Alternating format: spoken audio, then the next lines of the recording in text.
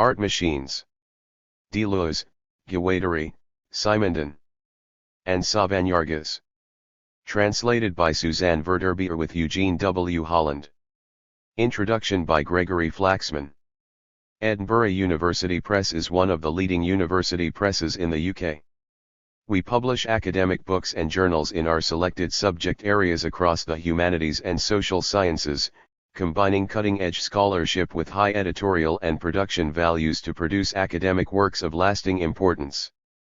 For more information, visit our website, www.edinburghuniversitypress.com. Contents. Acknowledgements. Abbreviations. Translator's Preface.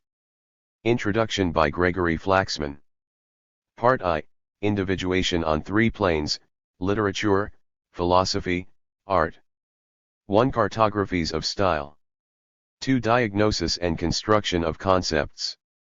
3. Ecology of Images and Art Machines. Part 2, Deleuze, Aesthetics, and the Image. 4. The concept of modulation in Deleuze, and the importance of Simondon to the Deleuzean aesthetic. 5. Deleuze, Cinema, Image, Individuation. 6. The table of categories as a table of montage. Part 3, Schizoanalysis, Territory, Ecology, and the Ritornello. 7. Ritornellos of Time. 8. Guattari, a schizoanalytic night on a political chessboard. 9. Symptoms are birds tapping at the window.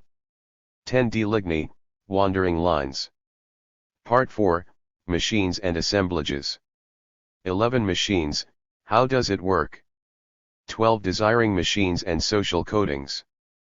13. Faciality. Bibliography. Index. Translator's Preface. Artmachines, Deleuze, Guattari, Simondon contains 13 essays by French philosopher and Sauvagnargues, only 2 of which have previously appeared in English. Unlike Sauvagnargues' previous collection, Deleuze and Art, published in France in 2005 and in English in 2013, Artmachines is not a translation of a collection first published in France. This unique collection came about through my fortuitous encounter with Sauvagnargues in Lisbon, at a Deleuze Studies conference and seminar. Listening to Sauvagnargues teach, I realized that her work addressed a philosophical problem I had faced in my own historical research on medieval subjectivity. How do we analyze individuated forms of subjectivity without simultaneously presupposing the existence of an individual, in other words, without presupposing the existence of that which we are purporting to explain? How do we speak of the emergence of any individualist entity as a process, rather than as a fait accompli or as a substance endowed with essence? In a sort of flash of regret coupled with excitement, I had already published my study. I realized that Sauvagnargues was creating the philosophy I needed for the historical questions I was trying to pose. Through a redeployment and transformation of the concepts of Deleuze, Guattari, Simondon, and those of a wide range of other thinkers, Sauvagnargues positions any individuation, human or otherwise, as transitory and as occurring on a plane of actualization that is always set in relation to a virtual plane of immanence. This has the implication of making us see that any individuation is dynamic, provisional, and subject to time and becoming. Perceiving the originality and usefulness of this approach, I expressed as much to Sauvagnargues, along with the offer to translate her work into English to make it more widely available.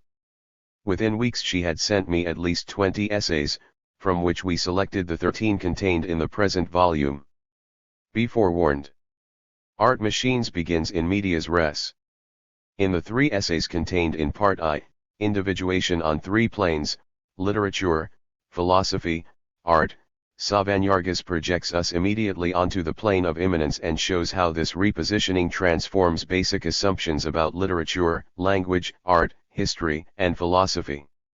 The most immediate effect of this change in position is the falling away of habitual anchors of thought, in literature and art, that of the human author or artist viewed as a genius standing behind a work that in turn is seen to be a representation of reality, in philosophy and history, the assumption that a cause floating above historical and social conditions teleologically orients development, and again in art, the assumption that art exists on a spiritual plane separate from biological and technical modes of production.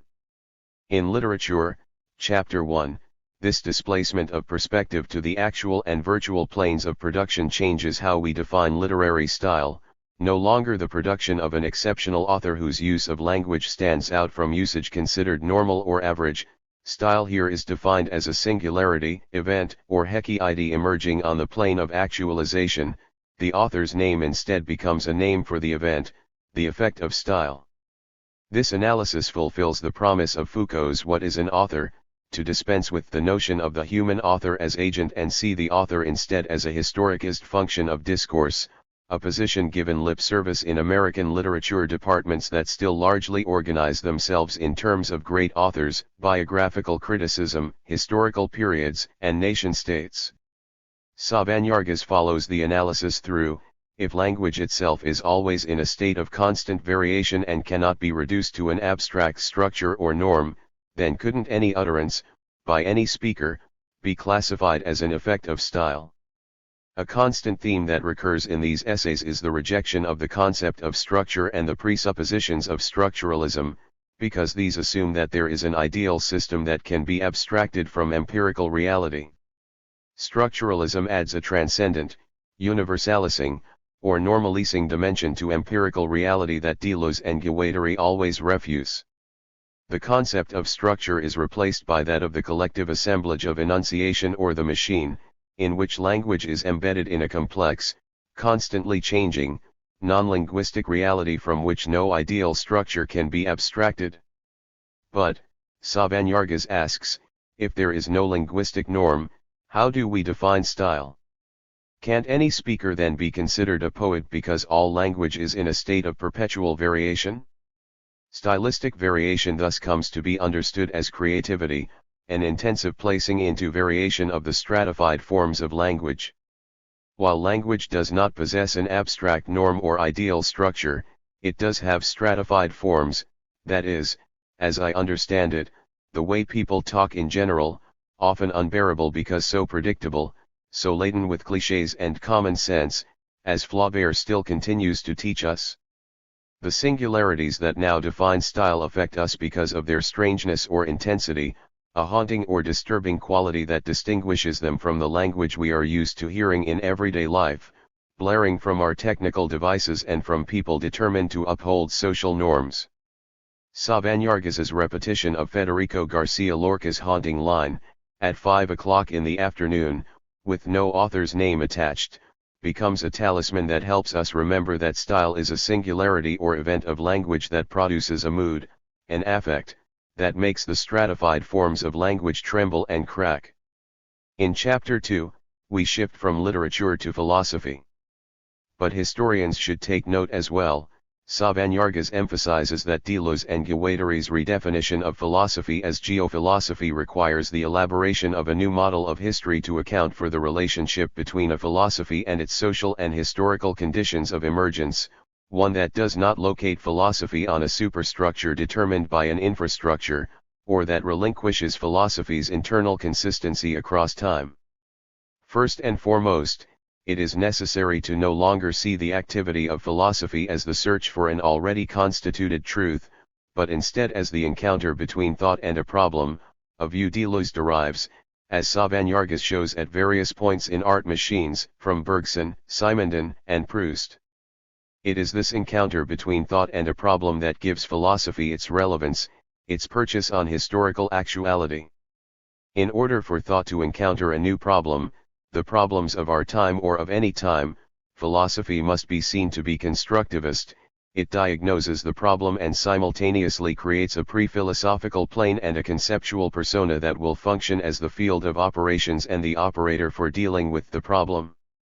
The history of philosophy comes into play here as the collection of concepts that have already been created in past philosophies, that are set to work on a new plane of immanence to address the new problem, and are therefore replayed and reinvented.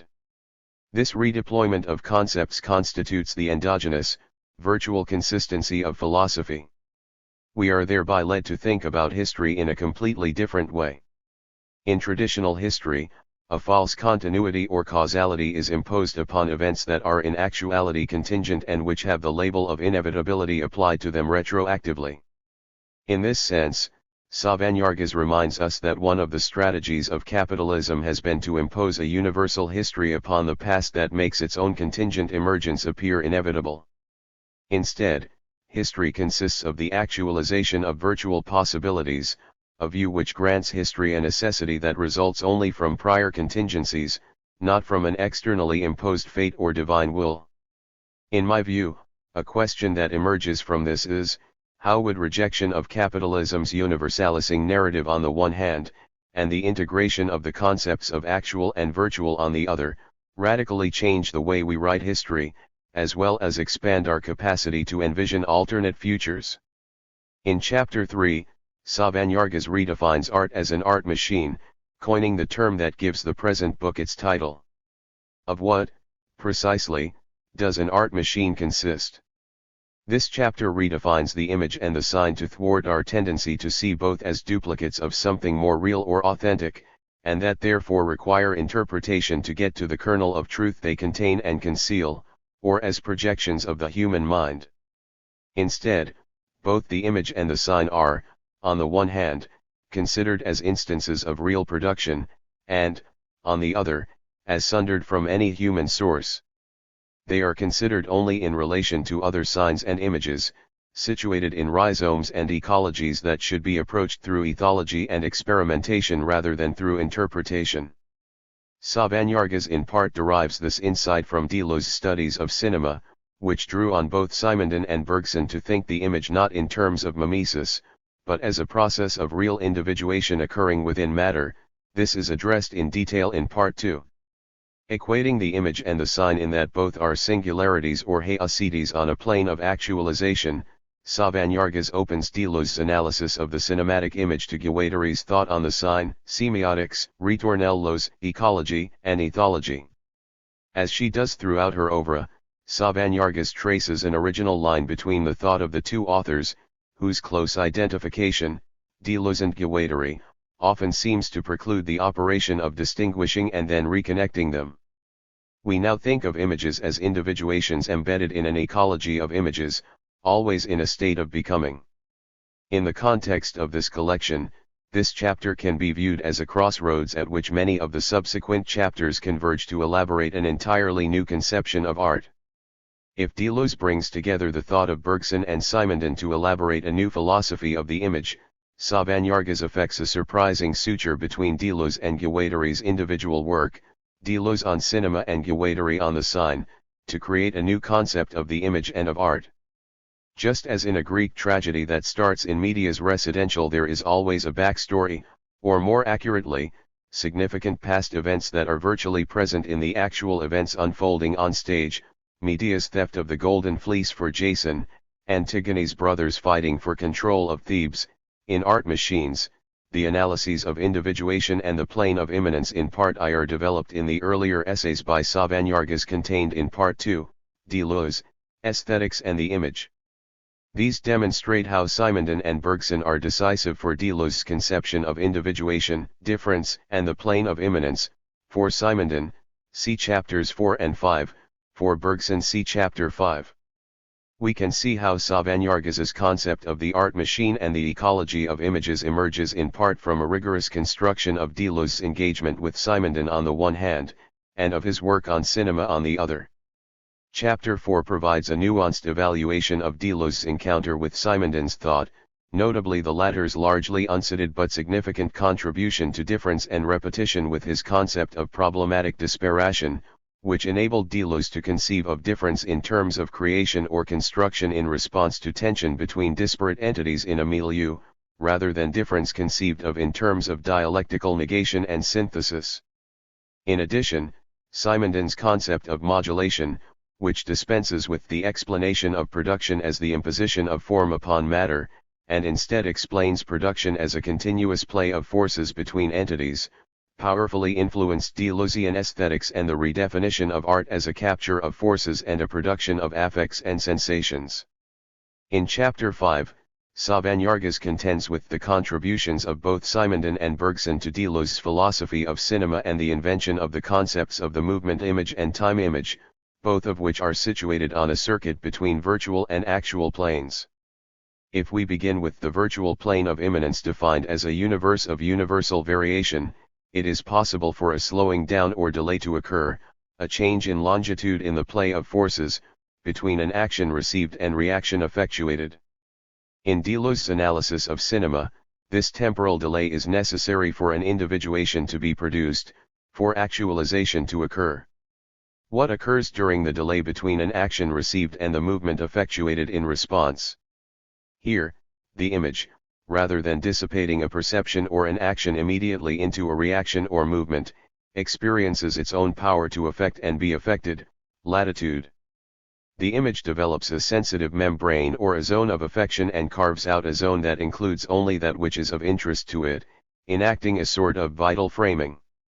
The image becomes a provisional, transitory center of determination through the subtraction of all that does not interest it. This is Deleuze's elegant, economic, and non-substantial definition of the subject, subjectivity defined as a provisional instance of framing, and an explanation of how perception is derived from movement rather than presupposed to be an aspect of human consciousness.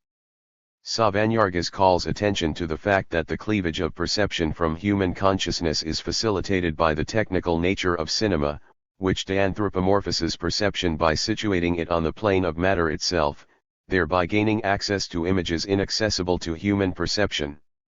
In Part 2, Sauvagnargues traces out a line of transformation running through Deleuze's work from the 1960s to the 1980s, one concerning the transvaluation of the image, from its negative formulation in the image of thought of the 1960s, the image is affirmed as an antimimetic, impersonal individuation in a state of becoming in the work on cinema in the 1980s. In Chapter 6, Sauvagnargues harks back to Deleuze's pejorative definition of the image, in the concept of the image of thought, indifference, and repetition, to demonstrate how his work on cinema opened the way for an affirmative treatment of the image in relation to thought. She demonstrates the implications of Deleuze's engagement with cinema for philosophy, opening the possibility for the invention of a new image of thought appropriate to the contemporary, as opposed to the ancient and pre-modern, era. In this new image of thought, Kant's table of categories, which presupposes a transcendental, knowing subject, is transformed into a table of montage, the framing of a provisional perspective on a plane of immanence through cutting and connecting, the operations proper to montage. Cinema itself supplies us with a new image of thought that is creative rather than reductive, is de-anthropomorphized, not derived from human consciousness, and that is suitable to modern rather than classical conceptions of time, space, and motion. In Part 3, Schizoanalysis, Territory, Ecology, and the Ritornello, Artmachines branches like a medieval romance, following the adventure of another knight, Guattari, in his elaboration of schizoanalysis. Throughout the collection, Sauvagnargues painstakingly untangles the thought of Guattari from that of Deleuze, in turn revealing previously unspecified points of connection and collusion. She shows us how with Guattari we are in the midst of a drawn-out battle, one with an opponent who is familiar and who, in certain circumstances, is not an opponent at all, but rather an interlocutor who relies upon concepts nevertheless deemed transcendent and universalizing, namely, Lacan and his linguistic model of the unconscious. For Guattari, while this model, by insisting upon its linguistic structure, has the merit of conceptualizing the unconscious in terms of the social field rather than a personal individual, it merely trades one universal, Freud's Oedipus complex, for another, the phallus and castration, both of which he claims obscure the productive, machinic nature of the unconscious. Even worse, the definition of the unconscious in terms of structural linguistics excludes non-linguistic components and historical actuality. I would add here that in my years teaching Lacanian theory at an American art school, the greatest resistance my students express to Lacan concerns this insistence upon the absolute centrality of language to the unconscious. How can this be so, in our era, which is witnessing the waning of the printed word and in which the image and visual media dominate? Guattari shifts the focus of psychoanalysis away from interpretation toward experimentation, and his concept of the ritornello, the focus of Chapter 7, in effect explains how all creatures, not just humans, change through experimentation, through an alternation between territorialization and deterritorialization. As part of the shift away from an anthropomorphic perspective, Sauvagnargues demonstrates how both Deleuze and Guattari deploy modes of thought, example ethology and the Markov chain, that eradicate differences between the human, biological, and technical levels of existence. All living beings strive to configure a territory through the arrangement and consolidation of expressive signs, both linguistic and non-linguistic, the child whistling in the dark, the bird configuring its territory. Presenting a new, ethological version of individuation, the ritornello refers to a procedure of vital framing or a provisional centering through the repetition of signs and habits in response to a situation that has become too chaotic to bear, the child whistling in the dark to ward off fear, to create a provisional center, recalling Deleuze's definition of the subject as a provisional centering on the plane of actualization. Part 2.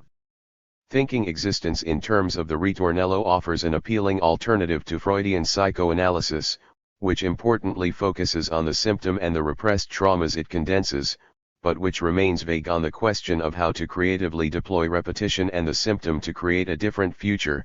I would add that in the 1970s, with the conceptualization of the symptom, Lacan presents the work of the symptom as a creative process, Joyce's experiments with language being a privileged example, but he maintains the triad of the real symbolic imaginary, inherently problematic to Guattari. Chapter 9 deals specifically with the need to rethink the symptom in light of Guattari's work. We should not translate the symptom as a map of the past in accordance with the reductionist modeling of psychoanalysis, but instead make use of it to experiment with becomings, to explore cartographies of a possible future. Like style, like the philosophical concept, and like the image, the symptom is situated on a circuit between actual and virtual planes. Seen in this way, the symptom is treated affirmatively, standing for the possibility of becoming or a change in actual circumstances, rather than as an indicator of a personal, repressed trauma to be deciphered and neutralized through interpretation. Like the ritornello, the symptom that becomes actualized may or may not gain consistency and create lasting change. It instead offers a site for experimentation. The symptom is always plural and as such it is assemblage, a kinetic fragment, a point of view that opens the way to a reconfiguration of territory. Two key points of disagreement Guattari has with Freudian and Lacanian psychoanalysis, then, concern not whether the symptom is important, but, on the one hand, what to do with it, to experiment with it or to interpret it, and on the other, to whom it refers, a collective unconscious complex open to historical actuality or a personal unconscious formed within the confines of the Oedipal complex. A pitched battle between Lacan and Guattari, between the master and his old student, takes place at the site of the signifier. Lacan himself broke away from his master, Freud, through his original work on psychosis. Already enacting his return to Freud through the introduction of structural linguistics on the plane of Freudian thought in his work with psychotics, Lacan made the important discovery that the distinction between the neurotic and the psychotic occurs at the level of the structure of the unconscious, and concerns the foreclosure of the paternal function, the name Lacan gives to the transcendent entity, the quilting point, that confers meaning upon the signifying chain. Chapter 8. Diagnosing the transcendent character of this concept, as well as the idealization that always accompanies structure, Guattari replaced Lacan's paternal function as the organizer of discourse and meaning with the desiring machine. While, like Lacan, he accepted that the unconscious undergoes a process of coding, he proposed a mode of coding that was not exclusively linguistic and that took historical actuality into account. This marked Guattari's important shift from the concept of structure to that of the machine, in this case the conception of the unconscious as a desiring machine, predicated upon connectivity and production and not bounded by individual or familial boundaries or representations. I felt it important to include Chapter 10 in Artmachines to supplement the scant material available in English about Fernand de Ligny, whose life's work addressed the controversial topics of childhood and autism. De Ligny's collective works have only recently been published in France, in 2007 and 2008, and, as the essay points out, he eludes easy disciplinary categorization, the labels writer, artist, therapist, filmmaker and philosopher all resonating while remaining insufficient. Sauvagnargues navigates his massive and diverse oeuvre to extract a perspective that gives us an orientation point, one concerning de Ligny's resistance to definitions of the human in terms of language. For de Ligny, the human needs to be defined in terms of ethology, not linguistics. One problem with language, with its subject-predicate structure, is that it creates the illusion of human will or intention and of notions of cause and effect. Here, de Ligny follows Spinoza. His work also recalls Foucault's insight that knowledge is a relay of power, in this case, the production of the abstract child as an object of knowledge. De Ligny's concept of the arachnine, the French term that denotes spider-like qualities, involves an ecological competence and a strategic mode of operating that resists established institutions, experimenting with existing elements in the surrounding milieu, thereby recalling Guattari's concept of transversally. The arachnine takes advantage of what it finds at hand and of its ability to insinuate itself in the nooks and crannies of institutions, just as a spider spins its transitory web wherever conditions are available and advantageous. The focus is on experimentation and chance in a lived milieu, evoking a kind of chaos-like submersion into the virtual cloud and the retrieval of a differentiated complexion, recalling Guattari's concept of the symptom, Chapter 9. Sauvagnargues implicitly shows us how de Ligny's experiments embody some of Deleuze and Guattari's key concepts, cartography, lines of flight, territory, in a startlingly tactile way. An insistent ritornello in this book is the replacement of the concept of structure with that of the machine, which is the focus of Part 4, Machines and Assemblages. Structure always drags along with it the notion that any real thing is doubled by an ideal or normative model, whereas the machine, whose definition is expanded far beyond our common-sense mechanical definition, offers a purely immanent and open concept for analyzing complex social realities, including all manner of heterogeneous elements including language, non-linguistic signs, images, technology, desire, and the unconscious, without resorting to ideals or normative structures. The machine encompasses not just the isolated technical object, but also its entire milieu of individuation, which functions as a transcendental milieu of possibility, chapters 11 and 12. The unconscious and desire are coded under these real conditions, not in terms of Oedipus or the family. Marx and Freud are brought together in unique way, opening the unconscious and desire directly to real social conditions, including the organization of production, labor, surplus value, and language, the collective assemblage of enunciation, that gives a social assemblage its consistency. As in the economic definition of subjectivity as provisional framing or centering on the plane of immanence, here, subjectivity is peripheral, adjacent to the components of the social machine. The components of the machine are held together not by any transcendent glue, but by an abstract machine, the virtual cloud that accompanies any social machine and becomes palpable only at the points where the machine breaks down. Again, we are reminded of the importance of situating any analysis in relation to the actual and virtual planes.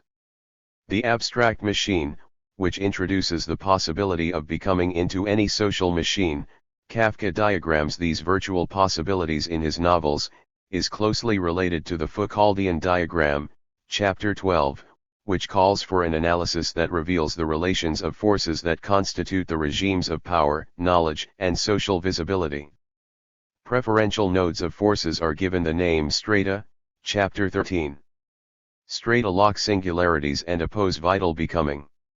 In the history of the West, with the emergence of Christianity and capitalism, two strata intersected by chance in a particular way, the strata of significance and of subjectification, making possible the emergence of the abstract machine of faciality, the virtual conditions for the possibility of the face, no longer considered a natural component of the human body.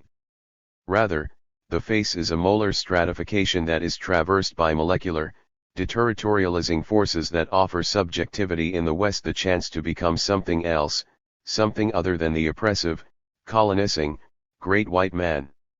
Here, Sauvagnargues brilliantly aligns the difficult concept of the abstract machine with Foucault's notion of diagram, via Deleuze's reading of Foucault, supplying us with a crucial way of speaking of immanent causality in history, at the same time as she demonstrates how Ruier's presentation of the Markov chain offered Deleuze and Guattari a means of dispensing with the notion of structure and signification once and for all, instead viewing language as jargon characterized by a collusion between chance and localised determinism.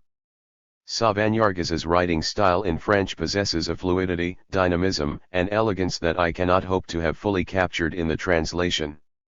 At the same time, despite their sophistication, the rigor, logic, and clarity of her arguments made the task of translation much easier, a kind of intellectual adventure. In translating these essays, I consulted the English translations of the works to which they refer, and mostly retained the commonest translations of new words and concepts.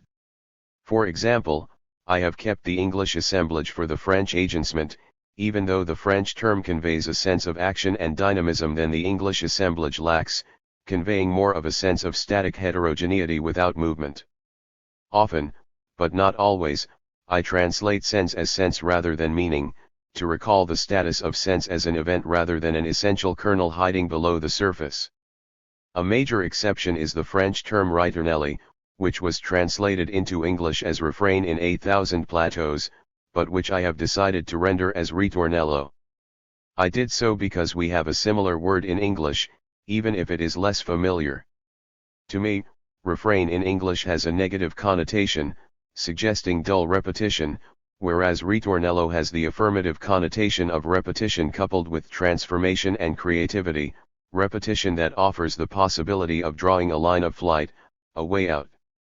In addition, the nasal sound of the second syllable of refrain connotes a kind of droning or grinding, whereas the open vowels of ritornello connote openness and possibility. I am indebted to Eugene Holland for offering his expertise to this project by scrutinizing every word of the first draft, making invaluable corrections, polishing rough edges, and supplying more apt phrasings. Any errors that remain are mine, not his. I am also indebted to Gregory Flaxman, who, in addition to writing the introduction, putting Sauvagnargues's work in the context of both her oeuvre and the state of contemporary philosophy, offered advice on the translation of terms and the organization of the essays. Peter Canning provided a crucial critique of this preface. I am also grateful to Carol MacDonald at Edinburgh University Press for her confidence in this project from its inception, and her patience and attention throughout the process. Finally, Sauvagnargues requested that I try to avoid words or phrases that promote the fiction of substance or essence. This was my intention, but I will leave it to the reader to judge whether I succeeded. It is important for the reader to know, though, that this was my intention and the author's wish. Suzanne Verterbier. Introduction. Gregory Flaxman. Among Anglophone philosophers, the market for French imports is not what it used to be. Once upon a time, the introduction of structuralism and post-structuralism galvanized an unprecedented demand for what came to be called French theory. In the 1970s and 1980s, an astonishing array of Francophone philosophers, scholars, and theorists were introduced to audiences in the US, UK and elsewhere. Roland Barthes, Jean Baudrillard, Hélène Cixous, Jacques Derrida, Gilles Deleuze, Michel Foucault, René Girard, Luce Irigaray, Jacques Lacan, and Jean-François Lyotard were but a few of the French legion whose works were ardently translated and voraciously consumed. More than anything else, French theory bears witness to a reception history whose enthusiastic and even inflationary excesses are likely to strike us as days of wine and roses, not just ethereal but impossibly remote. 1. Naturally, a handful of luminaries from this older generation of French philosophers remain, example Alain Badiou, Julia Kristeva, Jean-Luc Nancy, and Jacques Rancière, and a smattering of younger philosophers have achieved notoriety in the Anglophone world, example Bernard Stiegler, Catherine Malabou, Quentin Melassu. But my point is that the milieu of philosophy, the so-called marketplace of ideas, has undergone a profound transformation. Today, the significance of a philosopher, French or otherwise, seems to have been hitched to the fluctuations of academic vogues and the rapid cycling of intellectual paradigms.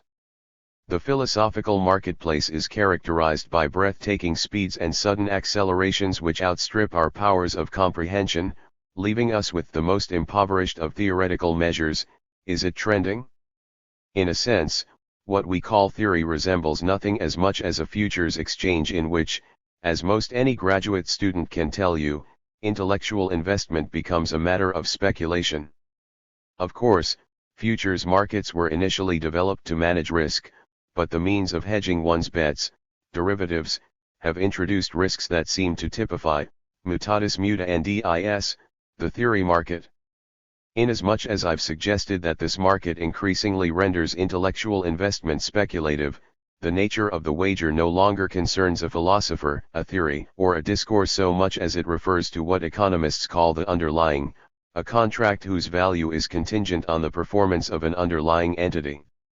In a sense, value has been displaced onto market factors to which philosophy is indexed. No doubt, this is a ruefully nihilistic portrait of our state of affairs, but it's in the context of this cynical calculus that, I think, the importance of Sauvagnargues' work can be appreciated.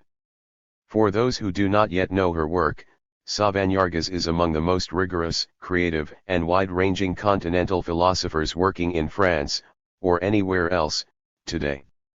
Her philosophical project, especially as we find it in Artmachines, offers a singular rejoinder to the marketplace of philosophy. The book before you formulates a style of thinking whose intelligence and humor, joy and vitality, presage a different way of pursuing philosophy and, I would add, a different modus vivendi. Not that she is unaware of dangers faced by philosophy today or insensitive to their extent, rather, it seems to me that Sauvagnargues continually manages to make the sad passions visited on philosophy the impetus to affirm the practice of philosophy as both critical and clinical, diagnostic and creative. Indeed, one of the great virtues of Sauvagnargues' work is that she demands rigor without sacrificing the living latitude, the wiggle room, within which something new can be created. Her thinking is unfailingly precise but never petty. A professor at l'Université de Paris West Nanterre La Défense, Sauvagnargues has written, and co-written, several books of philosophy, edited several more, and authored scores of articles on a stunning variety of subjects. Having said that, she is surely best known for her authoritative and masterful engagements with the work of Gilles Deleuze. Over the course of roughly the last 10 years, Sauvagnargues has developed a reading of Deleuze's philosophy that, far from simply determining what he means, insists on the contours of a meticulous and delicate intellectual periodization. We might call her method telescopic insofar as she is capable of taking any given enunciation, in any given text, and opening it like the compartments of a telescope onto the continuum of a past and the future. With Sauvagnargues, the prospect of anything like hermeneutics is displaced by a cartography composed of so many lines and vectors, trajectories, and transversals. There may be no one better at unfurling the history of Deleuze's own philosophical inventions, no one who better understands the complex and shifting landscape, and no one better equipped to resist the reification of concepts, i.e. clichés, to which Deleuze is so often subjected. Like the late, great François Zurabishvili, Sauvagnargues' capacity to map Deleuze's concepts without sacrificing their intrinsic complexity remains virtually unsurpassed. Like many, I first encountered Sauvagnargues' work in the course of reading La Philosophie de Deleuze, 2004, a co-authored book that included her fabulous long essay, really, a kind of novella, Deleuze, de l'animal à l'art. While the essay established the coordinates of her own approach, namely, metaphysics, aesthetics and vitalism, though only in so far as each term is defined anew, it also made clear, to anyone who read it, the invention of a singular philosophical voice and a style. This unique combination of rigor and lyricism, precision and invention, was confirmed with the publication of Deleuze et l'art, Sauvagnargues' first monograph, the following year. Published in English in 2013, Deleuze and Art duly situates Deleuze's philosophy in the domain of aesthetics, but if anything, her contention is that aesthetics ought to be situated at the heart of Deleuze's philosophy. Whether she is meditating on Proust's fiction, or digressing about Ozu's cinema, or reflecting on Michaud's pictorial experiments, Sauvagnargues peers beyond the veil of ontology to affirm the genetic and creative dimension of Deleuze's philosophy. Point 2. To put it another way, philosophy is inextricably related to art qua aesthetics, but only insofar as aesthetics itself is understood in light of the affects that we communicate and experience, the modes of existence that we inhabit, the ecology of ideas we nurture. Indeed, Sauvagnargues's project properly recalls the remarkable ambition that Nietzsche formulates in his attempt at self-criticism, to look at science Wissenschaft through the prism of the artist, but also to look at art through the prism of life. Point 3. Doubtless, this endeavor defines the book for which Sauvagnargues remains best known, Deleuze, L'Empiricisme Transcendental, 2008. Her title is taken from the definition Deleuze gave his own philosophy, especially in Difference and Repetition, 1968, and if such a thing is possible, Sauvagnargues succeeds in producing a book commensurate to Deleuze's own. Still, the most fascinating, counterintuitive and perhaps misunderstood aspect of L'Empiricisme Transcendental is its author's refusal to privilege difference and repetition as the locus clas siecus of Deleuze's philosophy.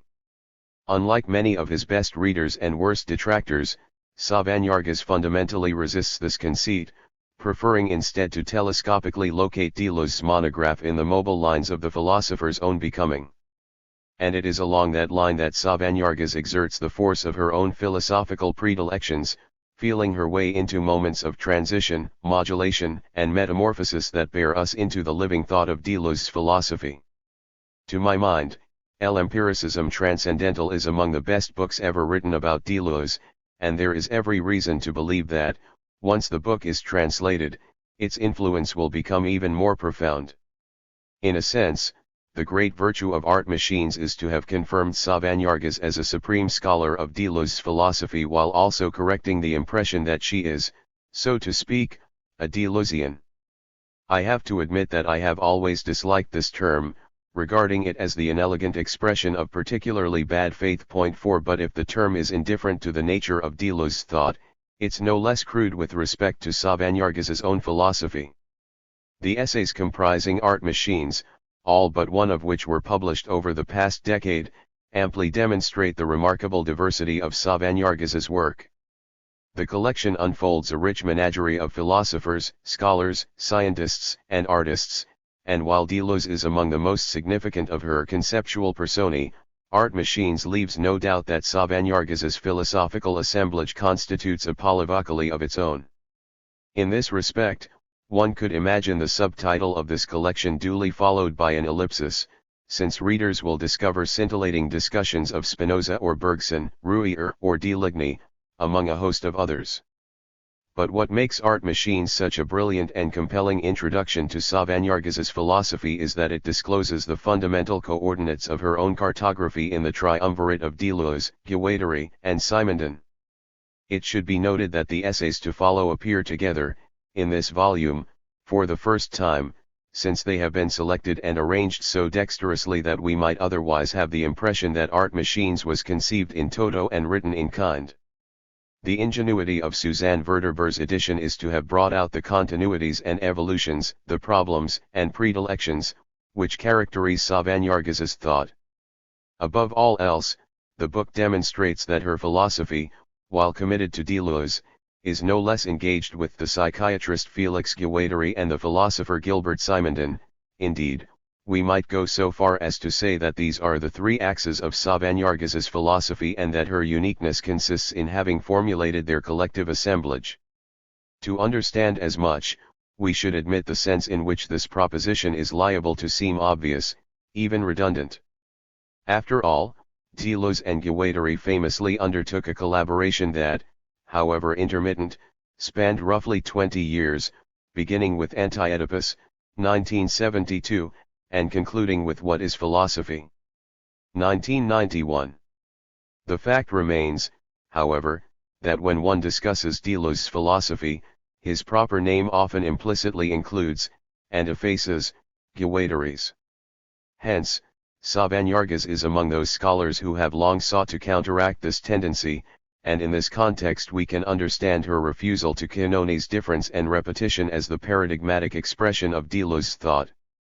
After all, that familiar conceit elides the subsequent collaboration with Guattari, no less the broader question of a Guattari effect. 5. Thus, Artmachines strives to illuminate Guattari's contributions and to underscore the degree to which the psychiatrist, activist, and founder of CERFI, Centre d'études, de recherches et de formation institutionnelles, transformed the philosopher down to the very concept and expression of his style. Consider, Sauvagnargues says, Deleuze's successive editions of his book on Proust, see Chapter 1. In the 1964 version, Deleuze observed that style is not the man, style is essence itself, and defined this essence, in the 1970 version, as the formal structure of the work.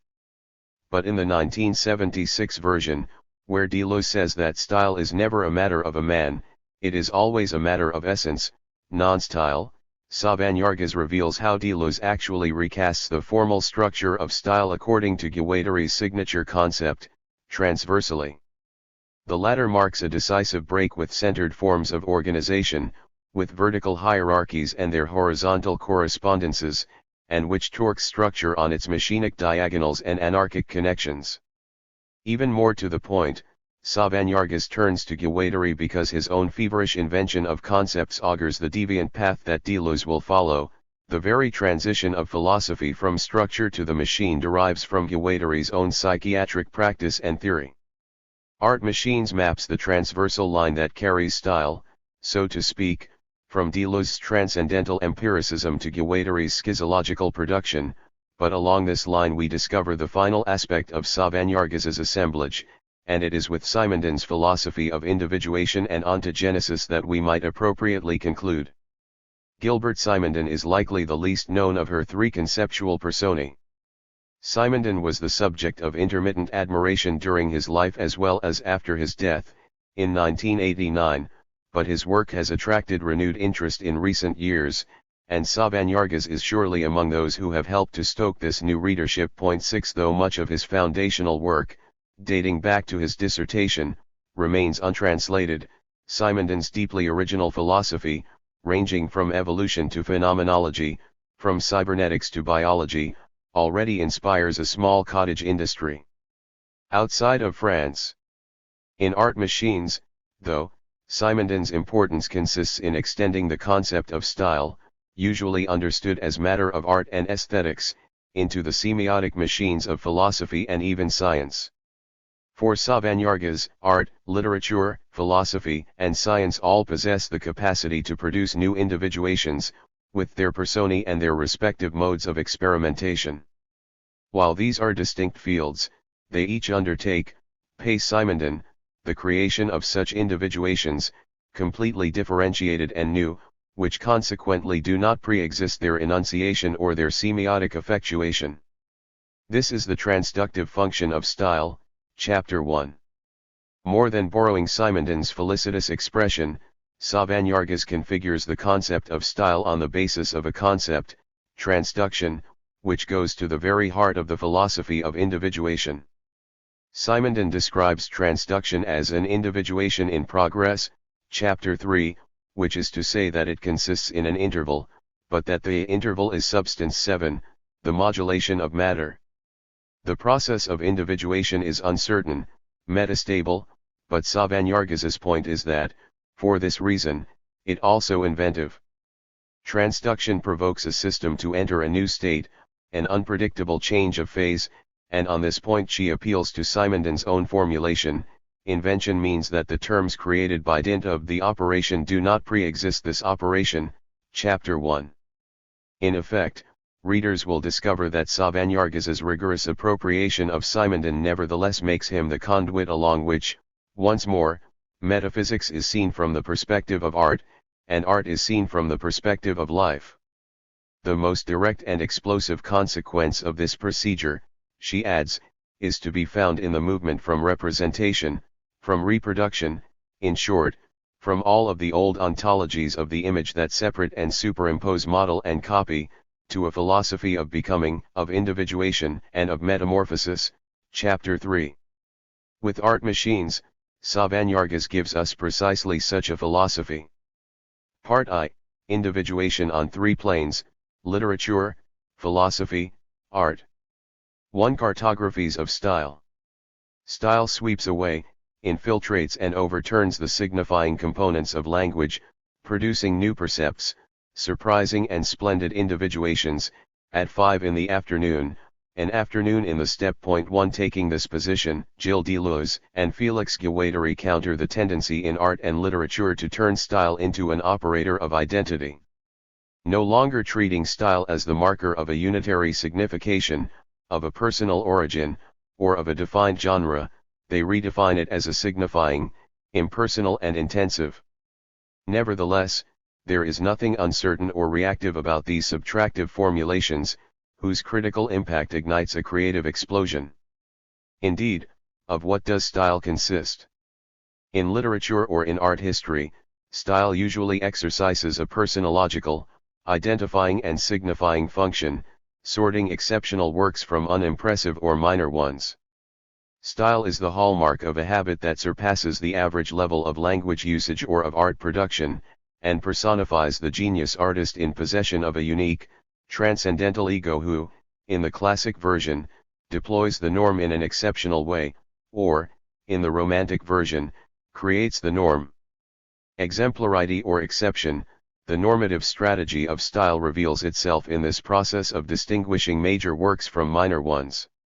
Even if we ignore its tendency to establish hierarchies and consider only its descriptive function, style establishes a repertoire of morphological forms and classifies by subsuming and identifying a plurality of objects under a common label.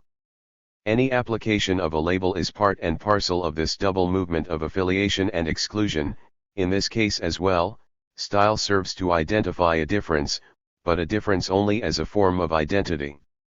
Style thus depends entirely upon a political epistemology of normativity, a principle of identification. It acts as a unifying form, molding creation, regulating the production of works and of their statuses in the genealogical and capitalist mode of appropriation, filiation, and inheritance, reproducing the logic of persons and goods. The history of style constitutes a veritable policing of attribution and authentication, one that functions vertically, through the ordering of a hierarchy of works, genres, and epochs, as well as horizontally, through the designation of a zone of spatio-temporal placement, of inclusion, and of material transmission.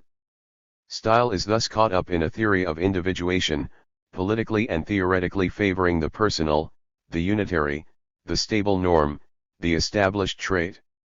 Beyond its function of classification and attribution, it judges the quality of works in order to exclude or to condemn, to disqualify or to normatize. Style is an archetype factory. Point 2. Deleuze and Guattari completely transform the question of style by re-examining style from 2 points of view: the individuation of any enunciation whatsoever and individuation in creation. Style does indeed engage in a process of individuation, but it does not function according to the model of an author who is the original, proprietary owner of his or her traits, organically centered on his or her ego. Point 3. Throughout his work, including that done in collaboration with Guattari, Deleuze favors a different model of individuation, one that is modal rather than substantial and that is defined not as a body, a subject, a form or an organ, but rather as an event, what he terms a hekiide. These modal individuations of the type at 5 in the afternoon are defined by their capacity to affect and to be affected, that is, as longitudes or compositions of relations of force, complex relations of variable speeds, speeding up and slowing down, but also as latitudes, variations in power and vicissitudes of affects. This new politics of individuation transforms stylistics and reverberates in linguistics, literature, and in all fields of art. It also explains why Deleuze often speaks of non-style in order to emphasize the polemical aspect of an absence of style that he defines as the inspired power of a new literature, PS 165. But you have to be careful with people who supposedly have no style, as Proust noted, they're often the greatest stylists of all, N 165. Of what, then, does this non-style consist?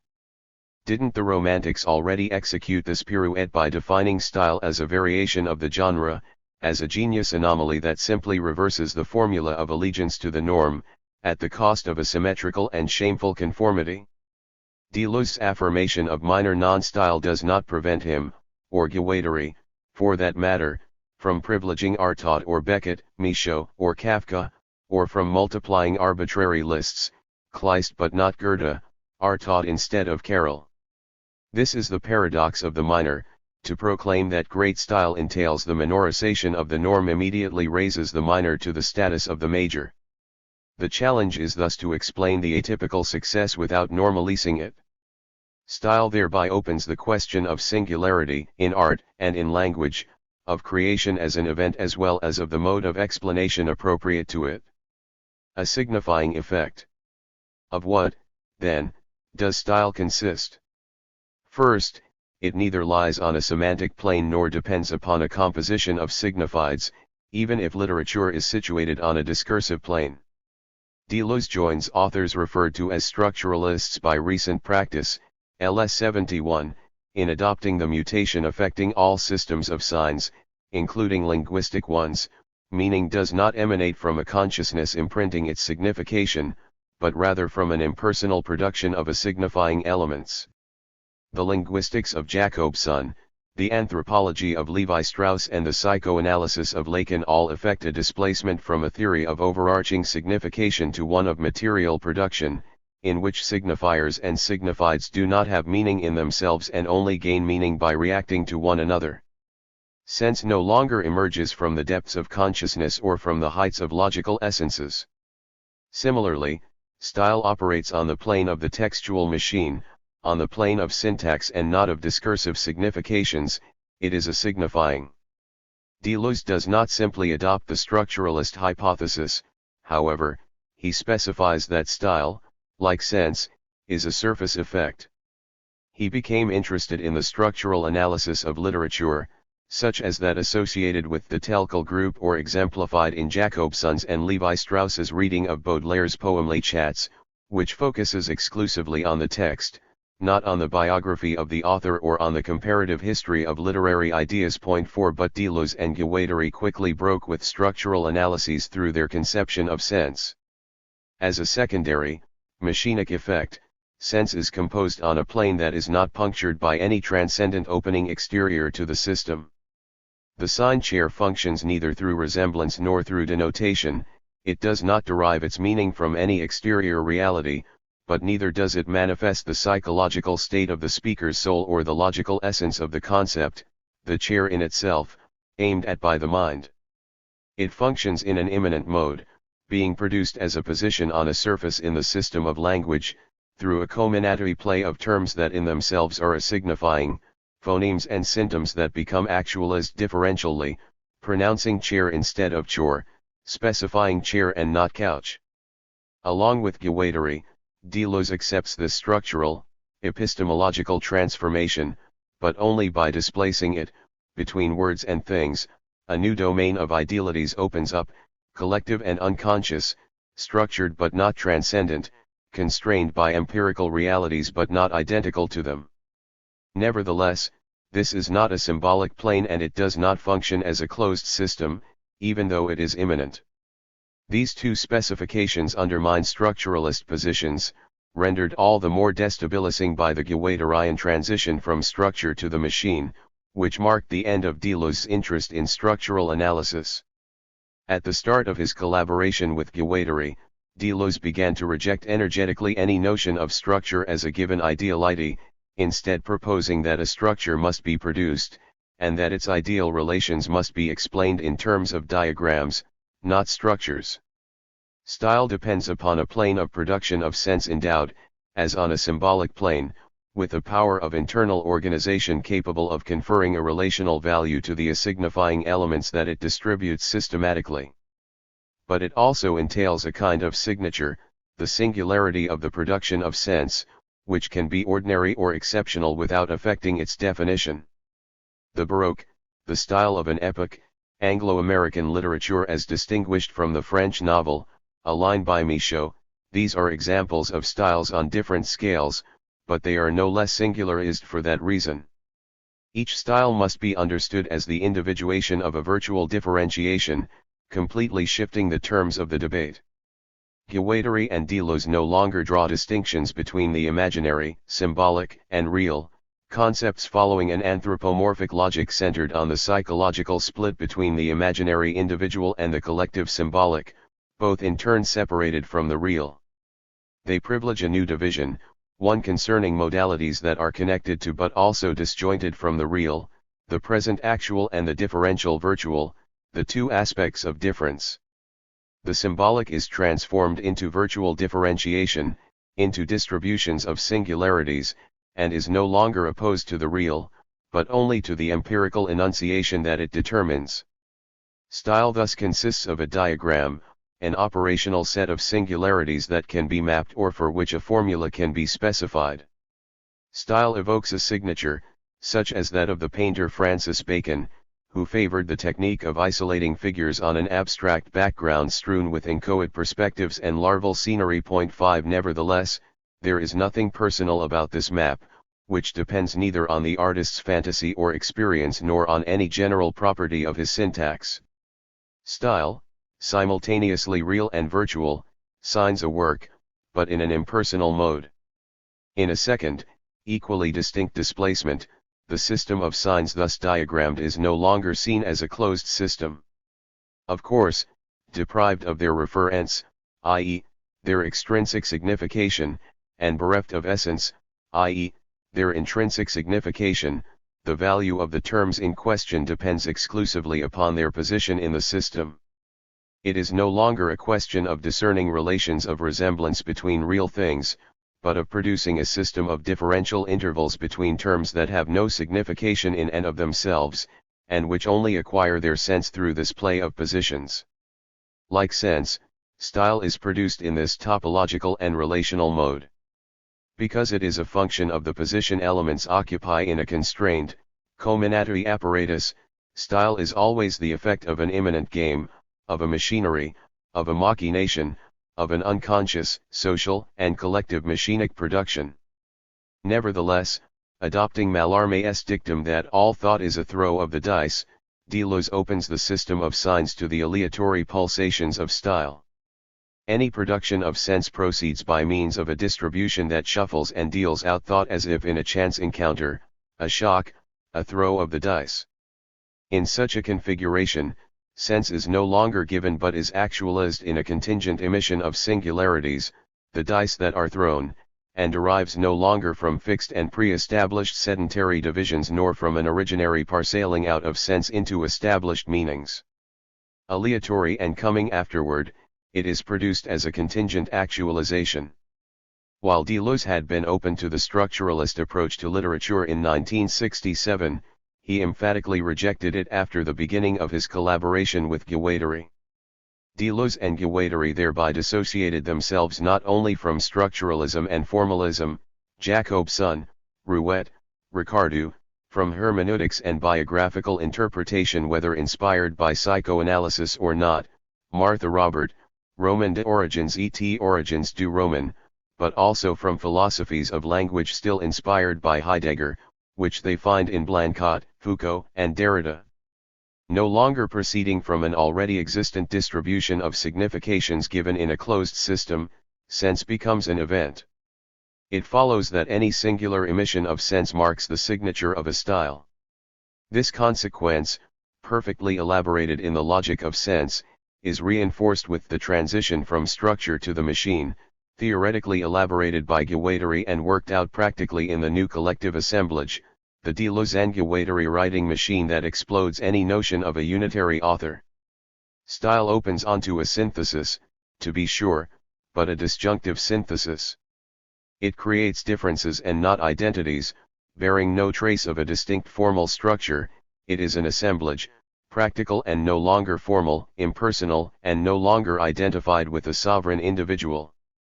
The authority of style becomes collective, bound up with its real individuation, assembling and plotting its imperfect gestures of formalization with a kind of joyous impertinence and ludic impropriety. As an assemblage, style no longer possesses the character of experience or of a defined grammatically. Now, it is an event, like sense, cutting across words and things, composing unheard of individuations through completely new syntactic usages. From this perspective, the only difference between artistic, literary, philosophical, and scientific creation concerns what these discourses produce. Philosophy strives to create concepts, while literature more often proceeds through provoking the variability of perceptions and the contagiousness of affects. Nevertheless, it is important not to draw these lines too definitively, since art, literature, philosophy, and science all possess the capacity to produce new individuations, with their personae and their respective modes of experimentation. Style, in art and philosophy and in science as well, lies in the creation of such individuations, completely differentiated and new, which consequently do not pre-exist their enunciation or their semiotic effectuation. This is the transductive function of style, to appropriate Simondon's felicitous expression, for transduction is truly invention in that it provokes a system to enter a new state, an unpredictable change of phase, so that the terms achieved by the operation do not pre-exist this operation. 6 Any style thereby actualizes the virtual potentialities of individuation. To briefly summarize the different stages of this conceptualization of style, and to mark the decisive importance of the collaboration with Guattari, in the 1964 version of Proust and Signs, Deleuze observed that style is not the man, style is essence itself, PS 48, and defined this essence, in the 1970 version, as the formal structure of the work, PS 111. In the 1976 version, style is never a matter of a man, it is always a matter of essence, non-style, but this essence or formal structure is henceforth defined as transversally, Guattari's signature concept, which marks a decisive break with centered forms of organization, with vertical hierarchies and their horizontal correspondences, and which torques structure on its machinic diagonals and anarchic connections, PS 167. In defining style as transversally, Deleuze doesn't merely acknowledge his collaborative writing practice with Guattari, rather, he is integrating this new definition, elaborated in 1975 in Kafka, toward a minor literature, into the erudite apparatus of his reading of Proust. We believe only in one or more Kafka machines that are neither structure nor phantasm, K7. Deleuze does not hesitate to depart from a semantic formalism toward a definition of style as a political machine that propels language into a state of continuous variation. Once style is no longer founded on a personal imaginary or symbolic generality, it becomes an event, a protocol for experimentation freed from interpretation and meaning. Dispensing with any hermeneutics of meaning or experience, as well as any formal signifying system, Deleuze and Guattari no longer view style as the key to the encoding of the work. It no longer suffices to define the typical, or general, formula of a work, instead, it becomes necessary to extend its functioning outward to the network of social semiotics in order to understand the singularity of a style as an enunciation, as the individuation of a real assemblage of enunciation, and as a performance. Henceforth, style in language or in art can no longer be viewed as a closed system, while at the same time linguistics loses its position as the unique model of reference for explaining styles, including literary ones. Of course, this is not to claim that structural or semantic traits can no longer be located within literature, or to accuse linguistics of incompetence.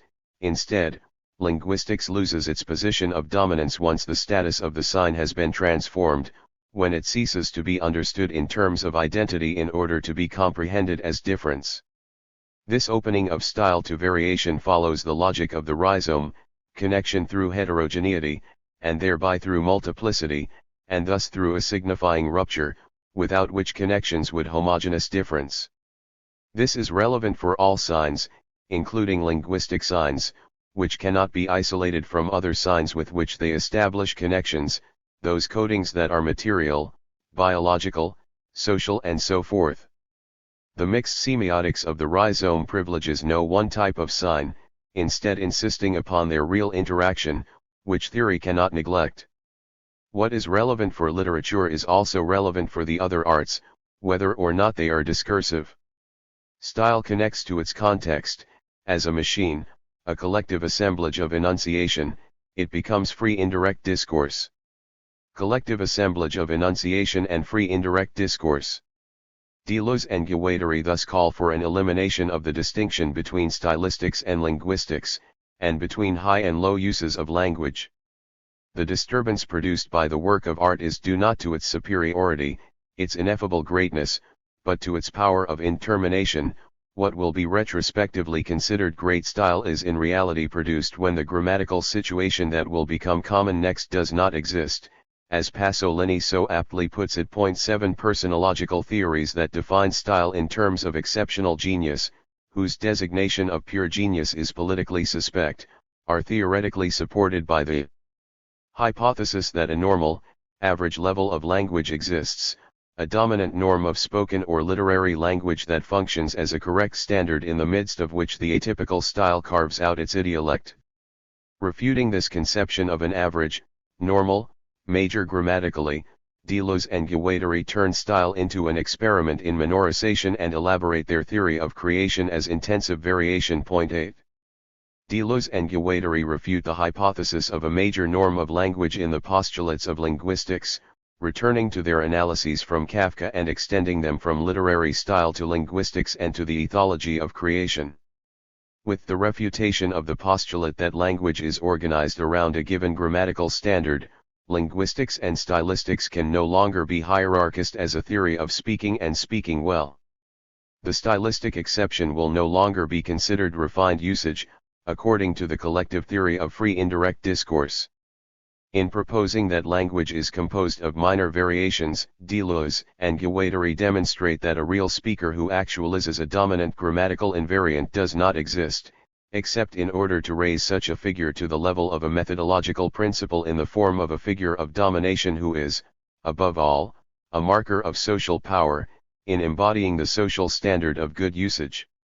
They thus refuse the Chomskyan premise that language can be scientifically studied only under the conditions of a standard or major language, TP 100, because constants or universals of language do not exist that would permit it to be defined as a homogeneous system, TP 92. In his studies of idiolects of Black English in New York City, Leibov demonstrates that the variations between and within them are so plural that they cannot be reduced to a unitary system. We thus must change the very concept of system and relinquish the fiction of language in itself as a closed system, condensed in its formal purity, crystallized in its generative structure. Along with these two postulates, others fall, the internalist postulate of information or communication, whereby language transmits given significations between individualist speakers, and the structural postulate of a language that has no recourse to any extrinsic factor. Linguistics must not misrecognize its social and pragmatic conditions of existence to the point of representing itself as a homogeneous system, since all languages are continually worked over by a host of forces, political and social fractures, scientific developments, regional, archaic, and modernizing variations, and appropriations, idiolects, agglutinations and other amalgams. Therefore, the very notion of system must change, taking variation as its constitutive dimension. In opening up the supposedly isolated, closed and unified structure of language to the assemblages that work it over in reality, Deleuze and Guattari take up and extend speech-act theory. They do not find it sufficient to say, along with Austin, that saying is doing, but instead develop this performative linguistics into a real pragmatics, one that no longer cuts language off from concrete collective assemblages of enunciation. For it is not possible to understand the functioning of language if language is artificially isolated from other material, political and theoretical systems with which it interacts. It is thus necessary to move toward a new theory of the system, as a system in variation. In refuting the four postulates of major linguistics, all founded on a notion of formal purity, Deleuze and Guattari delineate the semiotic conditions of minor style, every style is mixed and heterogeneous, because we no longer seek to reduce style to a constitutive matrix or a closed, unitary structure, or to reduce its singular signature to a formal encoding, whose generative formula we could determine once and for all. To do so would be to confuse style with the principle of repetition. No style is identical to itself or in any way homogeneous. Discursive style is never purely about language, nothing in language is, and cannot be separated from its context of enunciation and reception, its real assemblage. Style should not be represented as circulating or transmitting lofty meanings, specific information, or literal communications. Style and signs, like language, constituting its repertoire of sense with the signifying materials, violently imposing its order words on ordinary language, which it twists following its conception of good usage. First postulate. No more than a language, a style does not consist of a closed, structurally pure system of signs that would adhere to an isolationist and archaic conception of identity.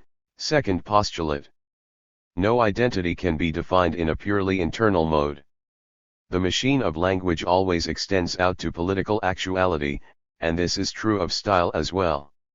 From this it follows that, third postulate, style cannot be reduced to a petrified axiomatic wherein constants of any kind allow for the extraction of a consistent core of generative rules.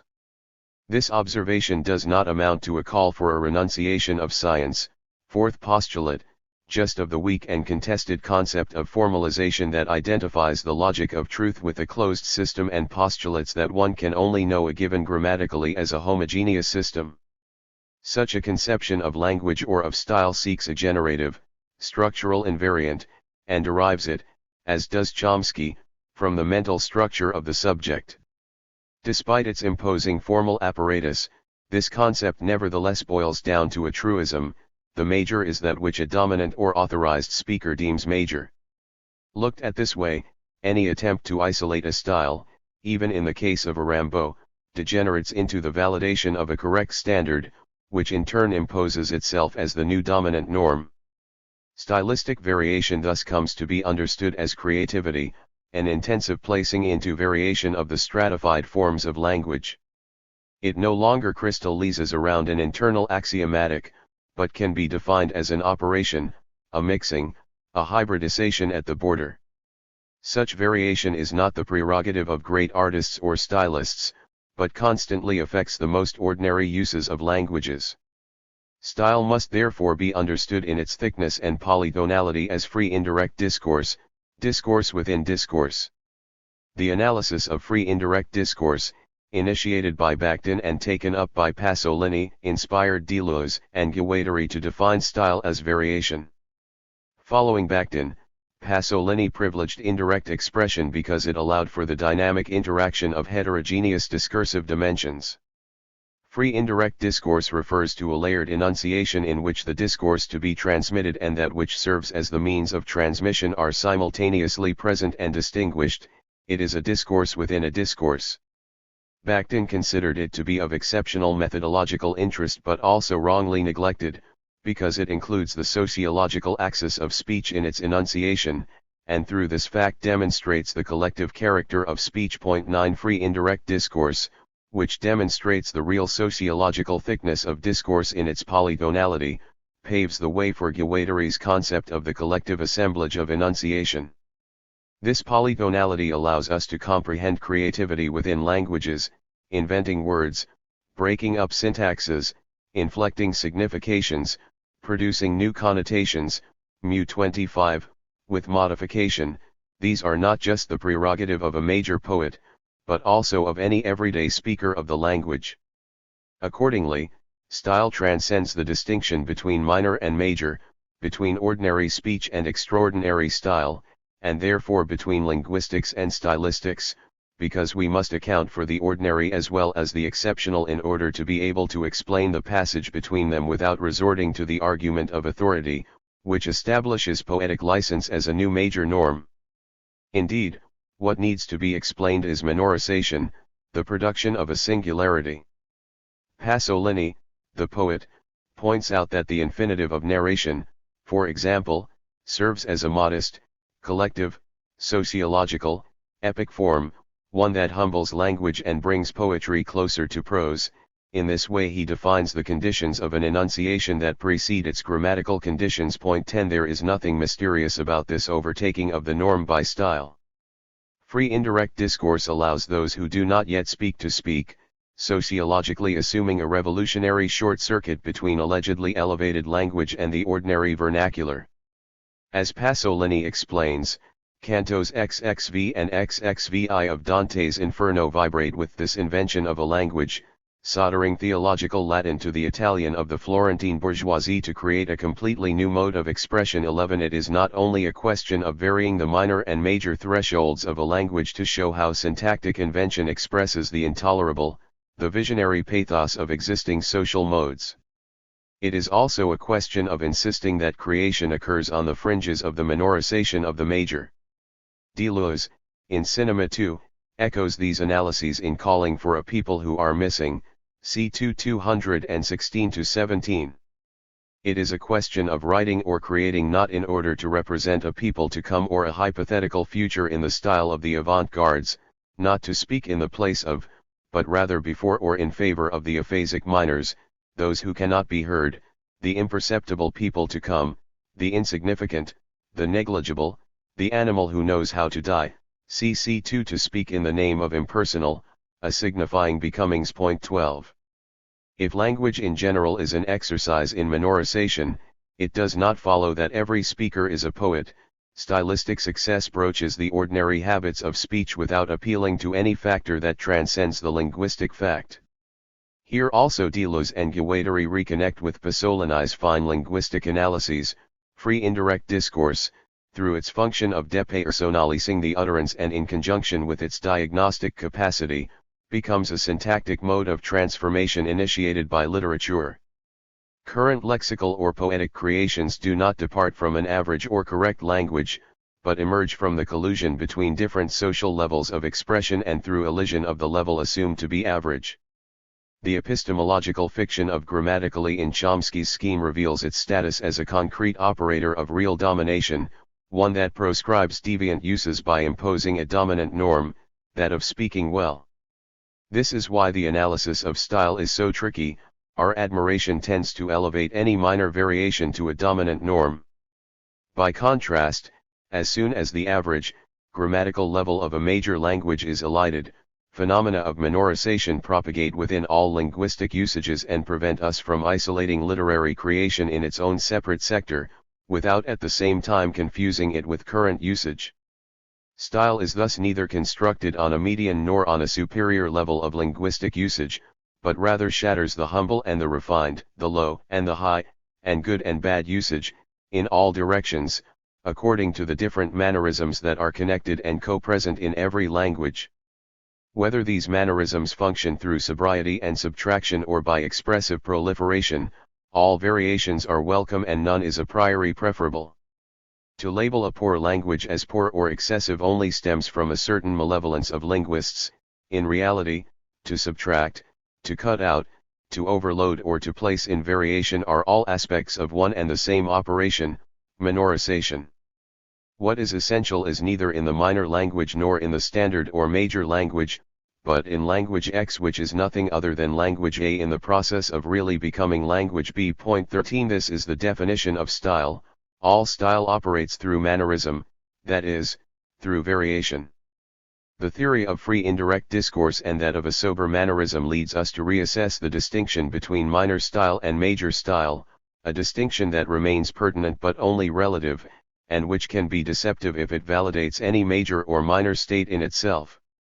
It is essential to avoid uselessly reifying these statuses as if they concern two styles, or even two usages of style. In reality, what is at issue is the coexistence of two epistemological regimes, two opposed politics of language, which do or do not hypostasis the capacity of the norm to be reified into a social marker, but which only a preference for maintaining the major/minor binary can concretus into a real opposition. No major style exists outside of these very real phenomena of domination, which elevate a minor style of whatever kind to the provisional status of a dominant norm, all the while impoverishing it through scholarly redundancy.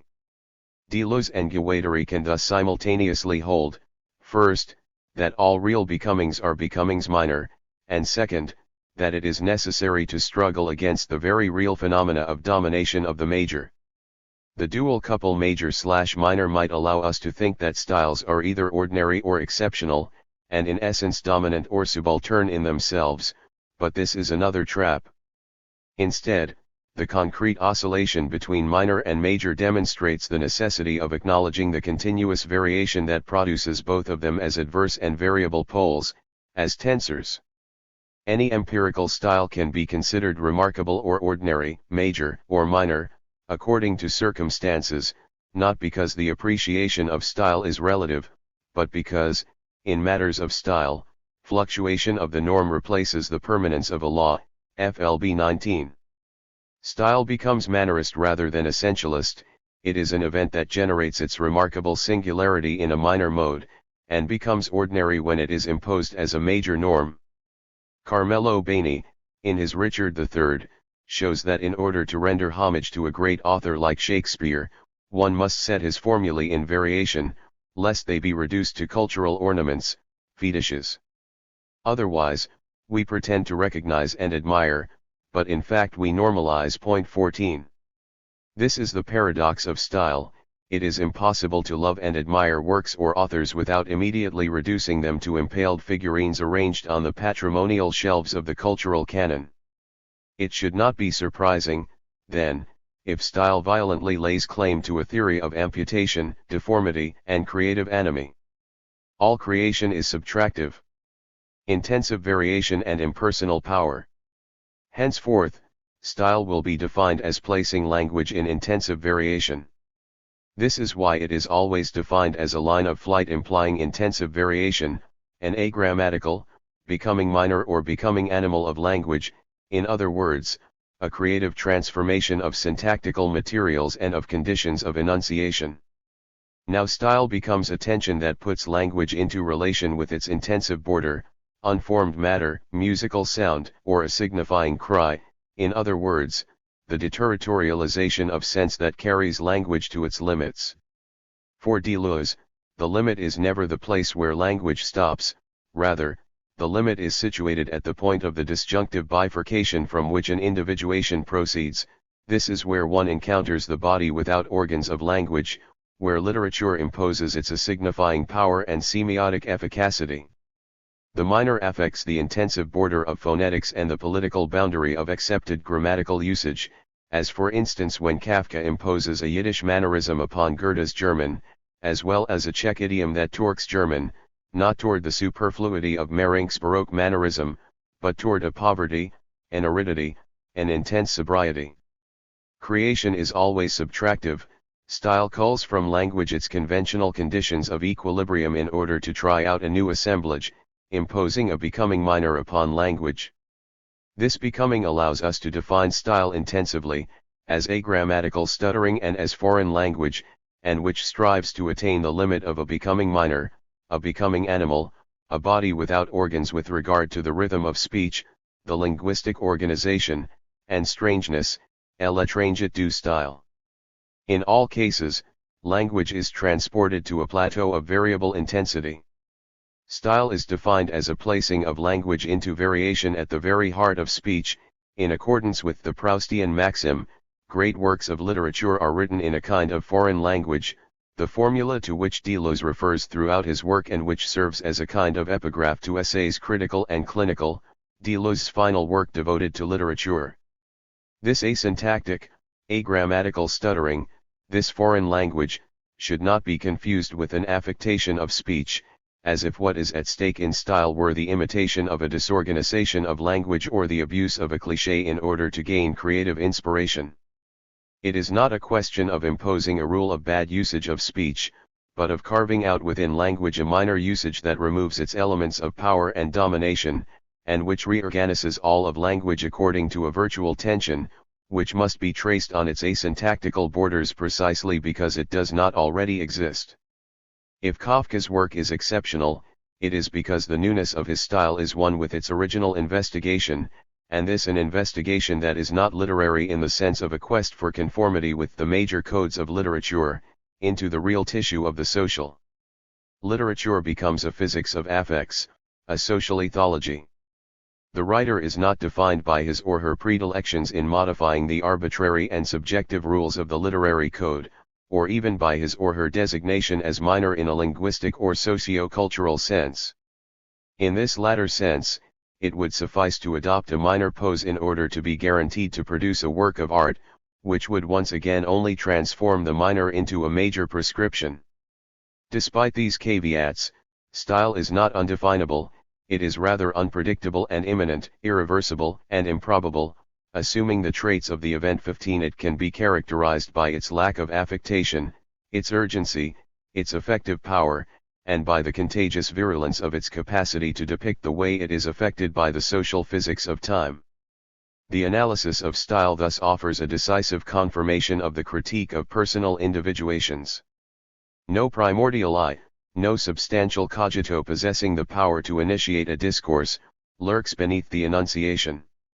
The subject position is produced by the enunciation itself, and when the subject of the enunciation, he or she who speaks, is arbitrarily distinguished from the act of enunciation, when he or she is accorded the status of transcendent cause of the subject of enunciation, of the pronoun that he or she utters, this occurs by means of a linguistic fiction in the service of a political strategy.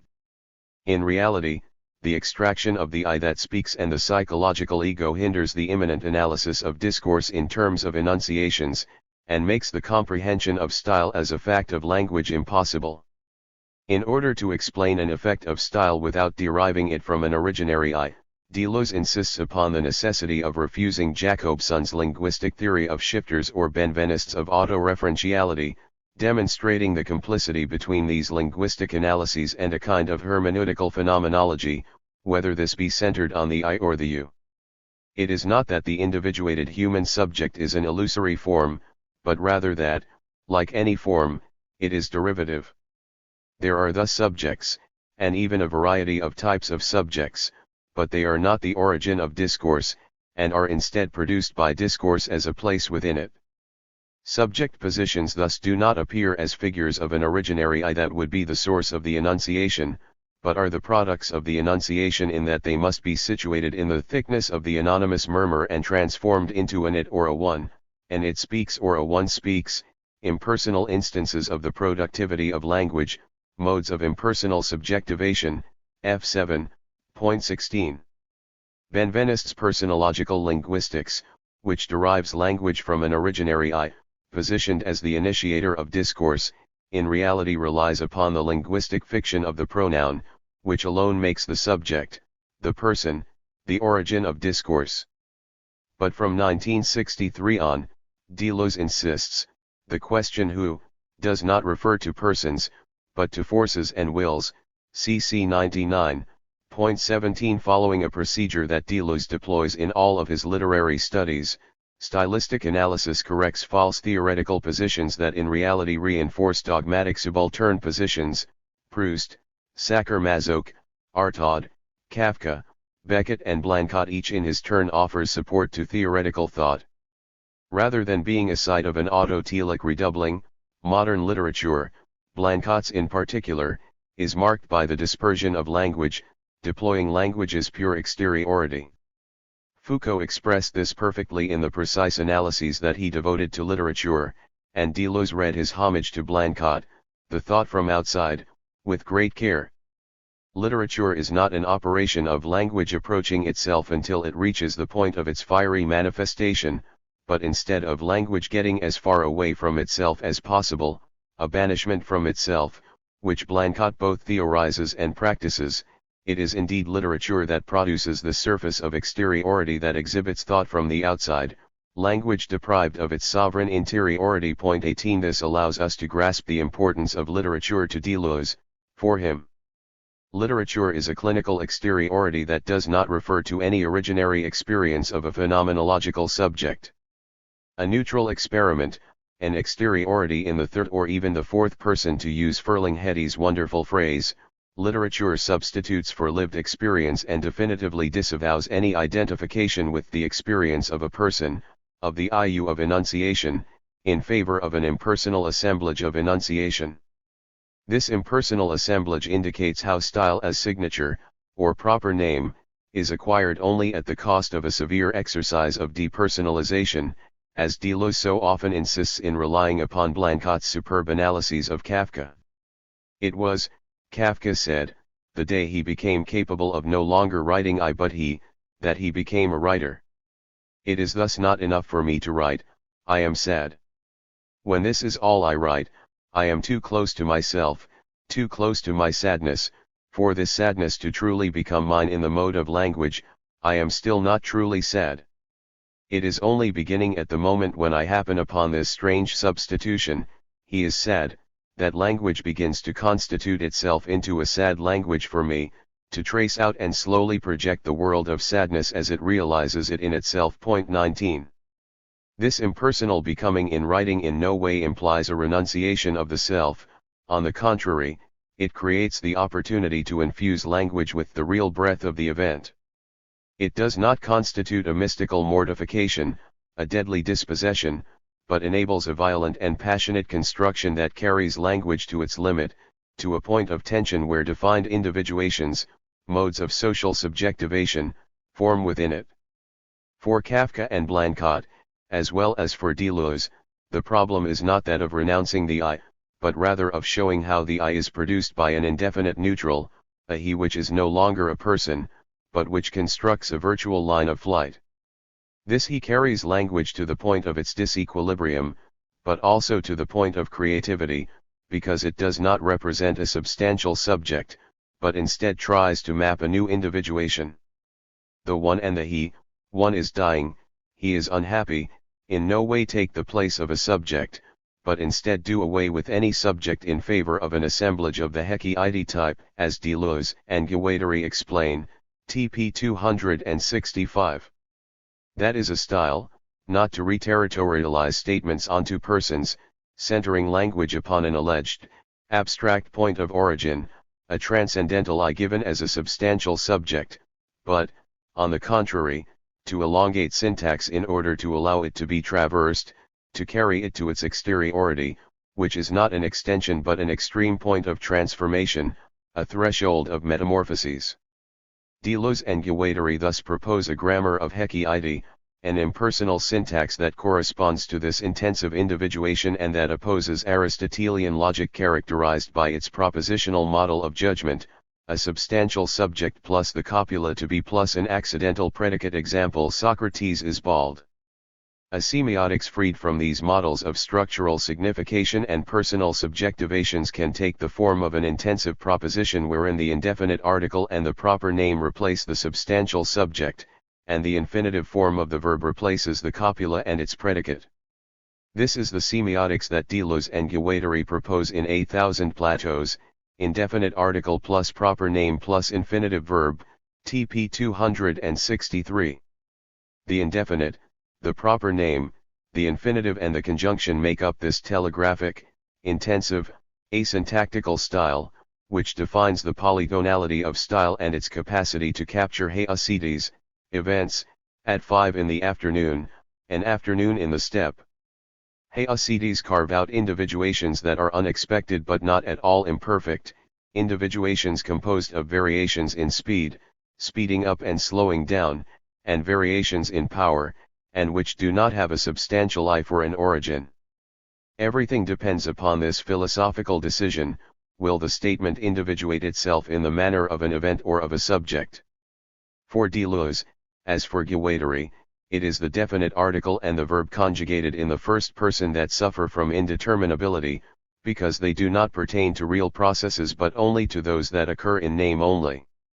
The indefinite article and the infinitive of the verb do not lack determination, rather they reveal the impersonal power of individuation, which in turn reveals the ability to neutralize the intermination of the socially fabricated person, to replace this dogmatic artifact with a creative individuation, which determines the singular. 20. Such is the transductive function of art, to infuse syntax with intensity, to disturb and minorize stable, normative structures and strata, to reintroduce the aleatory into cultural codes by tracing a virtual line of flight that does not pre-exist its operation. Vaporizing already constructed identities, the indefinite infuses language with the power of the event and bears witness to the fact that its purpose is not to represent socially defined persons, social redundancies, or the familiar cast from our preschool alphabet books, but instead to capture new existences in order to topple syntax and expand its power to make us experience new affects. Just as the pronoun refers to an impersonal individuation, the infinitive form of the verb refers to the undivided time of becoming, accelerations and decelerations themselves independent of the chronological or chronometric modes that time adopts elsewhere, this very division corresponding to the Stoic distinction between chronos and aion. The infinitive is becoming, eluding the present of chronos and flowing into the disjunctive time of aion, a past future that does not become stabilized in a subject. As Breyer has demonstrated, the Stoics struggled against Aristotelian logic, understanding the attributes of beings not as epithets that mark their property, but as verbs that indicate their becomings. Point 21 As soon as we come to think of individuation as heki and not as a personal subject, the verb expresses itself in the infinitive, slides to the participle, and in a way includes its mode of individuation in its actualization. Point 22 The mannerism of variation, and, replaces the essentialism of predicative logic, the point is not to target the essence of being but to unfold the variation of becomings. Language no longer states that the accident is a property of the subject, but rather heralds intensive variation as impersonal production of subjectivity, as a perspective that produces together, in language, the places of the object and subject that did not pre-exist their formulation. The grammar of the heki thus prefers the impersonal adjective to the personal pronoun, replaces the definite article by indefinite power. This is the meaning of the enigmatic formula, immanence. A life, which substitutes for the predicative copula, is the iterative conjunction, and a life contains nothing but the singularities that it actualizes in this iterative mode. These paradoxical antidotes are required to infuse language with the capacity to capture new individuations and events. Here, the theory of the proper name receives its definitive articulation and allows us to come to a conclusion concerning the singularity of style as a signature. Style as signature does not designate a personal subject, but the mode of individuation of a heki, a complex relation of variable speeds and variations of power. This theory of proper names was already implicit in the theory of minor style and the becoming impersonal of the author. This is what signs style as intensive singularity, and consequently as individuation within language, not in the mode of a personal individual, but as an instance, an event. This is why the proper name is not a subject of a tense but the agent of an infinitive. It traces the new coordinates for a cartography of bodies. Far from functioning as a label for a pre-existing entity, it invents a capture of force that produces a new individuation as a becoming or a process. D92, TP 264. The proper name designates the singular capacity of existence, a power that does not refer to an already given human subject but to a bundle of forces, a symptom, as Deleuze will call it in the era of Sacher-Masoch, which refers neither to the permanence of a knowledge nor to the identity of a substance. It opens the generality of a word onto the singularity of its act of enunciation, revealing the singularity of any linguistic act. Singularity is not the individual, and the proper name is neither a generic term nor a symbolic articulation of an empirical reality, but is rather an effect, not in a causal sense, but in the sense of a perceptive effect. The proper name Robert in Klossowski's work first of all indicates a difference in intensity before referring to a person, marking the impersonal bundling of a singular heki, of a potential of singularity. These effects are designated by a proper name. They arrange a typology of powers and turn the history of literature into a table of symptoms, the Kafka effect, the Carroll effect, LS 70, D92. The proper name is thus a symptomological composite that refers to a typology of forces. It does not require a support in any personal identity, and implies a depersonalization that opens out onto the multiplicities that traverse it, latitude, and the intensities that wander across it, longitude. A grammatical and telegraphic style must then be seen as a positive means of saying heki, and not as a result of psychic disorganization or of a process of decomposition. By refusing to reduce style to a personal biographical composite, imaginary or symbolic, or to identify the author with personal experience, Deleuze does not thereby intend to abandon the concept of the author, but rather to transform it. The name of the author no longer refers to a personal interiority, an individuated ego, but is, as Deleuze repeats in formulas that he takes up again and again, the nexus of an effect, of a proper name, which itself entails a process of depersonalization. It is precisely this operation of depersonalization that I have sought to explain here, to demonstrate that its collective, impersonal, imperceptible, and intensive modes form a rigorous chain of connections. For Deleuze, the success of a style does not depend on the exceptional personality, but on the special power of attaining to the impersonal, a constructed, potential and joyous impersonality that does not return us to the bloody procedure of abolishing our little egos, but rather introduces us to the experience of the vehement, augmentative power of its metamorphoses. 2. Diagnosis and construction of concepts. According to Deleuze and Guattari, geophilosophy addresses the following decisive question directly: how do we think philosophy in its historicity, without maintaining the illusion of a rationality that was born in Greece and assumed Europe as its eternal seat, and, at the same time, without reducing the concept through a geographic and sociological determinism? This question first requires a political critique of the way philosophies represent their own history. The concept of geophilosophy, with its cutting edge and extreme position, serves this purpose. While still attributing the complete and endogenous consistency of the concept to philosophy, philosophy is the creation of the concept belongs to philosophy and only to philosophy. WP 34. Geophilosophy also links Western philosophy to the rise of Europe and its pretension to define man in general, as well as to the development of capitalism. The concept of geophilosophy is thus strategic, destabilizing historical constructions of philosophy that support the colonial ambition of Western thought, a thought that positions itself as the crown jewel of rationality and as the parental figure of reason, while violently suppressing unfamiliar knowledges emanating from non-European continents. Just as the thinker is ostensibly gendered male, it is no surprise that philosophy, beginning in the Renaissance, lists English, German and French names, with the notable exceptions of a Jew of Portuguese origin who emigrated to Amsterdam and a Scandinavian. Today, even if philosophy is taught globally in most universities and flourishes in America and Asia, following the pathways of technics and science, it still embraces the fiction of its mythic origin, emerging fully armed in the happy Greek moment, a miracle contemporaneous with the emergence of the city-state, mathematics and art, in short, with the emergence of civilization according to its European definition. It is through its insistence on the historicity of philosophy that geophilosophy produces a political critique of the concept of history, substituting for the universal history of reason a transcendental critique of the geopolitical conditions of the emergence of the concept, comprehended as creation and construction. The contingency of the emergence of systems deemed philosophical is therefore understood geographically in terms of the contingency of their ethos, the ecology of a territory, which includes its multiple components and the diverse relations it forges with its outside, neighboring territories or universes of prior or current values, in accordance with an empirical and fluctuating ethology.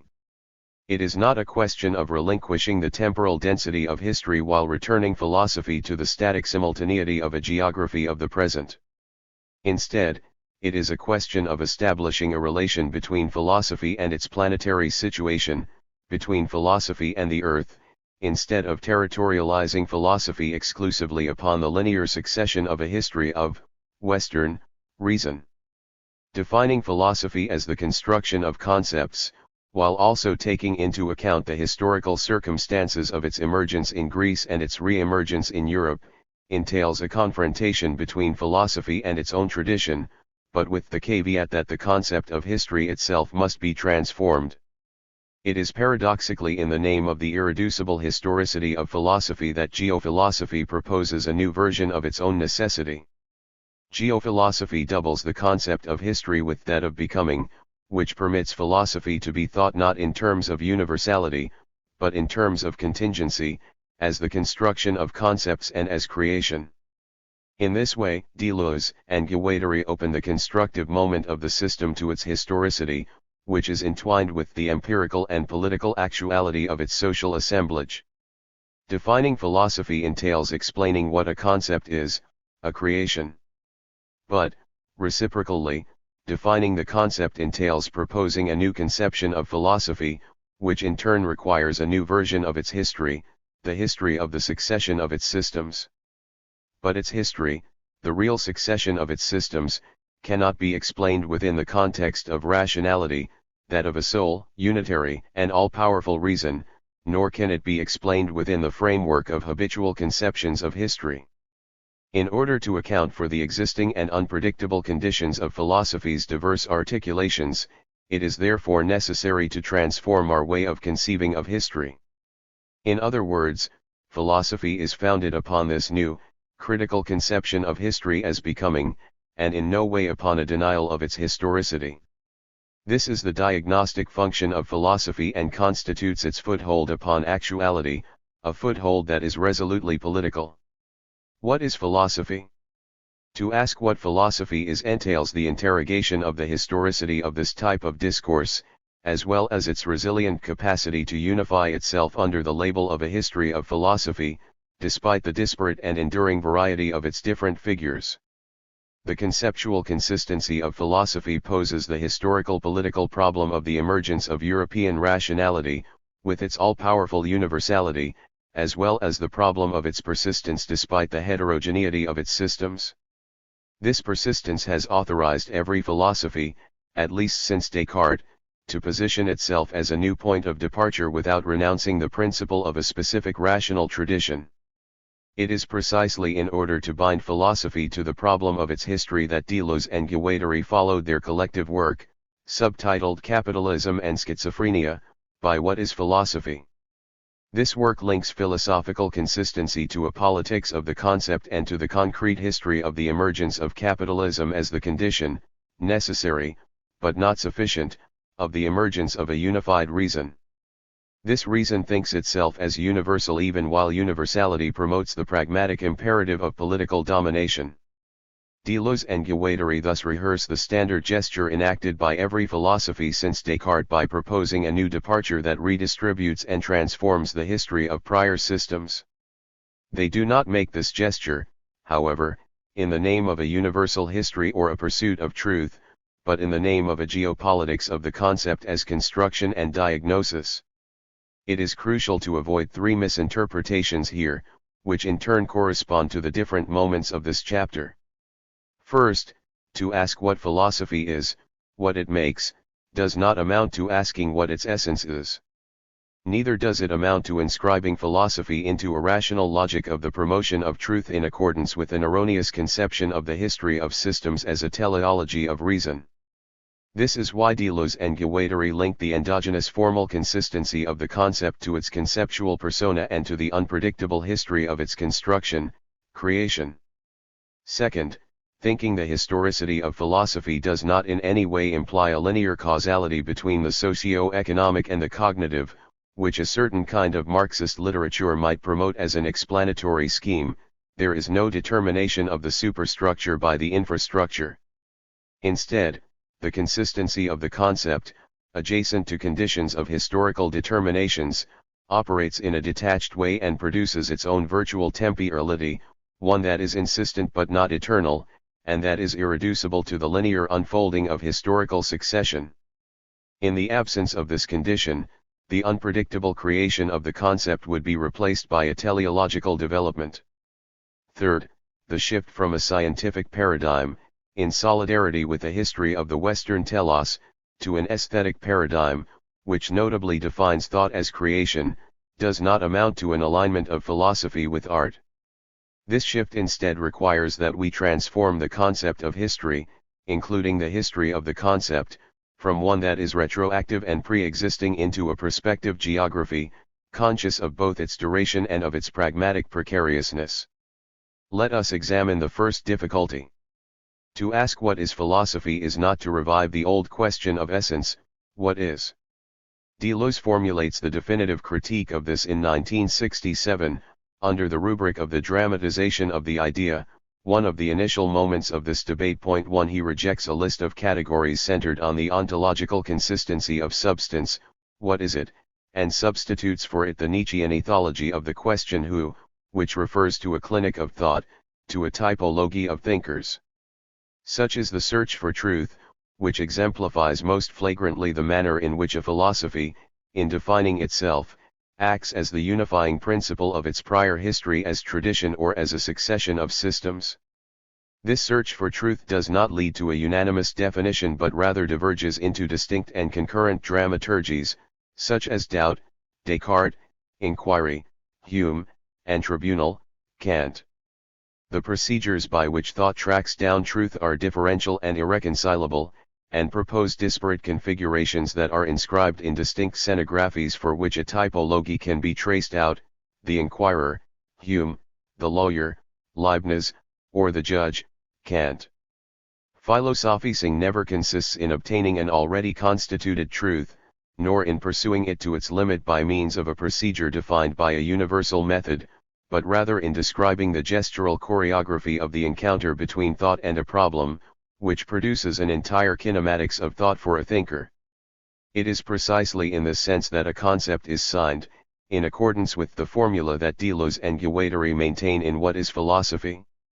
The question who, is taken up in the figure of the conceptual persona, which should not be confused with the representation of the thinker.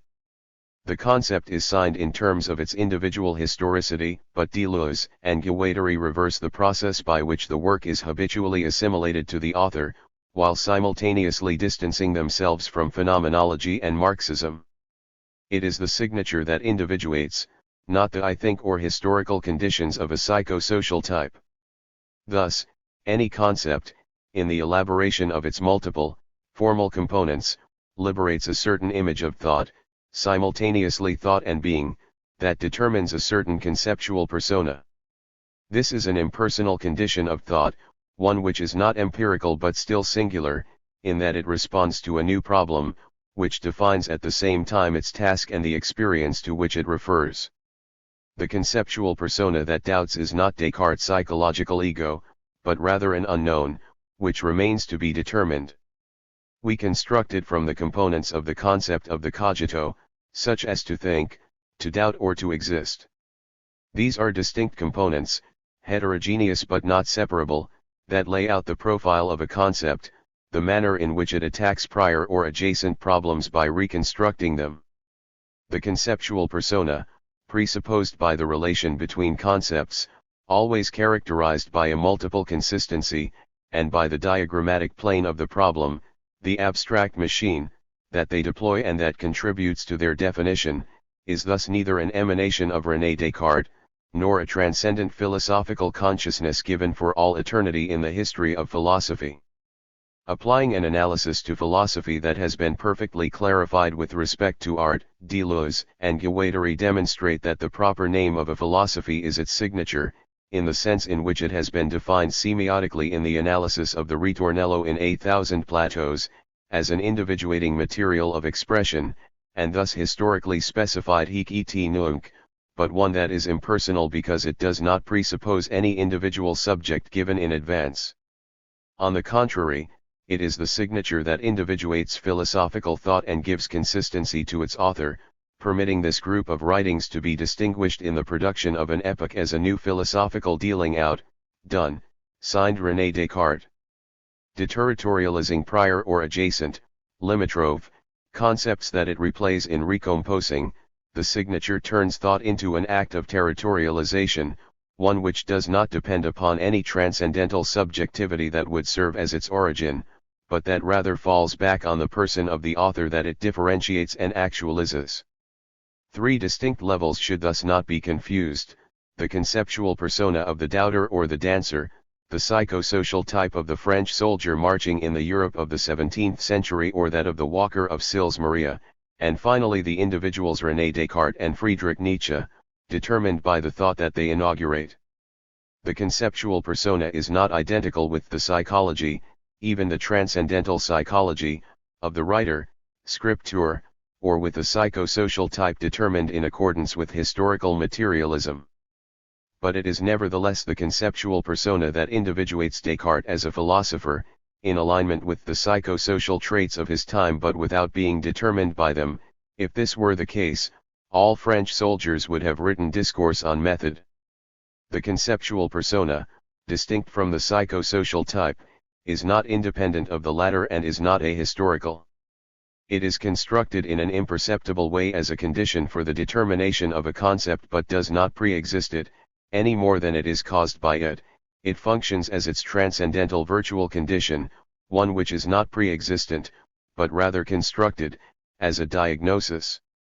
The conceptual persona thereby turns out to be the agent of enunciation, the one who says I in philosophy, WP 64-5. This I is not originary, phenomenological, or determined, sociological Marxism, but rather invented, constructed, and presupposed at the same time that a concept is created and a pre-philosophical plane is laid out. The philosophical enunciation is thus not exclusively discursive, grammatical, or propositional, but instead on the order of the construction of the concept. One does not think in saying, or in producing a linguistic enunciation, but in constructing a multiple concept, which requires the institution of a pre-philosophical plane, a plane of immanence, and the logical ordination logic, of the components of the concept. This is the formula of constructivism, creating concepts as the laying out of the pre-philosophical plane of the problem. The philosophical persona functions as a shifter between the phases of the created concept and the problem that has been laid out, creating a new formula for the individuation of thought. This, I think, in conformity with Deleuze's work since he took up Simondon, 1964, as well as with Guattari's writings on the assemblage of enunciation, 1965, is produced by impersonal and singular individuation, in conformity with the way that Deleuze and Guattari define individuation in 8,000 Plateaus, as becoming. The act of positing a concept in philosophy individuates its thinker, contrary to how we habitually think about it, and also explains the link between the concept and its pre-philosophical plane, the plane of immanence that should not be confused with an assemblage of enunciation or with a domain of eternal, virtual idealities. It is not the plane of immanence that produces the concept, any more than the assemblage, for that matter, even if they are in a relationship of reciprocal presupposition. Are we now in a better position to define the conceptual persona more precisely? Neither an individual figure nor a conscious creation of the philosopher, it is the result of the new individuation of thought, positioned at the intersection of the concept and the problem. This transforms what it means for us to orient ourselves in thought. We can list its pathetic traits, the idiot, the doubter, its relational traits, the friend, the waiter in the cafe, its dynamic traits, marching, climbing, flying, gliding, or its juridical traits, thought claiming what belongs to it by right, from the claimant or plaintiff in a Greek tribunal to the lawyer, Leibniz, the empirical investigator, Hume, or the judge at the tribunal of revolutionary reason, Kant.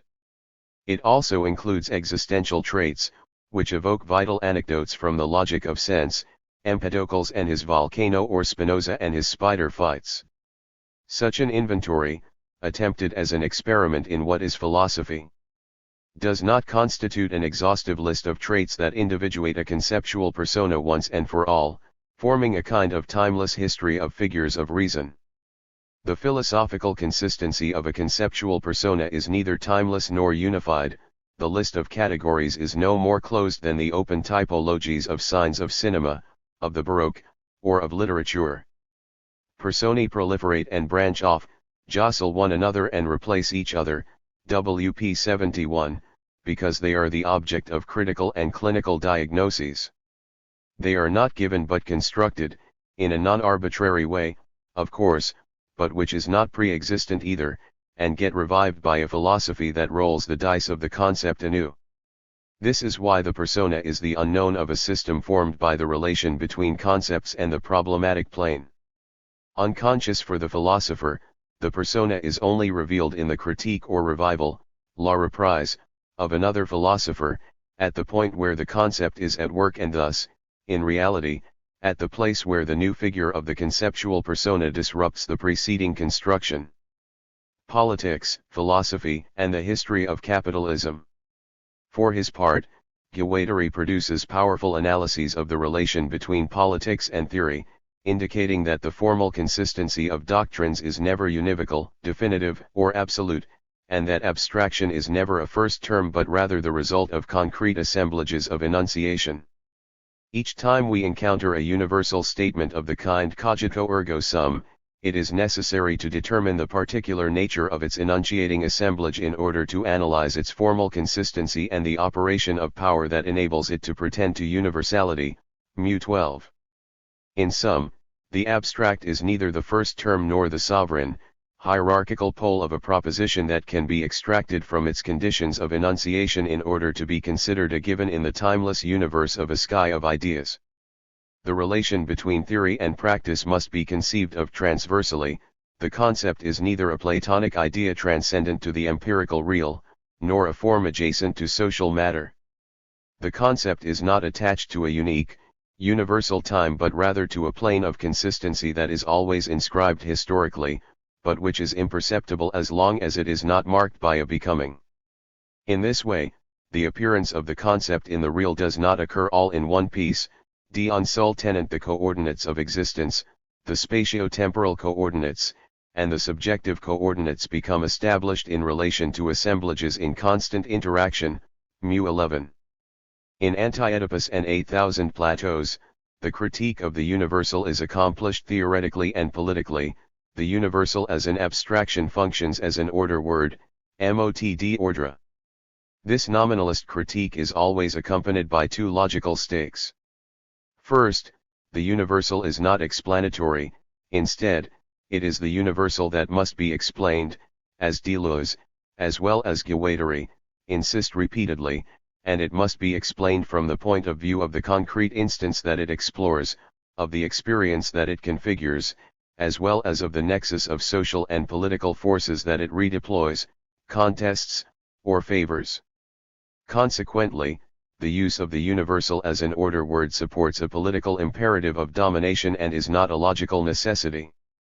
The universal as a concept thus gives way to a pragmatics of thought, which opens onto the theory of assemblages, systematically placing theory in a relation of co-constitution with its collective assemblage of enunciation, at the same time as with its endo-consistency. The collective assemblage, similar to the Foucauldian statement, encompasses discursive conditions in the orders of knowledge, but also engages non-discursive conditions, political and pragmatic assemblages and states of facts. Second, it is necessary to analyze the semiotic components, concrete assemblage and abstract machine, that singularize the relation between a given system and a given political assemblage of enunciation. If philosophy no longer concerns the universal, a new interpretation of necessity in thought becomes indispensable, one which concerns neither the universal nor the teleology of history. This is what geophilosophy defines as the constructivism of the concept, in its geopolitical inscription, as becoming. This becoming must be determined as a crisis, not as a linear expression of given material and historical conditions. Without this, thinking would serve no purpose. The problem is always to be understood on two planes, the political and the conceptual. This is why Deleuze and Guattari immediately refer the question of the emergence of philosophy to that of capitalism.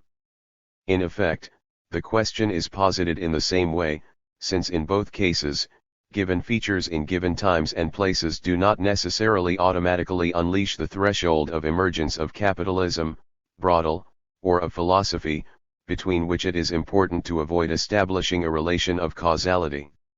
They posit the historical status of the contingent and exigent eruption of such processes for both, revealing the strong link between the history of philosophy and that of capitalism.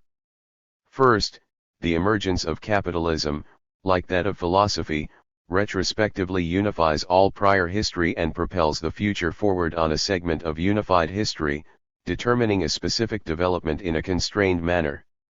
This is why, in the third chapter of Anti-Oedipus, Deleuze and Guattari write that there is no universal history except that of capitalism. This does not mean that capitalism is inscribed in an all-encompassing, universal history, but, on the contrary, that it creates the conditions of possibility of such a history. There is no universal history without capitalism. There is no universal history of civilizations except that of capitalism, just as there is no universal history of reason except that of philosophy. It is not that the two determinations are teleologically programmed in advance, but rather that from the moment when they occurred, as a contingency, their emergence retrospectively unifies all prior attempts, through the construction of the universal. From the moment when capitalism emerged, it unified prior histories because it configured itself as universal, acting pragmatically as an instance of domination. But this universal is contingent. It is not necessary that it crystallizes at a particular moment. Nevertheless, from the moment when capitalism crystallized, when it occurred, it unleashed a necessary and constraining process. This is why history must be theorized as a mixture of the aleatory and the necessary, proceeding by contingent leaps, determining a problem, abstract machine, diagram, or plane, that retroactively produces a prior history without emerging from it. What is at stake is a transductive crystallization in the strict sense that Simondon uses it, even though he did not think of applying this concept to the history of capitalism. A contingent eruption, chance, unleashes its own logic, its virtual problem, or abstract machine, from which the supposed linearity of prior history is retrospectively configured. This is why there is no good reason but contingent reason. There is no universal history except of contingency. WP 93. Reason in philosophy is synthetic and contingent, proceeding through encounters, unpredictable conjunctions, not insufficient by itself but contingent in itself. WP 93. How can we deal with this empirical eruption through encounters, viewing it neither as a teleological universal nor as a causal determination? Through the concept of the abstract machine, which is installed transversally at the material, cognitive, social and affective levels, as it is set to work in Anti-Oedipus, 8,000 plateaus, and developed by Guattari in the machinic unconscious and chaosmoses. Consequently, there is nothing fortuitous about the link between modern philosophy and capitalism. It is as strong, and contingent, as that of ancient philosophy with Greece. In both instances, an aleatory connection produces necessary effects. The psychosocial conditions of the Greek city-state with ancient reason, the psychosocial conditions of capitalist Europe with modern reason, are due to the features of deterritorialization of the Greek city-state, bound to the Asiatic empires that it deterritorializes. Europe assumes the features of Greek fractal geography, spreading out into mercantile cities, recoding them onto the state and onto the generalist convertibility of capital, installing a new type of generalist deterritorialization, which favors economic domination and conceptual universalism. These determinations make it possible for Europe to define a properly European transcendental subject, a privilege that Husserl does not put in question when he defines the crisis of reason. This privilege is founded on the construction of a subject posited not as one psychosocial type among others, but as man par excellence, in possession of all the expansive force and missionary zeal proper to European capitalism. WP 97. Capitalism reactivates the Greek world on these economic, political, and social bases. It is the new Athens. The man of capitalism is not Robinson but Ulysses, the cunning plebeian, some average man or other living in the big towns. WP 98. We should not conclude from this that philosophy, now the obligatory ally of capitalism, should be condemned. The link between modern philosophy and capitalism, like that between ancient philosophy and the city-state, is founded on the movement of deterritorialization of capital, brought to the conditions of immanence of a generalist decoding that distinguishes capitalist assemblages from preceding semiotics. This is why the connection between ancient philosophy and the city-state or that of modern philosophy and capitalism is not ideological, philosophy echoing the exigencies of the city-state or of capitalism. This should not lead to a sociology of modes of thought, a linking of philosophy to the infrastructure of the ancient city-state or to that of modern capitalism, according to the model of a causal determinism, historical materialism. Instead, it should lead to defining a materialism that creates a place for a veritable intermination in history, for its historicity. It is indeed in the name of real history that it is necessary to reverse the philosophical version that philosophy gives of history, its teleological version. In order to do so, it is necessary to double the concept of history with that of becoming, and to create the concept of geophilosophy. Philosophy thus appeared in Greece, but through an encounter, as a result of contingency rather than necessity, as a result of an ambience or milieu rather than an origin, of a becoming rather than a history, of a geography rather than a historiography, of a grace rather than a nature. WP 96-7. The Greek city-state's features of deterritorialization, linking it to the Asiatic empires, establish the conditions favorable for the emergence of a deterritorialist thought. Philosophy is constituted on the basis of contingent chance, or grace, which does not have anything to do with nature but that rather operates rather through the encounter. If Europe assumes the features of the Greek deterritorialization of the concept on new bases, in doing so it achieves the construction of its Greek moment at the moment it integrates it. This is true for philosophy, as well as for art or science, by claiming a European universality that fabricates a fiction of Greek origins.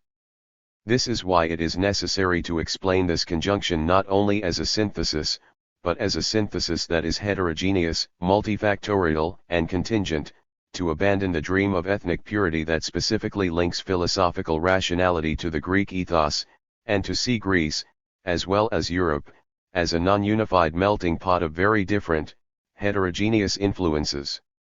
And this synthesis is not necessary, but rather contingent, linked to the serendipitous historicity of instances and occurrences, of encounters.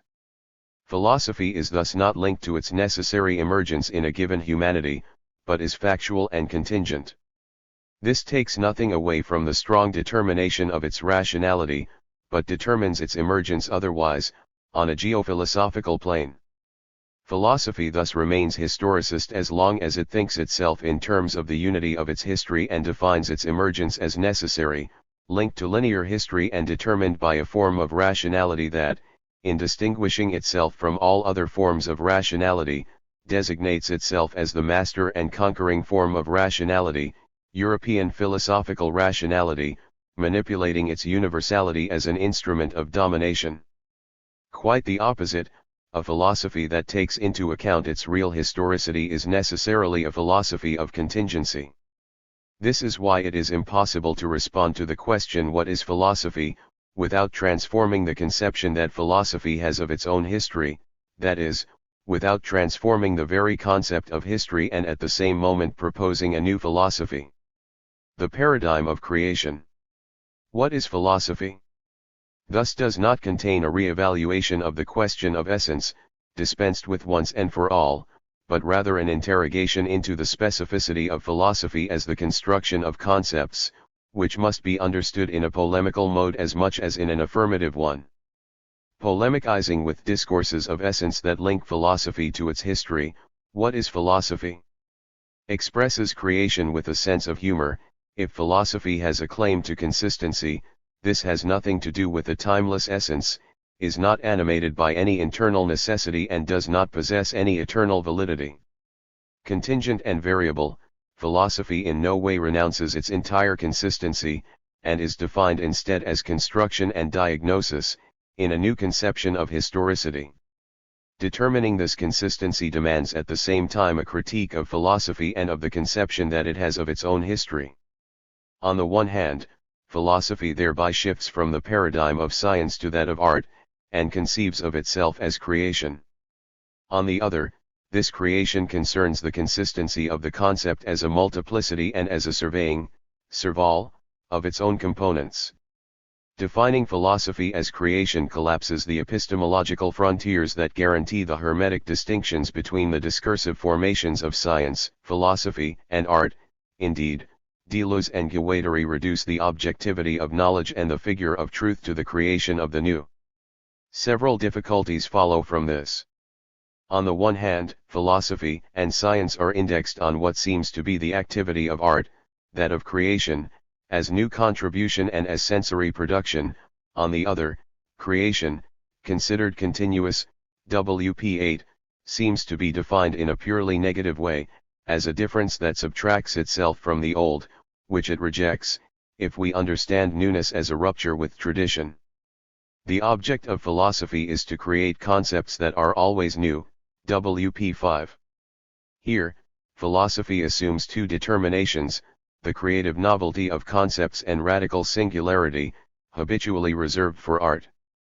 The history of the sciences and of philosophy is thought in terms of the model of a history of works of art that are radically singular, incomparable, and thus unquestionable, and philosophy breaks apart into non-totalizable doctrines, doctrines that are thereby also unquestionable and, in turn, equivalent.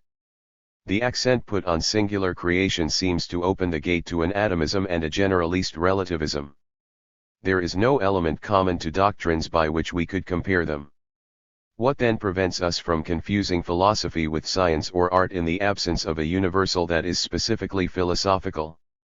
Nevertheless, Deleuze and Guattari refuse to allow us to confound them and maintain that art, science, and philosophy are established on distinct, heterogeneous planes of thought. But how is it possible to assign a determinate content to this creation that seems to group philosophy and science with art, and to allow truth to fall back on the criteria of novelty, rupture, and anomaly? If the virtue of rupture is derived from what it contests in order to be able to distinguish itself as new, then this definition is as traditionalist as that which proposes that truth is a repetition of the same. It is even completely reactive, and in this sense reactionary, finding its support in the old that it contests. Even worse, it re-establishes a link with linear teleologies of history, being content with reversing them, because it places the old and the new in a relation of succession. It is understood that interest replaces the criteria of truth as measure of adequacy and that this banishes timeless essence, but if interest itself, as that which measures the truth of a proposition, can only boast the criteria of rupture as its guarantee, and if interest may be summarized as saying something otherwise, we risk exchanging the eternity of truth as timeless essence and the long history of its development as an oriented evolution for the short, brutal oscillation of rupture. Of contestation. The constructivism of the concept exposes us to this significant difficulty. If a concept always has the truth that falls to it as a function of the conditions of its creation, then there is no point in wondering whether Descartes was right or wrong, WP 27. Even worse, when philosophers criticize each other, it is on the basis of problems and on a plane that is different from theirs, and that melt down the old concepts in the way a cannon can be melted down to make new weapons. It never takes place on the same plane, WP 28. Constructivism, the new name for transcendental empiricism, implies that the concept assumes sense, not in the antecedent conditions of tradition, but in transforming old concepts into new weapons and responding to problems that did not exist before. Deleuze and Guattari clearly formulate the difficulty. In the end, does not every great philosopher lay out a new plane of immanence, introduce a new substance of being, and draw up a new image of thought, so that there could not be two great philosophers on the same plane? But how, then, can we proceed in philosophy? Is this not to reconstitute a sort of chaos? WP 51. They provide the answer a few lines later. The choice is between transcendence and chaos, WP 51. This in turn presents a difficult methodological circle, which is resolved by the relation between construction and diagnosis. For this radical singularity aims first to establish for philosophy an endogenous necessity. Different philosophies cannot be measured according to an external standard, one that is artificial and transcendent. They must be evaluated according to the type of systematicity that they institute and according to the systematic consistency that they propose, endoconsistency of the concept as multiplicity, the map of affects that they promote, perspectivism, the multiplicity of pragmatics that they make possible, politics, and for which they are also the diagnosis. The evaluation of a philosophy, as of that of works of art or scientific theories, cannot be the object of a unified, transcendent, pre-existing, exterior measure, because each system, work, doctrine, or theory opens a point of view that constitutes its object, and because there is no pre-existing unity of discourses, no timeless unity of objects, that would allow them to be aligned according to an external standard. There thus cannot be in philosophy, any more than in the sciences, a logic of truth, deploying its successive figures in the history of reason. Relying upon the epistemology of sciences of Bachelard, Lautmann, Canguilhem, Simondon, and Foucault, Deleuze and Guattari thereby define a plural, multiple, and discordant philosophy, a philosophy of diagnosis as opposed to a history of truth. Creation, then, does not simply signify rupture, and novelty does not only signify contestation. To create in a given system signifies constituting, but constituting implies that there is no external, pre-existing object for human thought. This allows Barbara Cassin, for example, to classify Deleuze as a sophist. 2 Art, science, and philosophy are not creative because they innovate and refuse the past. This would be a negative and reactionary determinism along the lines of the avant-garde, assuming a dialectical conception of the production of the new in contradiction with the old. The value of a concept is not oppositional. However, a concept is never valued by reference to what it prevents, it is valued for its incomparable position and its own creation, WP 31. But the incomparable opens the way to a radical heterogeneity. What then permits the arrangement of these thoughts into the unity of a philosophy? This is achieved through the determinate and problematic perspective, that is, the partial and reconfigurative perspective that presides over their evaluation, that diagnoses their construction of a concept. Novelty should be less understood as a reaction, negation, than as production, the construction of concepts formulating new problems, presupposing unexpected conceptual personae, the doubter, the investigator, none determined by what preceded them, each nevertheless reconfiguring prior doctrines or concepts that they redeploy, but on a new plane. It is thus singularity that explains novelty, just as it determines a star friendship, to use Nietzsche's phrase 3, a monadism of works, a dispersion without communication. This dispersion is not resolved in an atomism but instead promotes, according to Deleuze and Guattari, a politics of thought, one by which the diagnostic impact reverberates by constructing the problematic axis according to which the concepts of prior philosophies can be subjected to examination.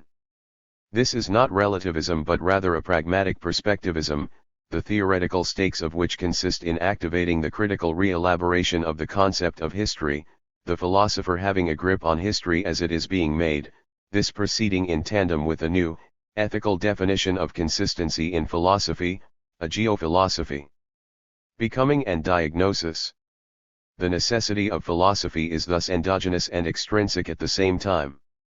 It cannot be reduced to an examination of its own history as a totalizing university discipline, or to commentary on current scientific and artistic activity, which would be the equivalent of an epistemological retreat. In defining philosophy as the creation of concepts, Deleuze and Guattari seek a constituting exteriority for philosophy that guarantees its singularity as well as giving it a hold on its contingency. Their objection to the history of philosophy is that it remains endogenous without taking into account the necessity, for the concept, of producing a new problem. To metadiscursive or epistemological commentary, they reply that philosophy must maintain its conceptual content or else risk losing everything. The two positions are for them equivalent because both hold philosophy to be a second discourse, and in the end a secondary one, content to reflect upon an exogenous given. But the concept is constructed, it establishes itself as the solution to a problem that it defines. A solution has no meaning independently of a problem to be determined in its conditions and unknowns, but these conditions and unknowns have no meaning independently of solutions determinable as concepts, WP 81.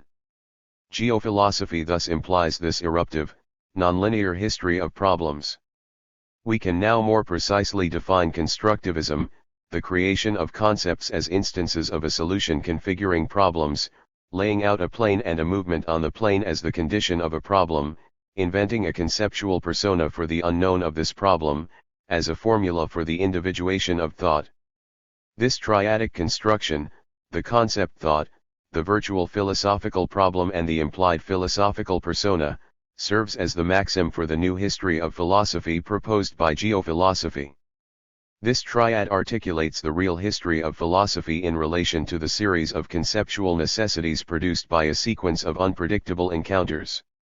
In effect, we cannot define the constructivism of a past philosophy without at the same time producing a new construction of the concept, the reason why construction always refers to diagnosis. As opposed to doctrines of truth that position thought in a timeless element, we no longer think in terms of the eternal, but in the present moment that we are already in the process of leaving behind, and which is configured in such a way so as to favor the strategic, that is, the political, becoming of our conceptual practices. In addition, it is not a question of a thought of the present, because the present does not conceal what we are, but rather what we no longer are. We think in the indicative of becoming, in the timely as Foucault said, or the untimely as Nietzsche put it, we who are not concerned with what we are, but instead with the becoming in which we are caught up. The problem of a philosophy, as a diagram or an abstract machine, is thus indissociable from its actualization, which can always be assigned a date, even if in itself, as a problem, it does not belong to the retrospective history of the thinker, but to his becoming. The philosophical problem explains the virtue of crisis, the power of rupture, which means that a thought is not given once and for all, but instead knows periods, hours, and coefficients of luck and danger. The mutation of thought demands a double analysis on the plane of history and on the plane of becoming. The reason for the succession of periods is not due to history understood as causal succession, but to creation, as rupture, as becoming. Crisis indicates the becoming of a system, and thus its historicity, just as it reveals its uneven, nonlinear, continuity. It is crisis that produces these links in which crisis, as cut, or limit, constitutes the ideal cause of continuity. In this sense, cuts are not lacunae or ruptures of continuity because their fractures oblige us to distribute continuity in a new dimension that produces continuity beginning with the contingent eruption of a fracture. The cut thus explains the transversal character of the course of thought and the kinematics of systems of thought. Each philosophy irremediably changes the image of thought, and the construction that each philosophy proposes is no more contained in the preceding dimensions of its work than in the succession of prior doctrines. This is why Deleuze and Guattari specify that philosophy does not stop changing without any of its dimensions being contained in its preceding dimensions. The same is true for the becoming of thought, as for the capacity of thought to transform the world, a world that we are able to act upon precisely because thought has configured it. 3. Ecology of images and art machines. In turning his attention to cinema, Deleuze extended the image to the problem of real individuation, freeing it from the restrictive domain of mental representation. This marked a shift from his earlier writings, which restricted the image within the mental sphere of an image of thought. From Proust and Signs, 1964, where literary invention reinvigorates the morbid image of thought of a pitifully representational philosophy, to Difference and Repetition, 1968, which calls for a thought without images, Deleuze restricts the image to a zone of mental projection, even when he calls for a new image of thought. But, beginning in 1983 with his work on cinema, the image becomes a motor process of sensory differentiation, real individuation. Between these two poles, the image indeed changes its status. The image shifts, according to the logic of the sign in which it is taken up, away from an interpretation deemed mental in 1964 toward the machinic experimentation defined by Guattari, which infused their collaborative writing, 1970, with a new tension. 1 In the logic of sense and in the second edition of Proust and Signs, 1970, Deleuze remains invested in an interpretation of the image founded on signification. Beginning with his collaboration with Guattari, this regime of interpretation definitively gives way to a pluralism of regimes of signs, semiotic clusters that they define as rhizomes. Rhizome, 1976, that do not privilege the mental or linguistic sphere. Like images, signs are no longer devalued as degraded material doubles of a representation or thought, but rather unfold upon maps of affects in an ecological semiotics and an ethology of territory. Here, the image is no longer consigned to a representative function, an image seen by a consciousness, becoming instead an effect of matter, a movement image. This movement image cannot be grasped on a strictly individual or separate plane, or restricted to the effects of human art or cinema. If the image is defined in terms of semiotic individuation, the movement image is linked to Guattari's work on semiotics and ritornello's presented in the Machinic Unconscious, 1979, before being developed with Deleuze in 8,000 Plateaus, 1980. For every movement image implies a milieu of individuation, a collective assemblage of enunciation and an ecology of images. It is precisely this ecology of images that I would like to define here by linking the problem of the image as individuation to semiotic ritornellos. From this perspective, art becomes a specific technical, social and political semiotic that is undoubtedly interesting, but which has no special spiritual privilege in relation to other types of movement images. By linking the assemblage that individuates art in our culture with individuating images, movement images and time images defined by Deleuze with reference to cinema, the ecology of individuating images applies to the machine or machines of Western art without presupposing in advance that art is a unity of cultural aesthetics. On the contrary, what is at stake is an interrogation of the art assemblage, its slow and uneven individuation as a spiritual actor, independent of culture, in accordance with a vital social perspective, as an image in the Deleuzian sense and as an ecological semiotics in the Guattarian sense, in other words, to see art as an art machine. From the image of thought to individuation. Once the image is defined as a vital process of differentiation, it is no longer subservient to the problematic of reproduction and sheds its status as copy of an original or imitation of a model. The image, liberated from this representative and reproductive function, reveals its productive potential. Deleuze and Guattari, both singly and together, define any sign as an individuating encounter, what Simondon calls a signal, that gains consistency as a vital perspective, within a regime of signs or an ecological semiotics.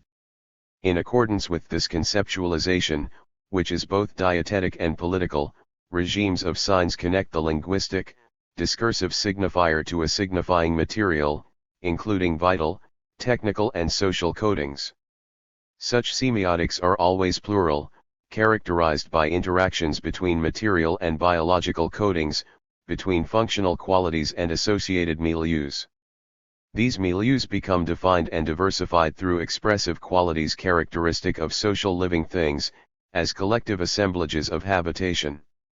These semiotics define zones of individuation in the mode of Yuxkull's animal worlds, complex clusters of milieus that radiate from living things. These milieus are singular and differentiated but also interconnected, ritornellos of signs that assume an ecological consistency. It seems that a semiotics of this kind invites us to draw a connection between the Guattarian ritornello of the machinic unconscious and its development in 8,000 Plateaus, and the Bergsonian problematic of the image that Deleuze develops in his work on cinema. Henceforth, the problem of the image no longer envelopes the status of a thought, capable of reflecting on the effects of its use, as was the case in the image of thought, but concerns rather the production of a subjectivity individuating itself through matter. This is precisely the knot that the cinema books take up in reconfiguring the Bergsonian problematic of the image as sensory-motor individuation, a sensible center of intermination tracing its perspective, unfolding its fan of perceptions, actions, and subjective and material affections. It is less a question of a radical shift or even of a theoretical leap than of a spiraling amplification, whole swathes of carefully elaborated arguments, from difference and repetition to 8,000 Plateaus, from Kafka to Spinoza, practical philosophy, concerning individuation defined as difference/Tietuschen, Hekiite, and then the image, are brought to the critique of representation and imitation of the 1960s. Indeed, image individuation is present in difference and repetition, since the philosophy of difference is founded upon a philosophy of individuation in a process of becoming, and is not centered on a substantial individual, a constituted form, an anthropological soul or a logical subject.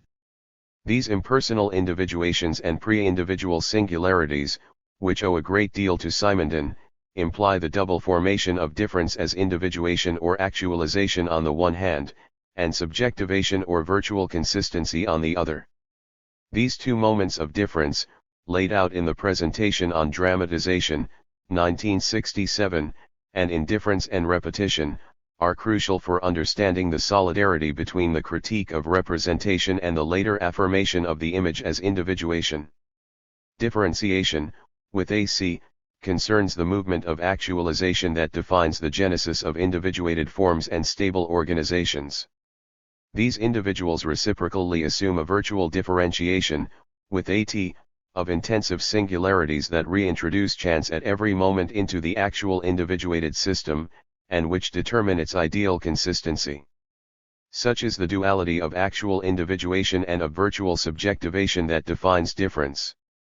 I propose that this duality of difference, presented at the time of difference and repetition with the erudite formula of difference/Théâtre, which along the way does homage to Foucault's analysis of Raymond Roussel and plays with the phonemic substitution B/P, is redeployed with the definition of individuation as Hecate in A Thousand Plateaus, 1980, and Spinoza, Practical Philosophy, 1981, before being unfolded yet again in the study of the cinematic image. This clarifies the contrasting destiny of the concept of the image. It designates a critique of representative thought from Nietzsche and philosophy, 1962, and Proust and Signs, 1964, to the article on Nietzsche and the image of thought, published the same year as Difference and Repetition, 1968. Point 2. At this point, the representative image of thought appears as a mode of thought captivated by the transcendence of truth, for which Nietzsche and Proust substitute the healthful remedy of a new image of thought. Point 3. In Difference and Repetition, the image of thought, substantialized by its capital letter, congeals into the model of recognition par excellence, becoming the arena for the confrontation with Kant, which makes possible the affirmation of a polemical philosophy of difference as a thought without images, that is, a critique of representative reason, deprived of all transcendent illusion, Dr. 167. In this case, the image designates the process of representation from which thought must liberate itself. When Deleuze and Guattari take up the symptom image of thought once more in What is Philosophy? 1991, it is no longer a question of their aversion to representative reason, but rather a question of the presuppositions of all philosophy. In this context, the image of thought functions as the transcendental condition of thought, no longer as its transcendent, representative illusion. The image of thought is no longer the milieu of deceived thought, but the constitutive dimension that all philosophical thought carries with it, and which every great philosophy transforms. The image becomes the condition for the individuation of thought. The list of such images of thought thereby coincides with that of the great figures of philosophy, for Deleuze as well as for Guattari. Foucault, Spinoza, Nietzsche, Marx, and Bergson are said to transform or rather to propose new images of thought because they individuate new theoretical perspectives, creating new concepts. The motor driving this transformation of image representation into image individuation therefore functions at the very core of thought, at the point where the image of thought begins to be considered the singular and dated presupposition of thought, in accordance with an ethology of thought that poses the problem of its creative individuation. It is precisely because the image poses the problem of actualization that it requires a confrontation with the solutions that metaphysics, throughout its long history, has proposed to the problems of representation, reproduction, imitation, and participation. The polemical role that the concept of the image plays in the reversal of Platonism or in Difference and Repetition clearly indicates this. In these terms, Deleuze strives to overturn the trap of representation and the ontological difference between model and copy. But this polemical project also corresponds to the creative dimension of a new philosophy of individuation, of difference/Théâtre, of Hecate, of movement image. Hecate takes up the duality of difference in difference and repetition and proposes in its turn a non-substantial philosophy of impersonal individuations and of pre-individual singularities. The individual is no longer defined by its form or its function, but by its longitude, a complex relation between speeding up and slowing down, and by its latitude, a variation of power, puissance, the power to affect or to be affected. Such an individuation by Hecate, understood as a mode, also diffracts into the two sides of the actual and virtual, henceforth constituting a Spinozist ethology. The actual becomes longitude, speeding up and slowing down, the virtual becomes latitude, variations of power. A body, an organ, or a subject gain consistency through these impersonal and asubjective modes of individuation. In this way, Deleuze and Guattari completely renew the relation between sign and force, obliging us to shift, as they affirm so forcefully in Kafka, from a morality of interpretation, signification, to an ethology of power, effect. The division into latitude and longitude, which replays the distinction between the two aspects of difference, the individuating difference of differentiation, with AC, and virtual, subjectivating differentiation, with AT, heralds the duality of the cinematic image. Defined this way, the image takes up Simondonian Hecate and Spinozist ethology. It implies a relation of sensory forces derived from affect, the individuation of which is perfect but not substantial, and diffracts into longitude, the accelerations and decelerations of its actualization, and latitude, the variation of virtual power. Force is thus not only a composition of relations, it is an image. Such an individuation image is neither an image of the object nor an image for consciousness, neither a psychological given nor a representation of consciousness, neither a view of an object nor a representation of a thing. The image thus abandons the ontology of representation with its ineffable altitudes in order to establish itself on the surface, like sense, within an ethology of sensory individuations, a movement image that actualizes its sensory motor arc and a time image that stretches to the point of breaking the sensory motor arc at the point of its virtual subjectivation. The ethological map of individuating semiotics, of concrete ritornellos, opens to an ethic of affects and an ethology of biosocial machines. The semiotic of forces, longitude, opens the way to an ethic of power, latitude in turn, Hecate, which does not define a class of individuals or of preformed beings, but which captures becomings as they are happening, already implies a new philosophy of image individuation. For its most direct and explosive consequence consists, with regard to the philosophy of art, in the movement from representation, from reproduction, in short, from all of the old ontologies of the image that separate and superimpose model and copy, to a philosophy of becoming, of individuation, and of metamorphosis. From metaphor to the circuit of intensity. From Anti-Oedipus to Kafka, this new philosophy of individuation through Hecate is deployed in relation to literature and to a critique of interpretation that includes psychoanalysis. Guattari, with the concept of transversally and the distinction between machine and structure for and subsequently with Deleuze, formulates a radical critique of the literary image as a figure or metaphor with respect to literature. Whether it concerns figures of style, solar anus, or the relationship between the literary character and reality, the old paradigm of imitation is rejected. For imitation, with its procedure of specular reproduction, separates two terms that it takes to be substantial, separate, and anterior to their relation, and at the same time assigns to the copy the impossible task of imitating its model. The old ontology of the original and its reproduction is completely destroyed on the plane of logic. In Rhizome, we read that it is the imitation that creates its model. Of biology, the symbiosis of the wasp and the orchid, animal-vegetable hybridization replaces the reproduction of the offspring, and of aesthetics, Kafka's work is a machine that opens itself to experimentation, not to interpretation.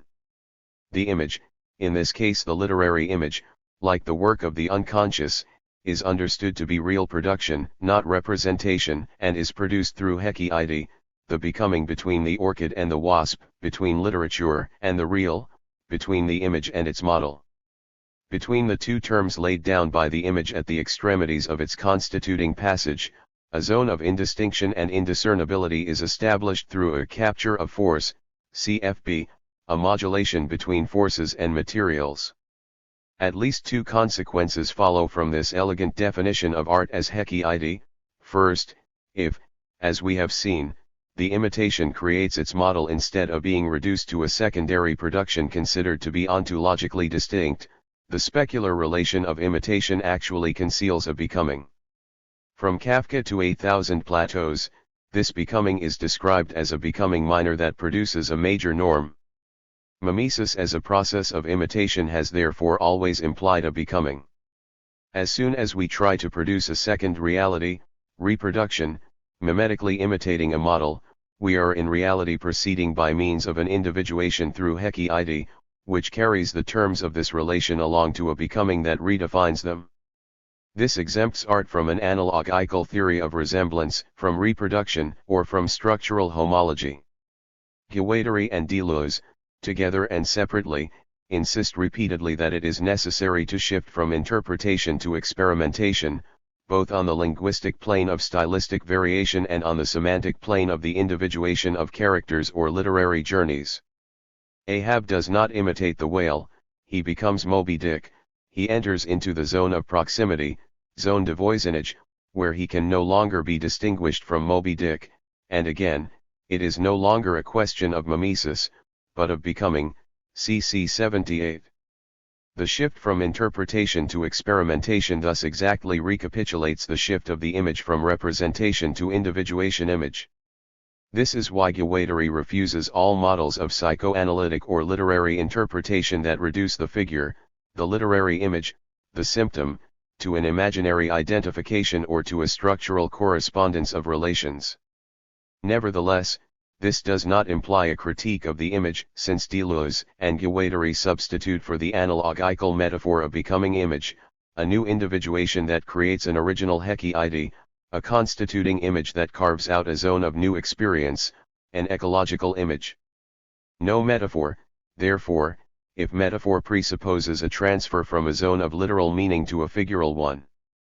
Nevertheless, the vocabulary of metaphor can be retained, as Guattari does on occasion, on the condition that metaphor is defined as continual variation and the becoming of forces. The status of the image in art and literature thus turns on the classic problem of art as imitation, on reproduction, and on mimicry in animal ethology, as exemplified by the striking example of the wasp and the orchid. The literary image and becoming animal engage the same problematic of a shift from imitation, mimesis, to becoming, mimicry. Point 5 Becoming animal, the subject par excellence of Kafka's short story The Metamorphosis, explores a becoming that affects all literary entities, including characters, in addition to transfiguring literary style. The story concerns neither imaginary identification nor symbolic structure, but a real transformation that affects the style of literature and its modes of syntactic and semantic individuation, the becoming animal of Gregor and the becoming minor of language. The image is no longer preoccupied with a specular confrontation in the mode of a fantasy, a mental image, or of a symbol, structural homology, when it is conceived of as individuation, the experimentation of a writing machine that explores new vital and social speeds. As soon as the image becomes capture, proximity, intensive composition between two terms that nevertheless remain distinct, it opens a circuit, a sensory-motor arc by means of encounters and the composition of relations between longitude and latitude, and not immediate, instantaneous reflexivity. There is no longer a designation of something by means of a proper name, nor an assignation of metaphors by means of a figurative sense. But like images, the thing no longer forms anything but a sequence of intensive states, a ladder or a circuit for intensities that one can make race around. The image is this very race itself, it has become becoming, K21-2. The individuating model of the becoming image replaces the representative model of the degraded specular image that separates and hierarchizes the model and its copy in the abstract instantaneity of an endless confrontation between two classes of being. No reflexivity is immediate or instantaneous. Every image unfolds across a trajectory. Even between a face and its reflection in a mirror, an uneven circuit is established, rapid though it may be, of kinetic, spatio-temporal dramatization, step by step, longitude, vibrating with variable speeds, and latitude, varying its power. The individuation of the movement image. The image is no longer a representation of consciousness, a mental perception, an internal mini-cinema as Guattari calls it, but is rather given as an apparition of an individuation, longitude and latitude, matter and movement. In order to move from the image as a critique of representation to the image as individuation, it is necessary that it be transferred from the psychic domain of representations in order to undergo material individuation. It is now possible to understand how Deleuze moved from the image of thought as a critique of representation in 1962 to the image as real individuation, as movement in matter and no longer as amputated representation.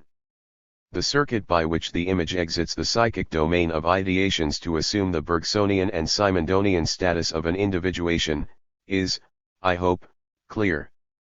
This puts the philosophy of cinema at the core of the problem of individuation, which concerns the philosophy of the subject as much as it concerns that of time. The Bergsonian discovery of the movement image becomes the point of departure for a philosophy of cinema because it prevents us from setting the psychic image and physical movement in opposition, and not at all because we can supposedly glide from the image as Bergson construes it in matter and memory to the art of the image allegedly incarnated within cinema. Indeed, the problem is rather an ecological one, that of a sensory-motor perspective becoming individuated as it traverses matter through subtraction. The image is no longer a mental projection, but is individuated in itself, as matter and movement. This first definition of the image allows it to be posited as the totality of matter in movement, the cinematic material universe. This is not mechanism, it is machinism. The material universe, the plane of immanence, is the machine assemblage of movement images. Bergson is startlingly ahead of his time in allowing us to think of the universe as cinema in itself, a metacinema, c. 159. In this sense, the image, like Spinoza's substance, defines the acentered plane of the totality of movement images, without yet accounting for their modal individuation. This is what Deleuze calls the plane of immanence. Indistinctly matter equals image equals movement. We may therefore say that the plane of immanence or the plane of matter is a set of movement images, c. 161. On this plane, it is not possible to distinguish any individuated image because everything reacts on everything else. If Deleuze now establishes a correspondence between Bergson's philosophy and his own study of cinema, it is because the modal individuation of sensory images allows matter and perception to be rigorously dealt with on the same plane. In this system, in effect, the thing and the perception of the thing make up one and only one image, one and only one reality, but which is referred to one or the other of two systems of reference, the universe as a metacinema, the set of image movement matter, or the individuated image as a sensorial interstice that traces its myopic perspective across matter. The problem of perception, and this is where the encounter with cinema is decisive, can only be broached from the starting point of the acentered plane of the set of movement images, and not from the perceiving subject for whom images appear following the paradigm model/copy of imitation, which phenomenology takes up again for its part with intentionality. The technical invention of cinema was necessary in order for perception to appear, in the photographic sense, as the ecological individuation of a movement image. The movement image signifies nothing other than this sensory, image, motor, movement, arc. Thus the image, in the ordinary sense of an individuated movement image, is a plural individuation of differential movements, which form fluctuating composites of varying power. Such a mode of individuation, as we have seen with Hecate, presupposes neither unity nor stable identity, but rather composes a material and transitory relation of forces. Individuation is defined neither by its unity, nor by its identity, but by a cutting operation that detaches, in the mobile universe of forces, a provisional relation of variable speeds and affects. Such images become individuated and detached from the acentered universe of matter through selection, neglecting everything in other images that is not of interest. In other words, perception is produced through subtractive framing, which attracts incomplete images to a privileged image in the mobile universe of material forces. This is why the moving image is, strictly speaking, of the same order as matter and provides neither a secondary copy nor a psychic translation of it. Perception is individuation. The individuated image emerges through a cinematographic mode, through editing and framing, folding, and interiorization. The finite perceptive image, whether it is technical, social, or vital, emerges from infinite a-centered movement through the subtractive operation of vital framing. Perceiving, for a specific image, an organic body or a cinematographic machine, with no privilege accorded to the living or to the human, involves tracing a myopic diagonal across the other images. The production of the cinematographic image, as of that of any vital image, human, animal, technical, or vegetal, determines this cut among the a-centered movement images. The image subjectivates in unfolding its arc, shifting from perception image to action image by way of the affection image. These three states of matter correspond at the same time to a genetics of the subject and to a semiotics of cinema. We might even say that a kinetics or a cinematography of the subject is invented alongside a physics of cinema. In two respects, cinema is revealed to be not only decisive, but the necessary condition for this recognition of the differential individuation of images. This is due to the way in which it exhibits its technical moment, offering human perception a fascinating access to the visible that is no longer referred to the human mediation of the presumably artistic hand or eye. The camera controls this non-centered access to the individuation image and impels us to traverse the circuit that strains the human perception of the spectator and binds it and extends it to a movement image, which to us seems a-centered because it is not produced by the reflex of human perception or held hostage by the consciousness of an artist. We shift from the a-centered universe of movement images, the cinemachinic universe, to the subjectivated body of second images without ever leaving the immanent plane of forces. This is the lesson cinema can teach us better than the other arts of its time.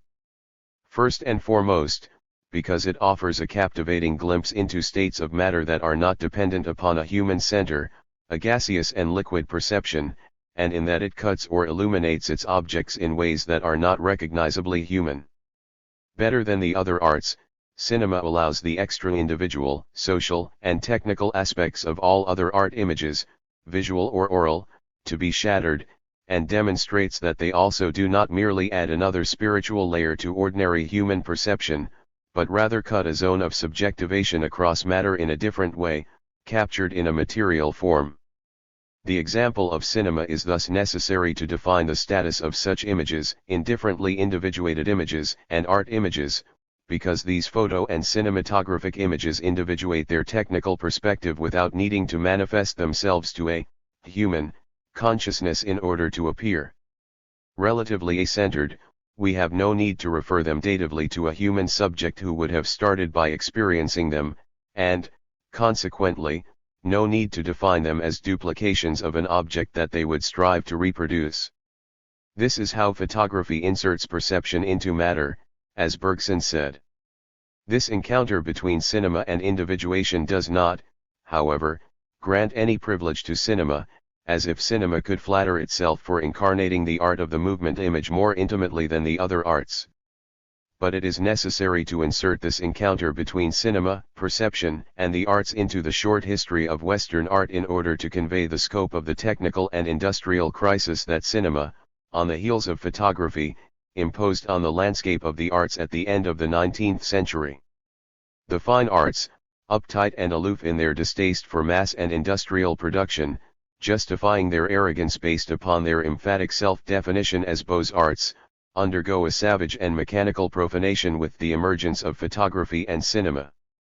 This transformation does not, however, grant cinema any technical privilege and is noteworthy only for its impact on the Western consciousness of the arts, which places the spiritual privilege of an artistic consciousness, with its exquisite surplus value of sensibility and of archiperception, at the apogee, as the cultivated and mystical apotheosis of natural perception. The camera, more visibly than language, the paintbrush, the body, or the musical instrument, superimposes its industrial mask on the discredited body of the artist and grafts the mechanical features of the camera onto the eye of the cameraman. This has earned for cinema and photography their equivocal status as mechanical reproducers, lacking in art because incapable of spiritual representation and bound to the vulgar duplication of the real. In Man with a Movie Camera, Vertov already refuted this aestheticizing fracture, making the cine visible, affecting the individuation of the mechanical image at the level of the social material of cities, creating an entirely new sensory motor blister, cloak, vibrating with new ways of affecting and being affected. This is true retrospectively of all the other arts once they are understood as a capture of forces and not as inspired exceptions that spiritualize ordinary perception. In the same way, the most modest finger painting or music created through tapping one's foot imply an ecological zone of visibility of this kind, one that is indiscernibly technical, living, and social, as well as individuations of movement images. Now that individuation is not that of a subject and is not defined by a universal logic of a species or by the anthropological substance of perception, any more than by the aesthetic work, mise en forme, of an artistic genius.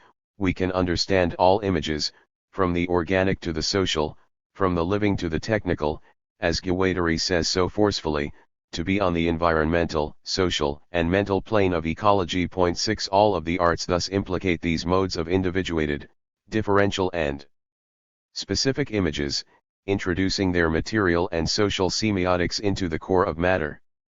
The definition of the image as a hekiide, the longitude of movement images, the latitude of time images, was made possible because of the emergence of cinema. Nevertheless, these concepts do not apply exclusively to cinema as a type of art, nor to art as a specific type of individuation in human cultures, but rather apply to all individuation.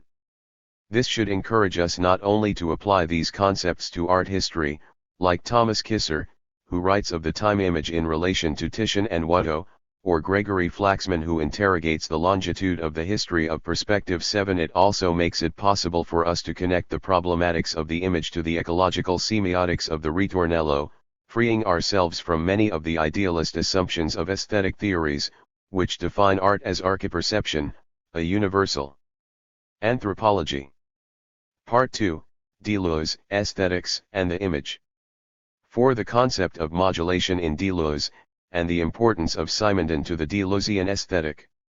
In Deleuze, art occupies a determinant position, a philosophy of immanence and becoming that strives to constitute a metaphysics of the event necessarily encounters the question of art on a triple plane.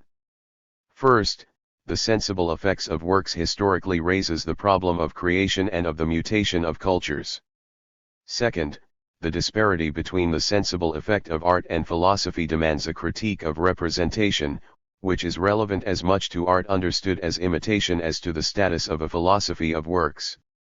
Third, art is at the center of a semiotics, in the sense that Deleuze defines it in his studies on cinema, as a theory of signs irreducible to linguistic determinations, c. 229. Deleuze affirms that art participates, just as much as philosophy and science, in the becoming of thought, but that their domains, as well as their methods and their effects, remain irreducible, independent and estranged. Their difference must be thought in terms of heterogeneity and not abstractly reduced to the identical under the authority of the concept. Nevertheless, Deleuze does not in any way intend to deprive philosophy of the excellence proper to it. The fact that art and science are equally creative justifies us in positing that philosophy creates concepts in the strict sense, WP 5, and in affirming its irreducible specificity. But it is precisely the fact that philosophy concerns the creation of concepts one that at the same time suggests the urgency of thinking art in philosophy, without reducing the sense of art to the philosophical concept, or renouncing thinking about art philosophically. It is the concept of modulation that makes it possible to extract from art the concepts that a theory of art requires, and that makes it possible for philosophy to learn from the experience of art in order to theorize the relations between thought and the sensible. If the semiotics that Deleuze proposes for cinema combines the systematic force of philosophy with a theory of the sign that eludes linguistic domination, If Deleuze chooses to use the term semiotics over semiology too, this is because it is no longer a question of thinking about art as if it is a language, or of ordering sense according to discursive significations, but of elaborating the relations between matter and form, which brings with it new requirements. In art, matter that is not linguistically formed, that is irreducible to a statement, is nevertheless not amorphous, it is formed semiotically, aesthetically, and pragmatically, c. 229.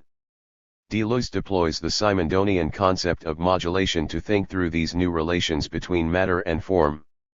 Simondon's contribution is decisive, and this is the occasion to establish the importance of a thinker whose theoretical fecundity, little recognized during his lifetime, did not escape Deleuze's attention. As early as 1966, Deleuze reviewed the abridged version of Simondon's thesis, which had appeared 2 years previously. Simondon defended his doctoral dissertation in 1958 under the direction of Merleau-Ponty. 3 In his review, Deleuze hailed Simondon as a creator of new concepts. The new concepts established by Simondon seem to me extremely important, their wealth and originality are striking, when they're not outright inspiring. D. 89. Simondon in effect proposes a critique of the substantial subject that coordinates a constellation of original concepts, the problematic, disparation, signal, resonance, crystallization, membrane and modulation.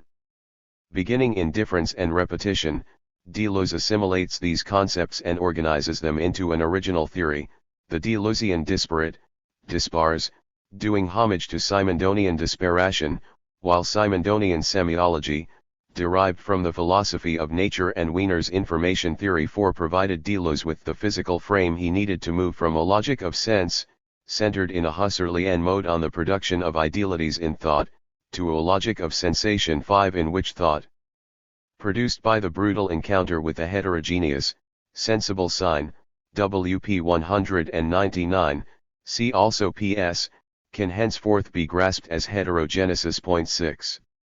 For his part, Deleuze elaborates a philosophy of the constitution of the sensible from the perspective of a critique of the substantial subject 7 which allows him to appreciate the power of the Simondonian critique of individuation.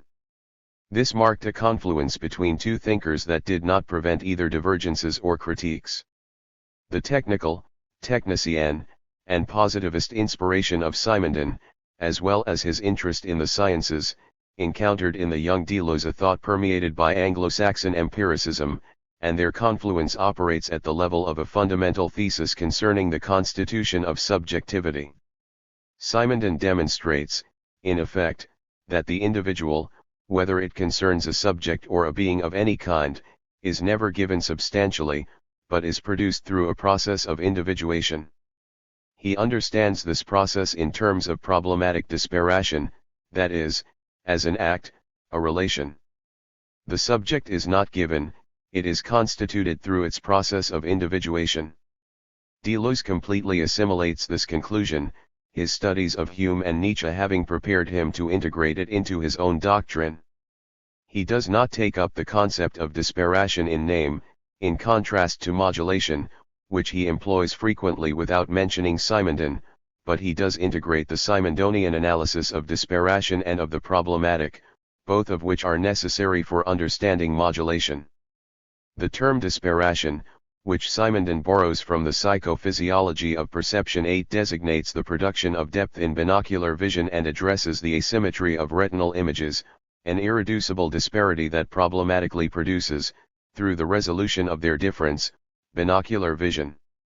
Each retina is covered by a bidimensional image, but the two images do not coincide due to the difference in parallaxes, as anyone can see by closing one eye and then the other. 9 There is thus no optically available bidimensional image that can resolve what Simondon calls the axiomatic of bidimensionality, two images that between them lack coherency, axiomatic designating in Simondon the objective structuration of a field, in this case that of vision. To resolve bidimensional disparation, the human brain integrates it as the condition of coherence of a new axiom, tridimensionality. Volume, or depth perception, resolves the bidimensional conflict by positively creating a new dimension, tridimensionality, in the absence of a retinal image. As Simondon described it, the perceptual discovery is not a reductive abstraction, but an integration, an amplifying operation 10 indicating that in-depth perception, visual volume is achieved not through the reduction of disparity, the elimination of the difference of parallaxes, but rather through an operation, an inventive construction that adds a new dimension that the isolated retinal image does not contain. It is the pair of disparate retinas that require this amplifying operation, which is what constitutes disparation. Disparation is thus simultaneously problematic and creative. Problematic refers to the disparity, the difference, between the retinal images insofar as this difference is not reduced, but, on the contrary, provides the opportunity for the constitution of a new dimension. Far from reducing disparation to the psychophysiological phenomenon of vision from which he derives it, even if, as we shall see, perception does not constitute a random example of it, Simondon extends it to all individuation, to any production of existence on whatever scale one is situated, physical signal, living being, collective body, idea. Any singularity is produced through problematic disparation. Following Kant, Simondon thus elevates the problematic to the dignity of the condition of emergence of a difference, of a sense. What is at stake, Deleuze observes, is an objective category of knowledge and a perfectly objective kind of being, and not a fleeting uncertainty, ls. 54. This category of the problematic acquires in Simondon's thought tremendous importance insofar as this category is endowed with an objective sense. It no longer designates a provisional state of our knowledge, but a moment of being, d88, with modification. Deleuze appropriates this analysis as a fecund method that facilitates the thinking of productive difference by avoiding what he judges to be unacceptable in the Hegelian dialectic, the motor role of the negative, the primacy of opposition, and the resolution of difference by means of a dialectic that produces the identity of difference and of identity, at the very place where Deleuze is seeking to affirm difference. The conflict, the incompatibility of two retinal images, for example, thought as disparation, is difference and not opposition, and it is resolved through construction, the creation of a new dimension, through affirmation and not negation. Thus, the idea of disparation is more profound than the idea of opposition. And, in Simondon's dialectic, the problematic replaces the negative, d87-8. What interests Deleuze is the primacy of disparateness in relation to opposition, dr 330 and 12-11, which allows him, while avoiding the dialectical suppression of difference, to think, in alignment with Simondon, that all events are produced problematically through disparation, and thus that the individual is not just a result, but a milieu of individuation, d86, with modification. For the individual is neither prior to nor contemporaneous with its individuation, because what defines the conditions of an individuation is the existence of a disparation, the existence of at least two different dimensions, two disparate levels of reality, which implies a fundamental difference, like a state of dissymmetry, d87. We can thus appreciate the degree to which Deleuze was interested in Simondon, a thinker of difference who defined the mode of the event as the problematic, ls. 54, and who judged that a philosophy of becoming required a new logic, a thought in terms of milieu. 12. For his part, in his critique of the substantialized subject, Simondon insists on the fact that any individuation occurs through disparation in a milieu that does not pre-exist the individual, but on the contrary is constituted by a transduction 13 for which the crystal furnishes the simplest image, and which proposes the correlative appearance of the individuation and its milieu in problematic tension. The transductive operation is an individuation in progress 14 through a resonance between different realities, for the crystalline seed and the supersaturated solution, that the process of individuation puts into communication. It is indeed Simondonian disparation, a metastable relation between two orders of different realities that enter into resonance, that allows Deleuze to think a mode of individuation that is precisely not confused with that of a thing or a subject. Deleuze reserves for it the term Hekiide, a nuanced tribute to Simondonian theory. 15 Hekiide concerns thought as much as the production of signs or signals, since it thematizes the event, the emergence of a singularity on whatever scale, a human idea, a molecular encounter, a distinct atmosphere, 5 o'clock in the afternoon. 16 This is also Simondonian. We thus understand that the mode of being of thought, like that of the work of art, can be defined as problematic. 17 As a heterogeneous tension that produces the conditions of its resolution.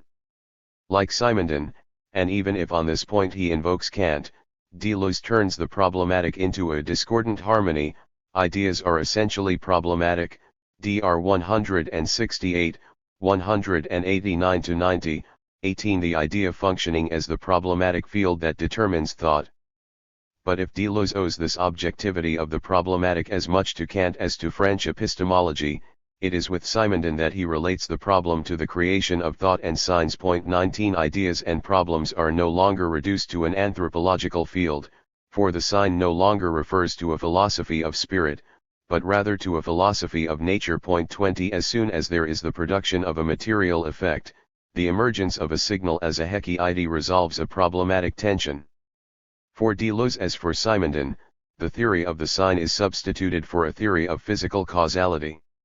We can thus appreciate the extent to which the Deleuzian definition of the signal and the sign is indebted to Simondon. By signal we mean a system with orders of disparate size, endowed with elements of dissymmetry.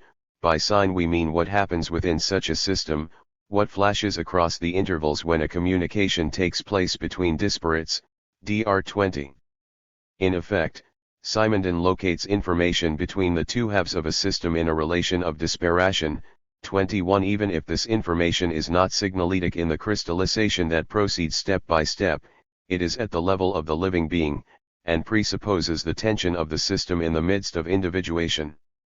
Deleuze substitutes the theory of the simulacrum for the vocabulary of information, which seizes upon a constituent disparity, Dr. 67, and allows us to explain repetition as differentiation rather than as resemblance, of effect to cause, of thing to essence. It is the disparate, dispars, difference in itself, which relates heterogeneous series and even completely disparate things, Dr. 120, which causes sensibility and thought to emerge as a resolution of a difference of potential, that is, as an intensive difference. 22 Simondon's influence on the Deleuzian theory of intensive difference is thus not negligible, even if Deleuze reinterprets the physical theory of the communication of information within the frame of his own work on the heterogeneity of the sign, Dr. 22-3. The theory of problematic disparation determines the status of modulation, which assumes in the Deleuzian aesthetic an increasingly determinant position, to the point of functioning in Francis Bacon, the logic of sensation, and in cinema too, the time image as the decisive concept in a philosophy of art. How can philosophy account for the effect of art, on the double plane of the effect produced by the material, which assumes form in the work, and the effect produced on the recipient, the beholder? How, on the canvas, does Francis Bacon's brushstroke produce an effect that transmutes the sensory material, pigments and binders adhering to the surface, into expressive qualities, which extract from the sensible what Deleuze calls expressive features, WP 183. How does art, all of the arts, inscribe the production of its sense into the working of material? Alternatively, how are these expressive features received? How do they produce their effect on humans? By problematic disparation, which functions as much at the level of the relation between form and matter in the sensible body of the work as on the plane of the effect produced by art. We can thus think of aesthetics simultaneously as a theory of the sensible and as a theory of art.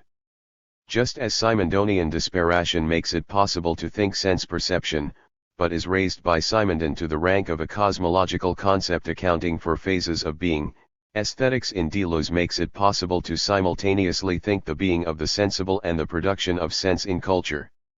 More precisely, positioning the problem in this way, in terms of disparation, allows us to overcome what Deleuze, in 1966, called the wrenching duality of aesthetics, split between a theory of sensibility as the form of possible experience and the theory of art as the reflection of real experience, LS 260, Point 23. We recognize in this formulation the Kantian duality between aesthetics as a theory of sensibility, the transcendental aesthetics dealt with in the Critique of Pure Reason, and aesthetics in the modern sense, coming from Baumgarten, who defines the effect produced by the beauty of a representation, analyzed by Kant in the Critique of Judgment.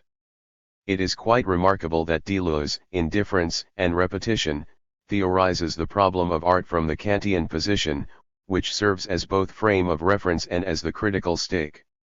Down to his last published text, Immanence.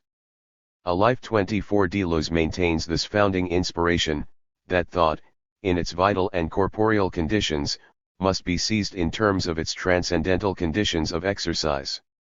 Nevertheless, he critiques the Kantian position by substituting for transcendental idealism the claim, constant in his work, to a transcendental empiricism, which radicalizes the Kantian project by conducting a critique of the substantial subject, hence the expression transcendental empiricism, which is a substitute for the idealism of the Kantian critique. It is within a Kantian frame that Deleuze interprets the extremely powerful theory of Simondonian modulation. Let us return, then, to the wrenching duality, LS 260, that plagues Kantian aesthetics, for which Deleuze precisely establishes the conditions of resolution, the methodological critique of representation. Kant splits aesthetics, at the same time that he constitutes it, into two irreducible domains, Dr. 68, the theory of the sensible and the theory of art, because he positions the relation between thought and the sensible in terms of representation. On the one hand, he assumes sensations to be already made as the matter of intuition, relating them only abstractly to the a priori form of the representation, reducing sensation to a simple receptivity that he opposes to categorical spontaneity. On the other hand, the a priori form of experience, categories of understanding and a priori forms of sensibility, abstracted from the matter of sensation, can now only define possible conditions of experience.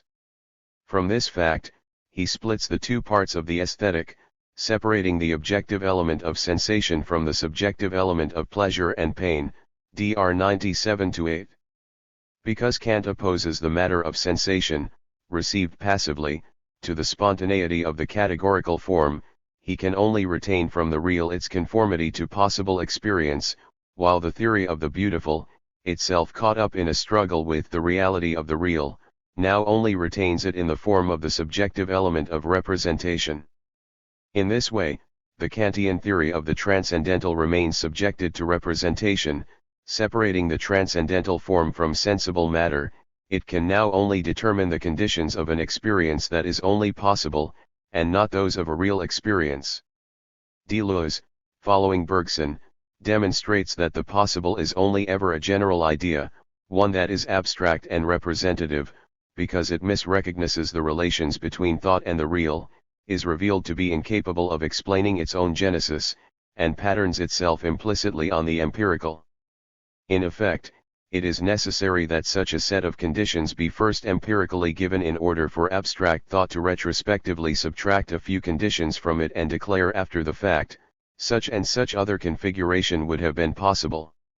Kant, the prodigious inventor of the transcendental, the discoverer of critical philosophy, Dr. 135, in the end submits to representative dogma, replaying the opposition between passive matter and active form.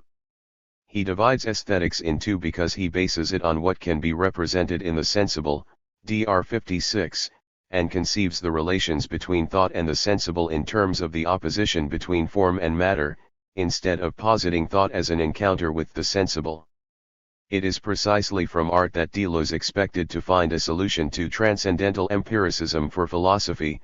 The work of art leaves the domain of representation in order to become experience, transcendental empiricism or science of the sensible, Dr. 56.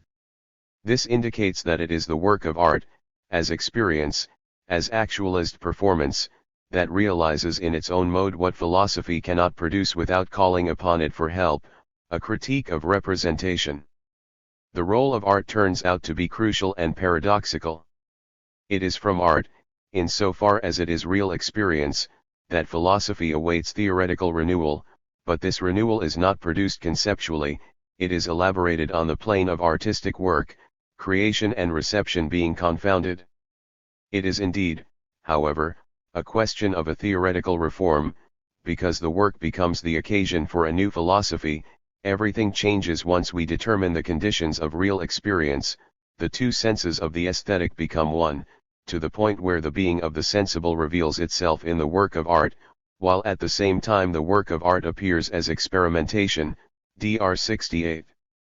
The work of art is an experimentation with the sensible, on the sensible, because it brings about a creation of sense on the plane of the sensible, and because it compels thought. For Deleuze, and this applies to art as well as to philosophy, what compels thought is the object of a disruptive, violent, and empirical encounter, one that is vital and not a matter of recognition. Thought is produced in the heterogeneous encounter with the sensible, and not in the element of thought, recognition. The object of the encounter gives rise to sensibility with regard to a given sense, and that which is given is not a sensible being, or the separation between amorphous matter and an empty form, but a sign, the being of the sensible, that by which the given is given. It is the object of the encounter, the sign, that is the bearer of the problem, as though it were a problem. Dr. 139-40, it is the sign that is produced through problematic disparation. Sense is not pre-existent, but, as Simondon makes perfectly clear, is the signification that will emerge when an operation of individuation discovers the dimension according to which two disparate reals can become a system. 25. The theory of the sign as the relation between thought and the sensible, that is, as aesthetics, demands that we return to the conditions of opposition between matter and form. It is here that the theory of modulation intervenes as an explicit critique of any hylomorphic doctrine that, according to Simondon, refers to the Aristotelian distinction between form and matter, notably in terms of sensation, which Aristotle thinks of as an imprint that communicates the form of the mold but not its matter, and also to the Kantian separation between sensation, amorphous matter, intensive size, and the form of sensibility. 26. Simondon refuses the quest to grasp the structure of being without the operation, and the operation without the structure. 27. Exactly as Deleuze demands that we think categorical structure and the genesis of thought together in the sensible encounter. Thought is representative when it divides structure and operation, and prohibits itself from thinking the process that it itself sets into motion in becoming actualist, just as much as it misrecognizes real individuations. Everywhere, thought divides the active, conditioning form from unformed matter.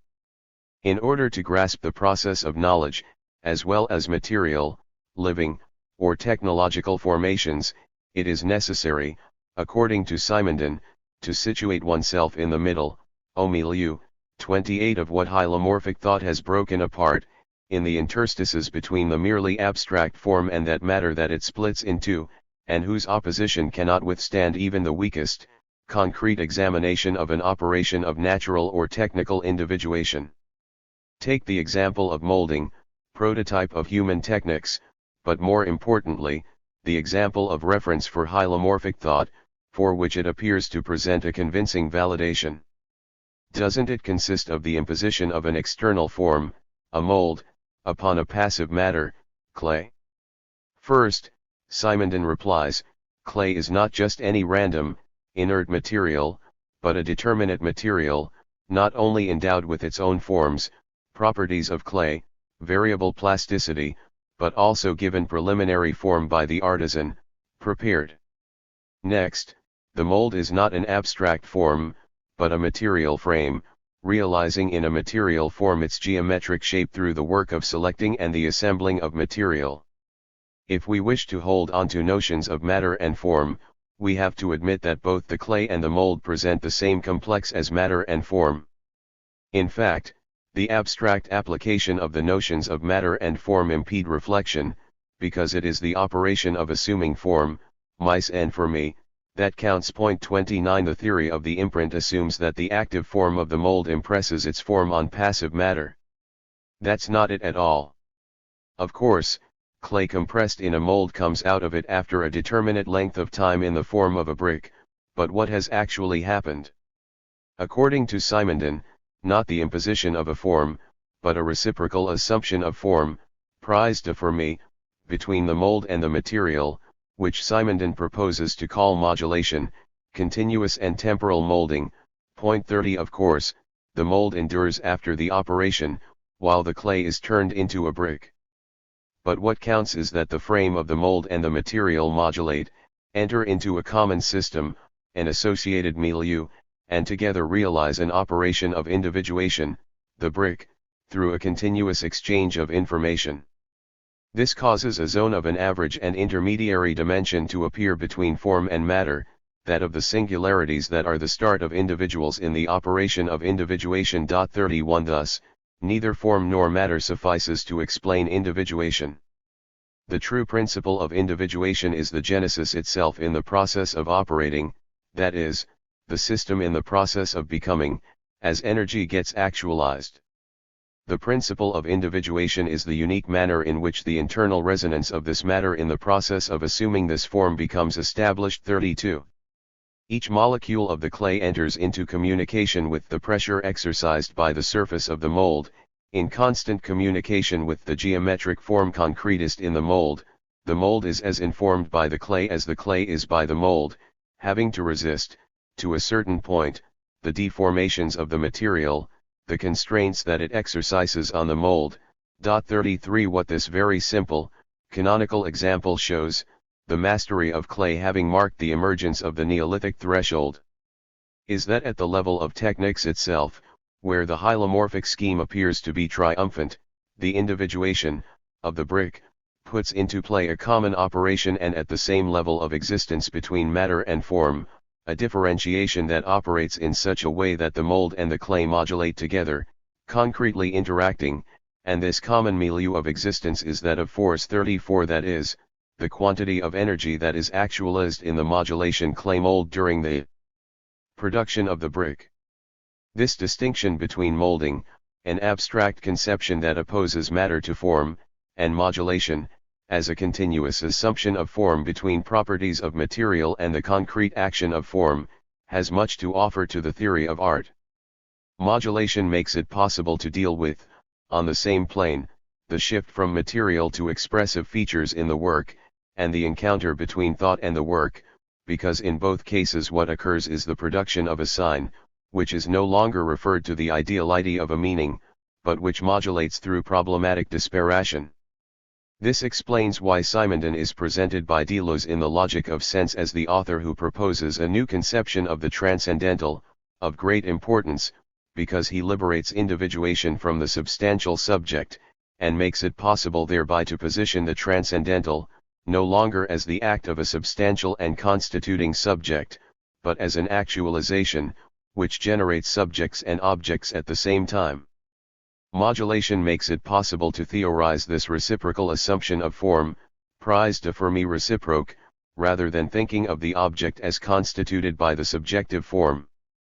It makes possible, according to Deleuze, a new definition of the transcendental field, liberated from subjectification by the subject form, detached from a consciousness, posited instead as impersonal and pre-individual, LS 102, because it is produced by the encounter, in the interstices of the heterogeneous elements that are thought and the sensible, in their very difference, as the problematic resolution of their disparation that produces a new dimension, sense actualized as an event.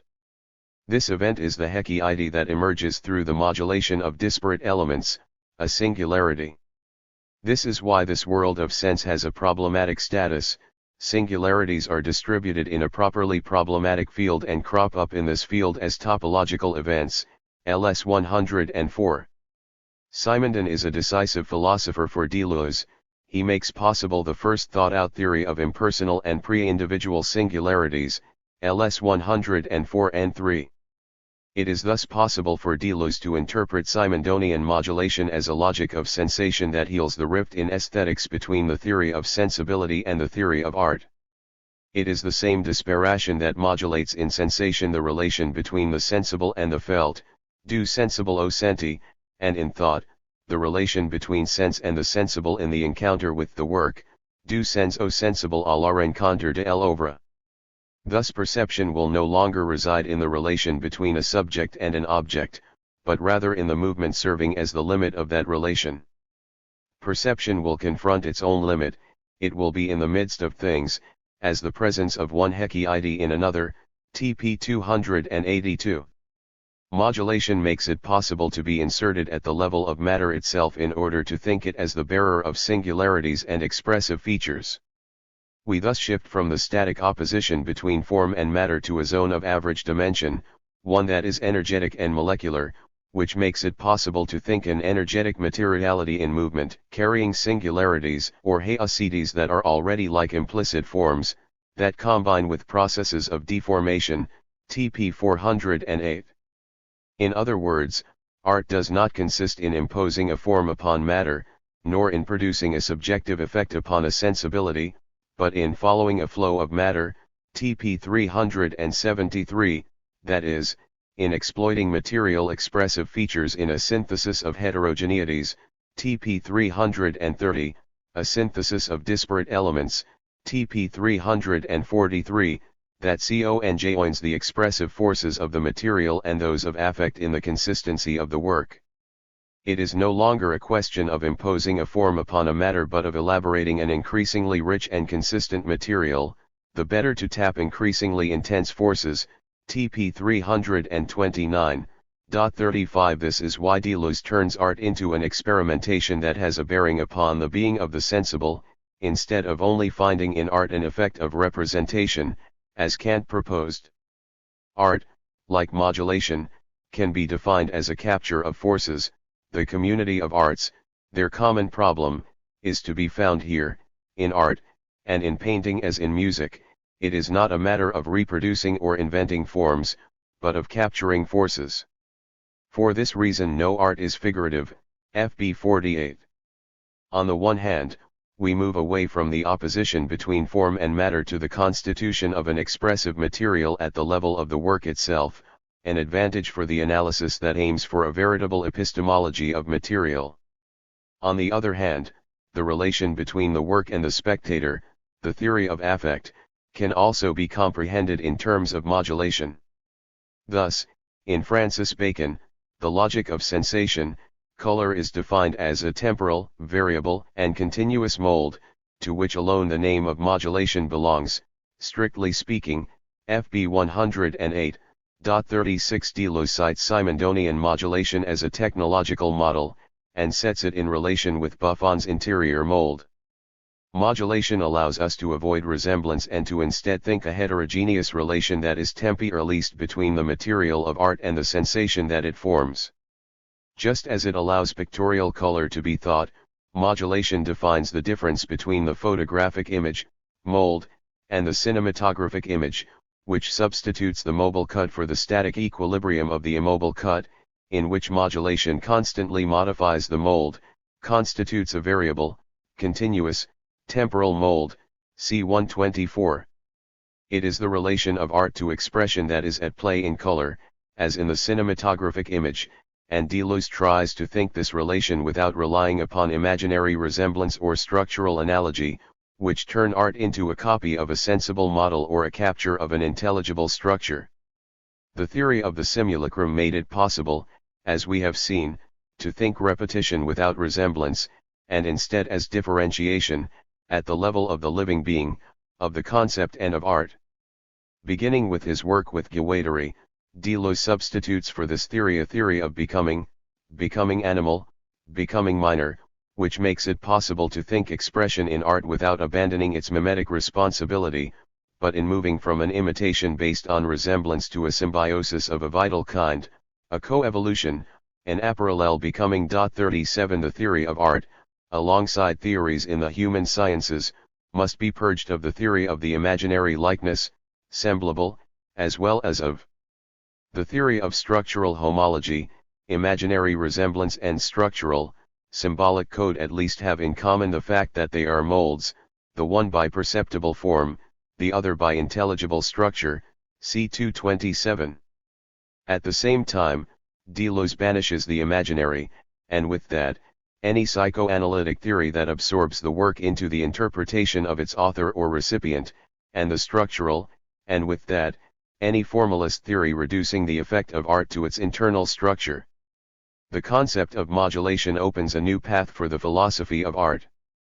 Against hermeneutics, which attaches the work to the subject, and against structuralist or sociological interpretation, which locates in the work the effectivity of objective structures, modulation is an entirely different thing. It retains from molding the heterogeneity of opposing forces, but it extracts from them a new force. Putting in contact heterogeneous forces that produce through disparation an irreducible singularity, the work produces its effect in the problematic field that links creator and recipient in a real becoming, which at the same time takes into account the mutation of cultures. This is why, according to Deleuze, modulation is the operation of the real, c. 228. For a theory of sensation, it is not the common action of the feeling and the felt, as Aristotle proposed, or the power that co-emerges in a certain milieu of existence or synchronizes with it, as Merleau-Ponty proposed. 38. It is neither coexistence nor communion, but difference and indiscernibility, disparation on the plane of forces. Modulation explains how we can define art through the operation of rendering visible forces that are not themselves visible, FB 48, Dr 139 FF 39. The theory of art is in solidarity with the theory of sensation, understood materially as a force that is exerted on a body, but through modulation, offering the senses something completely different starting with the forces that constitute it, FB 48. The disparate, dispars, sets heterogeneous series in relation. Modulation as a process of differentiation explains that force, a condition of sensation, is not felt, but produces through disparation a new effect, one that is creative and problematic, sensation, carried to its supreme exercise, aesthetic affect and percept. This allows Deleuze to propose a transcendental aesthetic more profound to us than that of Kant, Dr 98, that joins together feeling and artistic experience. 40. If modulation is the operation of the real, this is because we feel by means of a mobile covering up of sets which are incompatible, almost alike and yet disparate, c. 129. 41. Modulation makes possible the conjugation of the indiscernibility of opposing forces in their heterogeneity. In effect, it is no longer a question of figurative resemblance or of structural identity, but of a modulation by disparation that at the same time constitutes the work and its public, the artist and his or her milieu. Deleuze's application of Simondonian modulation to aesthetics makes possible the insertion of oppositions into the milieu that tear aesthetics apart, without overcoming them in a Hegelian way but rather in positioning them in their constituting difference as the indiscernible point of the objective and the subjective, of the imaginary and the real, c. 28-20. The sign unites the two branches of aesthetics split apart by Kant, on the condition of liberating the sign from its dependence on linguistics and no longer reducing it by analogy to a statement. The following definition of the movement image characterizing classical cinema is applicable to all kinds of signs. It is the modulation of the object itself, c. 227, that is, the differentiation by which a signalétic material, a material that is non-linguistic but which is capable of exerting effects on perception, and is variable according to the art in question, includes all kinds of modulation features, c. 229. We can thus understand why a theory of the arts requires a semiotics, a theory of signs that is not reducible to verbal utterances, but which is concerned with their pragmatic and aesthetic effects. Two decisive consequences for the theory of the arts follow from this. First, it becomes completely futile to distinguish the fine arts from techniques because the same modulation process operates in the two cases, and in 8,000 plateaus makes it possible to simultaneously think technology, metallurgy, for example, and art, music, for example, TP 406-15.42. In both cases, a given social body enters into modulation with given haecies of matter, and extracts from this a singular assemblage that defines, at the same time, the state of techniques and the position of art, quite variable depending upon the case. Architecture, for example, is in solidarity with the technical knowledge of materials, the wood and stone of sedentary architecture, but also the skin of the tent or the ice of the igloo of the nomad, as well as with a form of power determining human installation on a site, which implies a given mode of dwelling and valorizes a given form of expression. A theory of the arts thus requires a global theory of culture, which does not separate the technical threshold and aesthetic taste from the political type of power, which together define the mode of individuation of a given society and the status that it designates for the arts as well as for techniques. 43 As with techniques, art is grasped in its social dimension, and both converge to cause the emergence and distribution of social subjects, f. 57-8, in a process of individuation that does not apply an external form, a social form, to inert matter, the individual, but which modulates human, material, and social forces in producing a singular, social form. Second, art is nevertheless not reducible to techniques such that it does not require a specific kind of analysis. Deleuze devotes a number of his works to literature, painting, and cinema, but not a single title can be found that refers to a technical use, even if the analysis of techniques is determinant for the constitution of the concepts of apparatus and of the machine linked to it. 44 Deleuze distinguishes technical composition from aesthetic composition. Technical composition concerns the working of material in which a certain knowledge, a certain capacity, a practical competence, and an assemblage of social modes of production and of fabrication are all in play. Aesthetic composition, for its part, concerns the work of sensation, the way in which a technical composition turns out to be capable of producing the sensible consistency that causes the shift from feeling to an aesthetic block of sensations, WP 164. This distinction between art and techniques recalls, in a sense, the Kantian distinction between art, in the classical sense of technical competence or poesis, and aesthetics, in the sense of the subjective quality of the representation. 45 Nevertheless, it modifies the frame.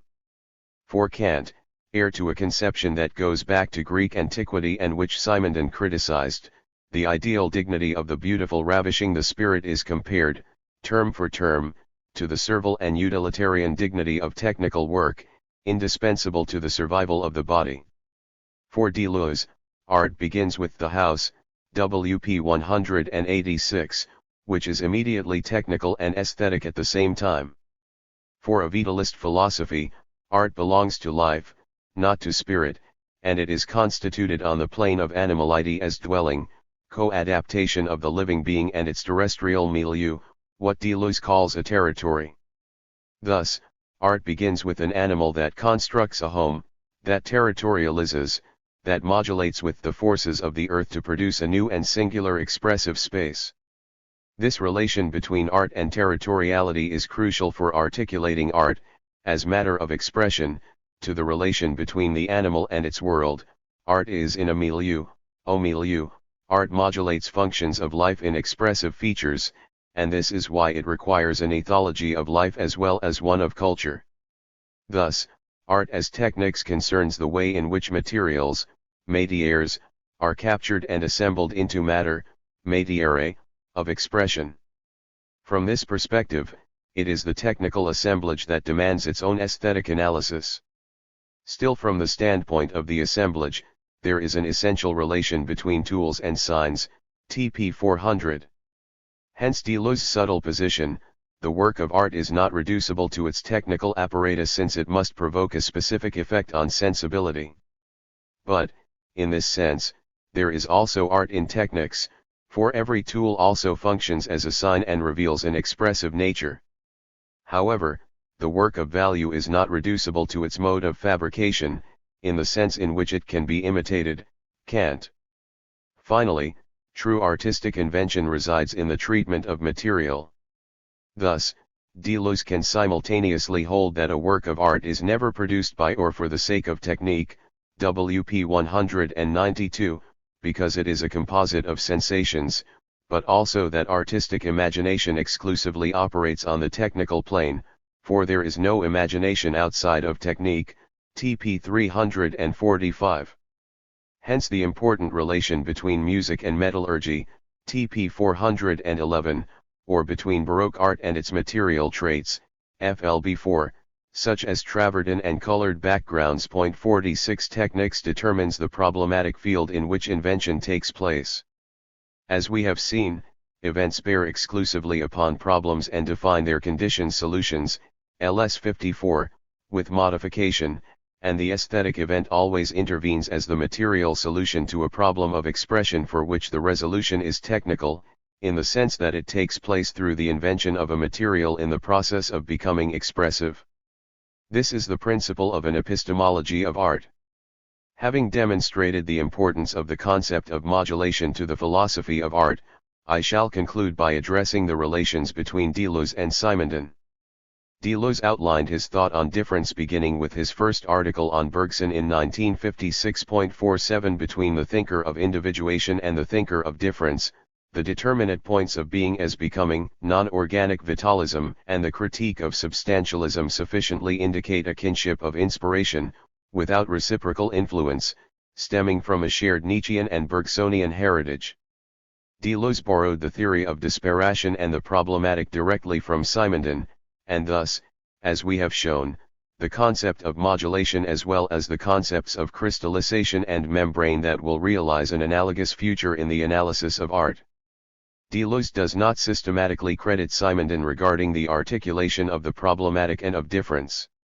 When he praises Proust, for example, for having shown us once and for all that individuation, whether collective or singular, proceeds not by subjectivity but by hekiide, pure hekiide, TP 271, we are obliged to correct this statement, it's really about Simondon. In the same way, we would have liked Simondon to be credited when we find in the middle of an argument devoted to individual difference in Leibniz the following conclusion: in this sense, the individual is the actualization of pre-individual singularities, and implies no previous determination. The contrary must be noted by observing that determination itself supposes individuation, FLB 64. As Muriel Combs indicates in a work devoted to Simondon, he is treated more as a subterranean source of inspiration than as a work of reference, and Deleuze is inspired by him much more than he cites him. 48 But, starting in 1966, Deleuze hails the ontological audacity of Simondonian philosophy. A major, underestimated reference in his first works, encounters between independent thinkers always occur in a blind zone. F42, Simondon's philosophy allows him to move from a philosophy centered on its internal history to a philosophy of life that borrows from the contemporary sciences and their methodological instruments. Thus, we can say that the reference to Simondon is at its maximum and most ignorant of itself in difference and repetition, and that in this work, Deleuze does not do justice to him because he is preoccupied with pinpointing the differences that separate them. All references to Simondon thus operate through a work of critical distancing, because Deleuze is above all concerned to establish his own doctrine and because he refuses the Simondonian conception of the individual as phased between the pre-individual and the trans-individual, caught between an inferior, pre-individual dimension and a superior dimension, between the great and the small. All references in difference and repetition systematically explore the critique of this dyad of the great and the small, which traps Simondon, according to Deleuze, in a Platonic dyad. On the other hand, the technical social aspect in Simondon, the aspect that receives the most attention from contemporary commentators 49 is insufficient for Deleuze, because the analysis does not move in the two directions that preoccupied him in the 1970s, the critique of the ego, inspired initially by psychoanalysis, and then radicalized as a critique of psychoanalysis itself, and political and social critique, inspired by Marx, which while critical of Marxism was always careful to recognize the theoretical fecundity of Marx. Already in his 1966 review, Deleuze concluded that Simondon weakened his analysis by restoring to psychic and to collective human individuation the form of the self, D89, that he had done away with in an ethics that is in the end conservative. Simondon's indifference to Freud and to Marx explains why his originality passed unnoticed during an era dominated by reference to these two authors. Beginning with the logic of sense, Simondon becomes the object of ever more intense praise, and he is a constant interlocutor in Deleuzian thought. In this sense, Deleuze inaugurates Simondonian studies. To bring this study of art and modulation to a conclusion, we would still need to envisage the importance of Canguilhem and Foucault for the determination of the concepts of the minor and the major, and the importance of ethology, Yuxkull, for the theory of becoming. This triple field of investigation marks at the same time the importance of art to Deleuze's philosophy, and its originality. Borrowing major concepts for a theory of art from a metaphysics renewed by the epistemology of science indicates that it is necessary to think art in the perspective of a cosmology. Having recourse to support from biology, Ruyer, mediated by Spinoza, makes possible an ethology of culture. Finally, thinking knowledge as power and visibility, Foucault, turns art into an essential component of cultural mutations. It is Deleuze's force and originality to have known how to conjugate these sectors, disparate in appearance, in order to extract from them a theory of the sensible effect of works that at the same time proposes a logic of creation. The conditions of a true critique and a true creation are the same: the destruction of an image of thought which presupposes itself and the genesis of the act of thinking within thought itself. Dr. 139. 5. Deleuze, Cinema, Image, Individuation 1. Part I. The image, Bergson, Deleuze, and cinema. The Bergsonian discovery of a movement image, and more profoundly, of a time image, still retains such richness today that it is not certain that all its consequences have been drawn. C. 114. In his early work, Deleuze utilizes the expression the image of thought to describe the way thought represents its own power and, occasionally, mutilates the definition of its use in an abstract way, ps. 94. 20 years later, he no longer restricts the image to the mental domain of ideations. The image departs from the psychic domain of representations and assumes the Bergsonian sense of an appearance, of the very givenness of matter, d'une donnée en soi de la matière. The Bergsonian discovery of a movement image henceforth prevents us from setting the psychic image in opposition to physical movement. This, then, is the point of departure, of such richness today that it is not certain that all its consequences have been drawn, that enables Deleuze to develop an entirely new semiology of cinema, starting with a philosophy of the image that does not reduce it to the mental domain. Deleuze's very curious attempt to create a taxonomy and classification of images relies upon an inventive reading of Bergson. Nothing can prevent an encounter between the movement image, as Bergson considers it, and the cinematographic image, c. 114. Deleuze's philosophy of cinema is not satisfied with simply adding a chapter to the philosophy of art, which is so decisive for him. Rather, this philosophy simultaneously elucidates the conjunction between matter, movement, image, and time. The fact that these discoveries are made in relation to cinema, a recent industrial art, indicates once again the methodological importance of a concrete analysis of the arts for philosophy and indicates that the semiotics of the image relies upon a kinetics of movement. The image, matter in movement. Matter and images. Deleuze's definition of the image, elaborated following Bergson, is of such a disconcerting simplicity and novelty that it is difficult to grasp. The image is not a representation of consciousness or a psychological given internal to the brain. Nor is the image a representative of a thing, a perception of an object, un vis d'objet, or a double. It is an appearance, an apparition, one to be rigorously understood as situated on the plane of forces.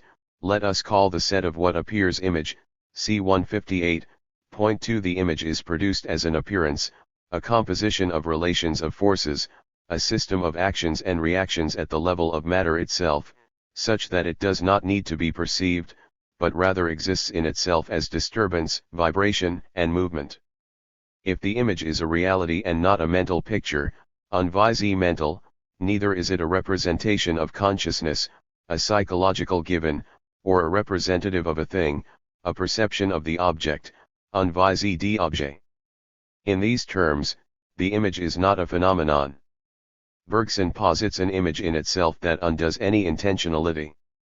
The image does not need to manifest itself to a consciousness in order to appear. This makes possible a definition of an image that is completely a-centered and that does not need to be referred datively to a subject who experiences it or to be posited as the duplicata of an object that it targets. Such an image is strictly immanent and prohibits any dualism of consciousness and things. In this way, the image inserts perception within matter, as Bergson intended. Thus understood, the image is identically image and movement. It is no longer a support, but a relation of forces, a system of forces and reactions. Perceptions and brains are images like any other, consisting of actions and reactions, forces and movements. Deleuze expresses this with the concept of movement image, through which he pays homage to Bergson, but into which he also injects his reading of force and power according to Nietzsche, and of individuation as a composition of movement according to Spinoza.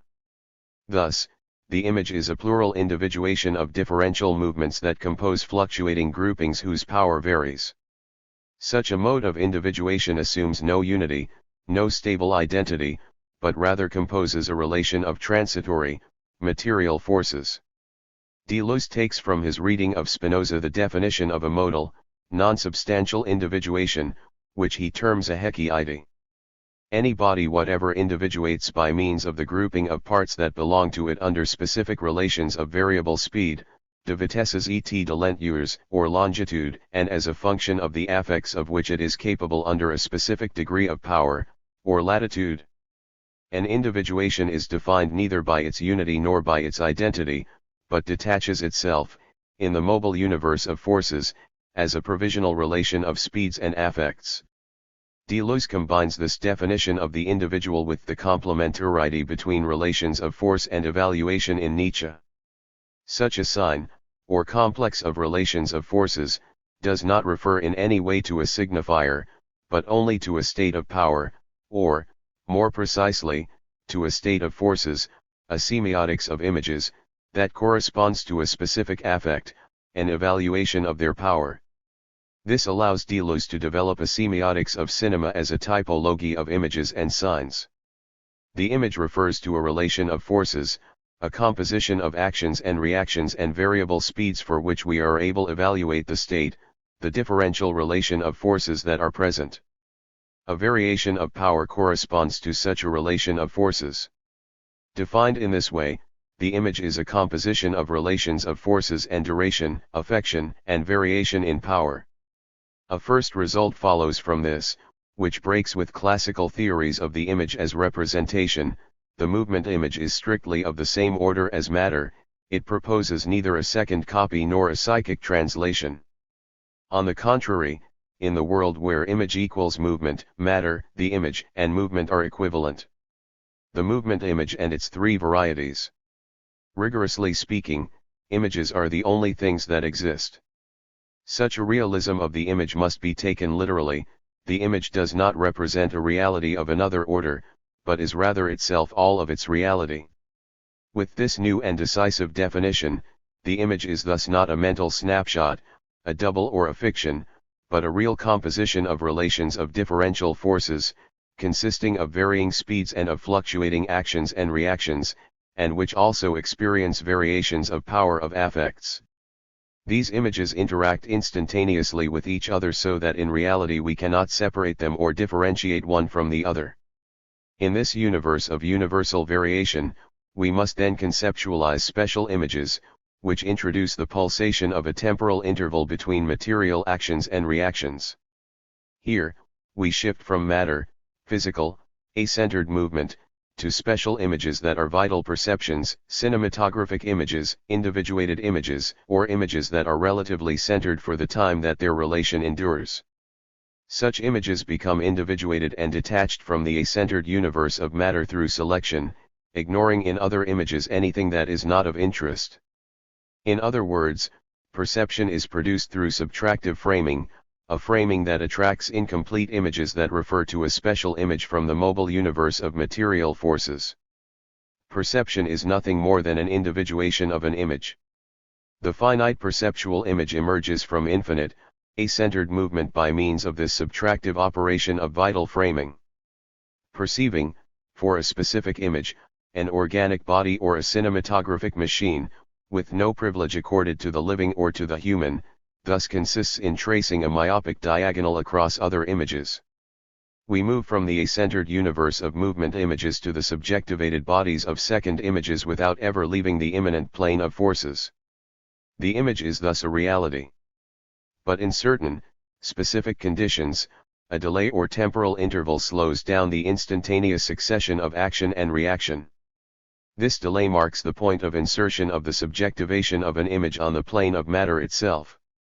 Owing to this gap, a card, the image becomes individuated by acquiring a sensory zone that separates the movement received from the movement executed.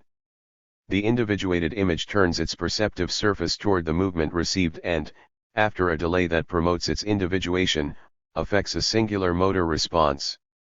Perceptive framing provokes a motor response, causing a sensory zone of the sensory motor circuit to emerge in the tissue of images. In this way, we shift from perception to action through affection. Cinematographic images are subjective images of this kind. All at once, Deleuze invents a classification of cinema and a taxonomy of the image that answers to the material and immanent constitution of the subject, of the individuated image, whether it be organic, human or artificial. It is necessary to insist on the radical novelty of such a genetic account of the subject, one that finds its point of departure in a material semiotics of the image. Deleuze systematically returns to the first chapter of Matter and Memory, which makes possible a shift from movement to perception and offers a stunningly economic definition of subjectivity, one that does not propose an already completely formed substantial subject, but which proceeds genetically toward its constitution. Perception images, affection images, and action images are subjectivated images not because they refer to a subject as a support for these affections or because they are referred to a subject who experiences them. They are subjectivated images because they are dilated images that integrate the sensorality, la sensoralite, the affect, and the motricity of a provisional center between the action and reaction of forces. Physical matter folds, curves in on itself, and curve, individualizes itself, and endows the image with a sensory zone of affection that separates perception and action. Owing to this delay, the sensorial interval of a provisional center of intermination unfolds in perception images, affection images, and action images. It is no longer appropriate to distinguish living images from technical images, any more than it is appropriate to refer the cinematographic image to the eye of the cameraman or to any human support. More precisely, the interest of cinema derives from what it offers to human perception in terms of a-centered images, gaseous, liquid, or solid perception images, affects of machines, and non-human perceptual intervals and cuts. The subjective movement image of cinema also makes the gap between the perceived image and the affective movement perceptible, but it does so in an accomplished, independent, and stimulating artistic mode, offering images that the human body alone would never have been able to provoke. The cinematographic image. The movement image thus serves as the frame for a free and mobile classification of cinema according to types of montage and modes of actualization of movement images. The perception image of cinema, like the living image, doubles the action that it experiences with a sensitive membrane. Instead of dissipating itself immediately in action, it develops a zone of affect between its sensitive surface, perception image, and its motor surface, action image, by which it exposes and carves out its subjective receptivity in experiencing itself, in vaporizing the circuit between perception and action and in referring movement to a quality as an experienced state. Affection image, instead of to acts, action image, or to bodies, perception image. As soon as movement images are referred to a center of intermination, they divide into perception images, affection images, and action images. These are the major categories that dominate the classification of cinema. 1. The movement image. If all films mix the three varieties of movement images, it is possible to distinguish styles and works by referring them either to the perception image, which valorizes long shots and panoramas, Mann's westerns, or to the action image, which privileges medium shots and rapid, segmented montage, Hawks's film noirs, or to the affection image, with its close-ups, Dreher, OZU. The cinema is thus not an art of the image in the ordinary sense of a reproduction and projection of photograms, but rather the art that responds best to the contemporary problem of the movement image. While this makes cinema particularly interesting, as industrial production and as art, it does not confer upon it the privileged possession of the image.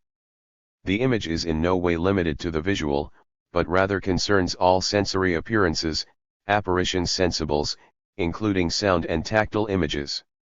Any complex of relations of forces is an image, and this is why Deleuze defines art as a capture of forces, not as a representation or imitation of nature. From one art to another, the nature of images varies and is inseparable from the techniques used, colors and lines for painting, sound for music, verbal descriptions for novels, movement images for cinema, etc. TRM 210. Thus, in the two volumes entitled The Movement Image and The Time Image, the concept of the image does not designate an operation that is specific to cinema, but describes matter itself, as movement image. The image has a physical range before producing its aesthetic effects, and the titles movement image and time image designate a real exposition of relations of forces before serving as categories that allow us to classify and think about cinematic productions. The semiotics of the image is embedded in the physical frame of the movement image, to which Deleuze adds a time image in order to answer to a gambit that concerns science, art, and philosophy equally, thinking movement according to a metaphysics of becoming and causing time to emerge directly within the image. The kinetics of movement and the philosophy of becoming are allied in offering a supple frame for a new classification of cinema. Art and science enter into resonance with each other. Becoming, image and movement. In no longer opposing matter to representation and in calling for a philosophy of becoming that privileges change over static or spatializing theories of movement, Bergson made it possible to define a world of universal variation, in which everything is image and matter, where images become mixed and confused with one another, sliding into each other in an a-centered mode. Images, vibrations of matter and blocks of space-time, only become individuated through a relative framing, forming unstable and provisional zones that we must be careful not to see as centers of determination. If, in effect, it is a question of centers, their effect of perspectival framing results rather from intermination, a hiatus, or a temporal dilation. This transformation of the concept of the image corresponds to the transformation of the concept of movement and sheds light on the surprising suture that Deleuze operates between the appearance of cinema and Bergson's philosophy. With the theory of the movement image, even though it is introduced by means of a literal commentary on the opening pages of Matter and Memory, Deleuze actually exposes a complex apparatus, dispositif, that is hardly Bergsonian, in which the status of time and of movement, the state of the sciences and that of Bergsonian philosophy, converge to explore problematics that are very different from and foreign to Bergson. The technical invention of cinema as an industrial art enables a judgment about relations of time and movement and the elaboration of a semiotics that refers to a physics of forces, not to a signifying interpretation that causes the image to fall back on discourse. It is necessary to think the new social world of speed and images as a function of the theories of space-time that they demand, and to set the role of the image in the industrial age, the age of the acceleration of motor displacements and the diffusion of sensory images, in relation to its new place of strategic operation for the theory of knowledge and the philosophy of nature. The cinema emerges, not as a passive effect, but as an implied actor, as a creative response, as much as an economic or commercial one, to this new problematic. In order to elucidate this inventive logic of the image, it is important to think the correlation between philosophy and science, and between industry and art. Science, art, and philosophy all confront the same problem: how do we move away from a static and transcendent conception of movement to a veritable kinetics of becoming? The image gains access to reality. You may say that my body is matter, or that it is an image. The word is of no importance. In a single moment of philosophy, the first chapter of Matter and Memory, 1896.3, Bergson derives these conclusions from the transformations affecting contemporary science, which substitute a kinetic cosmology for the static universe of classical mechanics, a cosmology in which space and time turn out to be as indissociable as matter, light, and energy. As the philosopher who explicitly devoted himself to furnishing the science of his time with the metaphysics that it required, Bergson embraced this conjunction. From Bergson, Deleuze retained the analysis of the image and of movement, the conjunction between philosophy and science, and, of course, the task of thinking becoming, but he extracts from these theses a consequence that is not Bergsonian. The new kinetics of movement requires that we think the image as a mobile cut of duration, durée. However, thinking the image and movement together requires that we proceed by means of a semiotics of the image that specifies and precisely analyzes the movement image and its three varieties, and that shows how movement and time are composed in the image. Deleuze opens the cinematographic movement image, with its three varieties of perception, action, and affection, to a new type of image, one that does not extend itself into a sensory-motor response, but that rather opens to the affect of time. Time emerges within the hiatus of movement and the affect of force is liberated in the sensory-motor interval, just as the subjective image detaches itself in the caesura between actions and reactions. This is the time image, which corresponds to the shift from actual movement to the temporal virtual. The new conception of movement and of the image. The inevitable conjunction between this new conception of matter in movement and the invention of the cinematograph was initially a response to a historical crisis in psychology, which Bergson attempted to resolve in Matter and Memory. It had become impossible to remain satisfied with the duality of consciousness and the thing, of the image and movement, in short, with the old dichotomies between subject and object, the psychic and corporeal. The old separation of the corporeal and the psychic turned out to be untenable in a world always putting more and more movement into conscious life, and more images into the material world, c. 156. Bergson thus established a continuity between matter and perception, complete matter being nothing other than the set of images, while perception refers these images to the limited action of a singular image point. For this conception of a centered image matter and of perception as a subtractive zone of intermination demanded a new conception of movement and of change. The cosmological crisis of movement corresponded to the crisis in psychology. Spatial displacement became change by subordinating the conception of movement to that of becoming. Movement, including the most simple displacement, never implies a simple change of position affecting an invariable moving object in inert space. Every passage through a trajectory is an act during which the moving object itself is transformed, in addition to everything else in which it moves.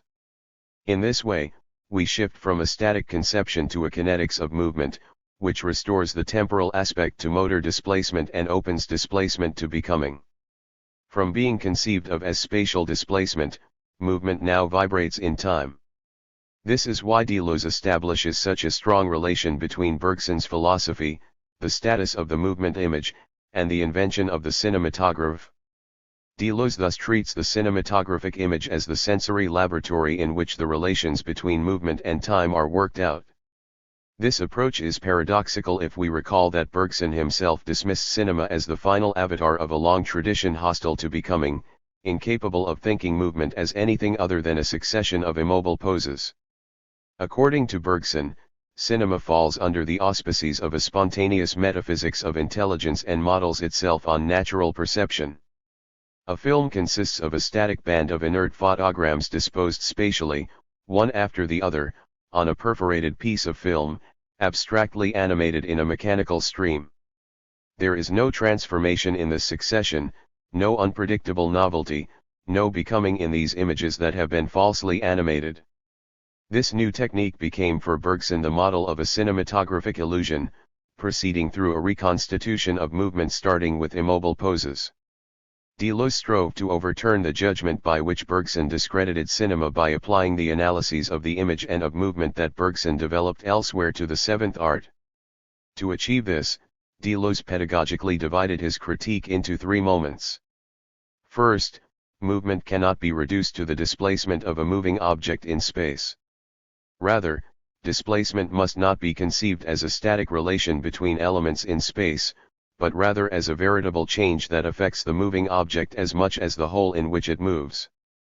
Movement is reality itself, not an accident occurring to an invariable substrate traversing inert space. 5 Thus movement must not be confused with the space traversed, but refers to a veritable duration, durée, in what effectively constitutes a Bergsonian thesis. However, in Deleuze's estimation, we must not identify the cinematographic procedure with spatial juxtaposition. For, in a second thesis, there exist at least two ways of reducing movement to a succession of static poses, one that corresponds to ancient science and the other to modern physics. Cinema belongs to the second series, and falls completely under the modern conception of movement. We could identify cinema with a metaphysics of the eternal that corresponds to ancient science. This is what Bergson does in concluding that cinema amounts to the same thing as composing movement with eternal poses, as in antiquity, or with immobile cuts, as in the classical age. In both cases, one fails to deal with becoming. But at the same time we can, as Deleuze proposes, see that cinema in reality presents an absolutely new problem to thought, one that responds to the modern paradigm of movement and that cannot be thought under the ancient paradigm. While ancient science proposed to think the eternal, modern science presented a new task to thought, to think becoming and the production of the new. Bergson wrongly believed that cinema imitated the reduction of movement to the identical, even while he called for, through making a correlation to modern cosmology, a total conversion of philosophy in conformity elsewhere with his project of giving to modern science the metaphysics that corresponds to it. 6 Bergson underestimated the degree to which the invention of cinema corresponded to this necessity. The arts, and cinema in particular, responded to this new conception of movement. This is the third thesis, which directly formulates the principle already implied by the two preceding ones, that movement is becoming. In these terms, cinema fully belongs to the modern conception of movement, c. 1.7, and emerges as the organ for perfecting the new reality, c. 1.8. In its technical operation, cinema corresponds to the age of modern physics. It refers movement to any instant whatsoever, no longer to privileged instants, and inserts a regular interval between immobile photograms that it aligns on the film and inscribes into the technological line of time as an independent variable. In antiquity, the conception of movement was subordinated to intelligible forms, which reconstituted movement on the basis of transcendent elements.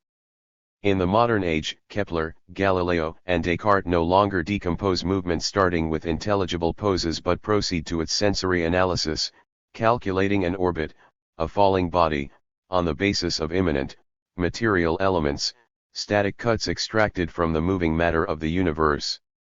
The dialectical order of poses in antiquity gives way to a succession of random instants.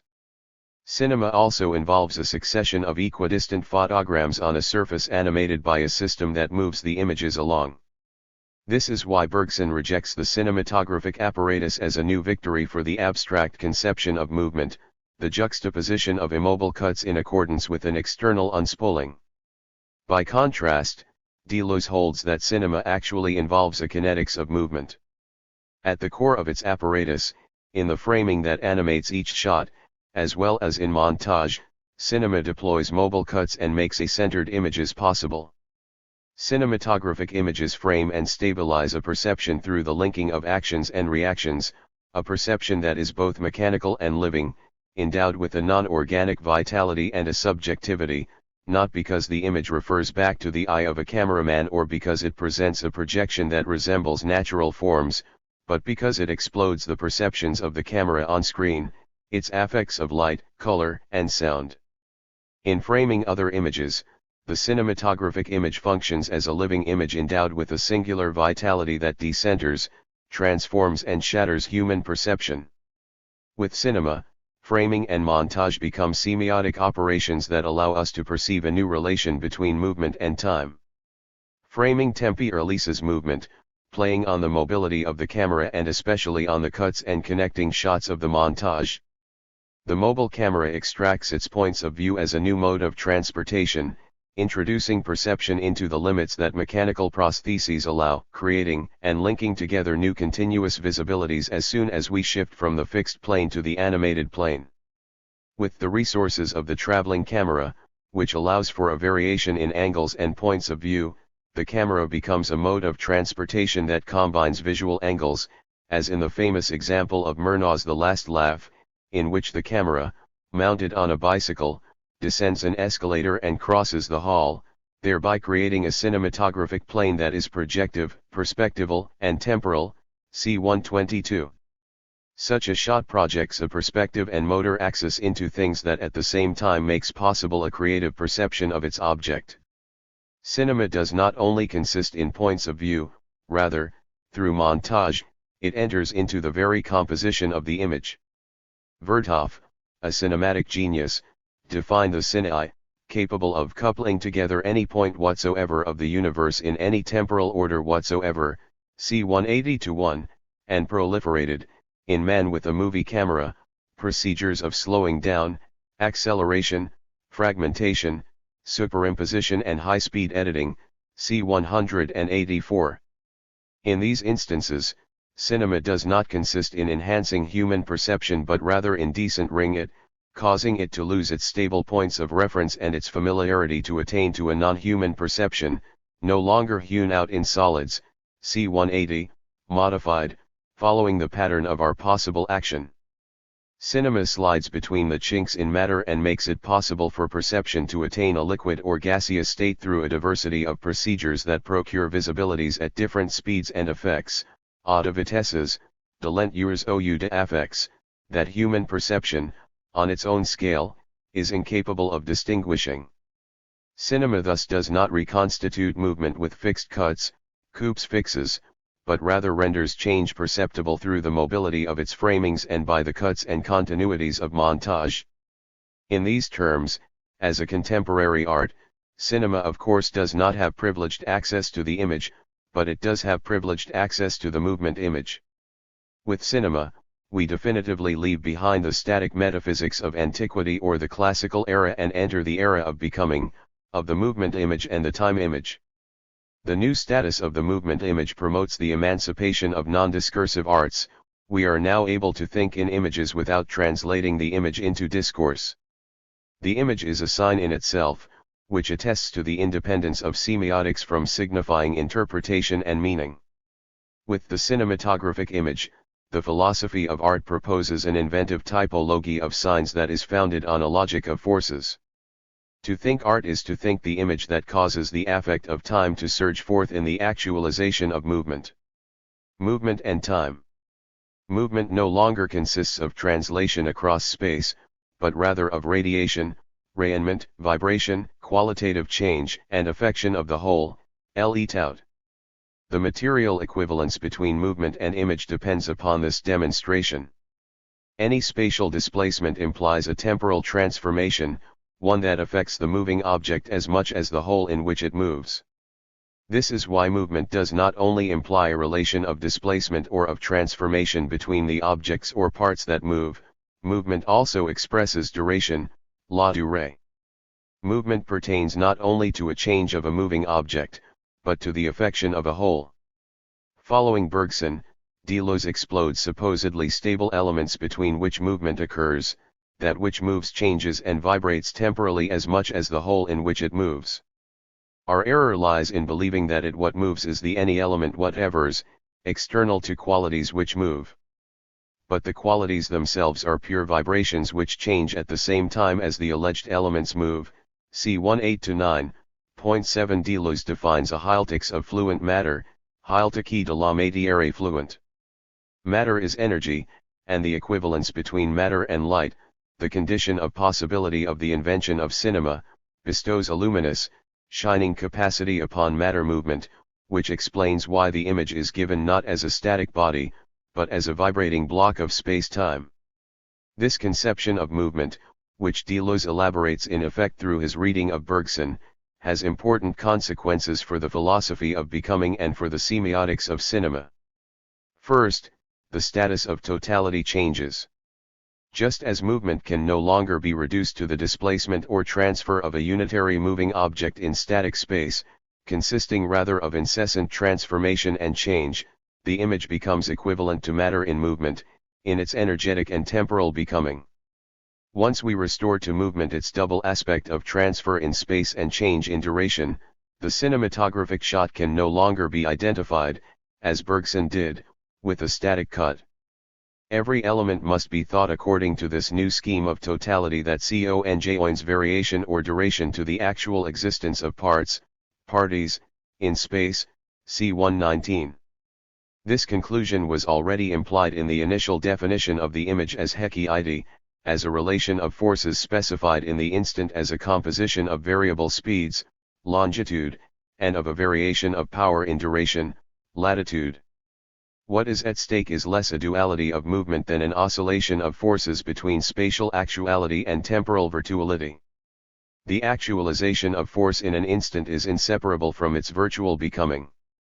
Any actual individualization implies the double movement by which the virtual is actualized even while the constituted individual is singularized by being dispersed in intensive becomings. This conception of becoming radically changes the conception of the whole, le-tout, which we must no longer conceptualize as an actual multiplicity, a set given according to a unitary or identitarian scheme, but as a whole that endures and experiences transformation. This is why Deleuze, following Bergson, defines the whole as the incessant capacity to allow the new to emerge, even more so in terms of the relation. In effect, according to Deleuze, the relation remains always exterior to its terms. It is not a property of objects, but rather a transformation of the whole.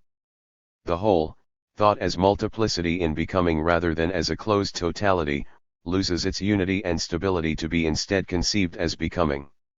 The whole changes, being created in accordance with a system of relations that are always exterior to their terms. This is what Deleuze calls the open, l'ouvert.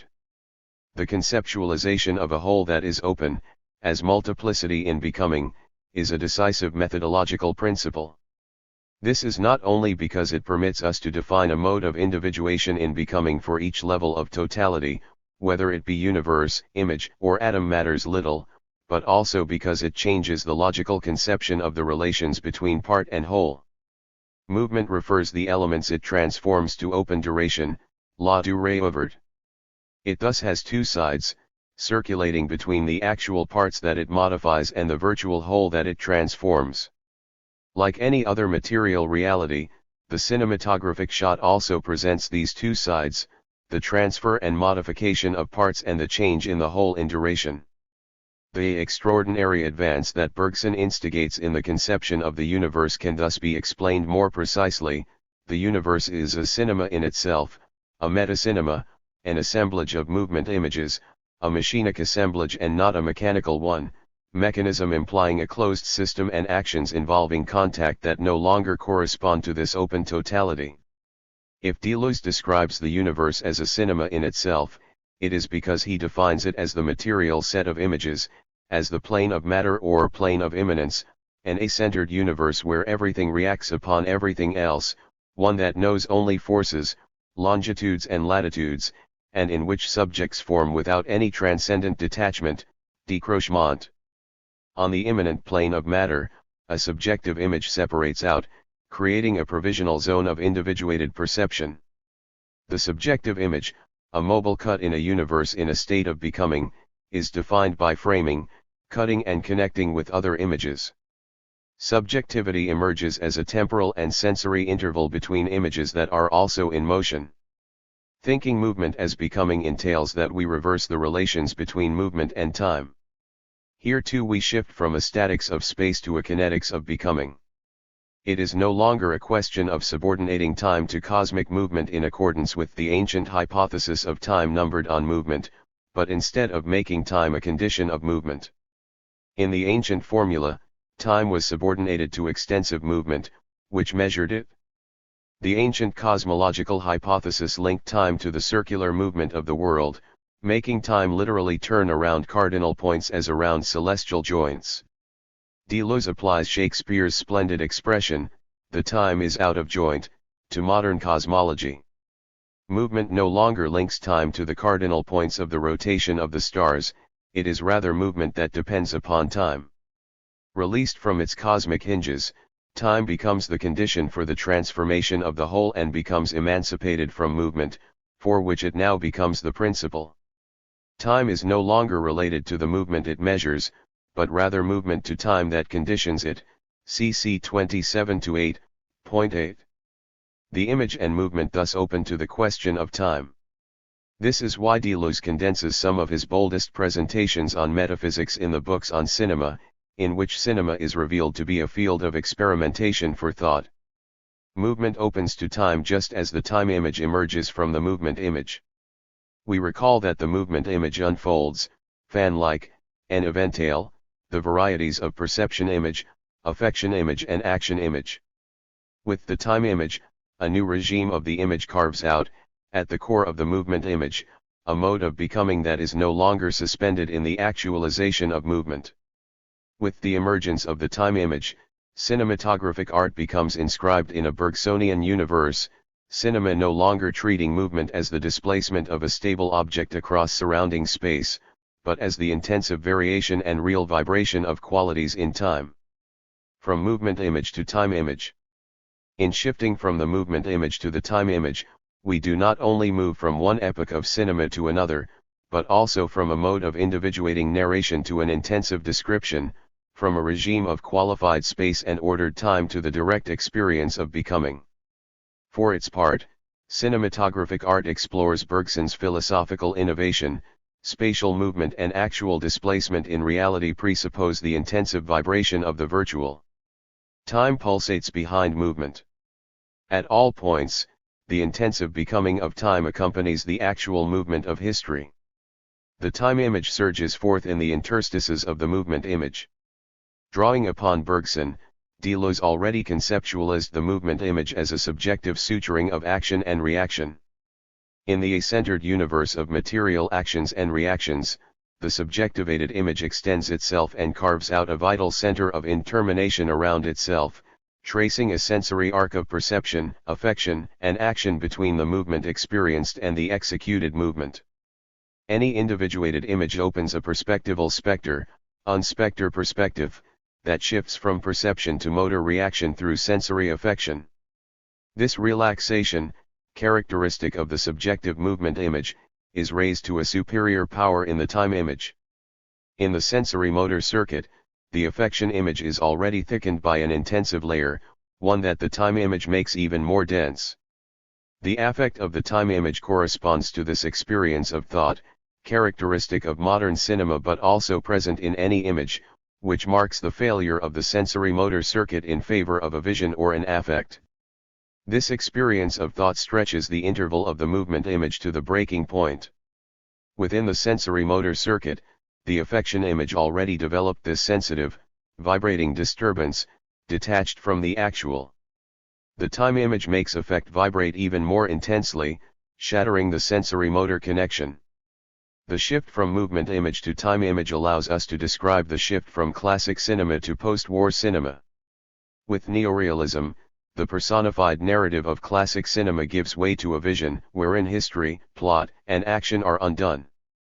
The movement image of classic cinema defined individuated characters in an ordered narration that permitted us to follow their actions. Whether in a Hawks-style film noir, in which the epic posture contracts to the side of action and dilates in being dispersed in the milieu in which it is actualized, or a Ford-style western, wherein action is tailored to fit a landscape framed and animated by a sky pulsating with color, in the case of the movement image, a defined subject perceives, experiences and acts on the world. With Italian neorealism, as, for example, in De Sica's Bicycle Thieves or Rossellini's Stromboli, a new type of character, one now in the guise of spectator, endures a share of the intolerable and the possible exuded by an event. Stereotyped characters are replaced by floating subjectivities who, in the weakness or relaxation of their motor capacities, experience the visionary intensity of a situation. The political and historical condition for sensory motor failure is the rupture of the connection between human and world that characterized the post-war period. Situations no longer extend into actions, instead redoubling their perceptual situation, we become prey to a vision, affect prevailing over action in the image. Detached from actual sensory motor engagement, the time image directly pits sensibility in a struggle with virtual forces of dissolution and of transformation of the real. Deleuze precisely establishes the conditions of this rupture. Perceptions and actions cease to be linked together, c. 240. They no longer constitute a unified and individualizing sensory-motor link that leads from perception to action. We depart from the organic to approach what Deleuze calls the crystalline, the coexistence of the actual and virtual in an image that causes time to emerge directly in the shot, as in, for example, films by Wells or Ozu. The result is a profound mutation of cinematographic style, which shifts from organic narration to intensive description. Space ceases being a place to coordinate or to fill, and characters become visionaries. Sensory-motor conditions are eroded, transforming the possibilities of spatiality and the modes of subjectivation in these spaces. Transformation systematically affects perceptions and actions, the fields and modes of subjectivations of characters. We shift from a motor image, which becomes dissipated in inchoate movements, to what Deleuze calls pure, sensory affects or visions, pure optical or sound situations. The character is no longer a sovereign agent, a subject of his or her action, becoming instead the passive and enchanted vector of a perception. It is at the same moment that perception is put into contact with thought rather than being extended into an action, and that the image ceases to adhere to movement to instead encounter time. What is at stake is less an abandonment of the sensory-motor schema or its overcoming, than an adventure that affects the movement image itself, at its very core. Deleuze specifies that the sensory-motor connection is neither displaced nor replaced, but rather shattered from the inside, c. 240, strained to such an extreme limit that it can no longer make motor output correspond to sensory input. If Deleuze, following Bergson, conceived of the sensory-motor as a living image that doubles the material actions and reactions with a sensory surface on the reverse side, the failure of the sensory-motor schema opens the living circuit of the image to the experience of time. In these terms, the modern cinema of the time image does not imply that progress is being made in terms of the image or of the cinematographic art, but rather indicates the troubling intrusion of the virtual, of the effect of time, into an image that is no longer destined to give a living response.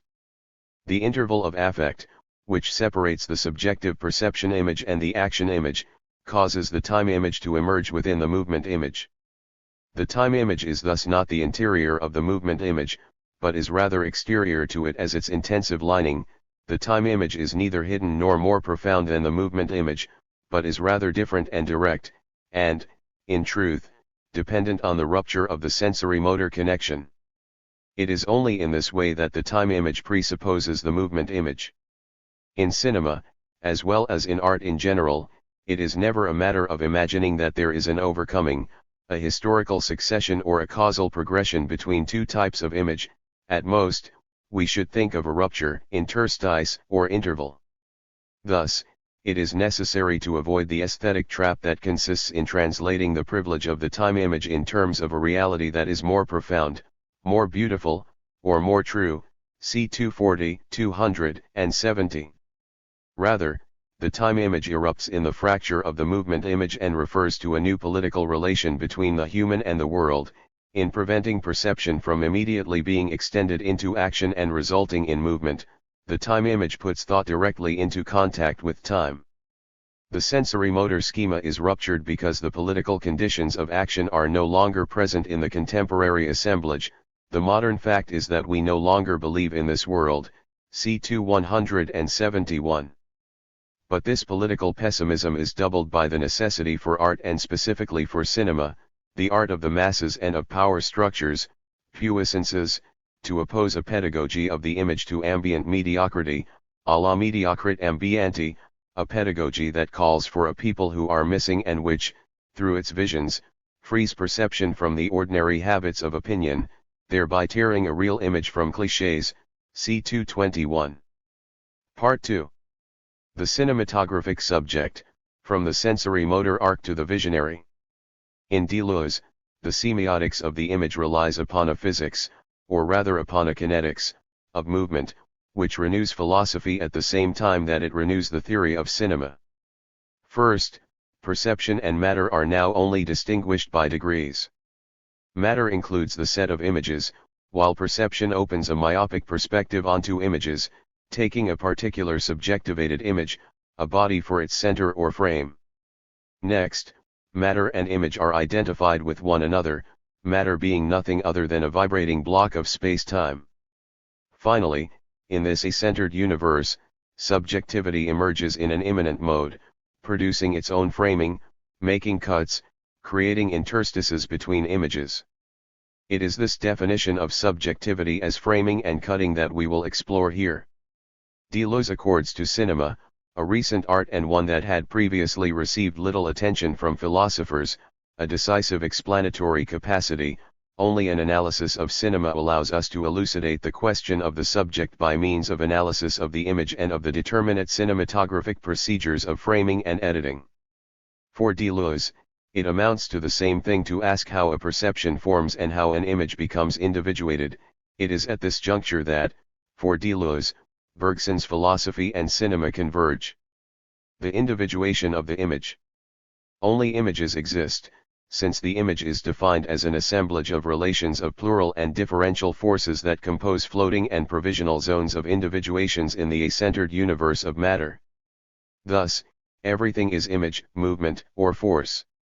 In this universe of forces and movement, of a-centered actions and reactions, it is not possible, rigorously speaking, to distinguish partial images. Everything interacts with everything else. This point of departure, which identifies matter with the image in movement, that is, with force, designates it as a flowing matter un matière écoulement in which no point of anchorage nor center of reference would be assignable, c. 157. This is what defines the plane of immanence as an infinite set of images in movement, the in itself of the image or flowing matter. This plane of immanence presents matter in becoming in an a-centered mode by suppressing the anchorage of the subject as the horizon of the world, that is, by eliminating the least transcendent opening, c. 157-9. Defining the plane of immanence as a-centered or as immanent amounts to the same thing because it is the absence of transcendent anchoring on the side of the subject, perception, or on the side of the object, the world perceived, that assures the immanence of the plane. The plane of immanence is thus, by definition, a-centered. In addition, defining the plane as immanent and a-centered follows from two convergent theoretical requirements. First, it was indispensable to begin with movement and not with perception in order to genetically demonstrate how perceptions and subjects become centered. A-centered matter is the condition of the individuation of images. In short, the perceptive image forms as an individuation, which produces a relative center in a floating and provisional mode, a zone of subjectivation. Second, this is why it was necessary to deduce perception and not to begin with it, as phenomenology does too quickly, according to Deleuze, at the cost of presupposing what it was supposed to demonstrate. Hence the importance of the point of departure, the state of things in perpetual change, the plane of forces of matter, from which perception emerges as interval, cut and temporal lapse. How, then, do image subjects form? How do we move from the a-centered movement image of matter to this new species of movement image, the centered, perceiving and subjective image? This genesis of perception from matter permits Deleuze to propose a truly immanent definition of subjectivity, following the path laid out by Spinoza, to think the subject as a mode, not as a substance. The image depends upon a definition of individuation as modal hekiide that Deleuze elaborates at length, from Difference and Repetition, 1968, to Spinoza, Practical Philosophy, 1981, by connecting Simondon to Spinoza's theory of finite modes. Like all compositions of relations of force, images become individuated by means of a function of distinctive parts that belong to them under specific relations of variable speeds, rapports de vitesses et de lenteurs, or longitude, and of affects or variations of power, puissance, that these relations are capable of producing, latitude. There is an individual as soon as a modal individuation provisionally stabilizes a determinate relation according to which certain forces become singularized. But the theory of cinema formulates this individuation in terms of a genesis of perception. The image becomes individuated in detaching itself from the plane of other images, and it detaches itself from the plane in intervals by producing a perceptual hiatus that prevents the linkage of the other images. In this way, we shift from a-centered matter to subjective perception. Cinematographic framing. The subject effect is produced when the gap between the action and reaction of the movement images is sufficient to generate perception, that is, an illumination, an éclairage, exerting a subtractive effect on the other images. The subject image is produced in this gap, such that the subjectivity of images actually occurs in the interval, at the moment when the relaxation takes place that distances and separates action and reaction, one from the other. Where actions and reactions are instantaneously linked together, we are on the plane of immanence of complete matter where everything reacts on everything else and where the individuated image is not to be found. By contrast, the interval opens up where action does not dissipate in reaction, but is rather propagated and unfolds in a movement image, according to the three varieties of perception image, affection image and action image. Deleuze thereby draws our attention to the convergence between Leibniz and Bergson in saying that subjectivity traces out a finite perspective, but he goes further by demonstrating that it amounts to the same thing to say that perception is subtractive, subjective, and extracts a specific point of view from reality. Subjectivity proceeds through framing. From this, Deleuze derives a new and strange theory: perceptive images are cinematographic and they propagate a sensory zone of sensory-motor subjectivity within the interval of forces. In this way, a second image forms that is excluded from other images, and which becomes individuated by presenting a sensory surface to them and by opposing its singular motor power, sa puissance motrice singulière, to them. This power is endowed, in addition, with a power of affection that allows it to experience its nascent interiority. In this way, subjectivity reveals its cinematographic status, for it is distinguished from other images by its perceptual framing and active editing that favors the cutting and the relinking of other images. How can we assimilate the cinematographic image to the formation of a subject? By starting from a-centered matter, Deleuze neutralizes the distinction between the organic and the machinic, the living and the technical. The temporal interval between action and reaction favors the emergence of subjective images whether they be human, living, or cinematographic, without granting any privilege to the anthropomorphic or the natural. One of the most powerful aspects of this theory of individuation is that it allows us to treat technical images and biological images, the cinema and the living, on the same plane, not by humanizing cinematographic images, but simply because in this universe of forces, the human origin of such images is of small importance in terms of their material composition. Here, Deleuze follows Spinoza: the difference between artificial and natural images is perfectly secondary, and cinematographic images are defined exactly like other material images, that is, by cutting and editing. This is reinforced by the fact that cinematographic images allow us to experience movement and perceive a bit of time in a pure state, as Proust desired, better than our natural perception could, because they are not, like human perception, subject to human action and its impoverished attempts to stabilize becoming by submitting it to the spatializing categories of our possible action. Cinema is thus better positioned than a psychological or phenomenological analysis of the human to allow us to respond to the question, what is a perception? But, since we should not to reduce this question overly quickly to this anthropological mode, we should deal with it in this other form: how do images become individuated? Only the analysis of cinema could guarantee this mutation. This is the decisive importance of the concept of the image, and the reason why cinema is so important to Deleuze. 3 types of movement images. The image becomes individuated through unfolding its fan-like range, depliant sun eventail, of perceptions, actions, and affections, a process that applies to the human subject as much as to the cinematographic image. The 3 moments of the constitution of the subject thus correspond to the 3 types of movement images. The semiotics of the image allows the taxonomy of the cinema to correspond to the genesis of the constitution of the subject, a kinetics of the subject. The genesis of the subject thus corresponds to the formation of the movement image and to its 3 types. The image becomes individuated in cutting the automatic linking of material actions and reactions and in unfolding, between the movement received and the movement executed, its range of perceptions, actions, and affections. These types, which constitute the operations of subjectivity, consist in subtraction for the perception image, a creative incurvation for the action image, and a reflecting intensity for the affection image. The subtractive perception image forms the first operation, or the first material moment of subjectivity. The perception image transforms action experienced into perception and, in its interactions with other images, neglects anything that does not directly interest its action. Perception acts thereby through limitation, by taking away or subtracting from other images anything not directly of interest to it. Its framing is subtractive. Here, Deleuze takes up a Bergsonian motif that he deploys and transforms throughout his work. Subjectivity is disjunctive, subtractive, and creative.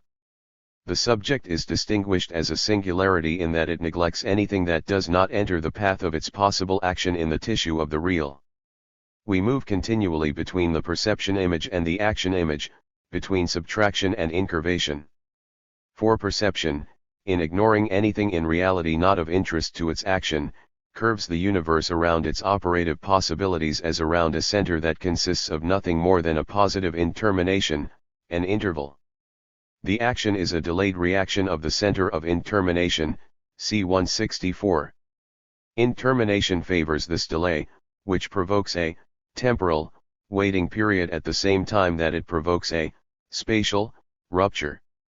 At stake is a topological and chronogenetic definition of subjectivity that supplements Bergson's definition of perception with the contributions of Simondon and Spinoza. Bergson indicates that perception cuts the a-centered set of images by creating its singular and limited framing. Simondon pursues the analysis on the plane of organic matter. Biological differentiation occurs when matter folds, becomes incurved, and forms a membrane, that is, a polarized surface that is selectively porous and chemically capable of selecting what it incorporates and what it excludes, thereby differentiating an interiority and an exteriority, such that at the level of the polarized membrane the interior past and the exterior future confront one another. 9 Deleuze shifts from the living membrane to the cinematographic image by substituting the operations of framing and montage for this chemical polarity, and by explaining perceptual selectivity by its action of subtraction in relation to the requirements of its actions. In this way, subjective disjunction is revealed to be subtractive and creative at the same time. This second material operation of subjectivity thereby creates the action image, which curves or bends the universe around its motor possibilities. The center of intermination thereby produces its two effects of centering and of intermination. It centers the universe around its zone of creative intermination, that is to say, it frames it in relation to a possible action. In so doing, it differentiates itself from the object that it separates from itself and which it holds at a distance, in the spatial depth of its point of view but also in accordance with the temporal interval of its possible action. The perceived object and the active subject become individuated in concert with one another, for they form two surfaces of the same temporal and topological interval. Perceptual, sensory-motor space, in incurving and infolding, differentiates things that present their surface of virtual interaction to the subject, while action holds them at a distance, in the sidelines of its possible intervention. Subjectivity thus necessarily appears as a sensory-motor schema by injecting intermination into the dense tissue of matter. Action is not satisfied with unfurling a sensory-motor response. In a creative mode, it brings forth something new. Something happens, something unpredictable is produced. The action image, the second material operation of subjectivity, thereby responds to perception by a motor discharge. This sensory-motor discharge implies the intermediary of the affection image. While this third operation of subjectivity does not guarantee the shift from the sensory, perception image, to the motor, action image, it does create the possibility of surpassing the subjective movement image. The affection image not only unifies the sensory-motor arc by linking perception and action, it also marks the point of coincidence between the object perceived and the acting subject. It is in the affection image that the cut is produced as a disjunctive synthesis, creative of a subjectivity of intermination and of the temporal interval. This cut marks a subjective interiorization, a power of existence by which the image becomes individuated in affecting itself. We can thus interpret the affection image as a form of cogito on the condition that we remain well aware it is not a question of a reflexivity of thought that would affect itself through an act of consciousness, as in Descartes, but of an auto-affection of force, that experiences its own variation of power, puissance. Thus, the third material aspect of subjectivity indicates exactly the point where force is folded, experiencing its variation in power and revealing itself as reflecting and intensive. The affection image indicates the point of subjectivation, a pocket of intermination, la poche d'indetermination, from which the bundle of subtractive perception and creative action emanate. Affection marks the shift between a-centered matter and subjective differentiation. As power of subjectivation, it actualizes an individuation and cuts the undifferentiated plane of immanence. But, in a movement typical of Deleuze's philosophy, and which demonstrates clearly how important the philosophy of cinema is for the elaboration of the entirety of the system, the affection image not only indicates the cut by which a force individuates itself within the undifferentiated tissue of forces in becoming. It indicates at the same time and with the same intensity the moment of differentiation by which force, instead of actualizing itself, becomes virtual and experiences its power, no longer as a point of actualization or as a defined individuation, but as a vector of the dissolution of individuation, as, precisely, intensity. Affection thus divides itself between the moment of subjective actualization, thanks to which forces take a determinate form, and that of virtual differentiation, by which force experiences the power of the whole and is exposed to the event of becoming. In this way, we shift from the movement image to the time image. From the movement image to the time image. The definition of affection becomes redoubled in the shift from the movement image to the time image, from organic narration, actualized around the epic schema of a sensory-motor action individuated in the form of a determinate person, to the crystalline description, neutral and unqualified. In the movement image, time appears only indirectly, in the guise of montage. The time image, raising the affection image to a superior power, ruptures the sensory-motor schema. The acting and perceiving individual is submitted to the pure force of affection, to a vision. The situation no longer prolongs itself into a motor response, and motricid. Thus, the heroine of Stromboli, Rossellini 1950, can only sob as she gazes upon the eruption of the volcano, which literally overwhelms her capacity to respond. Exposed to the power of nature, she experiences sensory-motor failure, and in the unraveling of her capacities of response, she experiences the affect of the pure event. Enduring the liquidation of the sensory-motor response, the character exchanges the possibilities of action for new visionary qualities, which cause the new to appear as an event, instead of reducing it to the linkage of parts of a story. The organic, narrative story is organized according to the linear tissue of a linking together of causes and effects. The event proves to be the possibility for something else, TRM 234, a possibility that did not exist before but which is created by the event in accordance with the modes, impotency, passivity, and the experience of violence, Deleuze established in his earliest studies of Proust, in 1964, as the conditions of creation.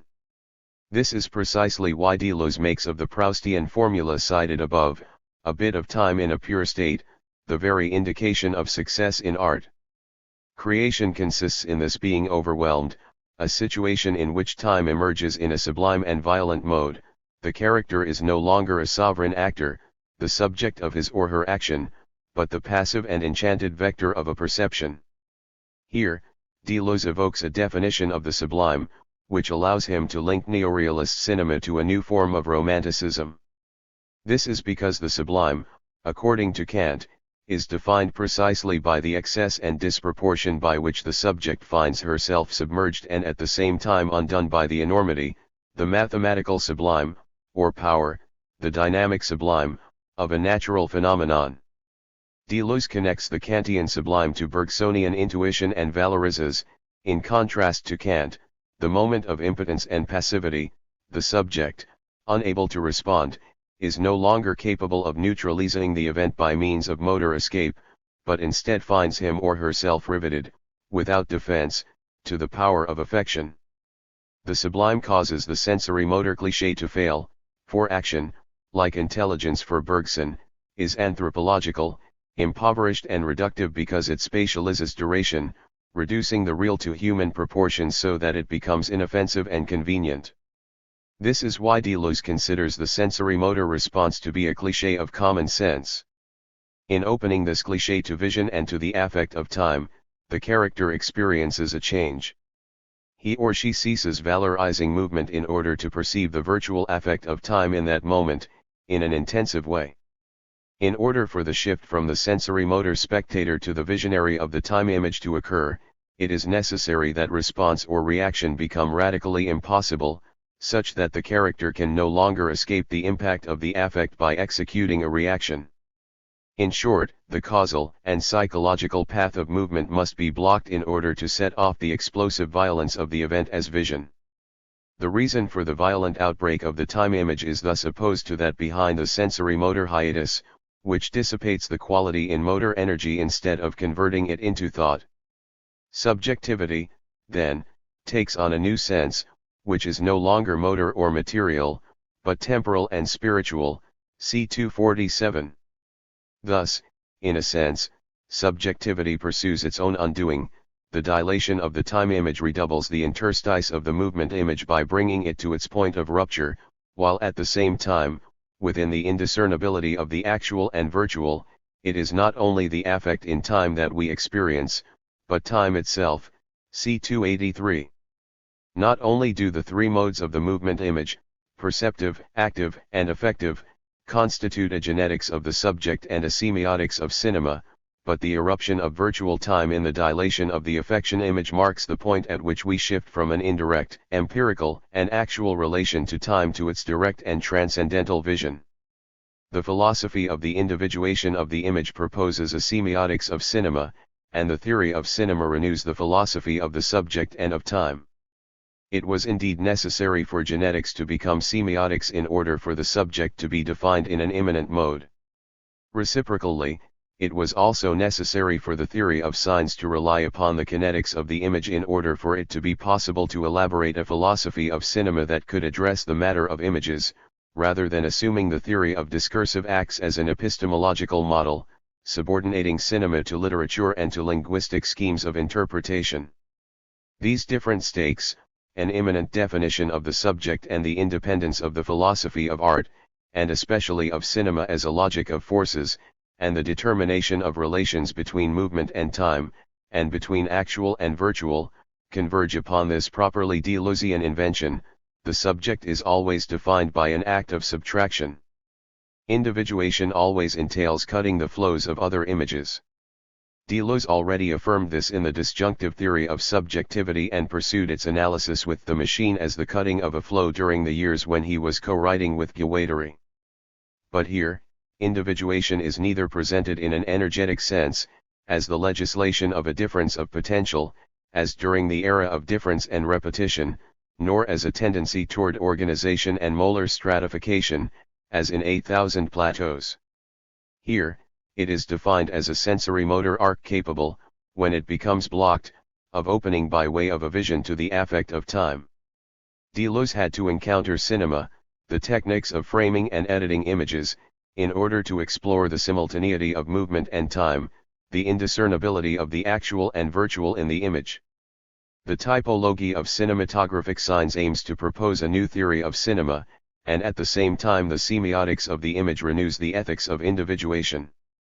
The movement image and the time image make it possible to follow the transformation of this theory of individuation, in its continuity and coherence, but also in its inventiveness and capacity for rupture. This allows us to observe, in addition, how Deleuze composes his own philosophy by means of cuts, folds and linkages, connecting segments of disparate doctrines into an enduring, active and original montage. Notes. 1. This chapter integrates 2 previously published articles by Sauvagnargues, eliminating major repetition between the 2. Part I contains the entirety of L'Image, Deleuze, Bergson et le Cinema, in L'Image, ed. Alexander Schnell, Paris, Vrin, 2007, 157-76. Part 2 contains an edited version of Le Sujet Cinématographique, de l'arc sensorimoteur à la voyance, in Cinemas, Revue d'études cinématographiques / Journal of Film Studies 16.2-3, 2006 96-114, special issue on Deleuze and cinema. Translator's note. 2. Bergson, Matière et Mémoire, 1896, in Ouvres. 3. Bergson, Matter and Memory, 20, Bergson, Matière et Mémoire, in Ouvres, 171. 4. Bergson, Matière et Mémoire, in Ouvres, 173. 5. Bergson, La Pensée et l'émouvant, 1934, in Ouvres, 1381. 6. Bergson, L'Évolution créatrice, 1907, in Ouvres, 786. My translation. 7. See also Bergson, Matière et Mémoire, in Ouvres, 337. 8. Deleuze cites this line from Shakespeare's Hamlet, Act I, Scene 5, in On 4 poetic formulas that might summarize the Kantian philosophy, in Essays Critical and Clinical, 27-35. 9. Simondon, L'individuation à la lumière de notions de forme et d'information, 228. 6. The table of categories as a table of montage. In proposing to think of the table of categories as a table of montage, Deleuze demonstrates the degree to which the invention of cinema, as an industrial technology and as a new form of art, transforms the problem of thought for philosophy. The table of montage makes a completely new image of the table of categories possible, and this surprising alignment transforms our view of both thought and cinema. It may seem risky to compare the technique of cinematic montage to the activity of thought itself. But in proposing this equivalence between the two tables, Deleuze is not simply indulging in a poetic distraction, engendering a hybrid monster or chimera, imitating the surrealist grafting of the sewing machine of the mind to the dissection table of the editing room. In reality, this operation transforms the status of the image, including the verbal and poetic image, because it overturns the habitual boundaries between thought and creation. This explains the role that cinema assumes as a technique for Deleuze, the points of view of the camera, and especially the montage of shots, their sometimes homogeneous, sometimes heterogeneous connections, as in false continuity editing, indicate the decisive role of framing, cutting and montage in achieving the linking of shots that compose the film. In proposing to think of the table of categories as a table of montage, Deleuze is not trying to weaken thought by reducing it to a technological scheme, any more than he is trying to conjure away the effective, technical constraints of montage by linking them, by analogy, to the virtual cut of thought. The proposition here is much more radical: thought proceeds by means of cutting and collage, and cinema makes possible a new logical figure of thought, which corresponds to a new philosophy of the image. The image of thought. In philosophy, the table of categories classically answers to the question of how thought functions, what operations it requires, and what logical structure it brings into play. Deleuze names this problem, how to think thought, how to describe its inventiveness. The image of thought in the first phase of his work. From the first appearance of this expression in Nietzsche and Philosophy, 1962, and in Difference and Repetition, 1968, the term image is used in a relatively pejorative sense. Because it establishes a suspect reflexivity or reflection, the image, in providing a representation to thought, deforms thought and indicates the faulty and distorting manner in which thought reflects upon its own activity. The image of thought, in the works that lead to the definition of transcendental empiricism at the time of Difference and Repetition, always signals the way thought implicitly represents its own activity. The image and representative thought are thereby in solidarity. This is why Deleuze concluded the first version of Proust and Signs, 1964, with a chapter entitled The Image of Thought, revealing the degree to which philosophy needs art and literature. Proust introduced an image of thought that rivals that presented by philosophy, proposing that thought erupts involuntarily in response to the violent appearance of the sign. Thought is nothing without something that forces and does violence to it, PS 95. Proust transforms the very way we represent thought to ourselves. Thought is no longer docile, humble, and submissive, and is not deployed in the diligent or complacent mode of the student endowed with good will, careful when necessary to make use of a method to arrive at the truth. Thought is rather contrary and turbulent and responds abruptly to the impulse of the sign, harnessing all of its resources, despite its urgency and lack of preparation, in an attempt to respond to an intrusive event that takes us by surprise. The act of thinking seems neither natural nor serene, but rather proceeds in relation to a shock, a secret torsion, or a violent experience. We think due to the harrowing contingency of an experience that resists our capacity to know. It is in this sense that thinking may be considered creation. Proust makes it possible for us to understand the genesis of thought because he is a novelist, and so brings precise, microscopic attention to the sensorial modes of creation. Logical thought is preoccupied more with the validity of its judgment than with the contingent circumstances of its conception. Emphasizing the a priori less, the novelist describes the adventures of thought and opposes the image of thought proposed by rationalist philosophy. The act of thinking does not proceed from a simple natural possibility, on the contrary, it is the only true creation, PS 97. This new image of thought, transmitted by art, transforms the givens of the problem. Deleuze no longer proposes to obtain a thought without images, or to purge thought of its tendency to imagine thought. Thought makes an image of itself, in a mode that is much more troubling and decisive. The table of categories. Of what does a table of categories consist? Since Kant, the logical grid of categories structures our possible judgments and distributes our concepts according to closed, completed, and static determinations.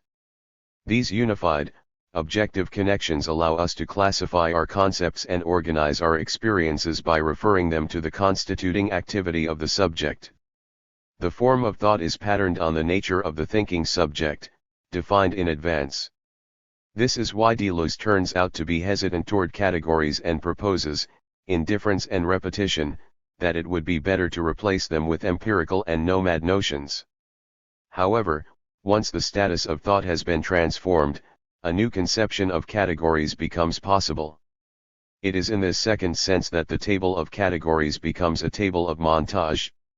In effect, a table must not be understood as something static, a surface upon which the operations of thought are distributed, an inert support for logical interventions, the erection of a plane for the attribution of judgments and distributing different, possible mental activities among the faculties in relation to their proper use. It must be understood in terms of its dynamic operativity, not as an outline of a frozen architecture, but rather as a plane of action, a plane of montage, a list of pragmatic instructions, or as an ephemeral and transitory succession of mental acts staging a guerrilla operation within thought. The table of categories thus operates in the two modes that characterize a table of cinematographic montage, cutting and connecting. In cutting between shots, it introduces a supplementary movement between points of view, and reintroduces continuity in proposing an inventive assembling of shots. These two activities of cutting and connecting are strictly complementary. It is impossible to cut without connecting, and even more impossible to connect without cutting. Cutting is the decisive act of montage. Cutting selects and identifies the unities that it reclassifies according to the specific ordering of the montage. In combining shots in a series, it aligns them in a succession that is truly creative, which in turn transforms each shot that has been thereby combined. In his first article on Bergson, in 1956, Deleuze defined thought in the following way: a great philosopher creates new concepts. These concepts simultaneously surpass the dualities of ordinary thought and give things a new truth, a new distribution, an extraordinary way of dividing up the world, did 22, with modification. Thinking proceeds through cutting or division, découpage, and when it is creative, the lines of articulation of these extraordinary divisions no longer pass through the ordinary coordinates of everyday thought. A creator invents new categories, new ways of laying out lines of thought, and in so doing, changes the world. It is the categories themselves that assure the creativity of thought, plotting new pathways of circulation for concepts. Thinking thus consists in opening new pathways for thought, which in turn transform both the tissue of the world and our neural pathways. In making new cuts in the tissue of reality, new properties of reality are set down that, in turn, affect us. With this new definition of philosophical thought as creation, we obtain an equally new definition of the image. Now, in order to transform our image of thought, Deleuze needs cinema just as he previously relied upon Proust. But, at the same time, the definition of the image has changed. It is no longer the passive and appropriate, convenu, reflection of a representation that thought creates of its own power, but the acts of cutting, framing and montage by which thought insinuates itself in matter. The image is no longer a representation of consciousness, but, in a manner that is much more decisive and dangerous, is the movement of matter. It is in this third sense that the table of categories becomes a table of montage. Thought is produced by a framing of shots and by montage, that is, by the reassembling of framings, re-enchainment de quadrants. Movement image. By defining thought as an inventive means of carving out, découper, our relation to reality, Deleuze is in actuality proposing a new philosophy of the image. This constitutes the program of the 2 volumes on cinema, The Movement Image, 1983, and The Time Image, 1985. The transformation of our conception of thought and of our conventional notion of cinema, and the operation of these 2 transformations in relation to each other. The image is no longer an exclusively mental experience, a psychic phenomenon, or a point of view, visée, of consciousness, instead becoming a relation of forces, an image in itself, a movement image, as Bergson sought in Matter and Memory. The table of categories no longer appears as a table of montage only because the categories divide and cut, sectionant and decoupant, reality differently. More profoundly, it is necessary to recognize that the categories, in their operative mode, are the conditions of framing and cutting that allow thought to be creative. When we think, we actually cut and reframe relations in reality that are effectively new, except when we use the clichés of conventional cuts. Thought thus functions as a table of montage, but only when we think in new terms. If not, thought is content to use the framing provided by tradition. Deleuze develops this new conception thanks to the movement image. With the movement image, we obtain a much more intense definition of the subject as an image, and of thought as framing and cinematographic montage. The cinema as an experience of thought radically transforms philosophy. This is why Deleuze determined that it was necessary to set Bergson's Matter and Memory in relation to the invention of cinema, the industrial creation that has transformed our modern experience of art. Cinema implies a definition of the image in movement, each framing effectuating a mobile cut such that we no longer oppose the movement of bodies to the image in consciousness. The image effectively appears as a change, a transformation of constituent parts and the affection of the whole. For his part, Bergson proposes a definition of the subjective image as a cut, an interval between other images or a framing. Thus, we can understand the very creation of subjective thought as an act of subtractive cutting, as an act that emerges in the interval between other images by proposing its singular framing of reality. In these terms, the consideration of the table of categories as a table of montage assumes a new and fourth sense. When we think, we operate a cut that causes us to emerge as a subject, in the operations of cutting and framing that characterizes the image. Our subjective perception inserts itself into the flow of other images. This is why Deleuze relies upon Bergson, and why he had to encounter cinema as a philosophical problem. In Matter and Memory, Bergson starts from the infinite variation of matter in the sense of the actions and reactions of material images in movement. We must first situate the image on this plane of forces of matter, wherein no center yet puts forth a preferential point of view. This a-centered definition of images in movement explains the complex notion of the plane of immanence in Deleuze's thought. The set of all images is determined on this plane, which he calls the plane of immanence because it is composed of the flux and reflux of material forces, without being traversed by any transcendent point, pic. On this plane, the actions and reactions of material images link up in a state that is too animated to allow us to distinguish bodies, unities or sets. The image is absolute movement, a field of forces, and strictly speaking, nothing exists other than this immanent field of forces. Matter is not hidden behind the image and the image does not reflect matter for a consciousness. The image is directly temporal fabric, energetic matter, and blocks of space-time. Movement images must initially be defined this way, on the plane of immanence, in terms of the universal reactivity of images, matter in movement, and actions and reactions that link up and react to each other instantaneously, without any privileged point of view allowing for the definition of new unities or subjective framings. From the movement image to subjective opening.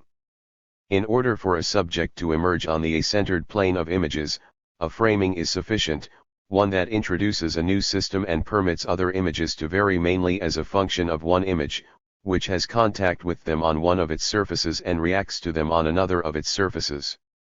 This is how subjective images are created, as provisional centers and especially as zones of intermination that introduce into the world of movement images a gap or an interval between a movement received, perception, and a movement executed, action. These subject images are thus separated, acartelles, images that reflect the actions that interest them in the form of perception, and respond in the form of action. Between the sensory surface of perception and the motor reaction, the sensitive surface of affection is carved out. All of these secondary images, whether they are perceptive, mechanical, or living, are defined by this simple gap, this elongation, the insertion of a temporal slackening or interval that separates the actions and reactions of matter. The subject is nothing other than this gap, and this gap consists in a cinematographic framing. In this case, all images are referred to one image, in other words, they are framed. When we think, when we produce ourselves as subjectivity, we act like cinematographic images, we frame other images. We needed cinema to be in a position to understand what anthropological analysis or even the phenomenology of human perception were incapable of explaining to us, because their starting point is not the a-centered plane of matter. Perception does not consist of an image in which matter is reflected for an attentive consciousness. An image is not a representation of matter, but is rather matter itself, minus all that does not interest us. Photography is already in things. Deleuze borrows this startling definition from Bergson: perception is equal to matter itself, but neglects in matter all that does not interest our action, all that we come across but which we do not pay attention to.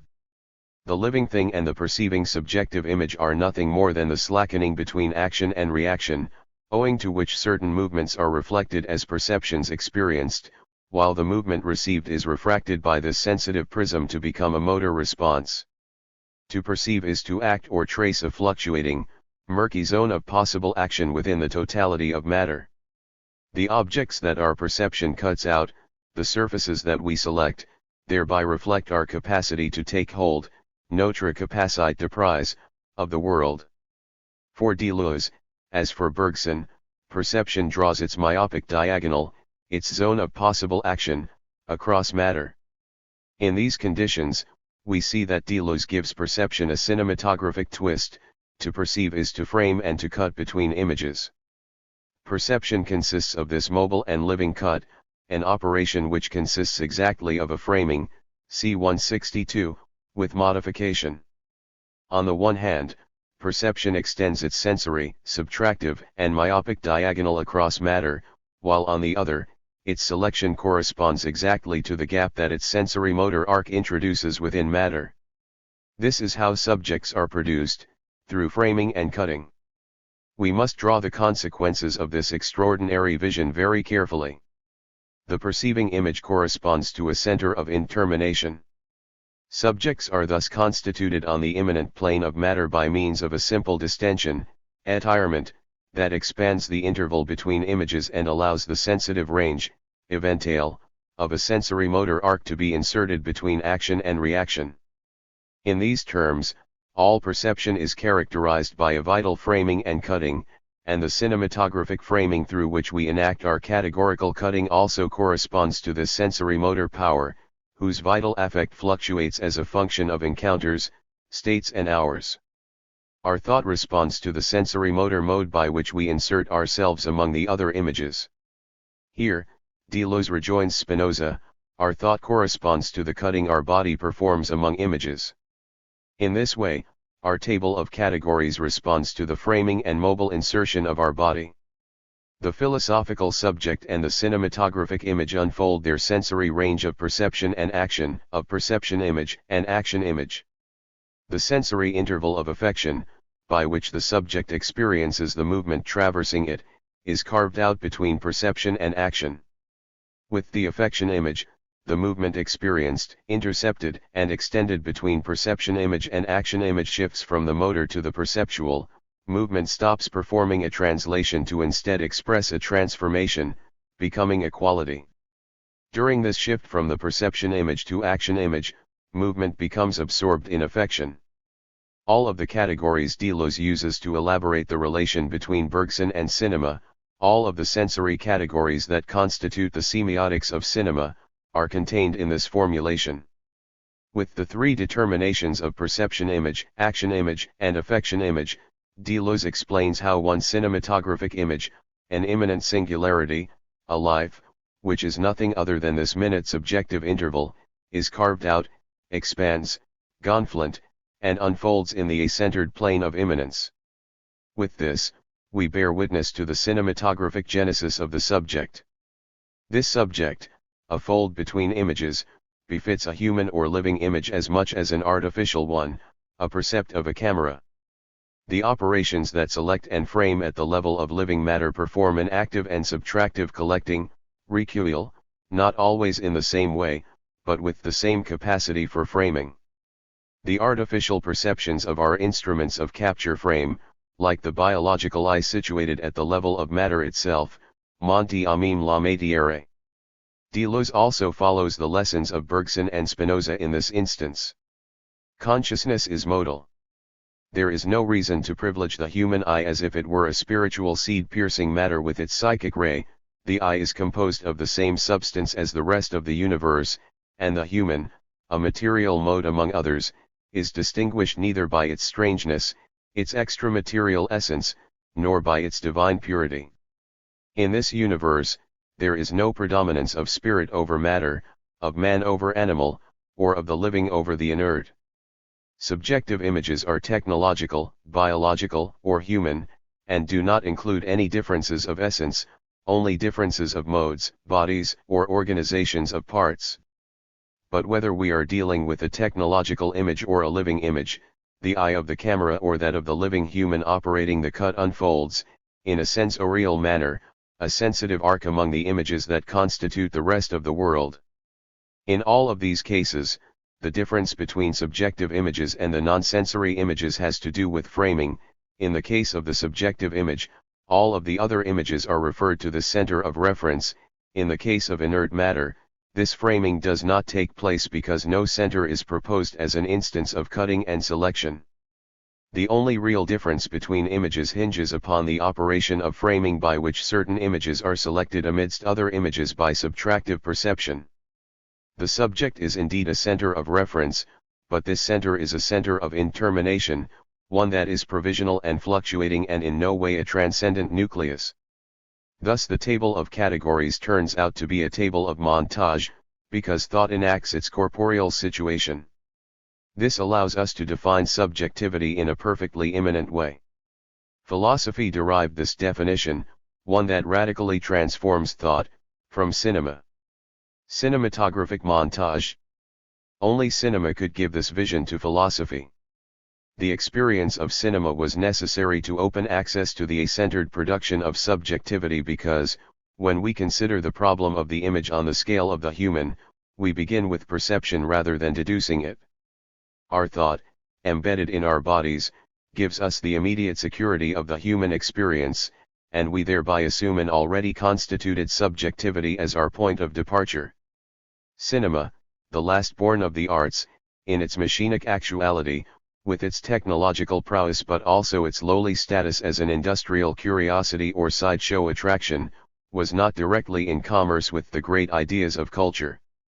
Cinema offered its animated shadows, its slapstick, and its naive plots with a perceptual signalétic still unequaled in the art world. It allowed us to feel a technical convulsive jolt and a perceptive shimmering, ennui or perceptive, vibrating in foreign matter. Cinema presents a theater of shadows on the material plane of the screen, a shimmering that cannot be absorbed in the consciousness of the cameraman or of the spectator because it is spread out indiscriminately on the screen, bathing faces in its watery light. Given its status as a minor art and its burlesque productions, cinema introduced the following fact into the consciousness of the 20th century: between the perception of consciousness and the reality of matter, many intermediary stages become illuminated, many stages of perception develop and become sensible. The perception of the camera gives us access to such stages, as do the percepts of videos, digital pulses, acoustic echoes, telescopic waves, or any other aspirator of visibilities that sweeps through our universe and produces images that are completely perceptual, deprived of bodies. Cinema, as an artistic technique, furnishes thought with a mode of perception that is non-human but nevertheless perfectly operative, and which is also capable of provoking our deepest emotional response. Cinema projects us onto the plane of matter and allows us to deduce the existence of images that are, if not a-centered, at least weakly centered or clearly extra-human, water dripping from our hands, clouds racing across the sky, a beauty mark. In sum, cinema allows us to experiment in the a-centered plane of immanence, no longer restricting perception to human intelligence or to animal life separated from matter.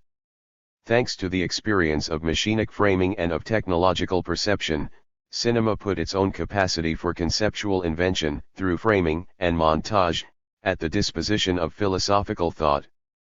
Just as in 1964 Deleuze needed Proust to elucidate the affects of thought, in 1983 he called upon cinema to transform philosophy.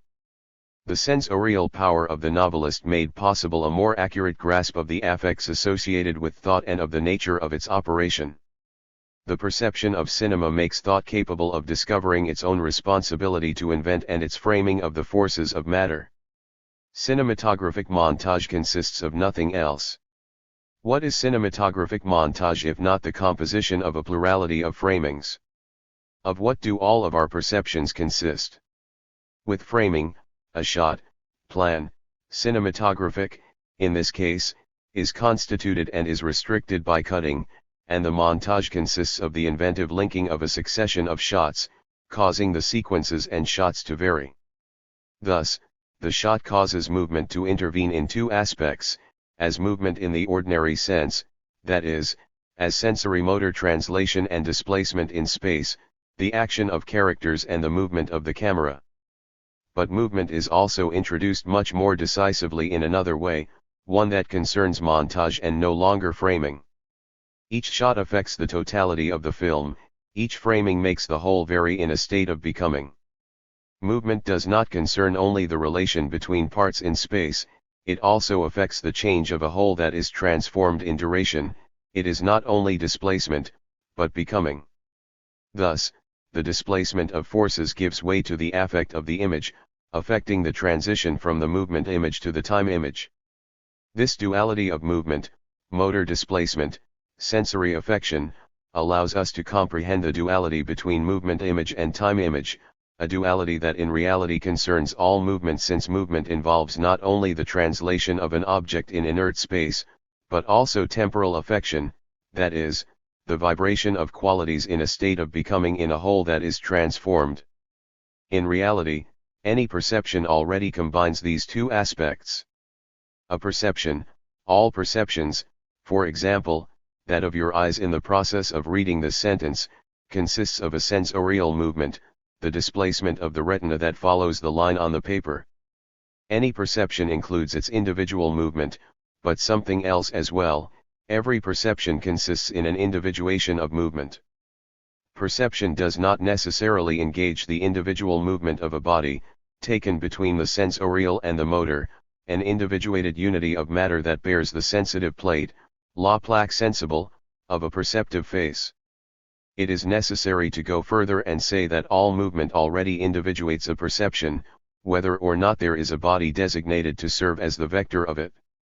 Cinema has shown us that this body can be reduced to a minimum, to the apparatus of an eye, and even, at the limit, to movement itself, which we should describe less as individual, the movement of a defined body, than as individuated, or the beginning of an individuation.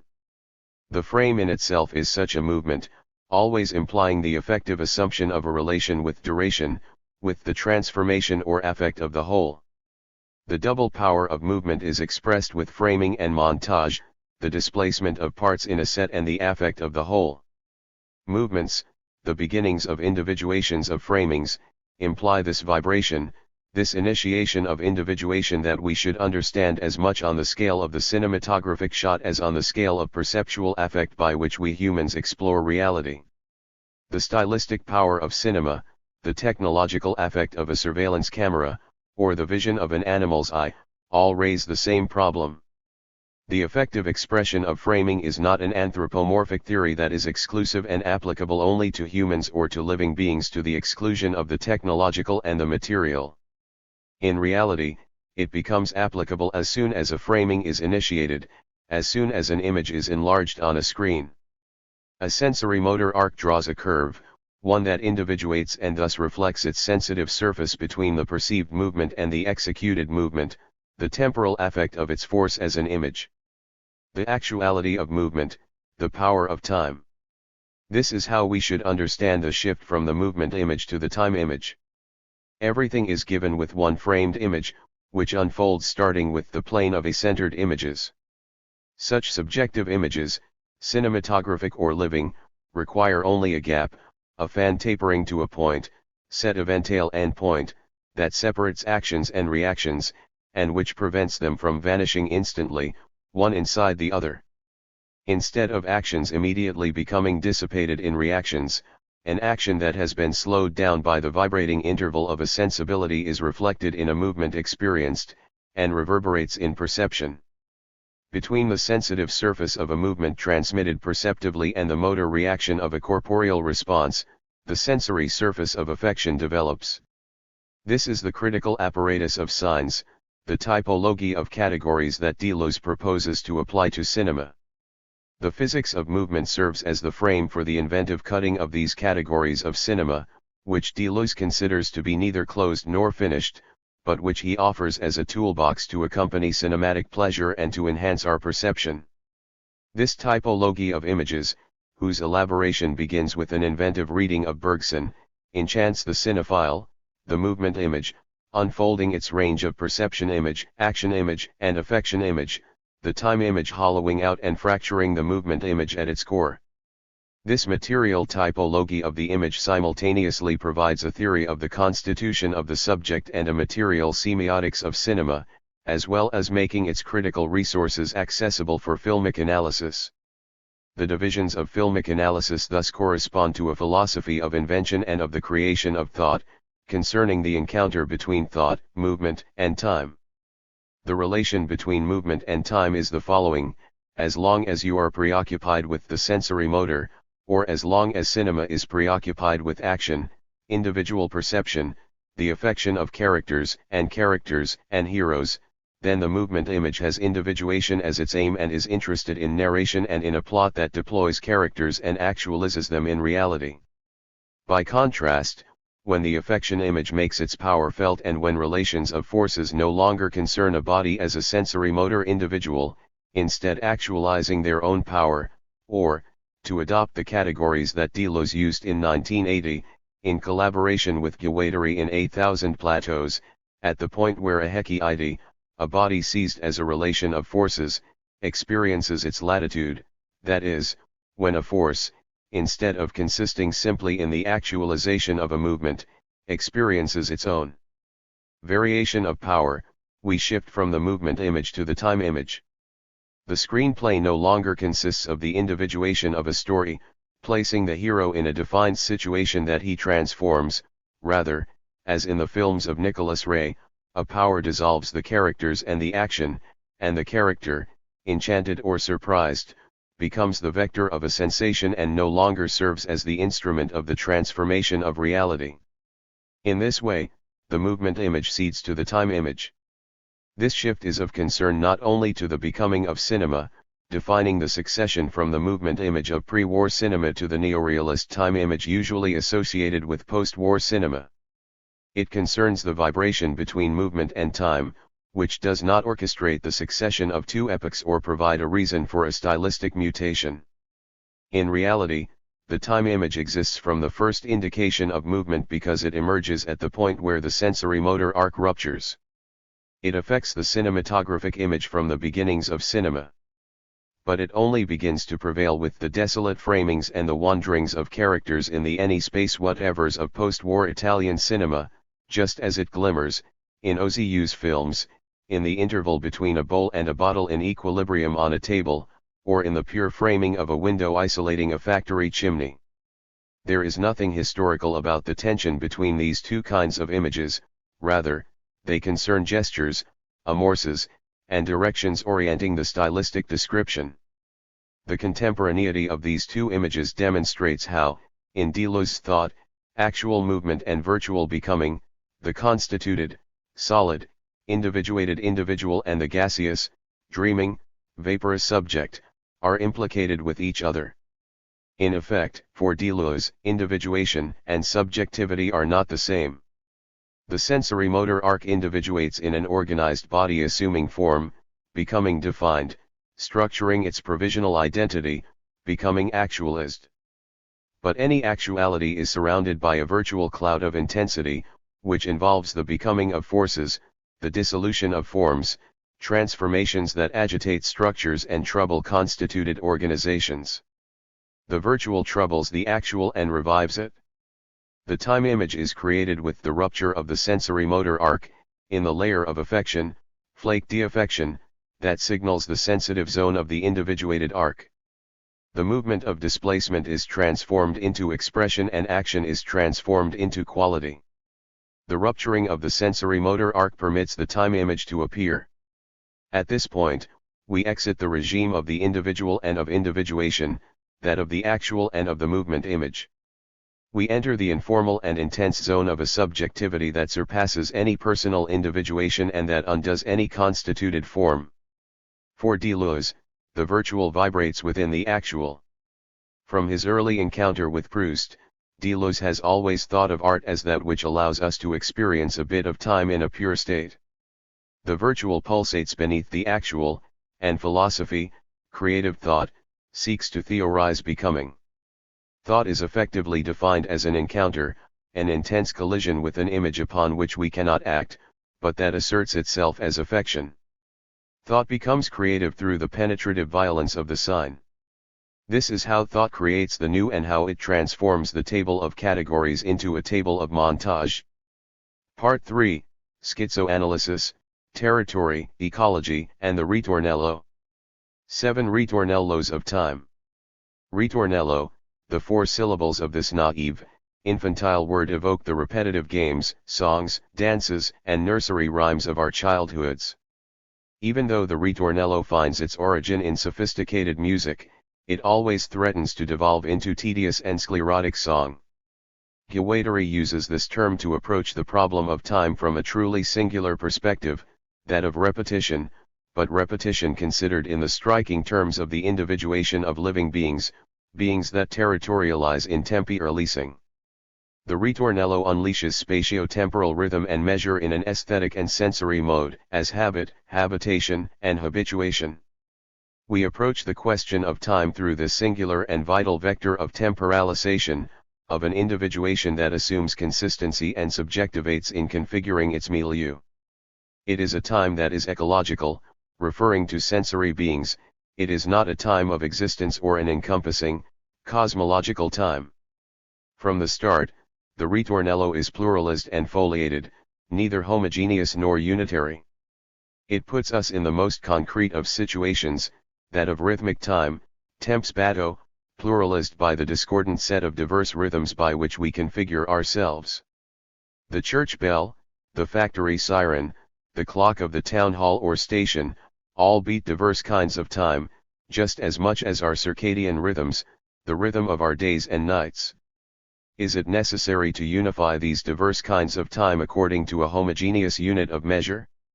In choosing the term ritornello, Guattari vigorously resists this obligation. The ritornello does not concern the status of abstract time, but rather the diverse, rhythmic modes of temporalization. It does not concern the goal of isolating the trans-historical dimension of time in general, but rather of capturing it in the place where it is modalized by one or several ritornellos. Referring to the basic rhythms of temporalization, what I call ritornellos, mu 108, Guattari warns us that time is not sustained by humans as something that is imposed from the outside. There is no interaction between time in general and man in general, mu 107, with modification. There is nothing one-dimensional about time. Time is neither bound to the trajectory of the Earth, the ecological rhythm of the planet in its orbit around the Sun, nor to the time of unilinear consciousness, the vector of an interiority that it unifies and extends. Just as what is at stake is not time in general, that is, the concept of time, comforted by the twin fiction of man in general, this time is not lived, isolated in the bound state of a subjectivity given in advance. This is not the time of memory, of a consciousness strained by the intrusion of the future and the persistence of the past. Nor is it situated within a cosmological frame that refers the rhythm of days, months, seasons, and years to the movements and regular periodicity of the stars, a mobile image of eternity. Since Guattari is not pursuing time in general, cosmological time does not provide a unifying frame for all of our moments, an objective cycle of eternal return of the same that would measure our durations, durs. Cosmological time itself represents the local ritornello of the planet Earth in terms of its spatial trajectory, an ecological vessel of the individuation of terrestrials, one that is otherwise extremely local in the context of the universe. Neither objective, cosmological time, nor a time of consciousness in general, ritornellos express time less as it is lived, vécu, than as it is inhabited, habite, as bundles of sensory signs by which we extract a territory from surrounding milieus through consolidation and habit. For habit very much concerns the temporal milieu in the form of repetition, but valorizes the attainment of consistency as well as the crisis by which we attain consistency when we interiorise time as a power of transformation, by stabilizing it as a milieu and as a habitation. Tra la. The ritornello gets its start in the simplest of ways, with the little song a child sings in the dark. In this instance, time is approached not only from the psychic point of view of its actualization, but also from that of its habituation, by a small, mutating zone, foyer, of subjectivation seeking to affirm its consistency in duration by modulating its entrance into a time. Beaten by concrete assemblages of semiotization, a child singing in the night because it is afraid of the dark seeks to regain control of events that deterritorialized too quickly for her liking and started to proliferate on the side of the cosmos and the imaginary, mu 107. The fact that this example concerns a child brings with it a whole set of problems, rhythms of reassurance to conjure away fear and the precarious consolidation of an identity, genetic rhythms of psychic development, play and learning, wherein repetition is affirmed as a mode of constitution of the self, and socialized and sensory-motor scansion of a musical rhythm, set into variation against a social background.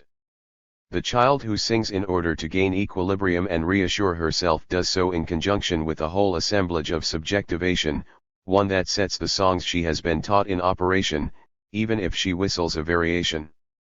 This operation permits her to create a sense of being at home, chez soi, that has its beginning in a vocalization, a socializing motricity.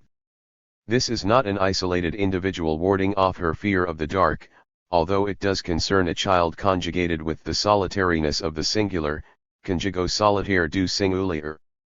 A young singularity makes an attempt to inhabit her world, and this applies to every first time, every beginning, every new departure. The axis from which Guattari considers repetition is that of crisis, rupture, and reaction, of milieus to chaos. He views habit from the striking perspective of becoming. Repetition is crystallized in crisis and is consolidated by mutation. Building on difference and repetition, Guattari activates the two aspects of habit, a formative repetition that risks petrifying into a mechanism of reproduction, and the precarious, vacillating grasp, prize, that attempts to arrange a favorable dwelling place. The play of difference and repetition reveals that repetition itself is, first and foremost, differentiating.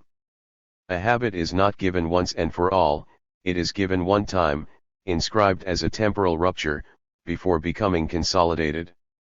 In the fashion of the first temporal synthesis, as described by Deleuze, the ritornello function contracts a habit, as a consequence of a change, and then subsists beyond this change, stabilizing into a way of being. Contraction, passive synthesis, implies a response to the change that gave it birth, but also a stabilization, one that can of course harden into a mechanism of reproduction, but that is first instituted by this virtue of response, transformation, and change. The two aspects of time, rupture, and duration, are linked at the core of repetition, as a cut and new departure consolidated through redundancy in a relative permanence, in a consolidation of coexistence and succession. Guattari approaches the problem of time through becoming, but he changes its frame. Instead of investigating time in the order of thought of metaphysics, like Deleuze before their encounter, he approaches it on a plane that is practical, pragmatic, clinical, and political, asking how we can change our habits, start the revolution, and transform our ritornellos. The naive example of the child struggling against her fear of the dark thus combines, on the same plane, the political critique of capitalist ritornellos and of their mode of reproduction, the clinical psychopathology of automatisms of repetition, the genetic analysis of the formation of the self, of play and of learning, and the ethology of dwellings, including those of animals and even plants. Schizoanalysis encompasses all of these aspects and articulates them in relation to this single question: how do we, as children and militants, birds and fish, psychotics and normopaths, assume consistency? Through the rhythmic game by which we extract a territory from a surrounding milieu, this being the only way we can consist as a center, one that is not given in advance but is rather made up of ritornellos and is never isolated from the institution in which it shifts into phase, dans lequel il prend phase. Ritornellos function in the orders of genetic psychology, politics, and art.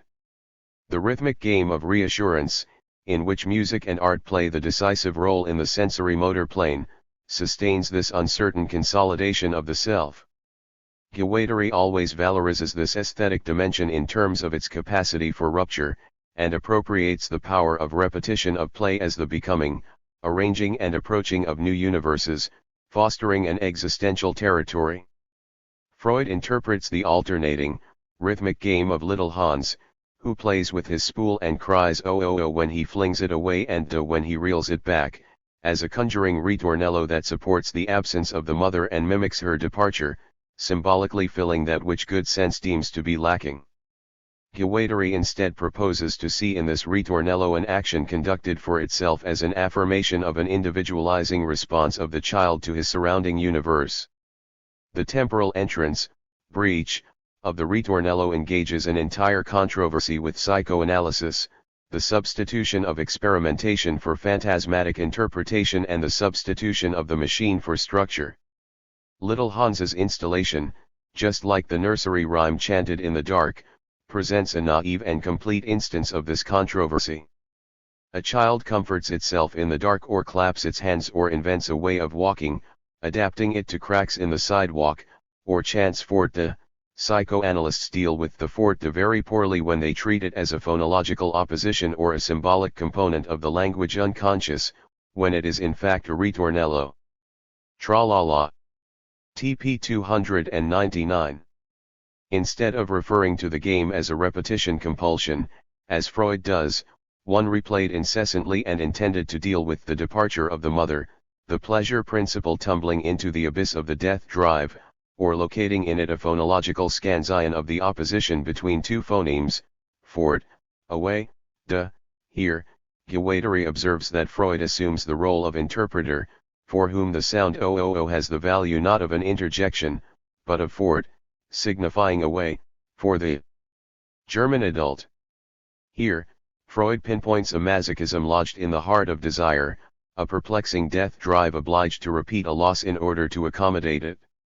For Lacan, these repetitive games are significant above all in the order of discourse, the insemination of a pre-existing symbolic order to which the child submits while destroying the object, the mother, the spool, in the anticipatory provocation of her departure and return.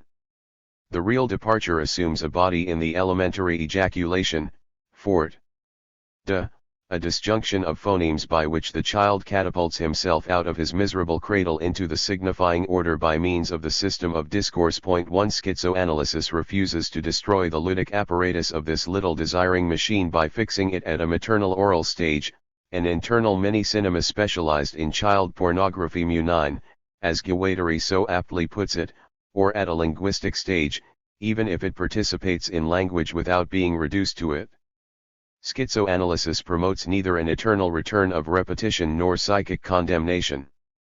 As soon as we take the totality of the operation, spool, cradle, a child's nap and the gaze of the observer, into account, we realize that we are dealing with a ritornello that is probably happy, a child's game.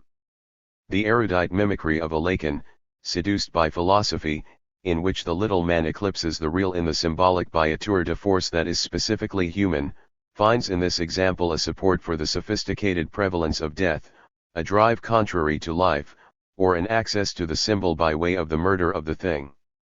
The apparatus of such games is not so different from the installation of the bird, Sinopoetes dentirostris, which turns leaves over to expose their pale undersides, vocalizes by modulating the audible songs of birds and other species, and displays the colored feathers at the base of its beak, arranging a total performance.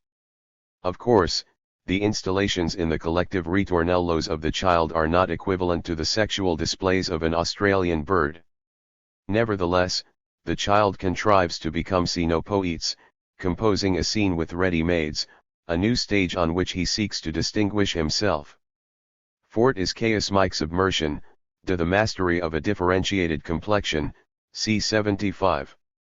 If it is indeed the case that Guattari borrows the term ritornello from Lacan, he also erodes, bit by bit, the status of repetition in psychoanalysis, that of reproduction, and of the phallocratic anthropomorphism of any discourse that thinks a time in general for man in general. The entirety of schizoanalysis is inscribed in this political maneuver against the prevalence of the eternal, of a universal that is valid in all times and all places, in both practice and concept, in theory as in the clinic. Lacan uses the term ritornello to name the stereotypes of the impoverished languages of psychotics, characterized by a mechanical, scandi, repetitive, stubborn, and obsessional agrammatically. As early as 1956, Guattari began to twist its usage in his clinical practice. In an early text, the ritornello indeed designates the impoverished song, stereotype, protocol, of the psychotic RA, but, despite that, it does not in any way act as the stable structure of the psychosis. Rather, it instigates a procedure devised by the analyst to propel the patient out of his torpor. This procedure consists of asking him to deploy all of his resources in recopying Kafka's The Castle in order to fight his compulsion with what is hoped will be a more fortifying repetition, but one whose aleatory and unforeseeable effects can only become discernible through a change in the clinical situation, pt 18-22. Thinking repetition in terms of the ritornello in effect changes the situation. The differentiating return transforms the circuit of return into a departure from the self, a deterritorialization.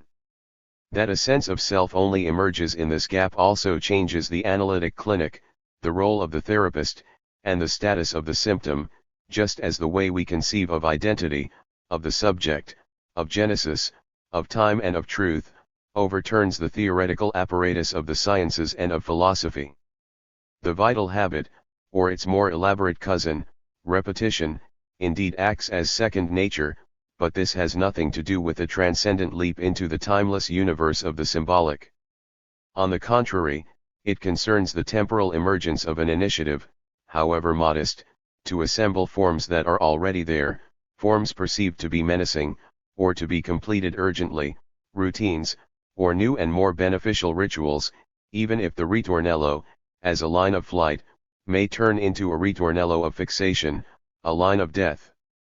The ritornello does not propel the little man, representative of the masculine in general, into the universal symbolic order, but instead traces a hesitant, wandering line, one that is ambulatory and mobile, rather than being exclusively linguistic. This territorial assemblage proves to be at work in the spheres of life, animals, plants, society, Greek gnomes, social routines, and the mind, in accordance with the three intertwined aspects of ecology and without exempting the human from nature. It is characterized neither by the primacy of the signifier, either unconscious or linguistic, nor as a domain reserved for a human spirituality parachuted into nature as a theological exception. The fact that the child sings and gesticulates in order to conjure away her fear of the dark exempts this operation from language. Although words are involved, they are not decisive. At base, what is crucial is the vocal rhythm, its motor aspect as much as its phonic one. These are highlighted as the crucial aspects of the anecdote in A Thousand Plateaus, which Guattari co-wrote with Deleuze a year later. A child in the dark, gripped with fear, comforts himself by singing under his breath. He walks and halts to his song. Lost, he takes shelter, or orients himself with his little song as best he can. The song is like a rough sketch of a calming and stabilizing, calm and stable, center in the heart of chaos. Perhaps the child skips as he sings, hastens, or slows his pace.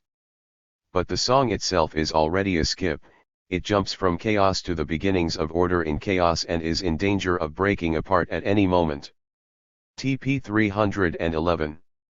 In this version, the song plays the principal role, the child takes shelter, with his little song as best he can. The song serves as a gestural and motor outline, a dynamic schema, or a portable shelter.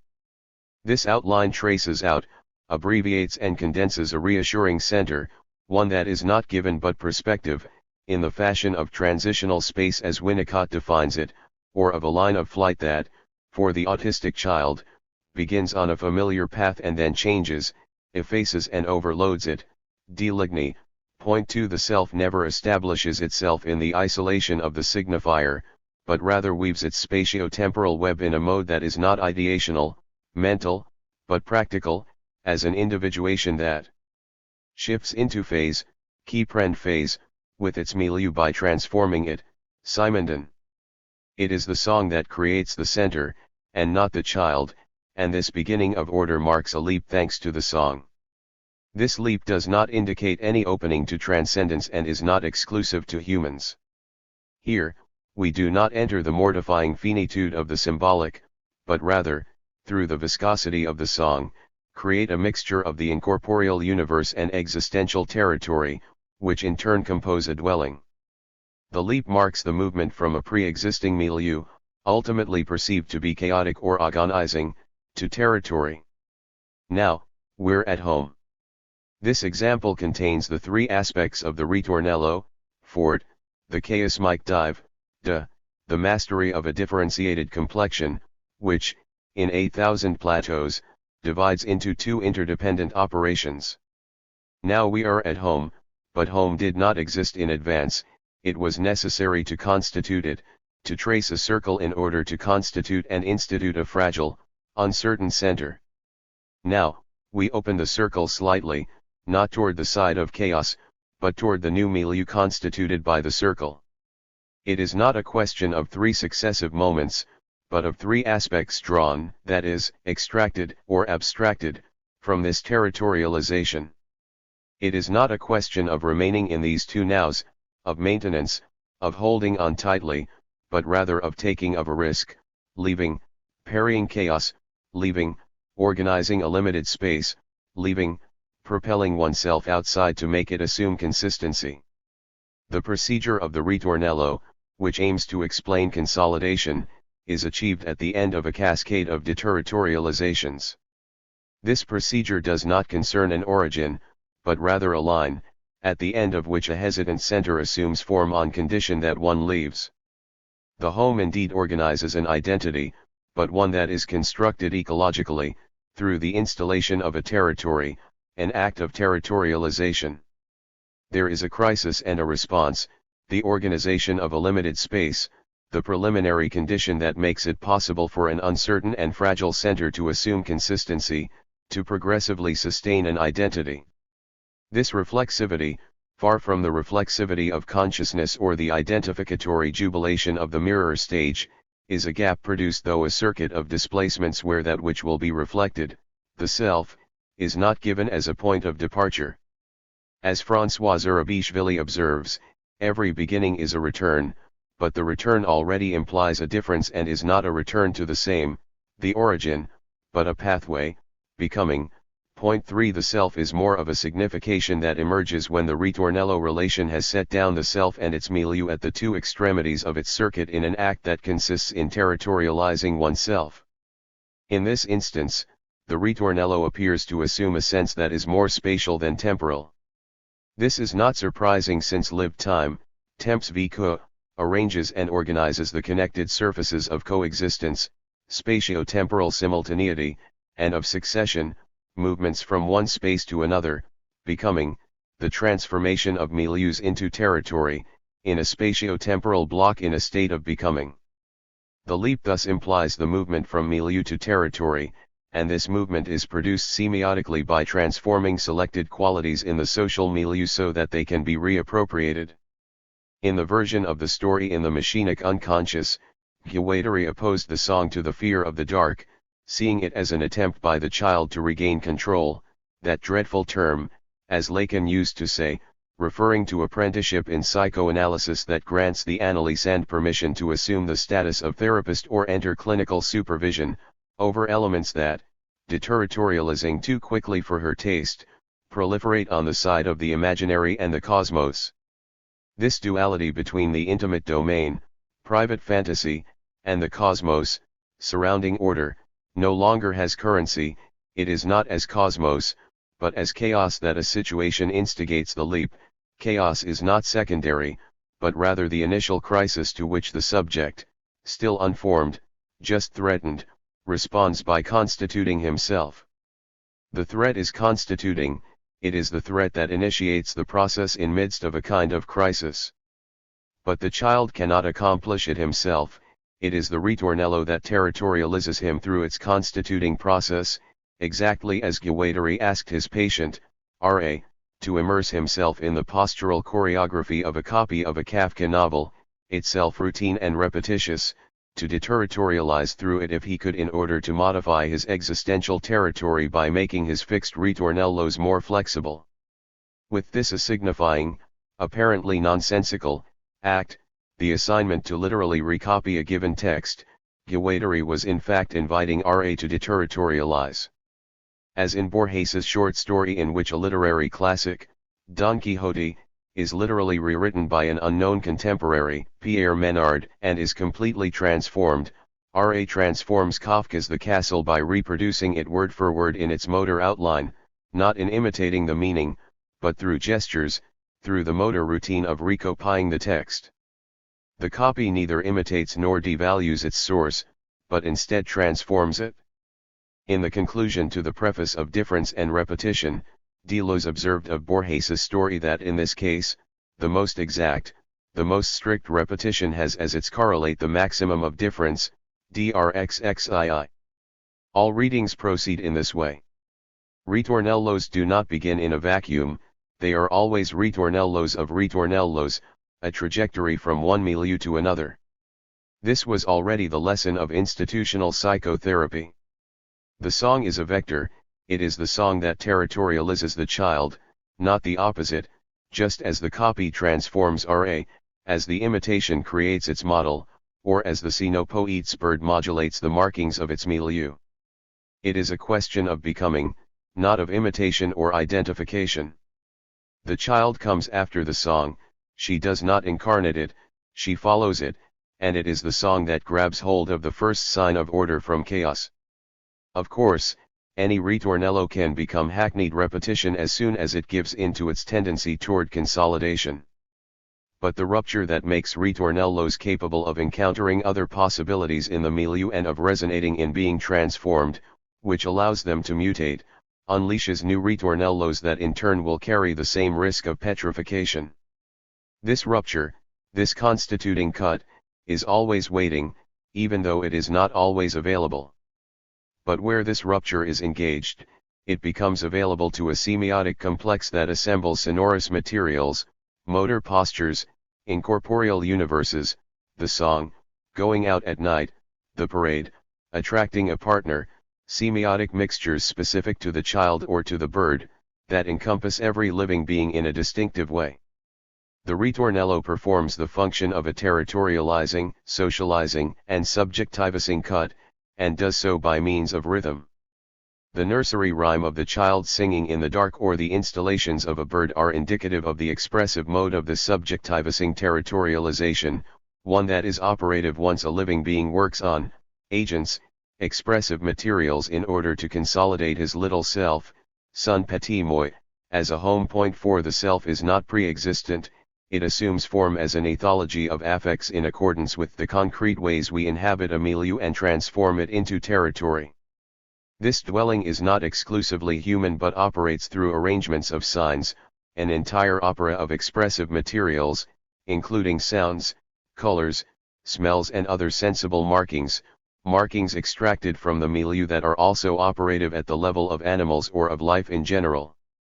Guattari stopped restricting the domain of signs to the signifying unconscious, to language, and to conscious signification.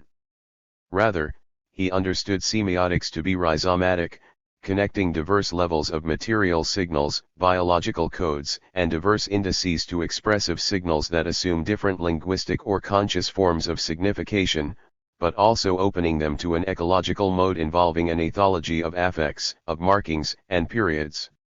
This is why it is just as productive to envisage this process at the animal level, beyond the added benefit of this having allowed us to dispense with the useless anthropomorphic cut, which assigns the setting into rhythm, mise en rythme, and art as a whole along with it, music in particular, to the spiritual echelons of culture. This ecology of territory, as a bioaesthetic and political act, encompasses a rhythmology that overturns concepts of rhythm, cadence, and measure, as well as the status of politics and art. It also overturns the relation of nature to culture. Chaos, installation, territory, rhythm is understood to be a response of milieus to chaos, but these milieus are not unitary.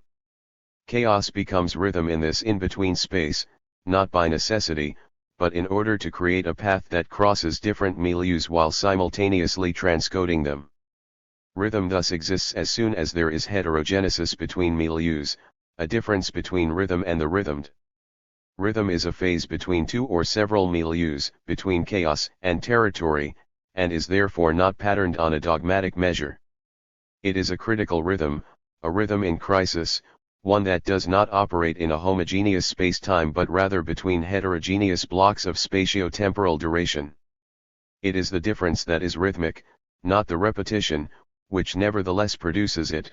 TP 314. This conception of rhythm contrasts sharply with all theories of time and music that reduce rhythm to a schema of order, that measure rhythm according to established intervals or a stable structure, or that refer it to an originary, diastole-systole embedded in consciousness or in one's own body. Rhythm also has to do with becoming. It involves the cutting and mutant stabilization of expressive materials. These expressive materials are not found in the milieu but are emerging instead, through deterritorialization, they are mobilized through rhythmic expression, an invention and not a measure, at the postural level, and generate a territorial expressivity, territorial signatures, applicable to all of the senses, to modes of sensibility no matter how diverse, and to the worlds that they produce, in the sense in which Yuxkull speaks of animal worlds. Territory is defined by this emergence of expressive materials, which define a signature, such that it is the marking that constitutes a territory. These markings are already available, they are not created from whole cloth but rather redefined through a change in their function. Functional qualities become expressive components. They consist of indices borrowed from all milieus, organic products, states of membranes or skins, sources of energy, perception-action condensations, not because of an inherent quality or some property these components possess in themselves, but rather due to the act that deterritorializes them in the process of constituting a territory. For this to occur, it is not sufficient for these materials to be acted upon or reacted to, rather, they must assume a sufficient temporal consistency and spatial range without becoming dissipated as a reaction to internal or external release mechanisms that would determine them, whether these are related to instinct, to acquired behaviors, to hormonal maturation, to learning, or to a coming to consciousness of circumstances, all of which would act as good forms, structures that are already given. This transformation of functional qualities into expressive components takes place through the deterritorialization of qualities, the converter of assemblages. Such an index extracted from the milieu becomes a marker. But what holds the assemblage together is the shift from the functional to the expressive, redefining a component that itself assumes the role of a specialized vector of deterritorialization. The possessive is thus revealed to be a consequence of the expressive, a proposition that has very powerful ramifications for politics, modifying conceptions of the proper, appropriation and property. The force of this analysis resounds in political philosophy as well as in aesthetics. If expressive territorialization occurs by means of markings, qualities that are deterritorialist and taken up in a new assemblage, it is marking that creates the territory, which produces territory as the result of an act. Instead of assuming that what is proper, du propre, exists from the beginning, one's own phenomenological body, an anal synthesis of a sense of ownership achieved through toilet training, appropriative conceptions of the ego of identity, of one's own self and space, du chez soi, and of property, all turn out to be the consequence of a marking, a particular signature, a profile of a political community. The expressive comes first and the possessive, which results from it, only has value in historical and determinate semiotics where science proceeds through defining properties or attributes and supports the law that guarantees private property.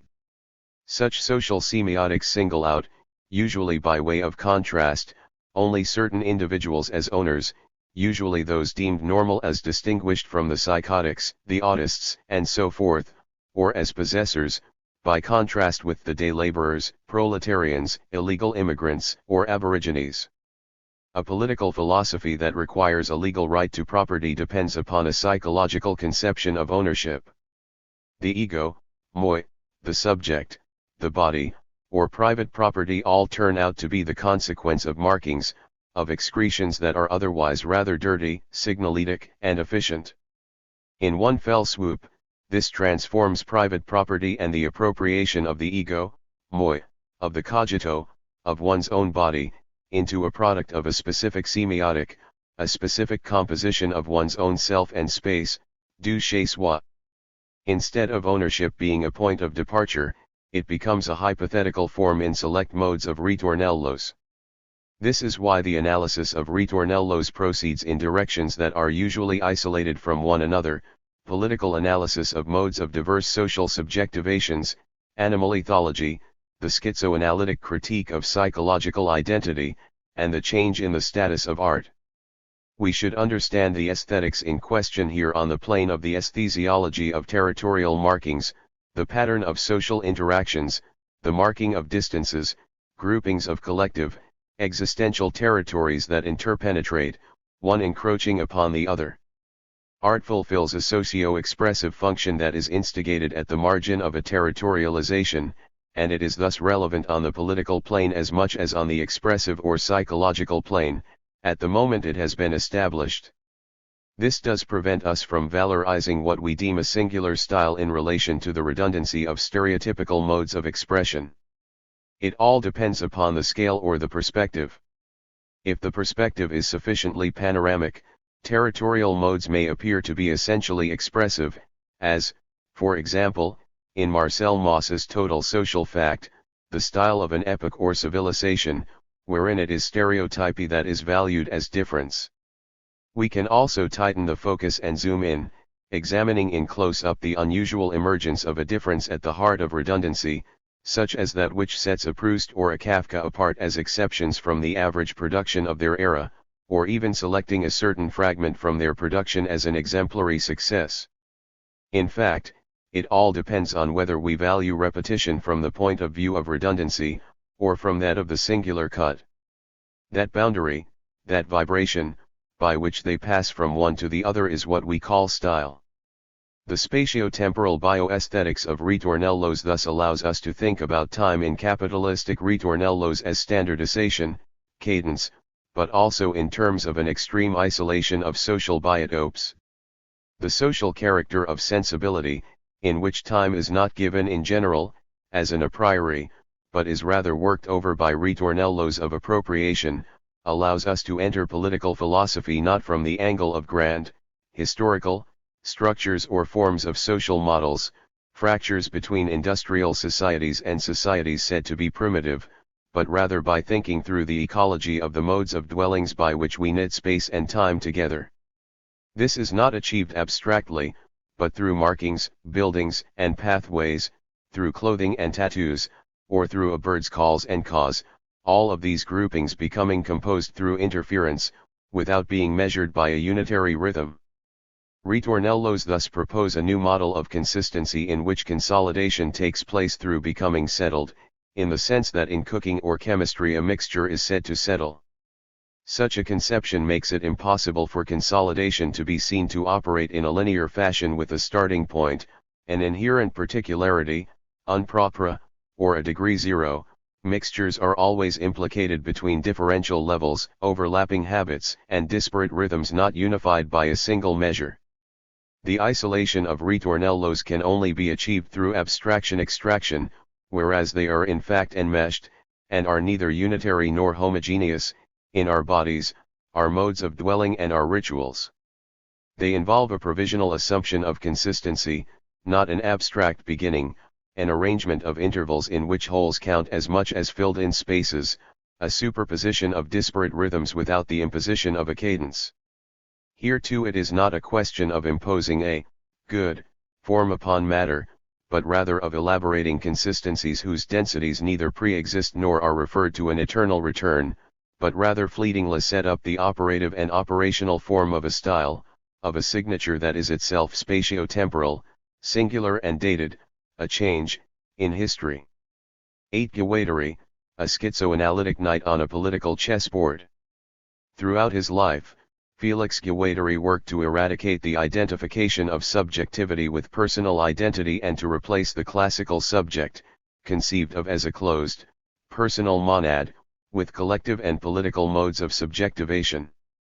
He thus proposed to rethink the productions of subjectivity from a clinical angle and to evaluate them as a function of their capacity to promote spaces of freedom. In doing so, he embarked upon a singular, philosophical enterprise, indissociable from the critical practice that he called schizoanalysis. Of course, he was not the only thinker of the post-war generation to posit a subject that was the result of a social production, of an interpellation. Lacan, Althusser, Deleuze, and Foucault all pursued their theoretical work under these auspices. But Guattari worked for the dissolution of any individual conception of the subject in accordance with a political and analytical axis that was not reducible to the principles of Lacan, from whom he clearly took a distance, or even to those of Deleuze, with whom he created a stunning collective work. In reality, Guattari opened up a problematic field with entirely new and singular conceptual operators, which brought into conjunction the contributions of Marx, Sartre, and Lacan. Ecology and transversally. The problem Guattari addresses in schizoanalytic cartographies is how to describe such productions of subjectivity, especially in the case of contemporary capitalistic productions and as a component of the socio-political analysis of the present one. It is a question of developing the capacity to counter the toxic effects of the dominant system or to ecologically stimulate its beneficial effects. In all cases, we must define subjectivity, an unconscious production for which Guattari reserved the term collective assemblage, as plural, heterogeneous and machinic. The later phase of his work hones in on the problem of the resingularization of the productions of subjectivity that we experience without always being able to decode or inflect them correctly. The most urgent task concerns the analysis of active machines of production of subjectivity in our societies. Since the end of the 1970s, we have endured integrated global capitalism, CMI, to the last avatar of post-industrial, global capitalism, which increasingly decenters the seats of power of structures productive of goods and services, shifting them to structures that are productive of signs, of control over information, media, advertising, polls, and of subjective codings that Guattari terms semiotics, TE32. This ambitious program entails an entirely new political history of social assemblages, conducted from the point of view of their semiotic codings, which applies as well to previous formations, whether capitalist or not, as to contemporary formations, with their economic, juridical, and technico-scientific semiotics that produce specific subjective effects with their own collective equipment, TE 32.3. Through analysis of the current phase of capitalism, Guattari theorized the cognitive and subjective capital of societies in relation to the earth, in its factual and singular existence. Human history concerns not an epic of spirit, but rather the adventure of the planet. Following Bateson, Guattari opens thought to ecology, freeing the latter term of its nostalgic connotation of preserving nature to instead initiate, with the three ecologies, 1989, a veritable clinic of culture, an ethics of the earth capable of reconciling the ecology of social bodies with that of mental states and environmental apparatuses, TE 28. Guattari's theoretical operations, characterized by this diagnostic function, are veritable coups de force that leap and shift from one theoretical domain to another, in the manner a knight on a chessboard. These operations entail a new description of theory as well as new scientific practices that support Guattari's concept of transversally. Guattari developed this concept as early as 1964 as the discursive complement of his therapeutic procedure and to constitute the forefront of his theoretical offensive. Concepts and practices must renounce the discourse of the master and the universalist ambition embedded in stable, immutable, static doctrines. There are no universal concepts, only theoretical takeovers, coups de force, that are a response to practical necessities and that are produced in the interstices of fields of knowledge, on their borderlines and at sites of fracture and renewal. For Guattari, transversally first and foremost designates a practice, that of a kind of organization, or group figure, that individuates and becomes organized by avoiding structuring, hierarchical and traditional connections of vertical submission and horizontal conjunction. Guattari opposes transversal, acephalous organization, which proliferates diagonal connections with the strategic aim of undoing formations of power that so easily betray groups and groupuscules, both to the terracing of vertical levels structured along the lines of the command-obey relation, and to the horizontal conjunction of relays of the same order, which also assume the existence of hierarchical levels. Practically, this amounts to undoing formations of power. Theoretically, it amounts to invalidating two master concepts, that of sovereign centralization, justifying the exercise of power in the form of domination, and that of totalization, a belief that determines the exercise of domination because it presides over the figure of a central, unique, unifying and centralizing power. In other words, groups that resist oppression, especially groups on the left, are not exempt from reintroducing, at the core of their modes of functioning, the very elements of domination they allegedly oppose. From this, Guattari extracts an operative distinction between subjected groups, groups functioning hierarchically, and subject groups, groupuscules experimenting with transversal operations, capable of auto-production in a singular mode by avoiding the mortifying effects of rigid hierarchies, pt 42-5. Through the analysis of phenomena of power that work through subjected groups, Guattari, in sync with Foucault's analyses in Discipline and Punish, refuses the scheme of an auto-centered power exercising its mastery from a center of domination. For Guattari, the concept of transversally, formed through the practice of institutional analysis, is inherently political but practically concerns the political critique of the psychiatric institution, whose ostensible therapeutic vocation is inevitably thwarted by phenomena of practical domination, the institutionalization of madness, and traversed by theoretical domination, the domination of the universal signifier. That Guattari, taught by Freud, but especially by Lacan, contests the representation of a power individual, given as a constituted entity, is not at all surprising.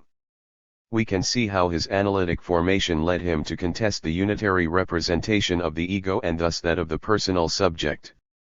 But he extracts from this critique of the subject an immediate political consequence: if the critique of individuation is applicable to physical, psychical, or collective individuals, it is also applicable to social, biological, and material bodies. It contests, therefore, the very principle of centered organization, and brings the critique of the unity of the ego to a political field in which power is at stake, at the core of theory. The polemic against the personal representation of the subject immediately branches out in the form of a political critique of centered organizations and an epistemological critique combating authoritarian conceptions of theory. The concept of transversally, a practical concept elaborated to serve as a psychotherapeutic solution, turns out to be a war machine against rational and centered epistemologies. In applying a political critique to the epistemology of rational systems, Guattari contests the unitary, homogeneous, and authoritarian model of organization, and privileges instead a type of system with multiple, a-centered connections. The behavior of these systems, the tendency to privilege margins and hybridizations, bears witness to a new alliance between practice and theory. This is not surprising, since the concept of transversally itself is the result of a hybridization of discourses, of a pragmatic conception of theory as toolbox or bricolage. It favors the conjunction between a critique of the theory of the ego, psychoanalysis, and the practices of groups, sociology of power, from a militant perspective whose aim is precisely to deploy concepts at the forefront of an operational offensive. It is in this way that we can transmute concepts of different origins, psychoanalytic, philosophical, etc., not out of a phony humanist concern to create a panorama of culture, but in support of a guerrilla operation, to figure out how to escape when you've been cornered, pt 42. This is how Guattari posits philosophy, in terms that are simultaneously analytical, political, and ethical. Schizoanalysis. The encounter between the psychoanalyst and the militant, PTI, in a single person, Guattari, led him to place a direct analysis of the relations between power and desire at the core of a theory of the social point, for thought is practical and is provoked by real struggles. Guattari's immersion in a historical milieu is signaled by his use of a political lexicon, including in his research on psychotherapy. His interest in a critique of psychiatry and of asylums was a response to the militant and oppositional demand that fed the explosion of May 68, in which he was an active participant, and which, like a detonator, precipitated his thought from speculation toward real movements, political tensions, and the concrete reality of madness in its institutional universe. Guattari described himself as divided up among different places, a Marxist militant of Trotskyist inspiration, a Freudo-Lacanian at work, and a Sartrine in the evening when he theorized. His disparate references bring together the militant praxis of groups on the left, institutional psychotherapy with Jean Ari at the Law Board Clinic 5, and analysis in the orbit of Lacan, who was his analyst and whose seminars constituted for him, as for a whole generation, a decisive laboratory for theoretical experimentation. At the same time, this heterogeneity cemented the need for the transversally of his procedures. Engaged with Ari in applying analysis to the treatment of psychotics at the Law Board Clinic, within the framework of institutional psychotherapy derived from the work of Tisquelles, Guattari conceived of the unconscious as a desiring machine, in direct contact with the political and historical dimension of the social. 6 This grafting together of psychoanalysis and politics, in accordance with Tisquelles' position, which prescribed walking on one Freudian leg and one Marxist leg, inscribed Guattari within concurrent attempts to bring together Marx and Freud. But in restoring a historical perspective to the unconscious, Guattari was quickly drawn into a radical critique of psychoanalysis characterized by a double movement of a transformation of analytic practice and an interest in schizophrenia, which opened the way to the invention of schizoanalysis, also developed in the work conducted with Deleuze, from Anti-Oedipus to 8,000 Plateaus. Guattari absorbed this dual direction from institutional psychotherapy, which linked the care of patients to the reform of institutions, starting in the first place in asylums, in which they are subjects. Reducing the gap between the private dimension of the Freudian unconscious and the socio-political constitution of subjects, institutional psychotherapy acts upon actual institutions by reforming therapeutic structures. Its political dimension opposed it to psychiatry as practiced in hospitals, administrative, juridical, and medical management of the abnormal within the social body, but also to psychoanalysis, the analytic theory of the processes of the constitution of consciousness through unconscious flows. We are faced with a Marxist-inspired analysis of the psyche. It posits consciousness within the material dimension of social production and historicizes the Freudian unconscious, whose economy of the drives must be directly plugged into social assemblages instead of being maintained in a separate sphere as an empire within an empire. It assigns to madness, maladaptation, and psychosis a value of experimentation that has political stakes and cultural value, in accordance with Foucault and his analysis of madness as being situated at the border of reason.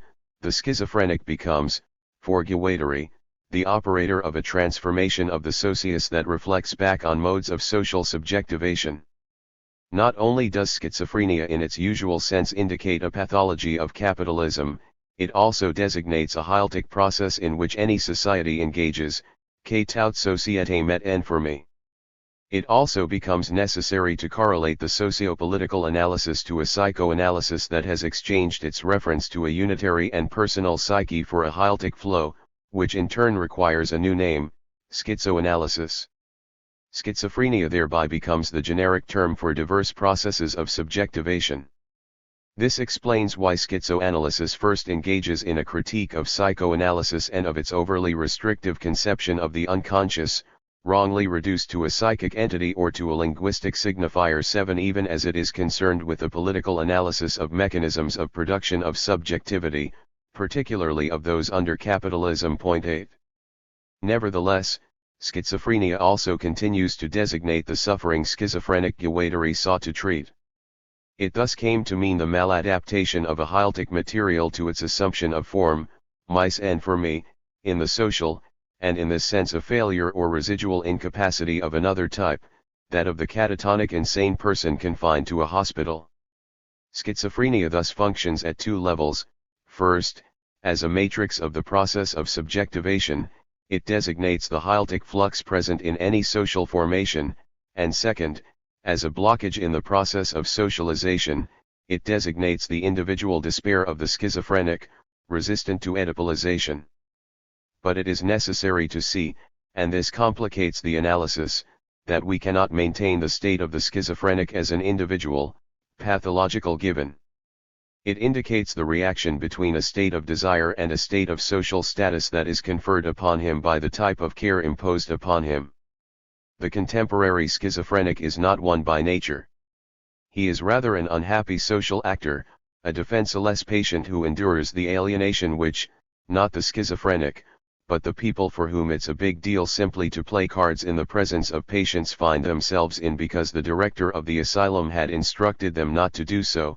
Did 241, that is, the psychiatric institution as a whole. It is thus necessary to distinguish schizophrenia as a process of desire and as a generic term for hyaltic flux, and the committed schizophrenic, the patient produced by the repression of the asylum, therapy, and social normalization. The primacy of psychosis, Lacan and Guattari.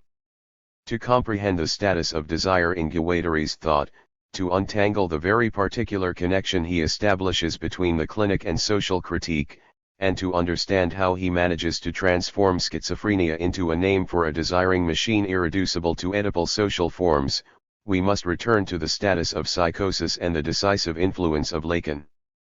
It is because he was trained by Lacan that Guattari positioned desire on an impersonal plane that was collective from the very start, allowing him to avoid any synthesis between individual desire and social repression, or liberation, such as we find in Marcuse or Reich. Guattari learned from Lacan that there is no individual desire, that the libido remains an undetermined flow as long as it does not become articulated in relation to a trans-individual dimension, even if for Guattari this dimension does not consist of a symbolic signifier, but rather refers to real and variable relations of production for each society. Guattari's thought may thus be characterized as a Lacanian Marxism, which distinguishes it from previous efforts to join psychoanalysis and Marxism, and although he retains the goal of contesting the social order, he categorically refuses the principle of an opposition between the individual and social coding. Desire is not independent of the relation between Heiltic flux and desiring machines that are always social, it is always related to the social and does not refer to a private, personal, individual dimension that we can relegate to the realm of the superstructure of mentalities and unconscious representations. If there is desire, it belongs to the regime of production, that is, to the infrastructure, to the material plane of effective relations of social production. In Guattari's thought, desire is not Heiltic flux itself, but, in conformity with Lacan, the assemblage of this flow. Simply put, it is in terms of this assemblage that their positions differ. Both agree that desire involves a cutting of the flow, but for Lacan, this takes place in the form of symbolic structuration through inscription of the signifier, while for Guattari, it occurs by means of desiring machines and a signifying and material coding. To comprehend the divergence between the two, and further, to understand how desire does not operate at the level of individual spontaneity, but rather at the level of a machine that cuts, we must delve further into the Lacanian theory of psychosis and review its epistemological status and its articulation of desire to the law, for which Guattari substitutes the social production of desiring machines.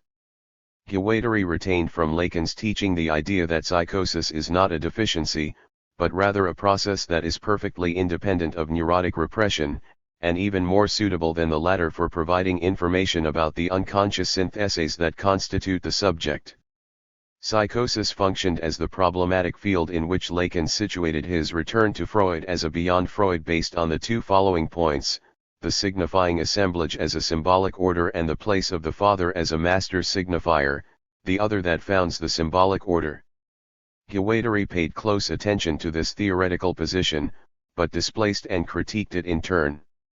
Without doubt, Lacan also contributed to disengaging modes of production of subjectivity from any reference to an act of individual consciousness. In articulating the Freudian unconscious to the findings of linguistics in order to accentuate the rhetorical character of the primary process, Lacan disentangled the symbolic plane from any subjective intentionality. The unconscious symptom, the entire unconscious, must be considered to be structured like a language 9, which does not mean that Lacan applied linguistic analyses to the rhetoric of the unconscious, but on the contrary, that the distinction between the signifier and the signified in Saussure, or the theory of shifters in Jespersen and Jacobson, can only become effective starting with the unconscious, which is constitutive of the differences of language as well as of the structuration of the subject. Point 10. Lacan thus appropriated the Saussurean analysis of the signifier and the signified, as well as its adaptation by Levi-Strauss. 11. The signified is a continuous, amorphous flow that can only make sense from the moment it is cut by a signifier, which confers upon it its binary coupling term for term with related signifiers to which the chain of signifieds begins to correspond.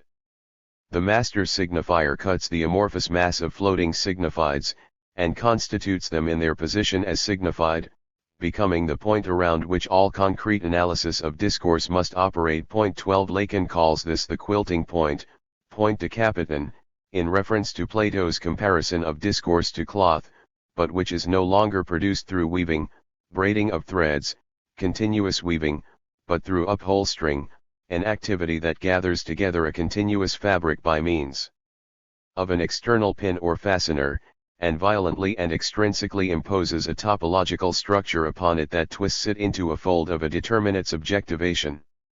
This signifier quilting point exceeds the domain of linguistic reference, non-linguistic, extra-propositional, and psychic. It is from the quilting point that the floating lines of signifieds and symbolic signifiers, among which figure other linguistic signs, can become articulated. Lacan names this the master signifier, the phallus, or the name of the father.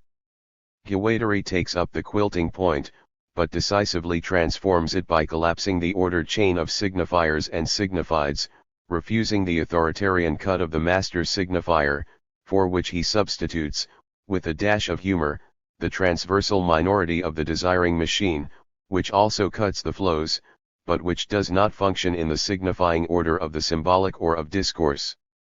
Hence the opposition between structural, signifying semiologies, and machinic, signifying semiotics. Term for term, Guattari opposes the machine, in the social order of production, for structure, in the symbolic order of significance. In short, Guattari operates with Lacan just as Marx did with Hegel. He puts Lacanian theory back on its feet by reversing it from logic to the real. The decisive point of Lacanian theory concerns this redoubling of the signifier, appearing once in the chain of relative signifiers, and once as the big O signifier. Here is the second point at which Lacan's return to Freud constituted a transformation of Freudian theory. Lacan slanted Freud in favor of a preponderance of the paternal function, the guarantor of sexual difference, the bearer of the phallus. The phallus is not anatomical but signifying. In short, Lacan transposes the second Freudian topography, id, ego, superego, too anatomical for his taste because it posits already totalist objects, onto a structural grid that allows him to transform parental points of identification, the superego, into signifying tensors, logical and topological sites, that converge on the side of the phallus. This is the great Freudian heritage that his followers have covered up, according to Lacan, because they remained focused on the object relation when they weren't busy transforming analysis into an exercise in the adaptation of the ego. For Lacan, what matters is avoiding the object relation that privileges the imaginary position of the phantasm and finds its axis in the mother-child relation. Only the phallic function permits this. These analyses of the paternal function, the redoubling of the signifier, accompanied by the absolute transcendence of the master signifier, are made possible by psychosis and imply at the same time the relativity of the Oedipus complex, now revealed to be applicable only to neurosis. The analysis of psychosis reveals the quilting point. In other words, more neatly than neurosis, psychosis indicates the structuring power of a signifier irreducible to the order of discourse, but it does so negatively. Psychosis is the structure wherein there has been a failure to introduce a signifier. The remarkable feature of psychosis is that the structuration of the signifier has not played its role. What indicates psychotic foreclosure is that the quilting point has been eluded or missed. The Oedipus complex affects the imaginary, signifying structuration of the neurotic and does not concern the psychotic. Lacan's return to Freud proves to go beyond Freud, and for this reason Guattari is the successor of Lacan, not Freud. Guattari derives two major conclusions from this. First, the primacy of the signifier implies the relativity of the Oedipus complex because it is not functional except in the name of a signifying structure, for a subject who has already been articulated by triangulation and submitted to the symbolic order, but not for a subject foreclosed from it. Oedipus is not operative for the psychoses. This in turn indicates a historicity of the Oedipus complex that Guattari applies to the signifier itself. Guattari absorbed from Lacan's teaching the need for a critique of the Oedipus complex, which he performed with Deleuze in Anti-Oedipus in 1972. Marx against Lacan, the primacy of the signifier and the place of the father as figures of social domination. But in pursuing the Lacanian path, Guattari establishes his distance from Lacan and turns to a critique of the signifier itself. The phallus imposes the law that sustains and animates desire. Lacan only reduced the imaginary complex of individual desire in order to posit the symbolic signifier as the phallus in the order of sexual difference, the symbolic law in the imaginary order of desire. Oedipus only has purchase in so far as it inscribes the place of the father, which is not that of the man, but that of the master signifier that binds the floating chains of signifiers and signifies to its structuring lack, and organizes desire in relation to the signifying lack of the law, imposing the symbolic order that the psychotic lacks. Lacan proposed that Freud found the Oedipus complex everywhere because the notion of the father, closely related to that of the fear of God, gives him the most palpable element in experience of what I've called the quilting point between the signifier and the signified point. 13. Like Lacan, Guattari recognized the urgency of critiquing Oedipus, but he approached this critique in a radically different way. Lacan reduces Oedipus to a false step in the symbolic topology of the constitution of the subject, while Guattari understands its reduction as a liberation of desire, which would have been laughable to Lacan if Guattari hadn't also proposed, like Lacan, that there is no such thing as a spontaneity of desire or a desire anterior to its social coding. But the two authors stake out different positions on this coding, as well on the transcendence of the law, which targets this liberation. This is already indicated by the fact that Lacan oriented his clinic to the treatment of paranoia, while Guattari oriented his towards schizophrenic depersonalization, characterized by a militant suspicion with regard to the power of the law. Guattari felt the urgent need to escape the Lacanian position. But he did not limit himself to the Deleuzean critique of the law as a transcendent invariant and of desire as lack. He understood the law as a positive structure of social domination, a perspective lacking in Deleuze. It is through Marx and his critique of the law and of rights that Guattari recognized the need to take up the critique of the signifier. From this perspective, the literary analysis of Kafka implies not only a contestation of the Oedipal status of literature. Kafka, like Proust, considered one of the great Oedipalists, who falls back so easily upon the neurotic relation to the law, but also a refusal of any Oedipalization of literature or of art. It implies especially a direct confrontation with the transcendent position of the Lacanian law, and the term minor literature encompasses a critique of the master signifier. Lacan thus plays an important role in the theory of the desiring machine. He made it possible to think of the object of desire as a non-human object, heterogeneous to the person, below the minimum conditions of identity, escaping the intersubjective coordinates as well as the world of meanings. AO 360. The second pole, that of the other signifier, contributes to the theory of the desiring machine, which directly takes up the function of cutting and coding flows as operations constituting desire. But the other signifier must be subjected to the same critique as that applied to Oedipal structuration. Its socio-cultural attraction is comparable to that which allowed Lacan to mock Oedipus 14. It must thus be subjected to the same materialist and political examination instead of being positioned as an expression of culture. Lacan seemed well disposed to an approach that put the unconscious in relation with history and politics, but he did not pursue it. 15. Guattari's critique of Lacan thus proceeds by way of a Marxist analysis. The signifier itself is also historical. It has not been given for all time to human constitution. Lacan is indeed correct to deal with the Oedipus complex as an imaginary myth, and he does not hesitate to destroy the pretensions of fantasy in favor of collective, symbolic structure. But in introducing the phallus as an ahistorical master signifier, he did not see that he was constructing an even more destructive myth, the efficacy of the phallus installing in every subject the existence of a complex analogue, fabulated no longer upon parental figures, to marry Jocasta, to kill Deleuze, to read Sophocles, but upon castration, the anguish of being produced as a socially sexed being who inscribes desire within the law. There is no transcendent phallus without the agony of castration. Guattari deals with the agony of castration as a complex comparable to that of the Oedipus complex. Once the reduction of the phallus to the castration complex has been accomplished, the critique that was applicable to the Oedipus complex as imaginary identifier must also apply to the castration complex, and Lacan did not follow his analysis through to its conclusion. Second, the signifier now assumes, according to Guattari, a determinate historical inscription. It refers to despotic social formations, and its very historicity invalidates Freudian analysis, which is not applicable to a universal psyche, but only to the specific social formation of fin de siècle Austria. Once Guattari reduced Oedipus to the literate fantasy of the Viennese bourgeoisie, it was not difficult to pursue the analysis and invalidate the master signifier as an even more archaic structure of domination. It is henceforth its role as a marker of power, a consideration completely absent in Lacan, that will polarize all of the critiques.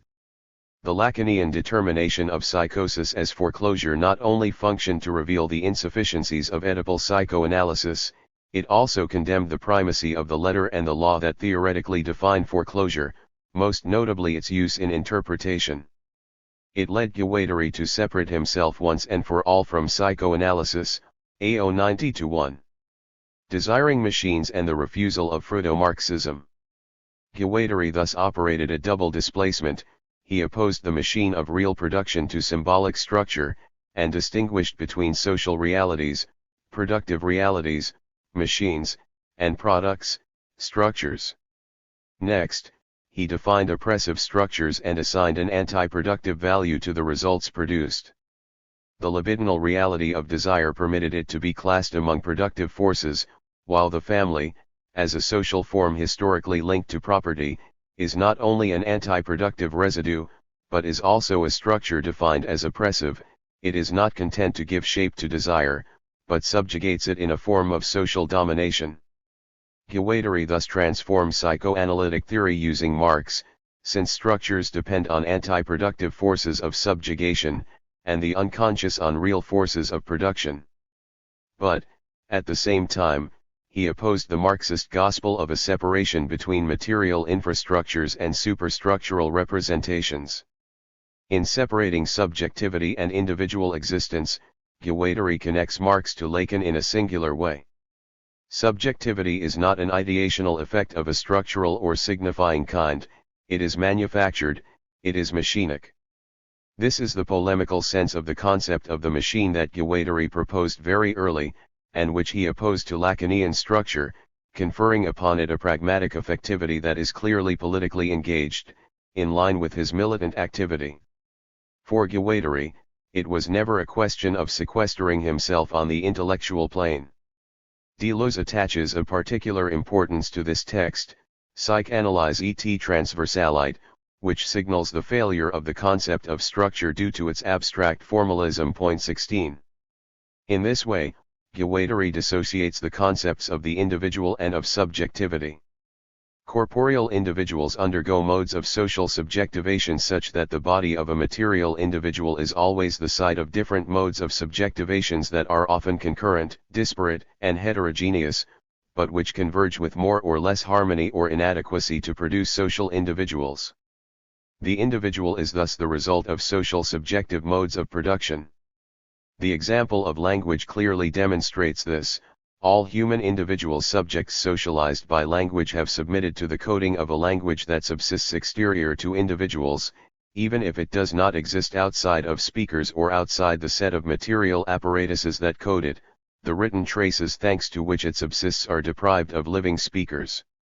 The individual subject thus finds himself positioned in relation to unconscious subjective formations as a result or product, but also as a terminal, to use the superb expression Guattari introduced in 1984, if it can justifiably be said that an individual corporeally exists, this individual only functions by means of trans-individual programs that inform it, educate it, and govern it, and with which it interacts.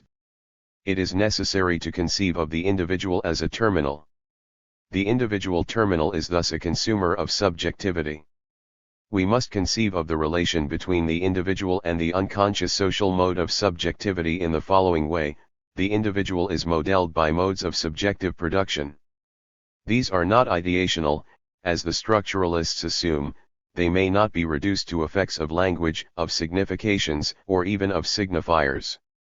they are rather of the order of a signifying material production. Subjectivity is manufacture just as energy, electricity, and aluminum are, MRB 47. 9 symptoms are birds tapping at the window. Slips of the tongue, bungled actions, and symptoms are like birds that come and tap their beaks on the window. It is not a question of interpreting them. It is a question of situating their trajectory to see whether they are in a position to serve as indicators for new universes of reference that could acquire sufficient consistency to bring about a radical change in the situation. MRB 328. With this elegant formulation, Guattari proposes a new theory for addressing the unconscious and the symptoms such that they no longer refer to the personal interiority of a subject or even link up to the symbolic order, a theory that treats them, as Deleuze does, as the emergent point of a line, a dynamic trajectory that begins to be traced with the tapping of the beak on the window, an air current, a shock wave. 1. All the elements of this apparatus powerfully, and, as always in Guattari's thought, concretely, condense the means by which he intends to free psychoanalysis from currents he deems reactionary through the cartographic method of schizoanalysis. This formula, contagious in its pedagogical clarity and poetic power, contains a radical critique of personalist and familialist forms of the cure centered on the normalization of the patient, and condenses at least 3 principles. First, the nature of the symptom changes, as does the clinic at whose core it functions as an indicator of the psychic state of the patient. When viewed as a rupture, as a crisis that assumes consistency in the present of the analysis, the symptom is inscribed in a critical conception in relation to psychoanalytic processes that understand it as a representative of the work of the drive, that depict it phantasmatically or structure it symbolically. It is these 2 variants of interpretation, imaginary and symbolic, that Guattari dismisses. Second, Guattari makes precise use of an image to explain the work of the unconscious and the way the primary process emerges in consciousness. It is not a question of a metaphor, of a transfer of a proper meaning to a figurative one that in turn must be translated into a more adequate formal language, as if Guattari himself was unable to propose a clinical, scientific formulation. The theoretical image necessarily changes its status at the same time as the clinical symptom, and can no longer be understood as a manifest content whose latent content must be restored to it. It is not a question of an allegorical figure, wherein a concrete image disguises a proper meaning and demands that we re-establish its formal, literal meaning, or its symbolic, signifying structure. It is this double model of interpretation that Guattari's whole enterprise contests, proposing instead to shift to a kind of experimentation that requires a paradigm that is more aesthetic than scientific. In this instance, the symptom becomes an event and assumes meaning in a concrete assemblage, one that opens it to an experimentation with a future and not exclusively to an interpretation of the past. Once this has been established, the vocabulary of metaphor can be preserved, as Guattari does occasionally, on condition that it be understood in terms of metamorphosis, a displacement that produces at the same time a perspective reconfiguration of the sense produced by the symptom. But for political reasons this transformation of the status of interpretation necessarily calls for a new, engaged clinical practice. 4. Third, Guattari indeed aims to reform the relations between the clinical and the political, opening psychoanalysis to schizoanalysis, to reinforce it and thereby transform it into a component of the social order. At the same time, this indicates his militant confidence in analytic, therapeutic practice, for which his engagement at law board provides sufficient evidence. It nevertheless seemed urgent to him to put the analysis of unconscious and therapeutic practice on new foundations through a critique of psychoanalysis that is simultaneously clinical and political. This is demonstrated by the use he makes of a poetic image to transform the theory of the symptom. Symptoms. The bird tapping at the window draws attention to itself behind the glass, a plane of separation but also a surface of appearances between the analysand and analyst, a membrane of contact and two-way mirror. Like any other sign, a symptom becomes individuated through its enigmatic effect, it becomes actualized, drawing attention to itself by means of an asignifying rupture, because it has no signification determined in advance, and because it does not refer to a latent content that it supposedly manifests. Analysis does not consist of substantializing these birds, of naming them, or of capturing or opening them up to see what they contain, like soothsayers who predict the future by reading entrails. Here, the bird plays the role of a random figure, unfigurant quelconque, of the symptom and does not in itself have any signification. It is thus not necessary to focus the analysis on the bird, for it only assumes meaning as a function on its plane of actualization, just as a word composed of a signifying elements is only actualized in the sign system of a given language. With this formula, Guattari distanced himself equally from a Lacanian position that would refer the symptom to the symbolic system that structures the unconscious like a language.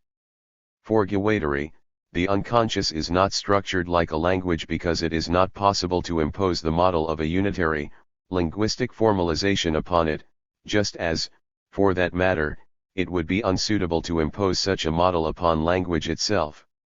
Guattari does not conceive of language as a closed system, referring only to itself, but in terms of a semiotics always in contact with other, non-linguistic semiotics, whether they be social, political, biological, or material. Languages wander all over the place, mu 13, with modification, and scientific language is no exception to this rule. The ideal of order and of exhaustive, systematic formalization is not theoretically operative because it ignores the plurivocity of its object, for language as well as for the unconscious. This ideal answers to a pragmatics of knowledge, a micropolitical strategy of domination and repression, which nevertheless can never be achieved, even in the university or in any school whatever, Freudian or Lacanian, but which is always active when we elevate a single theoretical model and when we enclose theory within abstract universals, cutting it off from pragmatic assemblages. So Guattari does not oppose the existence of a theory of the unconscious, but he does oppose the attempt of a theory to dominate with regard to other attempts at formalization.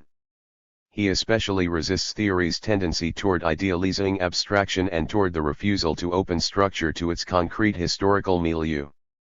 The structure of the signifier is never completely reducible to a pure mathematical logic, it always has a part that is linked to a diversity of repressive social machines. RM 231, my translation. Guattari explains this at the beginning of the Machinic Unconscious, a work dedicated entirely to emancipating the practice of the unconscious from the tutelage of linguistic formalisms or topological mathemes. The unconscious should not be considered an unconscious of the specialists of the unconscious, an internal mini-cinema specialized in child pornography or the projection of fixed archetypal shots, an unconscious crystallized in the past, congealed in an institutional discourse, but, on the contrary, an unconscious turned towards the future, mu 9-10, with modification. He proposes a machinic unconscious and not a structural one, an unconscious populated to be sure with images and words, but also with the mechanisms of reproduction of these images and words. This unconscious is thus not representative or expressive, but productive.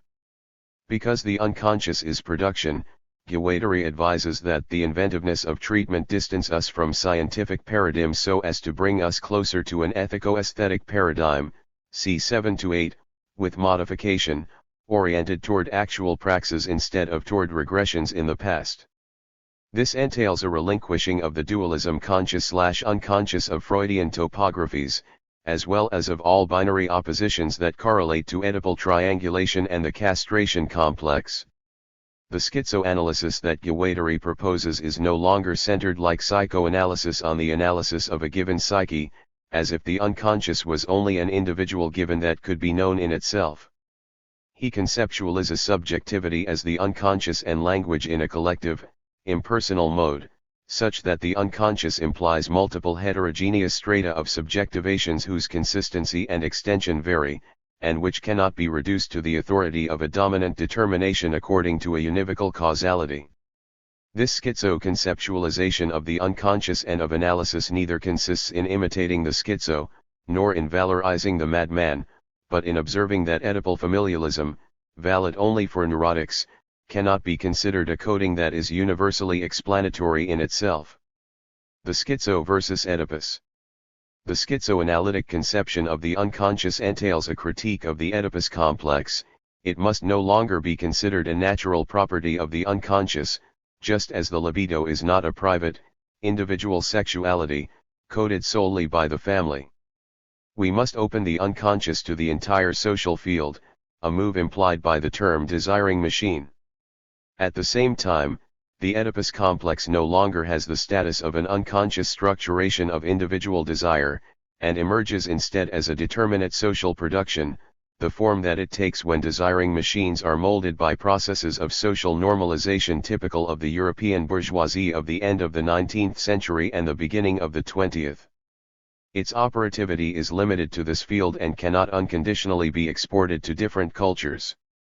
Most importantly, its effectiveness within this field is a product of social repression and is not in any way a formation of the unconscious. This does not mean that symptoms cannot be found here or there that assume the form of the Oedipus complex, but rather that it is not an invariant of human nature or a universal at work in all cultures. Oedipal triangulation is thus not the ahistorical nature of the unconscious discovered by analysis, it is, to be precise, the socio-historical mold in which interpretation smothers unconscious syntheses. If psychoanalytic interpretation can operate this flattening out of delirious productions onto familial persons, it is also a relay for the process of social normalization at work in society.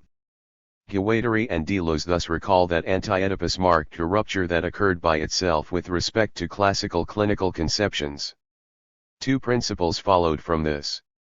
First, the unconscious isn't a theater but a factory, a productive machine, and 144, it is not an unconscious that is representative or expressive of an individual libido. Second, the unconscious isn't playing around all the time with mummy and daddy but only with some social frame, and 144. As early as 1965, Guattari had insisted upon the following: the unconscious does not work on givens that are exclusively familial, but is rather active in the totality of the social field too. The castration complex cannot be reduced to an individual locus, and the Oedipus complex demands that the social situation, with its spiraling social signifiers, be taken into account. This constitutes a Marxist critique of psychoanalysis, for Guattari applies Marx's critique of commodity fetishism to the Freudian unconscious. The forms assumed by the unconscious are determined by a social process that is in no way imaginary. The social form of unconscious work is too often mistakenly seen as a property that it possesses naturally. Failing to understand its real operation, the unconscious is thought to be representative or expressive. The Marxist analysis of commodity fetishism is applicable to the work of the unconscious. It is Marx who substitutes the notion of real metamorphosis for that of an expressive metamorphosis in his analysis of the commodity. The commodity form appears to be mysterious only as long as we fail to identify the relations of domination of concrete, social labor that are crystallized within it, just as Oedipal familialism transcribes real complexes of social domination as if they were figures of the imaginary. 3. Freud's interpretation of symptoms in terms of private parental figures provides an additional justification for our suspicion that analysis is an institution of social normalization, which found its footing in the era of development of a bourgeois society that it accompanied and reinforced. The second moment of this critique of psychoanalysis is supported by the critique of psychiatry in the history of madness. Foucault demonstrated that psychiatry, as a normative discipline speaking in the name of reason, authority, and law, in its double relation to the asylum and to the law court, contributed to the rise of the bourgeoisie and inserted itself into a specific social process. The development of psychiatry participates in the development of the bourgeois family and its social policing that assigned madness a place on the margins of justice, binding medical expertise to the elaboration of penal law. Psychoanalysis is inscribed in the extension of this movement and ultimately links madness or psychical trouble to the institution of the bourgeois family in thinking madness in terms of endless attacks against the father, the head of the family exercising his authority over wife and children. Point 4. This is why Deleuze and Guattari conclude in Anti-Oedipus that psychoanalysis does not participate in an undertaking that will bring about genuine liberation, but instead is taking part in the work of bourgeois repression at its most far-reaching level, that is to say, keeping European humanity harnessed to the yoke of daddy-mommy and making no effort to do away with this problem once and for all. AO 50. Hence the strong critique of psychoanalysis involving two principles that are developed over the course of Anti-Oedipus. First, the unconscious is not representation but production. Second, it does not code the structures of the private and imaginary family, but instead codes the actuality of social history, which is real and collective. The clinic is thereby open to politics. From the start, this was the principle of institutional psychoanalysis conducted at Law Board. The castration complex, to which the Oedipus complex refers, cannot find a satisfactory solution as long as society confers upon it an unconscious role of social regulation and repression, and as long as psychoanalysis functions as the unconscious organ of the normative ideal of social adaptation. Deleuze and Guattari summarize their critique of Oedipus accordingly: whether in its domestic or analytic form, the Oedipus complex is basically an apparatus for repressing desiring machines, and in no sense a formation of the unconscious itself. And 17. We thus shift from the theater to the factory. The unconscious does not express itself as a phantasmatic scene on stage, in which the actors in a bourgeois drama, daddy-mommy, give a performance for an audience consisting of the mystified Annalise and the knowing therapist. The primary work of the unconscious does not sequester itself in this fictional space, bathed in footlights, emerging as in a dream in the form of imaginary phantasms or real symptoms, the performance delivering its symbolic message, carefully maintained at a distance by the apparatus of the scene, the theater, the acting, without also taking into account the real, non-fictional character of the theater as a social apparatus. The unconscious must be thought in terms of the real frame of a factory of social production in which desire is manufactured, given form, and transformed from primary matter, hyltic flow, into a product of consumption. It does not function, therefore, according to a regime of imaginary representation, but instead as real production. It is not expressive but productive, open to the entirety of the social field and not just to familial figures. The destruction of expressive pseudo-forms of the unconscious in turn disqualifies the regime of interpretation in the treatment if statements are cut off from their collective assemblages of enunciation, which are the primary concern of treatment, but also from other assemblages that are simultaneously at work. Connecting the unconscious to the political real entails seeing it as a productive machine, not as a theatrical performance. AO 167. For his part, Lacan also critiqued the universality of the Oedipus complex by according primacy to the psychoses and by recommending a return to Freud that remains hostile to any centering of analysis on the ego and its adaptation. In effect, Lacan's return to Freud drew the work of the primary process of the unconscious toward a structural operation of a linguistic kind in order to depsychologize the symptom. He conjugated the Freudian unconscious with the findings of linguistics to extricate a symbolic plane from any individual intentionality. It is already quite clear that symptoms can be entirely resolved in an analysis of language, because a symptom is itself structured like a language. A symptom is language from which speech must be delivered. Point 5. Lacan does not adhere to displacement and condensation like Freud, but rather relies on the structural analysis of meaning resulting from the correspondence between signifiers and signifieds, an approach inspired by Saussure and Levi Strauss. He takes up this conception of the symbolic, but thinks of the articulation of floating lines of relative signifiers and signifieds in terms of the symbolic introduction of a master signifier, the other or name of the father, which violently introduces the subject to the symbolic order and to structure as a remainder.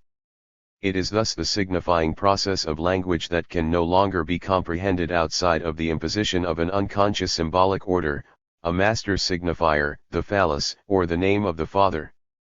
It is that which separates, and creates, through its act of cutting, the order of significations, including linguistic ones. Lacan thus orients Freud toward a primacy of the paternal function with his conception of the signifier, guarantor of difference between the sexes and bearer of the phallus, a phallus that is not anatomical but signifying, a symbolic lock, vero, marking the difference between the sexes, for men as well as for women. From Lacan's teaching, Guattari concludes that a critique of the Oedipus complex is necessary, AO 53, 174-5, and resolutely selects psychosis as the theoretical object capable of clarifying unconscious syntheses. In some ways Freud was well aware that his real clinical material, his clinical base, came from psychosis, from the work of Bleuler and Jung. It's always been like that. Everything new that's come into psychoanalysis, from Melanie Klein to Lacan, has come from psychosis, N15.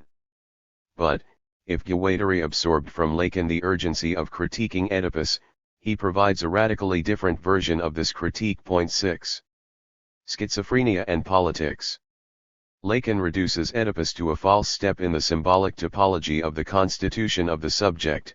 Guattari understands it as a socio-political assemblage that codes desire.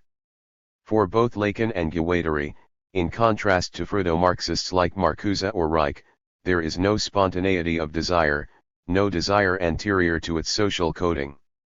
Nevertheless, the two authors differ on the nature of this coding. Guattari did not limit himself to critiquing the conception of the law as a transcendent invariant and of desire as lack. He understood the law to be a positive structure of social domination, a perspective completely lacking in Lacan. It is thus through Marx and his political critique of the law and of rights as social institutions that we need to resume the critique of the signifier and of the Lacanian symbolic order. It is no longer a question of interpreting, but of experimenting, in accordance with the elegant formula that Guattari and Deleuze articulate in Kafka. We believe only in a Kafka politics that is neither imaginary nor symbolic. We believe only in one or more Kafka machines that are neither structure nor phantasm. We only believe in a Kafka experimentation that is without interpretation or significance and rests only on tests of experience. K7. This formula, cited and analyzed many times in the context of critiques of literary interpretation, must also be considered in its clinical and political dimensions. This reveals how an aesthetic paradigm can turn out to be more effective in exposing the complexity of the unconscious than a scientific paradigm. Neither psychotherapy, with its analysis centered exclusively on the familial scene, the castration complex, or the Oedipus complex, nor symbolic structure, with its despotism of the signifier and its logico-scientific formalism, is sufficient. In addition, abstract formalizations of metalanguages always pragmatically play the role of guaranteeing assemblages of power, and, first and foremost, that of its pundits and scribes. Mu 14. Schizoanalysis first turns critique against itself. Therapists are necessarily inscribed within the structure of the institutionalization of care, which Guattari in no way opposes, being himself at law board, admittedly an alternative structure, but he advocates great caution with respect to the mechanisms of reproduction of domination that inevitably work through institutions and their actors. The psychotic delirium thus turns out to be world historical rather than a private mania, as Guattari affirms as early as Psychanalyse et Transversalite. The subject is blown apart to the four corners of the historical universe. He hallucinates history. pt 156, my translation. In other words, the delirium is not about the name of the father, but about all the names of history, and the father only finds himself in the despotic position because of the specific assemblage in which the symbolic is inscribed. Point 7. This is why Guattari, writing Anti-Oedipus with Deleuze, articulates the analysis of schizophrenia in relation to that of capitalism. This explains the distribution of the concept of schizophrenia in accordance with two thresholds, that of the molecular processes of desire and that of the psychotic collapse of the committed patient, which is ascribable to the molar process, to the mode of capitalist subjectivation. From the molecular angle, schizophrenia in Anti-Oedipus designates the process in general, the indeterminate name for flows to which the desiring machines give form, positively defining its active value, while the artificial schizo is only assigned his role of suffering individual, as socially maladapted, from the molar angle of group phenomena, insofar as he succumbs to the reactive affections of capitalist codings. In this context, Artaud the schizo turns out to be an experimenter in the social. He breaks through the wall of the signifier, but the anomalous, extreme, and perilous position that he occupies vis-a-vis social coding allows him to simultaneously denounce the fabrication of the patient in the psychiatric hospital alongside the Oedipalization of literature, or of subjects in general. Guattari thus does not oppose the revolutionary flow of desiring processes to the fascism of reactionary investments in a binary fashion, but rather insists on the necessity of the social critique of psychosis, and on the permanent risk it runs of reaching a standstill. Schizophrenia is at once the wall, the breaking through this wall, and the failures of this breakthrough. AO 136. Schizophrenia reveals how desiring machines either submit to or don't submit to modes of unconscious codings and modes of social subjectivation. This is why it signals the process of the coding of desiring machines, the wall, as well as the breaking through accompanied by its possible new codings, but also by their possible failure leading to a catatonic collapse. It thus takes into account social coding where it experiences failures. Like the symptom, art and various social practices have the ability to break through, tracing out lines of flight that do not consist only in eluding a given assemblage, but in constructing an alternative. This, however, does not always succeed and sometimes results in a line that is more unfavorable than the initial wall. The whole difficulty in valorizing schizophrenia derives from this double status. It offers an alternative to Oedipalization as socially adaptive coding and indicates an alternative social production of desire, all the while remaining the name of a psychic disturbance that Guattari dedicated himself to treating at La Bourd Clinic. In this way, the symptom, slips of the tongue, bungled actions, or any manifestation of the unconscious need no longer be understood in terms of language, comprehended as symbolic signifiers or analyzed as individual fantasies. Guattari enlarges the punctual actualization of the symptom to encompass the staging of its drama, its trajectory, the tapping of the beak, and the resolution, no longer restricting the tapping to the bird.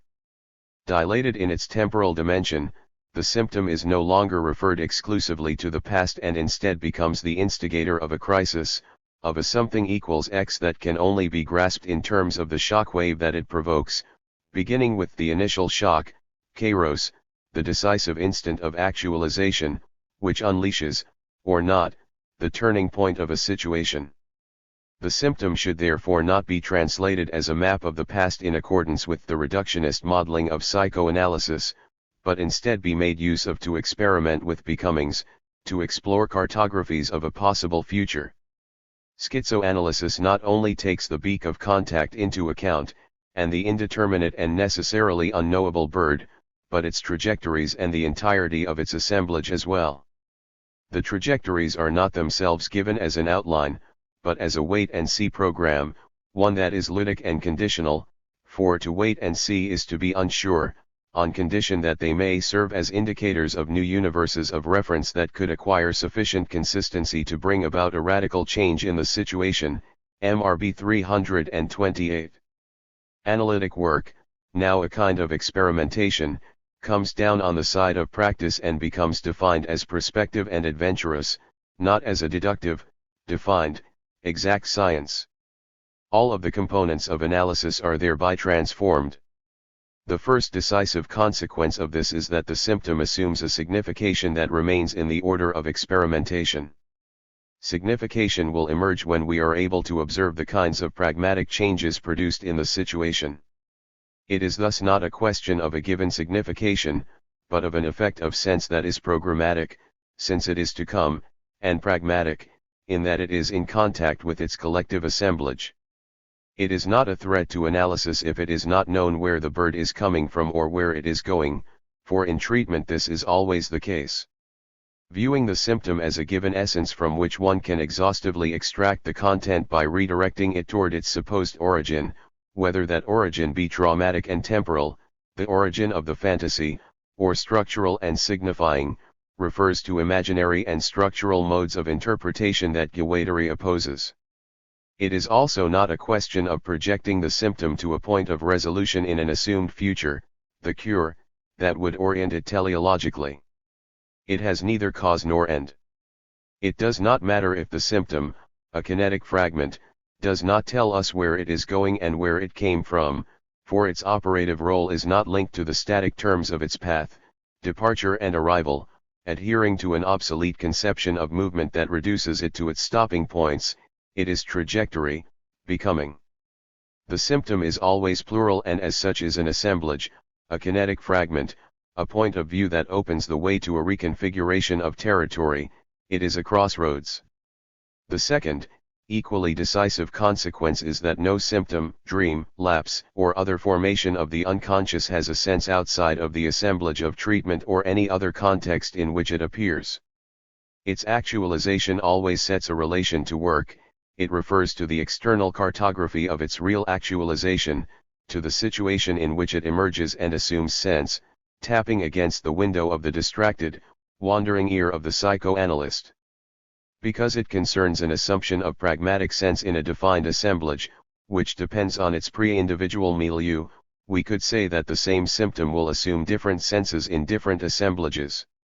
But in reality, there is no same symptom because the symptom does not have in itself an existence outside the shock, the crisis, the enigmatic effect of appearing at the window.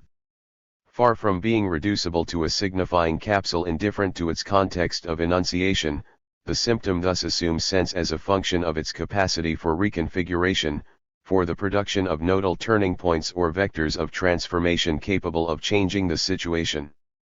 The symptom confronts us with a multiplicity of cartographies, those of the analyst as well as those of the analysand, but also those of the family, the different spaces it traverses without an a priori formalization of these spaces being possible or even desirable.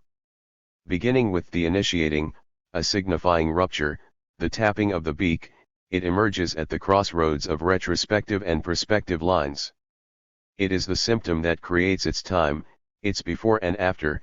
Analysis is no longer the transferential interpretation of symptoms as a function of a pre-existing, latent content, but the invention of new catalytic nuclei capable of bifurcating existence. C. 18. 10 de Ligny, Wandering Lines. In a May 1961 journal entry, Fernand de Ligny described the meanderings of a piece of charcoal that he held perched between his fingers. As he rubbed it across the paper, the shape of a goat appeared, tied to her manger, the flesh of her stomach stretched outre de chair distendu. This line has a long history. If I recounted it, all at once, without interruption, it would take thousands of pages, he wrote, adding, I will not have lived for nothing. 16.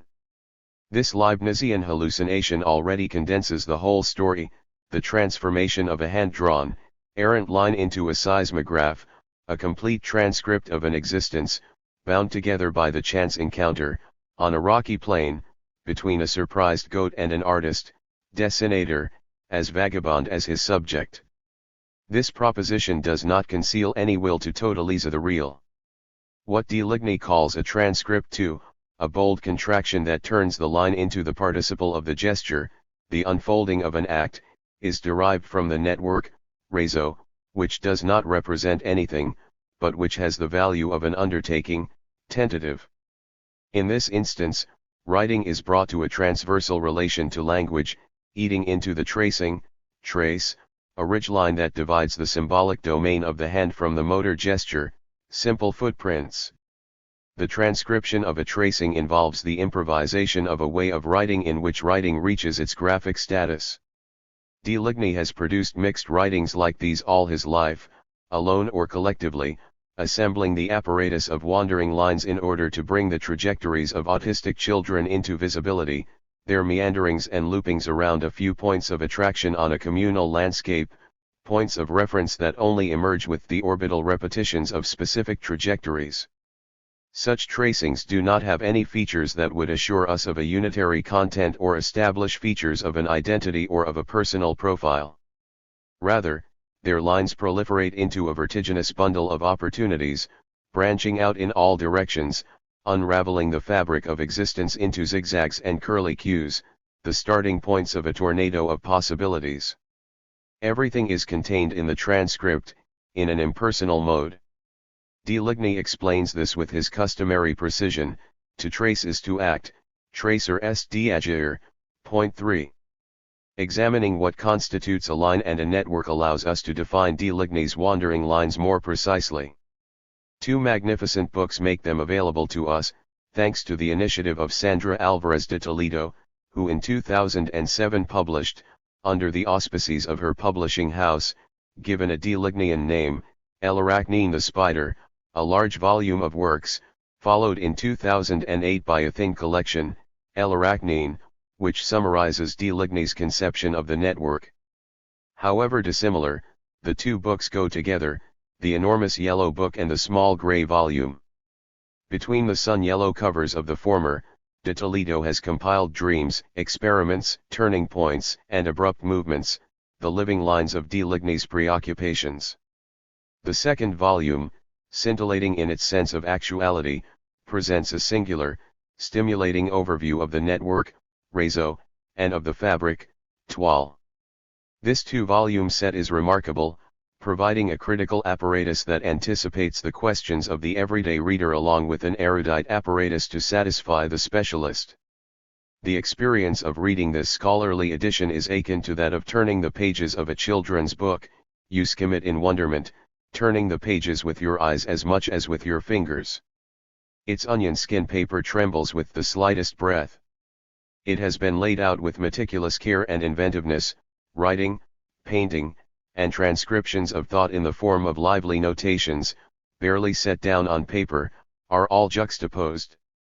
Deligny's writing wavers, jumping about the page in a distracted arpeggio, frequently running right into an image, drawing, photo, or photogram. Even when the pages are only covered with text, the writing goes its own way. Often the lines, due to the strain of effort, warp or collapse under pressure, and the letters that are legible retain the character of words scrawled in chalk on a blackboard, reminding us that Deligny's first job was as a schoolteacher. Above all, the tracings of wandering lines constitute a fascinating, collective work. These tracings, transcribed by adults who superimpose them upon the directionless paths of children, radiate neural maps and ethological paths, thereby opening new pathways to thought. Political Clinic. In Deligny's work and practice, two lines of force converge, reinforcing each other: first, clinical and political action on the side of childhood, and we are tempted to say instead, at the underside à l'inverse of childhood, including its relation to the institutions, knowledges, and practices that sustain the massive apparatus of ideologies of childhood, and second, a different thread intimately related to the first, the invention of modes of expression that resist analytic or therapeutic practices, as well as poetic and theoretical ones, dominated by language. Deligny is a man of the network, and the network only exists in the infinitive, A95. This explains his suspicion of and indifference toward the position of the author and preference for collective production, reviews, wandering lines, films, dwellings. In 1981, Deligny clarified his conception of the network, of the arachne. It is collective and never driven by personal will, even in terms of language, for it can eat away at institutions, as occurred early in his career, and always follows transverse lines that resist institutions, as well as incomplete lines that are contingent, emerging in the aleatory mode of an encounter. The network is endowed with an ecological competence, one that involves selecting elements in the surrounding milieu as a means of devising experiments. For social humans, this involves an engagement with the obligatory or social milieu. For a spider, it might involve the corner of a wall. The network is a kind of resistance woven in response to and disappearing along with the threat. It thus is secondary. We should not be too surprised if the obligatory is the necessary support for the unfinished lines of a network, A25. Nevertheless, although the network is secondary, it is not necessarily true that it requires a threat, which would turn it into a counterpower, nourished only by that which it contests. Rather, and in this it comes close to Guattari and Deleuze's lines of flight, it introduces play into the surrounding real. In this sense, the network always involves a milieu, and is also always perspective. Any network acts upon existing assemblages and plays with them.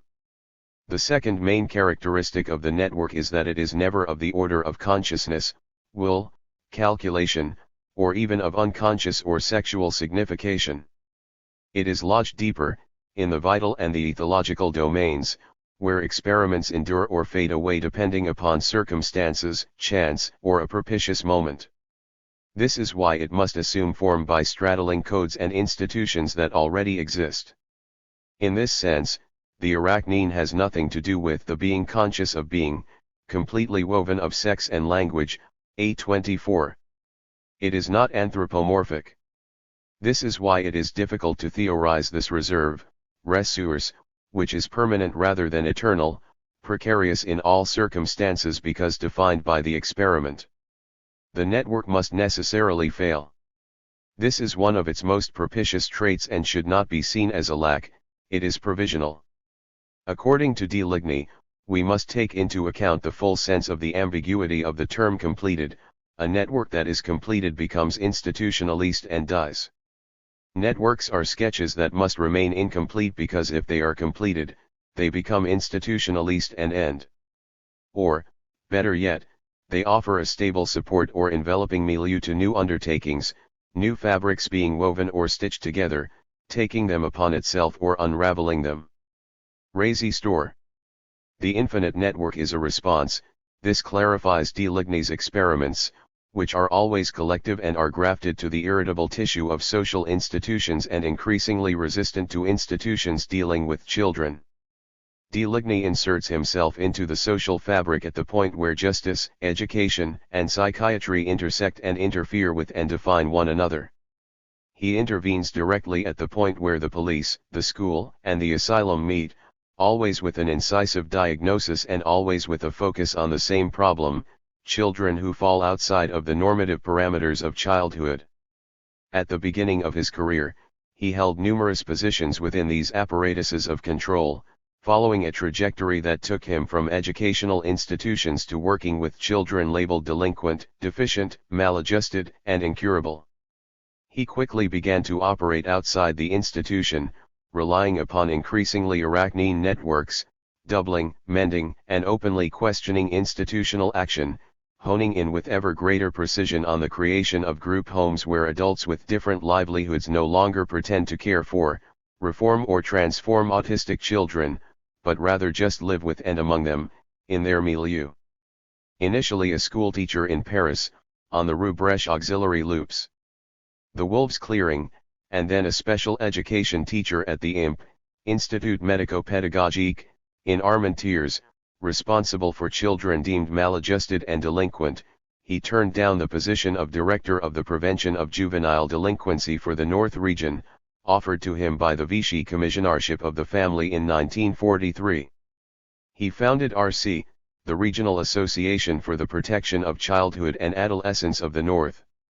At the time of the liberation, he became the director of the first Center of Observation and Triage, COT, of the North, but he conceived of the center as an open site, recruiting monitors from among the workers, unionists, and unemployed of the region, weaving another social network, parallel to the institutional structure, one which wove the existences of adolescents together with those of social workers and families in the region. This project continued for a time but reached a turning point when Deleuze, a communist, neglected to uphold institutions by keeping the strategic position of director, as the party recommended, and went elsewhere. He took a divergent path in 1947 by becoming involved with a new kind of organization, one that was more relaxed, less centralist, associative more than administrative, built upon the dispersed nodes of the youth hostels. With the help of activists involved with popular education movements and youth hostels, Deleuze envisioned a network that would assume responsibility for delinquent and emotionally disturbed adolescents. The network would welcome young people, but would also send them away for experimental stays throughout France. These are the principles of the Grande Cordée, an association whose statutes were established in 1948, supported by Henry Wallen and Louis L. E. Gale Lant. It functioned until the early 1960s. Another turning point occurred in 1965 when Jean Ari and Félix Guattari invited de Ligny to law board. Despite the obvious affinities between his work and that of institutional analysis, de Ligny, neither a psychologist, analyst, nor psychiatrist, was not a supporter of the psychoanalytic exploration of the unconscious.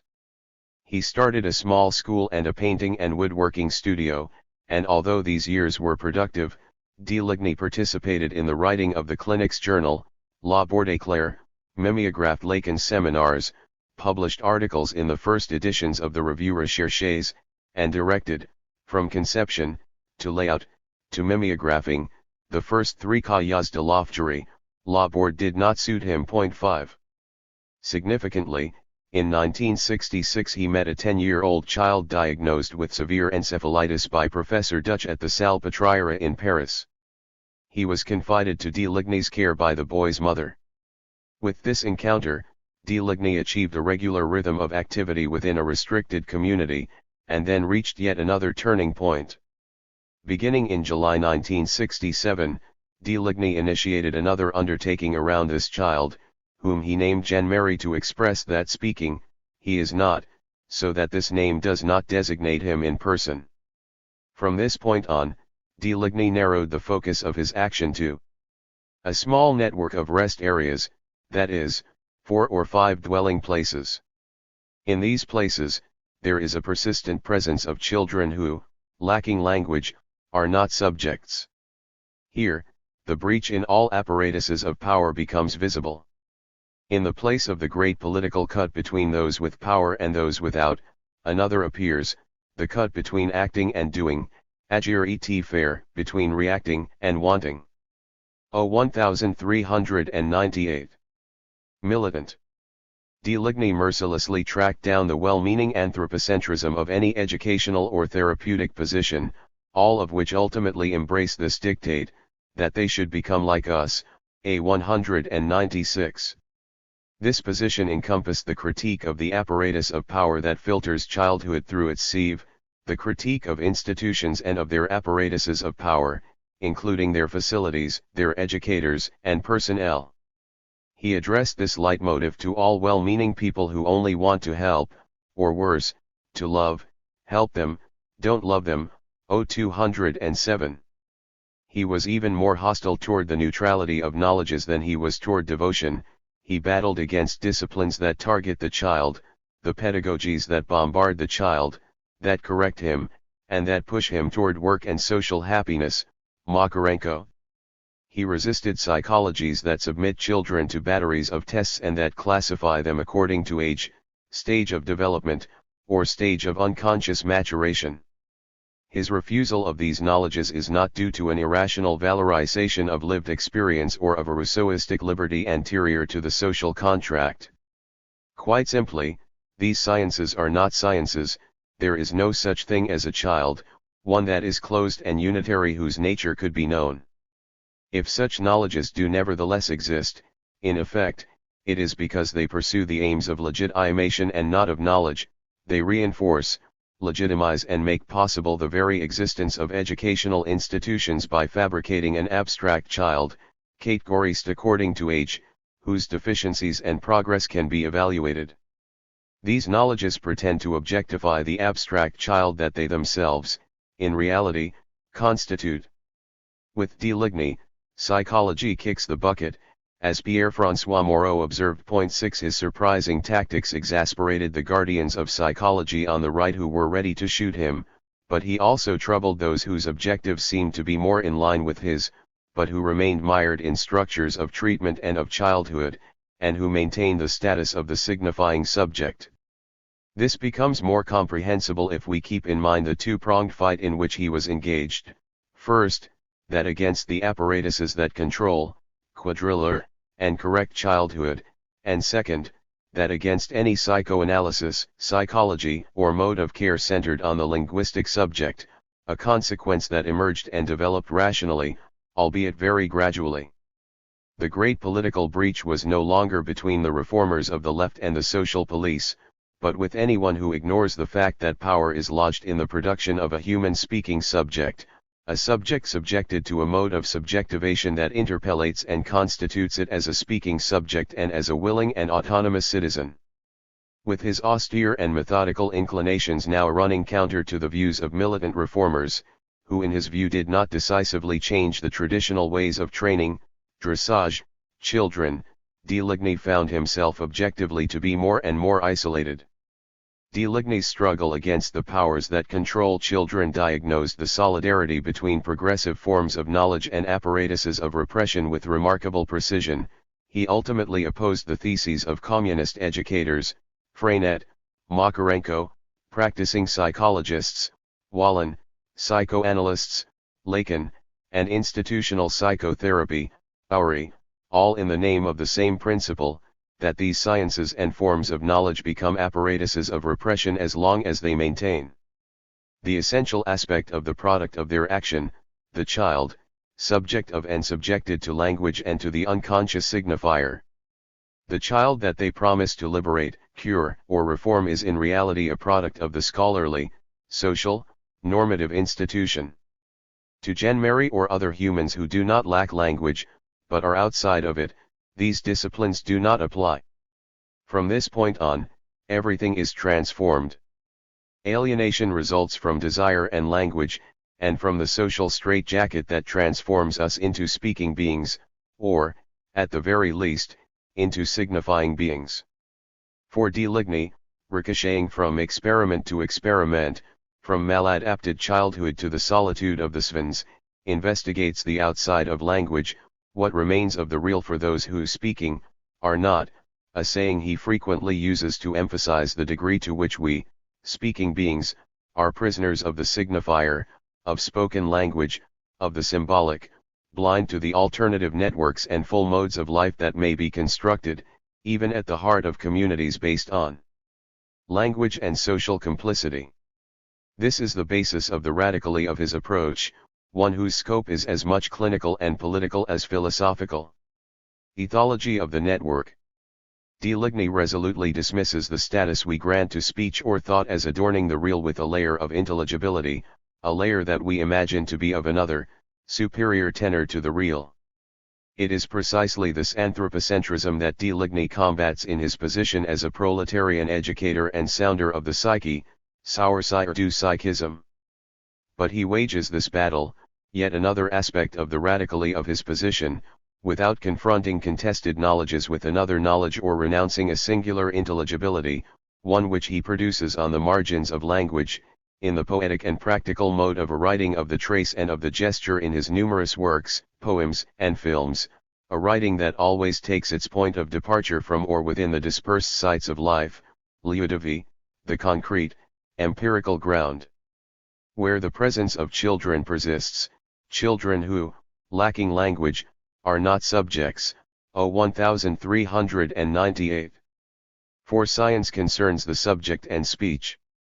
De Ligny combats this latent anthropocentrism, a position that, rather than leading him outside of knowledge, instead requires that he engage the most pressing theses of his day, those of structural anthropology, Levi-Strauss, political ethnology, Clas Trace, psychoanalysis, Lacan, and ethology, Karl von Frisch.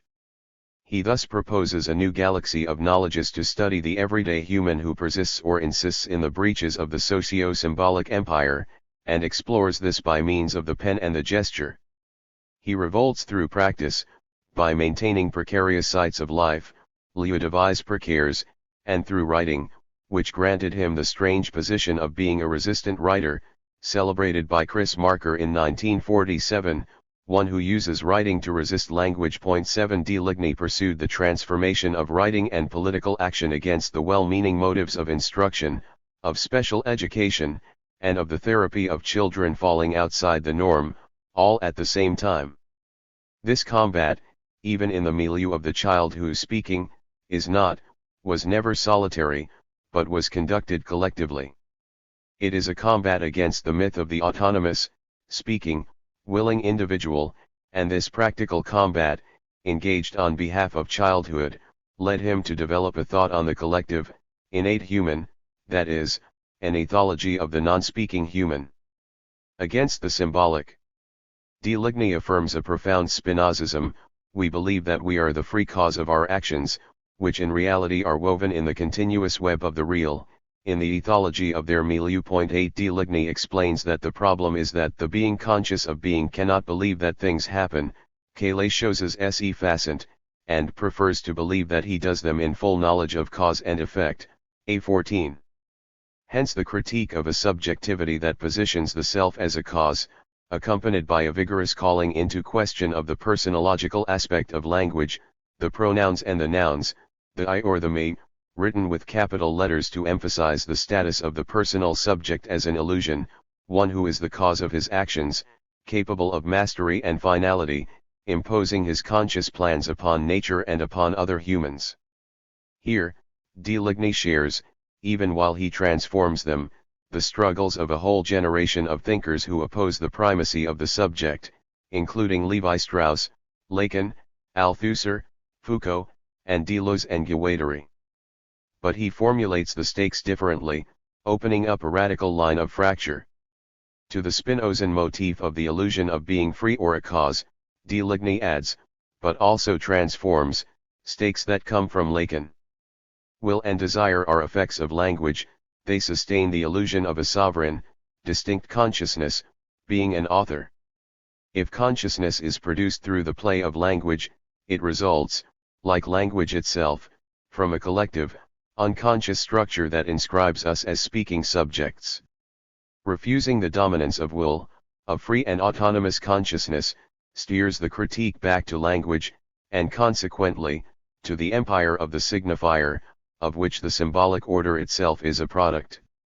Lacan demonstrates how linguistic structure depends upon the symbolic that produces the subject as a remainder, such that the subject is nothing other than the result of the imposition of a master signifier. Submission to the master signifier propels us into the linguistic, cultural, symbolic order, an order from which autistic persons and psychotics are foreclosed. In alignment with Guattari, de Ligny mounts a political critique against the Lacanian signifier. The brutal imposition of the symbolic order does not result from a timeless signifier, the anthropological indicator of the human unconscious for all eternity, as Lacan maintained, but rather from a mode of subjectivation, that is a mode of social subjection, a sujdisment social. Henceforth, the status of the signifier changes, it becomes a vector of alienation, an auxiliary of processes of human domination. It is the signifier that must be reduced in order to refuse the right of one person to dominate another. It is thus necessary to apply the political critique formulated by La Boétie to the Lacanian signifier. The entry into the symbolic constitutes voluntary servitude not only because humans fight for their servitude as if for their freedom, as Spinoza said, but more radically, because the entrance into the symbolic produces this servitude, fabricating the illusion of a conscious and personal mode, of an ego that makes modes of social subjectification possible. De Ligny thus does not disagree that the speaking subject can be considered the product of the imposition of the signifier, as Lacan maintained, with the exception that the symbolic is not a universal indicator of the eternal nature of the human being, rather, the symbolic is a cultural construct. The universal markers on which anthropology is based, such as the prohibition against incest, the identification with the other, the entry into the symbolic, in reality reduce childhood to a stage in the development of the normal human, or the non-European human to a stage in the development of the white man. In opposition to Levi Strauss and Lacan, and with the amiable collusion of Clas Trace, Deleuze, and Guattari, de Ligny refuses the portrait of the policed human, an identity card that in reality legitimizes processes of domination of non-industrialist humans. The cut thus occurs within the symbolic, the universal human for some, social domestication for others, and it is political. De Ligny also combats the symbolic in the name of a rational issue, one which refers neither to a Rousseauist utopia nor to a Robinson Crusoe-type fantasy embodying the pious wish to escape civilization, but to an empirical fact that anthropocentric theories are incapable of explaining, the existence of non-speaking humans. De Ligny returns obstinately to this fact, his Archimedean anchor, and to the case of Jean-Marie: we live in the midst of children who are not children, those for whom the behavior that comes to them does not proceed from any will. 1393. Psychiatry has nothing to say about such cases, and it is thus not sufficiently theoretical because an empirical fact exists that it does not account for. These children are not lacking the symbolic, nor are they outside the human. Connected to water and the making of bread, keepers of goats and other companions, they tranquilly bear witness to the fact that humanity is not exclusively linguistic and is not defined in its essence through its cultural inscription in a symbolic order, in which the will is policed and organized language is symbolically mastered. Other modes of life exist that cannot be swept under the rug by deeming them deficient in relation to normed social humans. The Arachnine. Such is the Arachnine, whose relation to the vital order is becoming clearer. The human is not separated in essence from the kingdom of other living beings thanks to his speaking mind and his social culture, properties that exist naturally and that mask the Arachnine without substituting themselves for it. Other orders exist for the human besides the symbolic. De Ligny names them innate, nature, species, common, accepting the risk of appearing to side with instinct or human nature, he who had, on the contrary, just demonstrated the limits of anthropology. In reality, he was seeking points of reference in the realm of ethology, of custom, not in order to cure, but in order to live beside, exploring the immutable Arachnine. If we feel threatened by the assertion that the symbolic is not a unique human order, De Ligny observes, it is because we have been holding onto a position, A46. This position is that of subjectification, in language, the obligation to the sign, our cadastral universe under the sign of property, 0675. De Ligny's powerful, anti-anthropological theory, which he pursues methodically, with means that have nothing to do with the theoretical order centered on the symbolic, follows from this. We can organize the strands of his position in a few principles, which summarize his conception of the Arachnine. First principle: the symbolic is not the universal nature of humans, but a political order of subjectification. If the symbol is the sole master, its reign is established to the detriment of the Arachnine, which only exists to be silent, to always remain at a distance from the represented. A68. Thus the Arachnine, the communism of the network, a life raft of experimentation, opens the way to an alternative community, one at the very heart of the social, where a fragile and obstinate common life develops that serves as an observation post for this asymbolic life. Here, the autistic child does not assume the position of the other, autre, as De Ligny observes jokingly, mocking Lacan, but between others, entre autres, 0844 one among us. The autistic child should not be absolutized in his difference from speaking humans according to the figure of the opposition I/you, he is one between an other, a living being among others, and not centered on the self. A being of the milieu, between being, the autistic child is not centered on his ego and thus stands beyond representation. This silent one, apart from representation, is not acting only on behalf of autistic children, but equally on behalf of speaking beings, and it is here that De Ligny finds his political inspiration, through a call for a common ethology, always persisting in the lacuna, the interstices, the cracks in the instituted, and in which the smallest revolt is reinvigorating. A fossil communism, persisting and not primitive, anterior or first, but given, incessant, and tough, a communism of the life raft, which takes on water on all sides but cannot be eradicated by the social order, a communism of the network, resistant and perpetual, an ethological communism, A68-80. Despite his suspicion with regard to the forms of the party, such as membership cards, he still claims to be a member of this party, A134, the only one capable in his eyes of leading the struggle against class domination in capitalist society. 9 De Ligny insists repeatedly, the state, as the government of persons, will only perish when attention is paid to the person herself, woven of language, sex, and will, in her struggle against the symbolic. Second principle, it is not a question of turning the social into a tabula rasa, but of awakening and constantly inciting the Arachne within the grid of the instituted, whether it is a question of the alienating social institution or of ordinary social life. If we look at the beginning of his career in Lille and in the north, Deleuze performed his interventions in an institutional fabric that was irritable and contractile, one that reacts to intruders by first absorbing them, trying to integrate them, and then expulsing them at the end of a variable period of time. But his work never begins at ground zero in the style of utopianists. It is thus not a question of making a clean sweep of the social, but rather of contradicting it through gestures that endeavor to materialize on an existing structure while troubling it. The network is thus involuntary and exists only in the infinitive, avid for coincidences.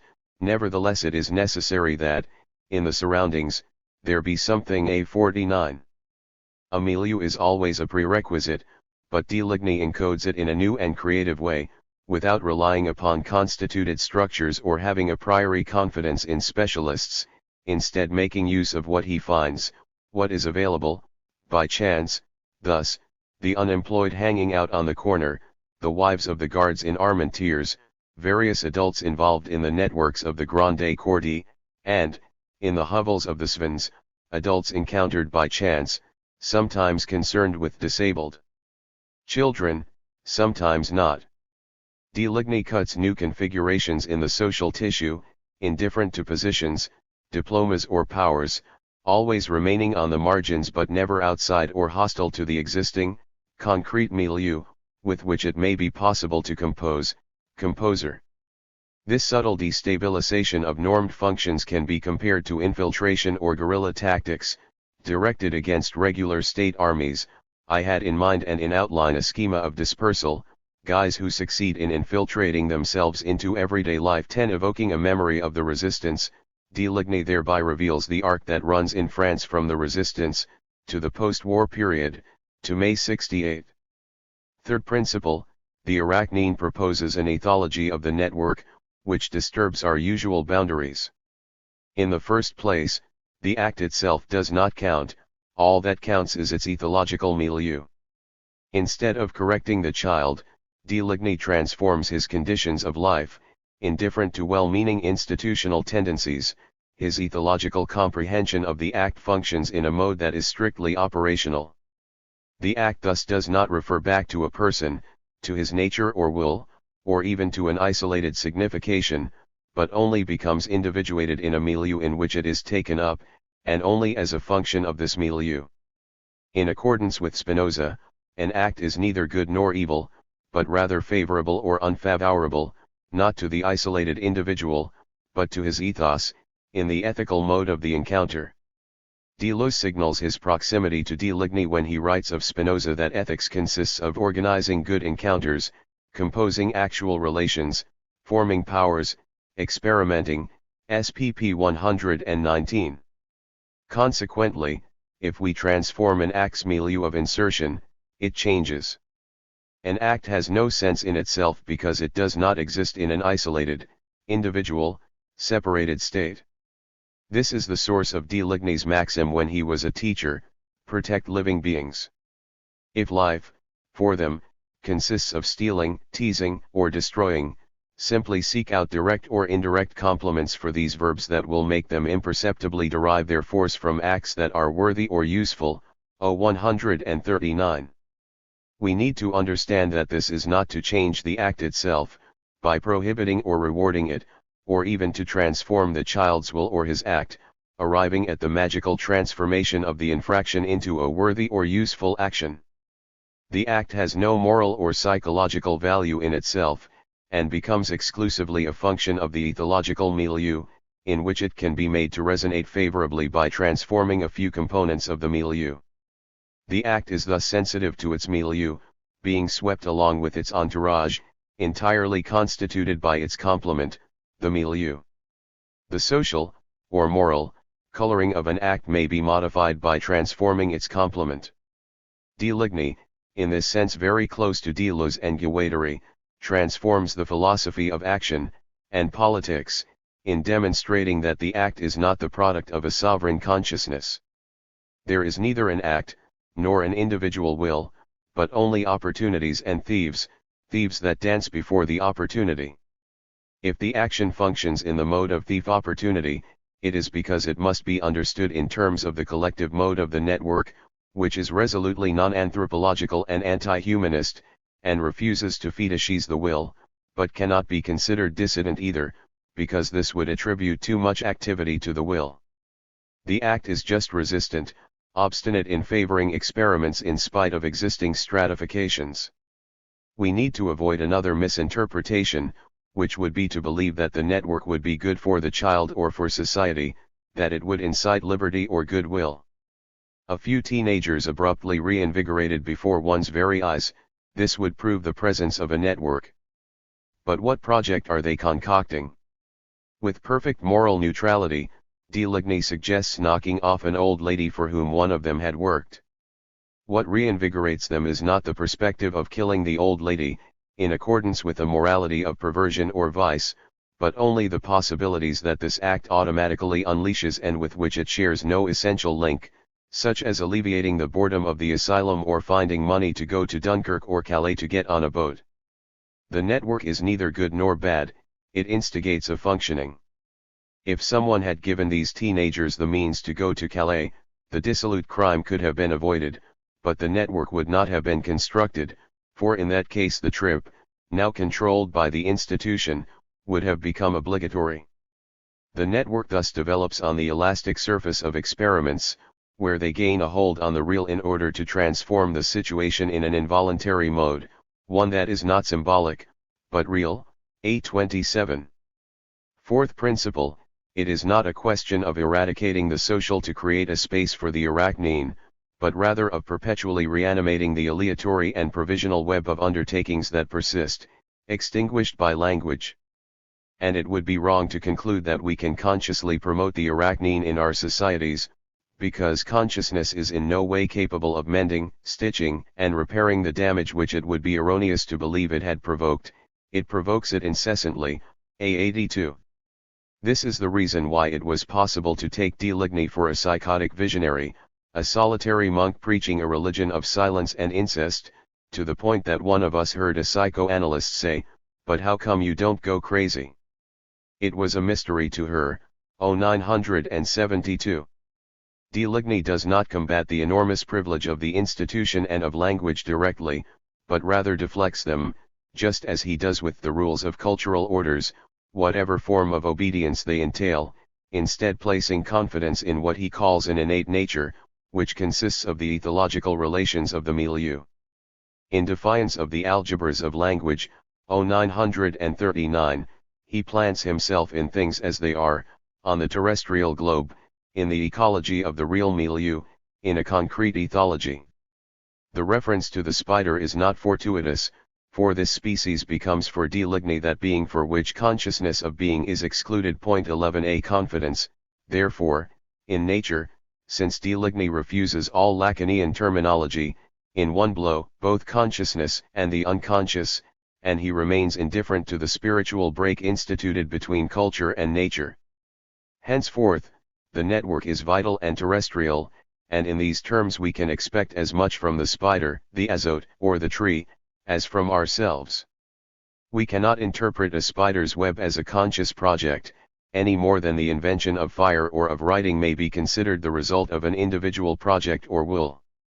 This does not prevent us from referring to the will and to language, which we do constantly, but it overturns the status of intentionality. The plan seems to be the goal, while it is only the pretext, or to put it another way, an opportunity. A27. If the being conscious of being puts all of his hope in will kills the network.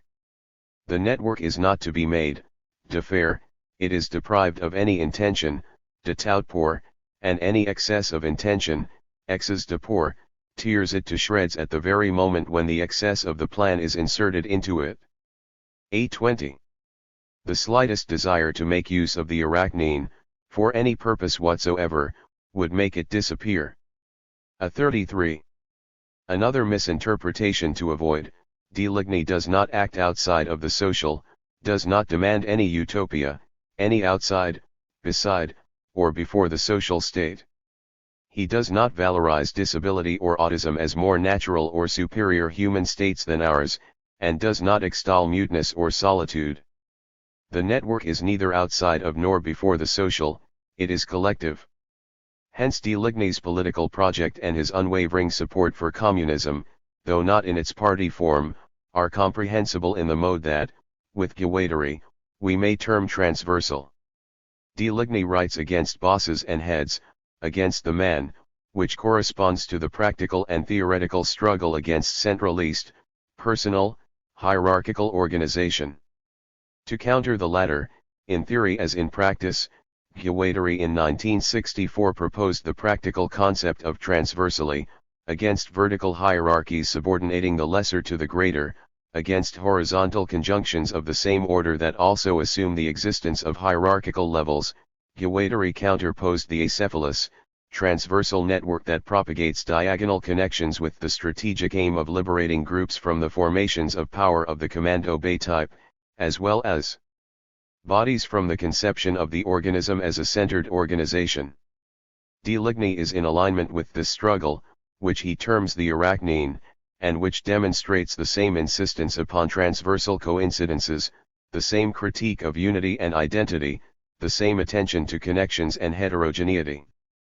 No doubt his thought exerted an important influence on the conception of the rhizome, and we should think of him when Guattari, with Deleuze, presented its 6 principles, demonstrating that the rhizome, an ethological principle of connection and heterogeneity, just like the Artmachines, is characterized by a signifying cuts and multiplicity. 12 Finally, it is a map and not a tracing, an explicit reference to de Ligny's wandering lines and to his practice of experimentation over and against interpretation.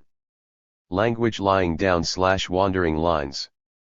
If the symbolic is now no longer the exclusive order of the human or the universal reserve of our nature, language becomes a social phenomenon.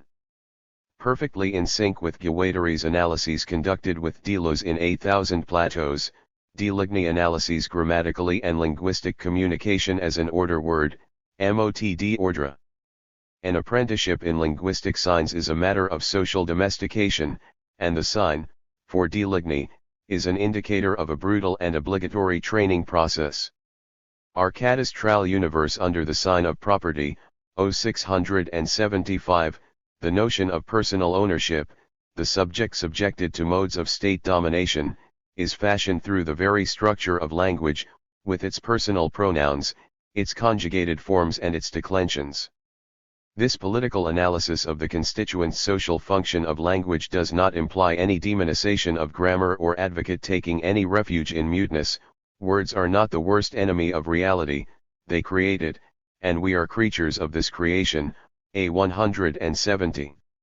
Here, de Ligny places language within a general theory of signs, in which linguistic signs are no longer predominant but rather coexist with nonverbal semiotics.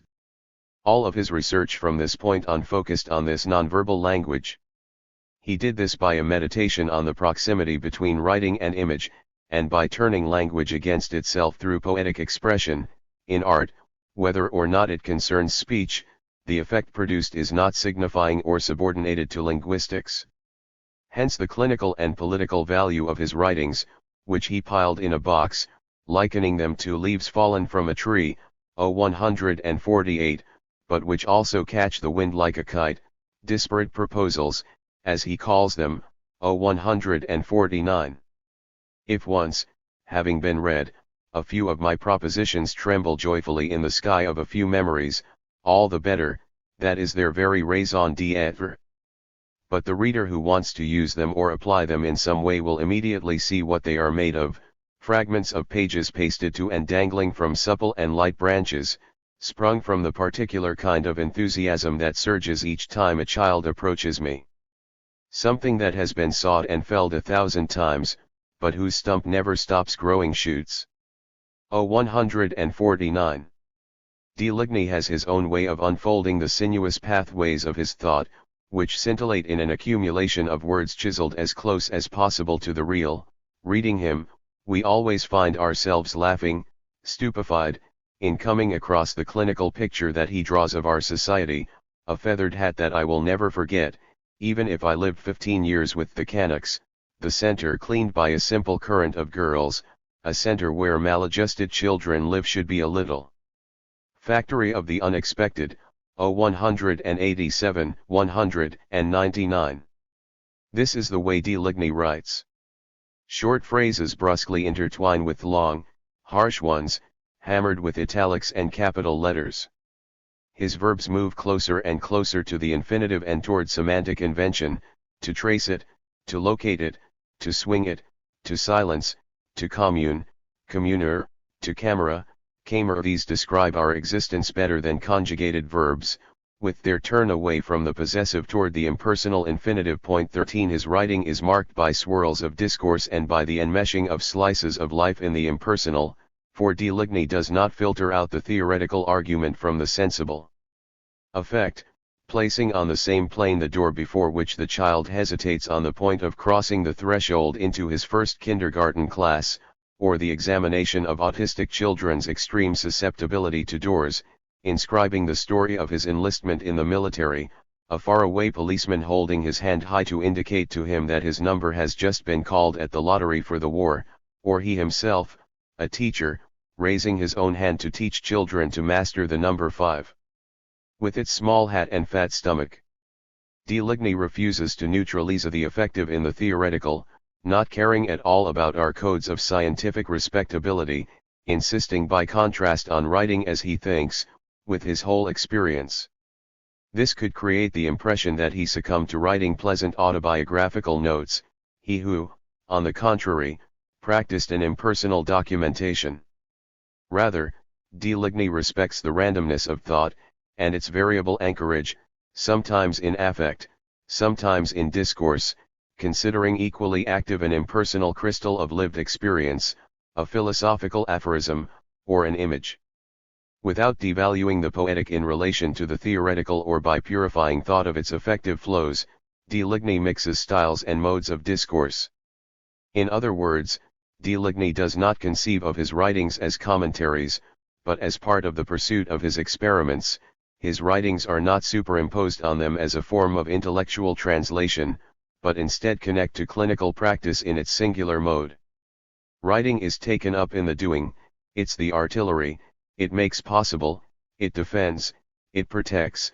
1095.14 Writing overturns reality and makes possible new undertakings, it bombards fortifications, art of attack and escape, it shoots its bullets, printed characters, against social fortifications in accordance with a constructive function, to allow, make possible, a mode that is simultaneously defensive and protective, making possible always opens a breach in social defenses.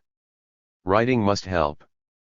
Deleuze's writing is thus plural, experimental, and theoretical, with its suitcase words, its scansion that approximates speech, its singular slang. He carries language to the margins of the symbolic. We must observe that his undertakings act in a mode that is creator, creative in the sense of artistic attempts, with a zest of disbelief directed at given certitudes. In these writings, the autistic child is not the representative in person of the human, but a simple cleavage, opening a path toward a mode which for us is covered in sand. 950. The same goes for our words, and Deleuze frequently consults the dictionary to reconstitute their wandering lines, because they are choked with meaning, like a seashell with sand after its occupant has left, simple shells, then. If autistic children lack engines to propel them into the symbolic, their example helps us recharge language with affect and sensibility. And you borrow my word wander, which I happen to find lying around, on some beach of my memory, the wave of language having deposited it there. But what you need to understand is that, when I gather a word shell, it is because it is empty. If I say it is rich, it is because it is richly adorned, as sometimes happens to be the case with shells. If you put the shell to your ear, 1001 meanings start jumping around, with which the nearby language supplies itself. 974. We thus need to understand wandering lines in this sense. To trace, we need a little free time, temps de séjour. 949, a topos to rival the ancient, mythological entities dear to experts in psychoanalysis, Eros and then Aetos, Oedipus, and Narcissus. Deligny only needs a little space and time, a topos. This topos may not be said, but traced, with wandering lines. Hence the humorous opposition between orating, parere, in the manner of the Lacanians, and locating, reperere. This tracing, this transcript, comes from afar. The first sentence of his Journal of an Educator announced in 1965, the slightest gesture has a history, A11.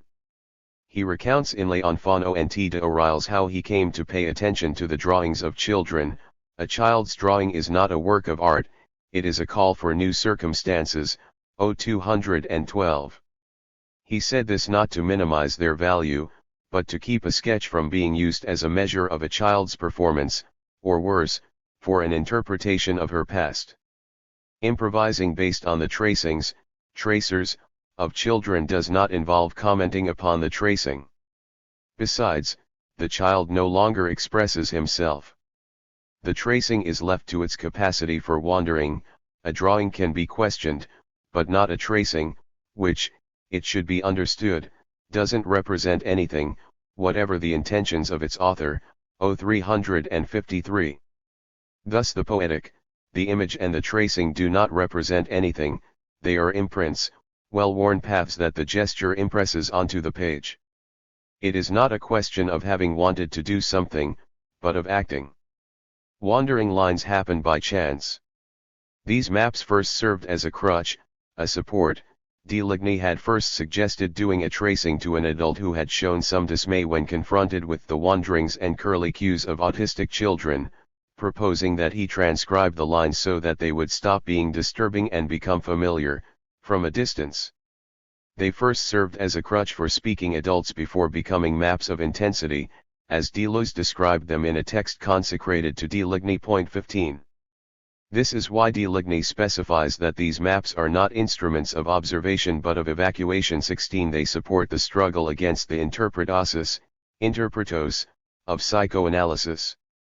In addition, we should not underestimate their importance for the invention of the rhizome and of cartography in Deleuze and Guattari, and of their struggle, in solidarity with Deligny, to replace interpretation with experimentation. Nothing is more instructive than the paths of autistic children, such as those whose maps Deligny has revealed and superimposed with their customary lines, wandering lines, loops, corrections, and turnings back, all their singularities, cc 61. They are not made to be interpreted as a function of a family experience or of a past story, they sustain a simple topological and ethological relation with their trodden milieu parcouru.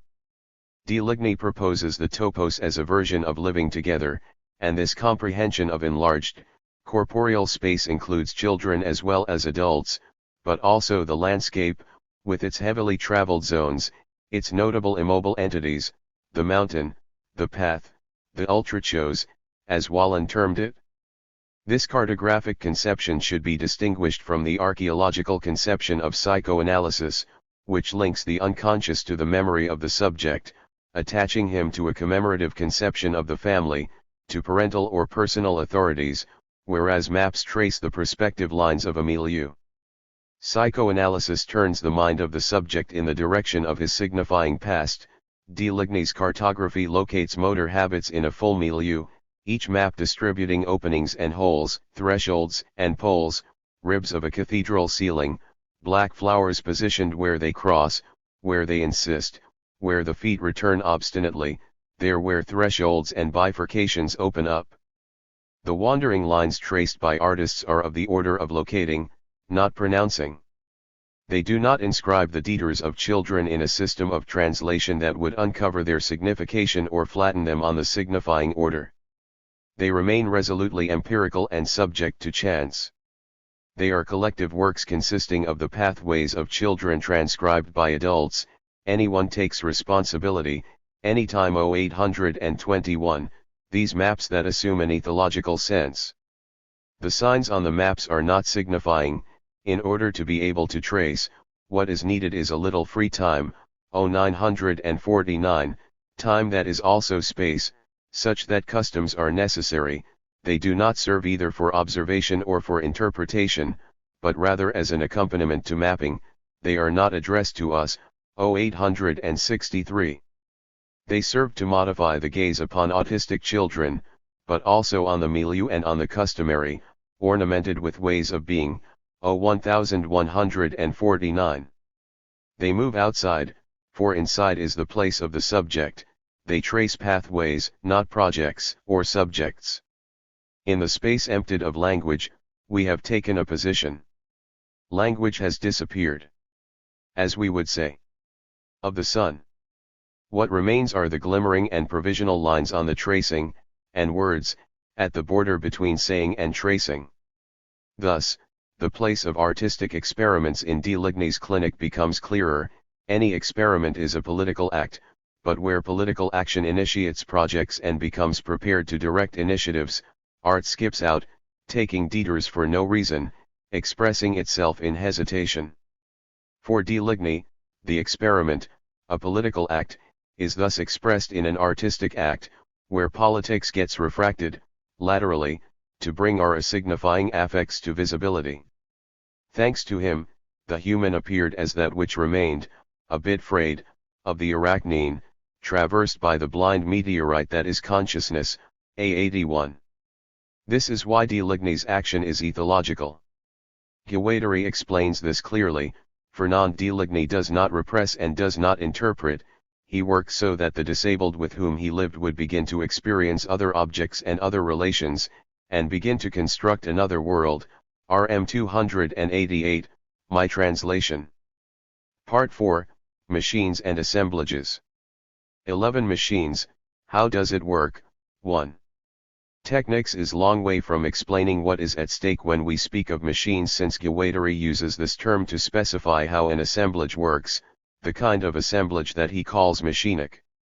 Of course, the first kind of machine that comes to mind is one that is a fabricated, material apparatus, machines as they are ordinarily defined, technical entities distinguished from tools, the latter set in motion by human muscular force, while our industrial machines engage tools through automation, regulating their temporality and their energy in the repetition of their performance of work.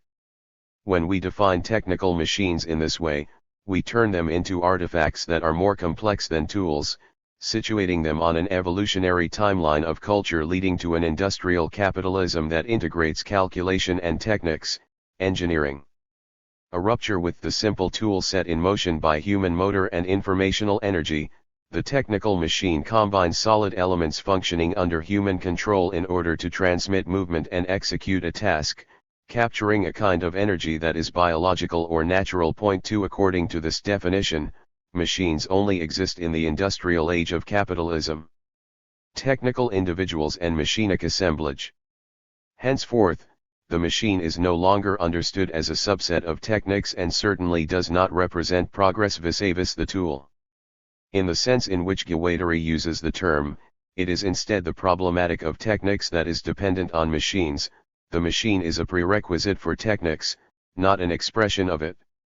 Drawing upon historians and philosophers of techniques, including Leroy-Gourhan, Deschamps, Mumford, and Simondon, Guattari proposes that a technical entity, a tool or a machine, for example, a hammer or an airplane, should not be studied in isolation without taking into consideration the milieu of individuation that surrounds it and allows it to function.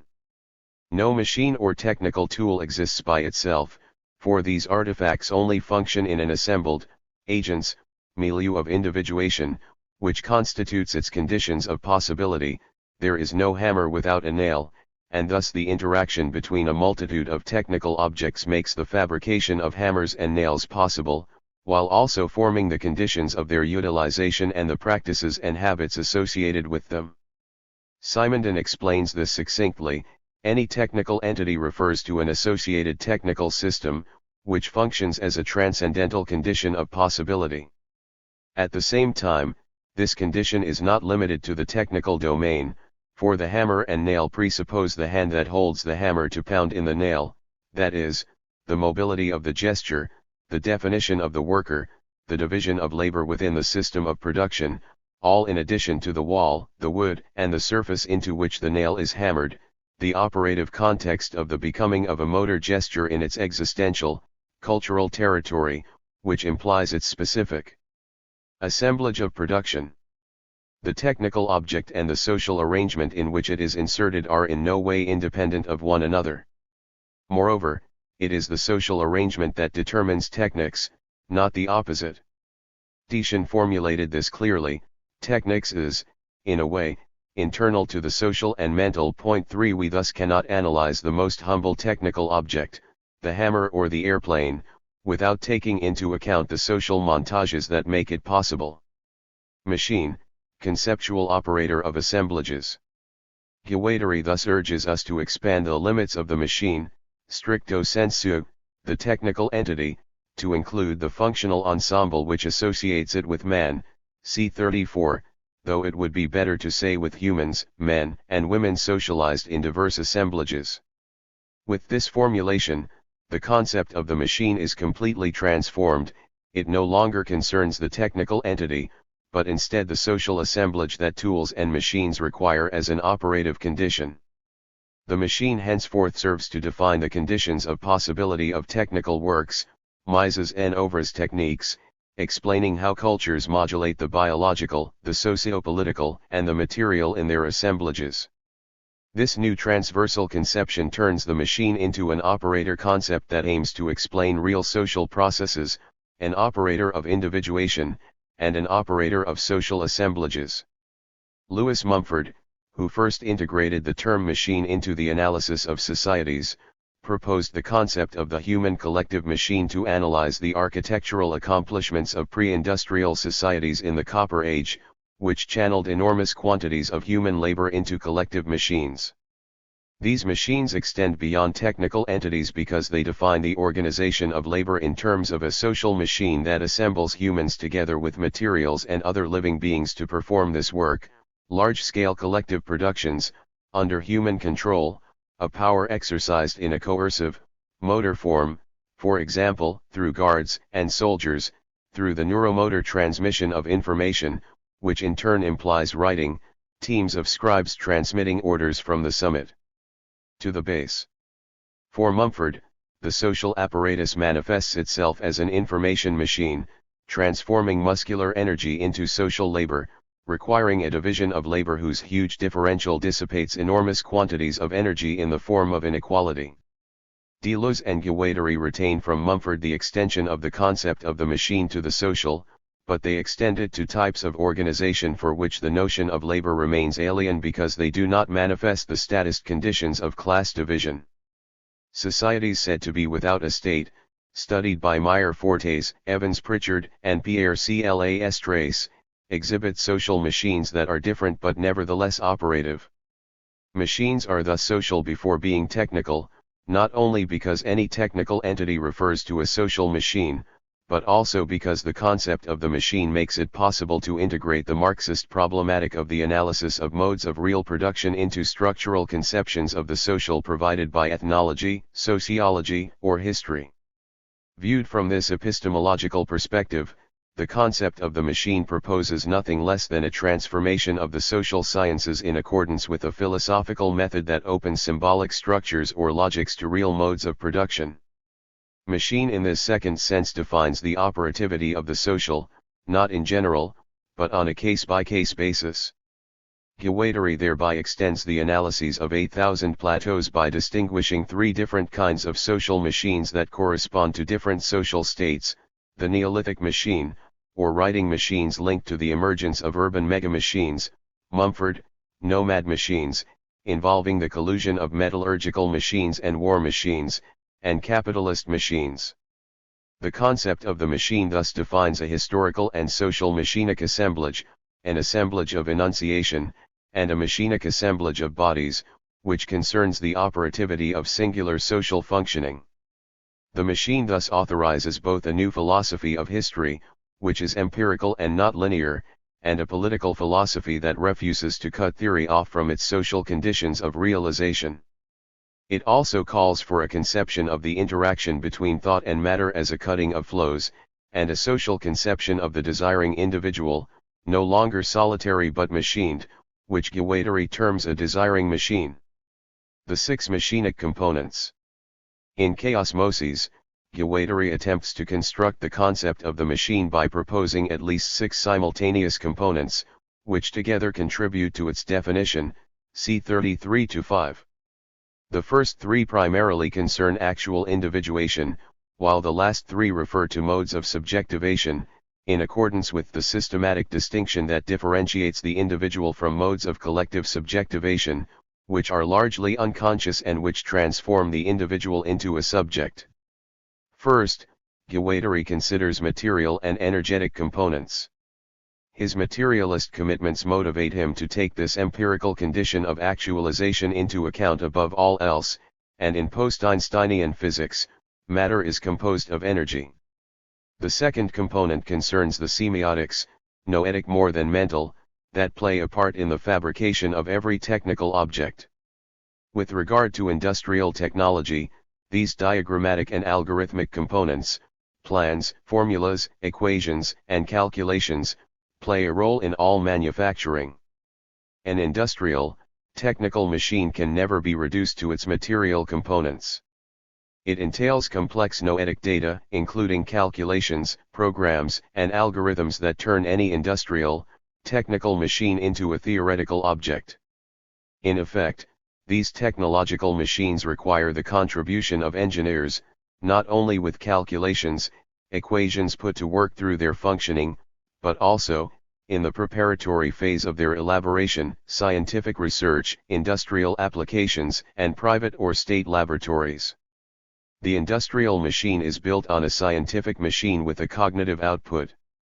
This scientific machine capitalizes on the cognitive factor from elementary school to the university, according to complex networks, arborescences, of teaching, research, laboratories, institutes and companies, as well as circuits of finance, research funds, foundations, economic investment in education, research, production, and commercialization. These elements not only make the fabrication of artifacts possible, but even more, they make them profitable by producing humans capable of using them and especially of purchasing them. Consequently, it is impossible to deal with technological machines by relying on a Cartesian description of thought penetrating into mathematicized matter. It is not a question here of individual thought, but rather of a collective assemblage of enunciation, which articulates an entire civilization of technological industry. Pure thought demands a sociological analysis, which in turn leads to a politics of its industrial operations. Thus, the mention of the matter or energy of technical machines is perhaps a prerequisite to their concrete existence, but it is not sufficient, for these machines also involve semiotic components that are clearly of the noetic order and doubtless put a kind of thought into play, but a thought that is not necessarily conscious, or even human or mental. These codings and numerical applications in effect depend on semiotics, but only by automation, by an artificial intelligence that is neither conscious nor mental in the sense of an act of consciousness that takes place in a human brain, but which is rather performed by motors of computational calculation and other technical machines, recalling Leibniz's claim that every machine entails machines of machines.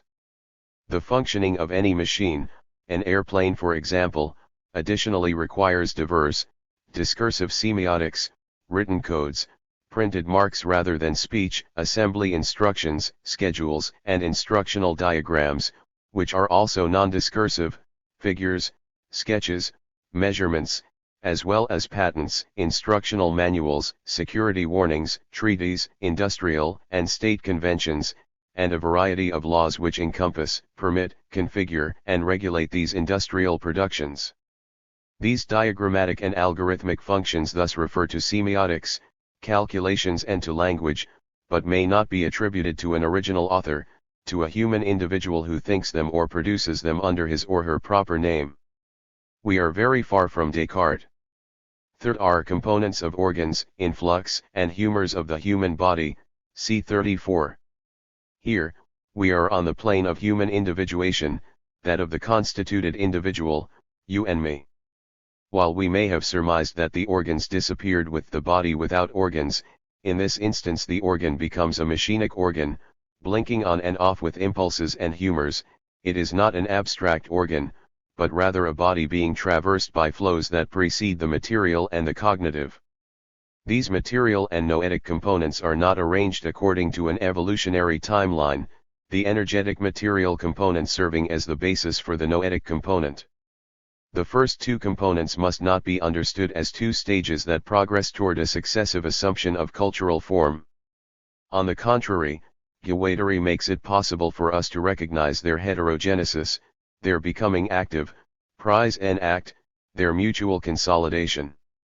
This, then, is what a machinic assemblage consists of when it individuates a singular body, a human body or technical machine, within a collective assemblage of enunciation and a machinic assemblage of bodies. More precisely, a machinic assemblage consists, assuming a provisional consistency in individuating, not from matter in general or from pure thought, but as cerebral individuation, a corporeal organ blinking on and off, which becomes extended by cutting through material and noetic flows. An organ, certainly, but this organ does not have any more existence than the machine on the plane of its actualization alone, vibrating with chemical and electrical impulses, with affects. We are indeed situated on the plane of the body without organs, because the brain is no longer centered in terms of a sovereign organization, but open, in machinic connection with flows and humors. We must then define the machine as what connects us, not as a technical object we can hold in our hands and turn on and make work with a button, lever, throttle, or screen, or as something we insert our bodies into. The machine is no longer a technical object, but is rather the operative philosophical concept that explains how three components, matter, thought and brain, may function together while remaining heterogeneous. As stated in the first and second principles of the rhizome, the principles of connection and heterogeneity, to connect is to produce, and not reduce, heterogeneity. Machinic assemblages, desiring machines, and abstract machines. But, this analysis is still not sufficient. These components, after all, explain nothing and have already been discussed for a long time. What philosopher has not attempted to consider the material, the cognitive and the affective together? Nevertheless, everything changes when we conceive of their mode of composition as machinic. According to this new definition, the machine only exists in the plural, as the cutting of flows. A machine that cuts a flow in turn gets cut by other machines, as we have just seen in the case of the body, which cuts material and semiotic flows. This becomes clearer when we approach the three final components of subjectivation. The fourth component consists of individual and collective mental representations and information, see 34, a formulation that may trigger worries about the reappearance of strata of ideology or of the sphere of communication, which have been justifiably criticized. On the contrary, what is at stake is a collective assemblage of enunciation, which does not refer to an individual's use of thought or of speech, but consists of the semiotic layers of mass-mediatist information, of the industry of social and commercial order words, mots d'ordre, order words that also emanate from every sphere of local or professional expertise or social situation. Every machinic assemblage includes a collective assemblage of enunciation, which must not be confused with the structure of a spoken language, French or English, for example, or with a technical, formal or scholarly language. In accordance with the critique of structural linguistics performed in the machinic unconscious and extended in 8,000 plateaus, a language may no longer be considered a closed and homogeneous structure. Language does not belong to any one of us, and is rather positioned between us, as a plane of enunciation for which we are only individual terminals. Language does not function as a system centered on its own grammatically but is rather constantly set into variation, thrown off course by singular usages that set it adrift. Even defined in this way as heterogeneous, such a language remains an abstraction. The assemblage of enunciation is not only of a linguistic order, but is also semiotic, mixing levels of disparate languages with order words, images, fictions, information, and representations relayed by an industrialist mass media that inundates us, as well as by all of the multiform, contradictory discourses to which we are exposed and that we in turn help circulate, following the diversity of our affiliations, both private and public, including those that are professional, convivial, local, amorous and social.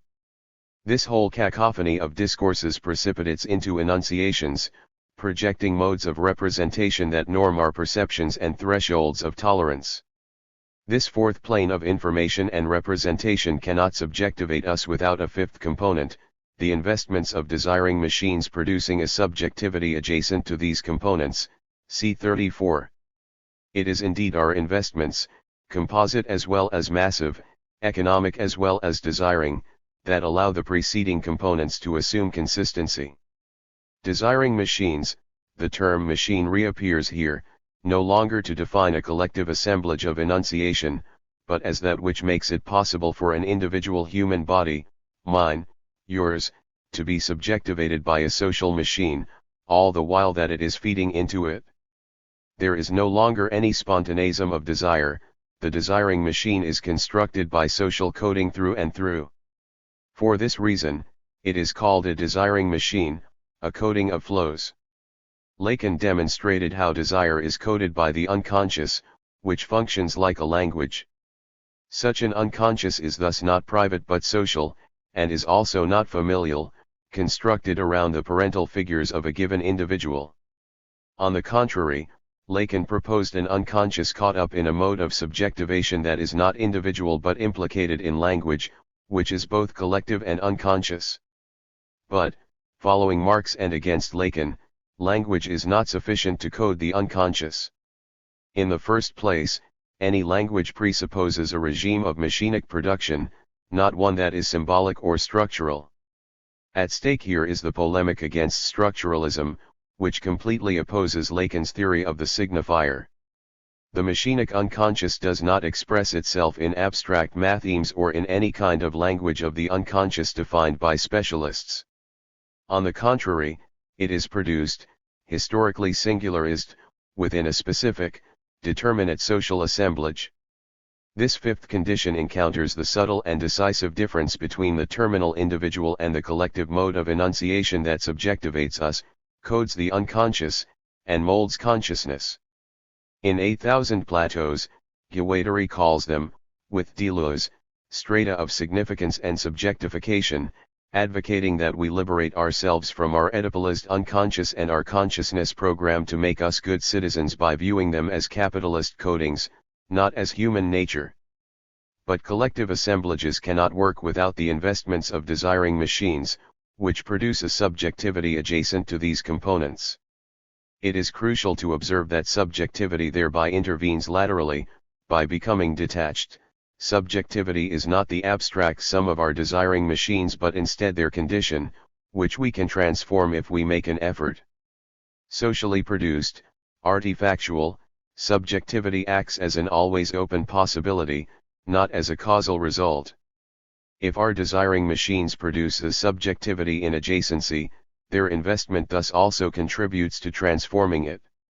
This open and dynamic relation, rendered possible by the mode of consistency of concrete, machinic assemblages, whether we are speaking of social, capitalist machines or other social assemblages, explains why societies change. In order to ensure this becoming, the sixth component, doubtless the most decisive, intervenes, abstract machines installing themselves transversally to the machinic levels previously considered, material, cognitive, affective, and social, see 35.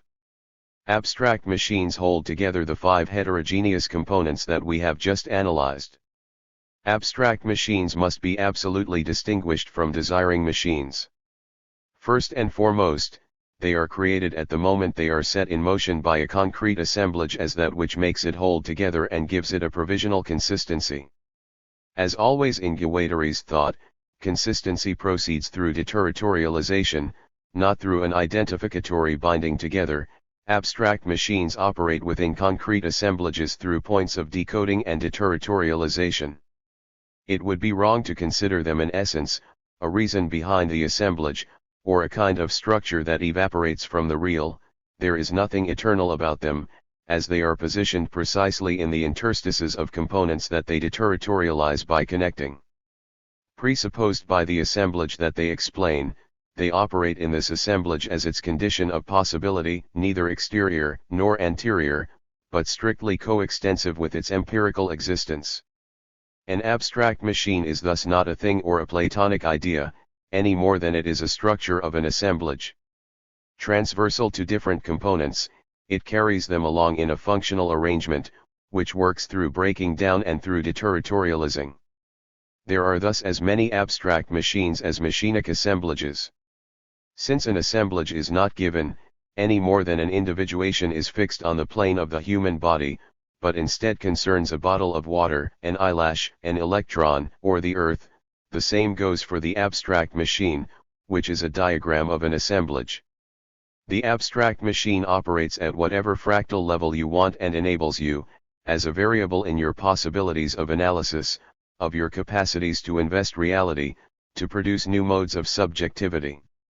Any given assemblage engages its extracted machine, points of deterritorialization, non-formed materials, non-formalist functions, which causes it to hold together. This is why the machine works by breaking down. Aesthetic paradigm. This reveals the extent to which the concept of the machine is operative in relation to structure. We may think that the machine and structure are equivalent at the level of abstract machines, but structure thinks the abstract machine as a system of ideal relations, perhaps defined at the level of reality, but nevertheless frozen in the eternity of its logical consistency, whereas the abstract machine pushes us to think an operativity that is not closed on itself or eternal, but given in the variable course of its real and provisional operativity. This is why, once again, a machine only works by breaking down. Contrary to structure, the abstract machine is, according to Guattari, traversed by a desire for abolition. It is a question of becoming, of a little lucky charm that goes poof, not of a death drive. The desire for abolition only has mortifying connotations for those wedded to the schema of identity. But when the abstract machine functions, it fails, it always fails, it necessarily fails, because any functioning involves the provisional singularity and uncertain contingency of a force that becomes exhausted right at the moment it gets going. Failure is thus decisive for an understanding of machinic operativity. The machine fails in functioning. It fails at all possible levels of its structure. This failure concerns its operativity, and it is here that Guattari replaces what he calls the scientific paradigm with his aesthetic paradigm. The scientific paradigm corresponds less to the actions and imaginations of real science than to the representation we make of it. It defines the operativity of science as the discovery of an explanatory structure, lodged in an eternity that necessarily looks longingly to the past because it presents itself as the stable essence of a reality, sufficient in itself. The aesthetic paradigm, open to the future, conceives of explanation as a risky endeavor, like a diagnostic construct. While the scientific paradigm would like us to believe that in order to understand our societies, our political action, our ways of thinking, we should find truths, the aesthetic paradigm, which does not oblige us to be artists, to put flowers in our hair, or play the flute in our bare feet, enjoins us to think about the operativity of our concepts in a prospective, uncertain, and unhinged way, in order to decide whether, yes or no, it works. 12 Desiring machines and social codings. Technical machines and social machines. The conception of the machine deployed in Anti-Oedipus takes up work Guattari had pursued since 1969. The machine is opposed to structure in terms of its vitalist, mechanistic, and historical character. It is not structural and auto-regulated but rather historic and open to the exterior. 1 Guattari assigns to the term the typically Lacanian function of the operation of the detachment of a signifier as a differentiator 2, but he gives this operation a social existence by drawing on the work of Leroy Gourhan and especially Louis Mumford, who inaugurated the term social machine in an article that appeared in a French translation in the journal Diogenes in 1966.3. In this article, Mumford reflects on the technological accomplishments of strongly centralist early empires from the perspective of their great architectural accomplishments, for example, Egyptian pyramids and Mesopotamian ziggurats. Beginning with a somewhat traditional analysis of despotic architecture, Mumford transforms the analysis by describing the constructive efficacy of this mode of social production at the level of a kinetics of forces. Gigantism, the Promethean character of these collective creations, requires that we see this kind of social organization as a mega-machine. Here, it is indeed a question of a machine in the technological sense of the term. Mumford relies upon Ruliaz's classic definition, which defines the machine as a combination of resistant parts, each specialized in function, operating under human control, to transmit motion and to perform work. Point 4 Mumford's innovation was to go beyond the frame of the technical object, a simple or complex machine as an individuated artifact, and to apply this technological definition to the social body itself. The mechanical goes beyond the artifact, the machine entity constructed by the human hand, but is always characterized in terms of a relation of force/displacement, transmitting a force and executing a task under human control. Simply put, it is a question of a human machine. 5 A mega-machine because it goes beyond individual machines and takes into account the organization of labor at the level of the social body itself, articulating solid elements, materials and humans, to transmit a muscular movement and execute a task, great collective creations, under human control, despotic power exercised in armed, muscular form, as well as in neuromotor form through the transmission of information. Mumford thus applies the term machine to the social machine. According to him, the collective human machine came into existence roughly during the same period as the first industrial use of copper, and was transmitted by the intermediary of human actors for 5,000 years before assuming the non-human, but also despotic, form that characterizes modern technology. 6 Before the appearance of water-powered mills in the 14th century, the megamachine or human machine, royal machine, with its muscular motor had no equal in terms of realizing the capacity for production. Even if it functioned through political coercion and class division. 7 Dissipating enormous quantities of human suffering in horrendous social conditions, its efficacy on the plane of construction is undeniable. For Mumford, it is no longer technics that appears as the social apparatus, but the opposite. It is the social apparatus that manifests itself as technological in the strong sense of the term, an information machine transforming muscular energy into labor accompanied by a significant dissipation of social energy. We thus cannot be satisfied with the classic definition of the machine as the support of a tool, nor with a genealogy that makes it the heir of the tool. 8 The machine is from the start a carrier of the human, which it arranges, agents, in accordance with a constraining mechanism with the purpose of channeling collective energy for the execution of a social task. Mumford thus proposes a theory of civilizations that takes into account their technical apparatuses, calling for a veritable history of techniques from a technological, scientific, and social perspective. It is indeed from Mumford that Deleuze and Guattari derive their concept of culture as a social machine, AO 33.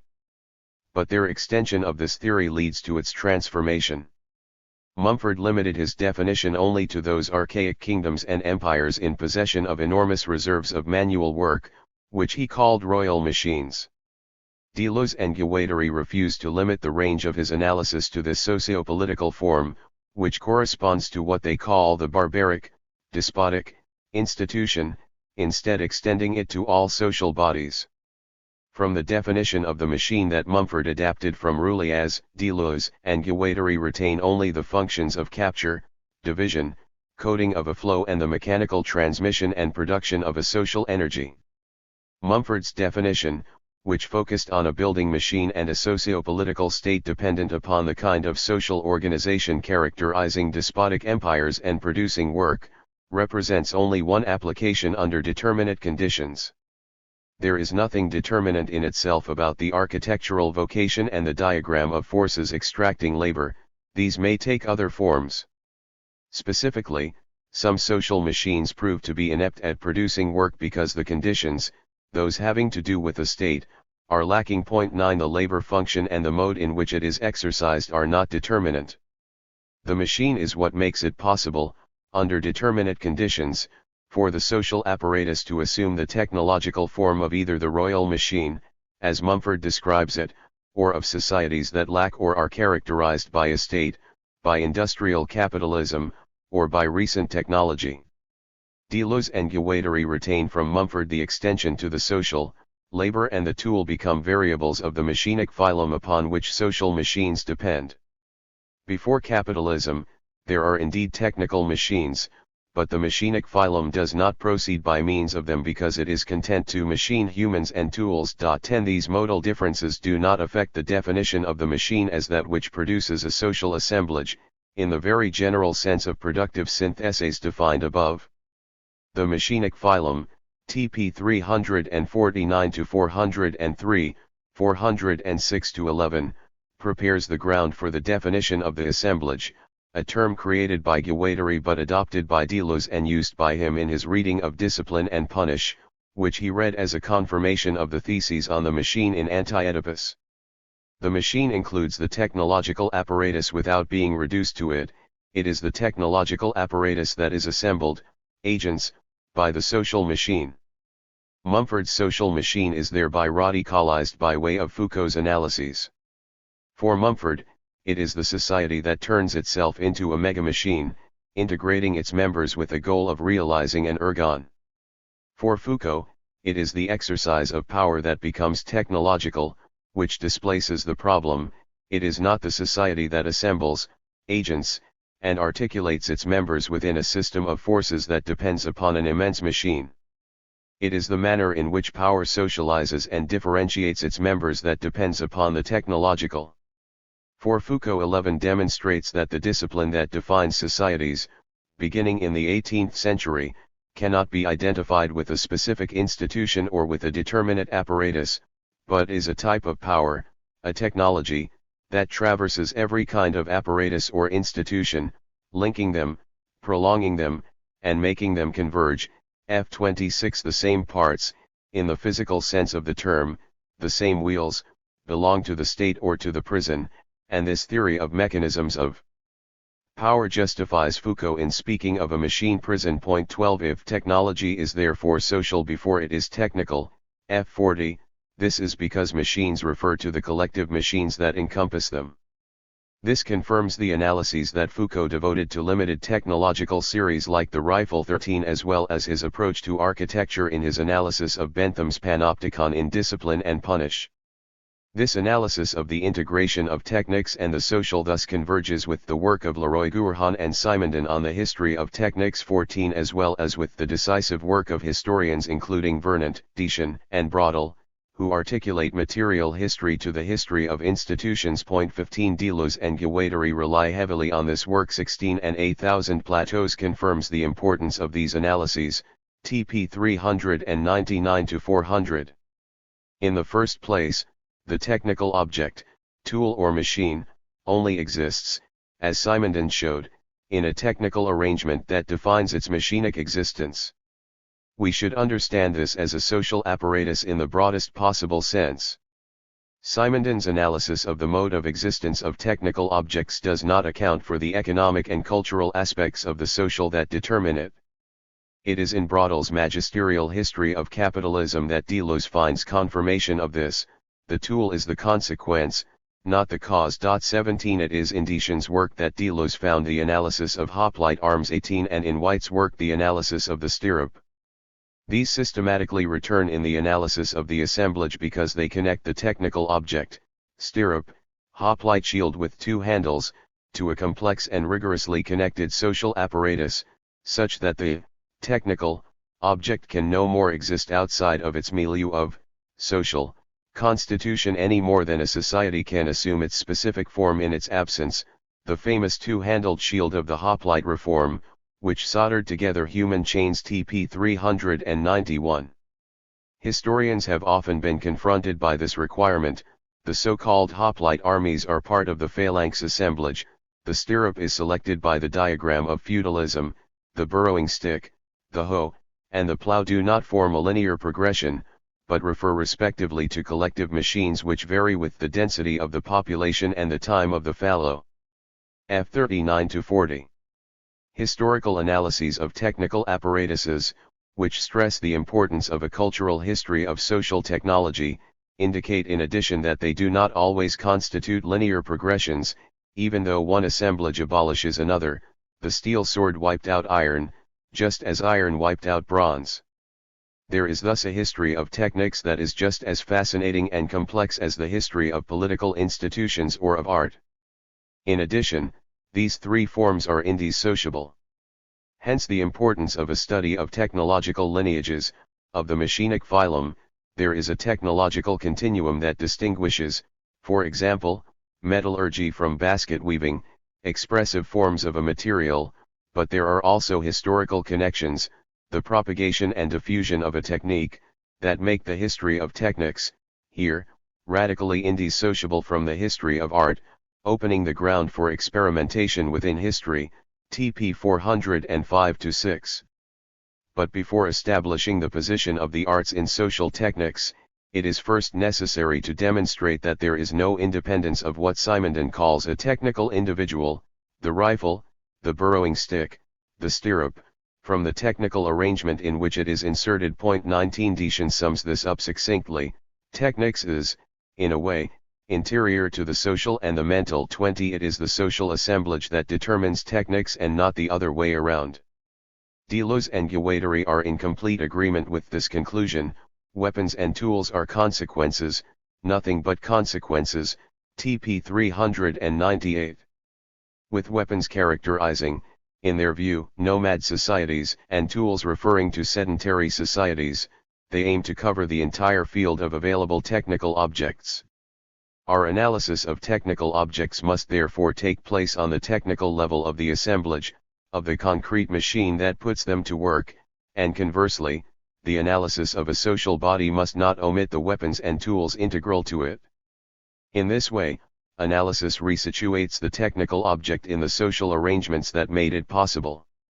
At the same moment, Foucault was taking the analysis in the opposite direction, showing that it is impossible to analyze a modality of power and to assess the extension of disciplinary methods without taking into account the development of technologies classed within that culture, such as agronomy and industry, a list that may be extended to other forms neglected until now. Thus, Bentham's panopticon is assigned a technological value, but it must be recognized that, compared with the mining industries, the emerging chemical industries or methods of national accountancy, compared with the blast furnaces or the steam engine, panopticism has received little attention. And yet this represented the abstract formula of a very real technology, that of individuals. 21 Doubtless, Foucault hesitated to consider Bentham's project a technical apparatus, properly speaking, but it would be unjust to compare the disciplinary techniques with such inventions as the steam engine or Amici's microscope. They are much less, and yet, in a way, they are much more. 22 If Foucault hesitated on the one hand to grant such procedures the consistency of determinate, technical inventions, on the other hand he credited them with much more because they are diffused throughout society and thereby indicate that it is necessary to stop limiting technology to the analysis of the technical entity, and rather to think it in terms of a relation to the social entity. This entails a change of domain. Deleuze, along with Guattari in 8,000 Plateaus, and on his own in his review of Discipline and Punish and in Foucault, infers from this analysis a strong connection between social machine and technological machine. 23 The technical assemblage connects signs, devices, technical mechanisms, and relations of powers.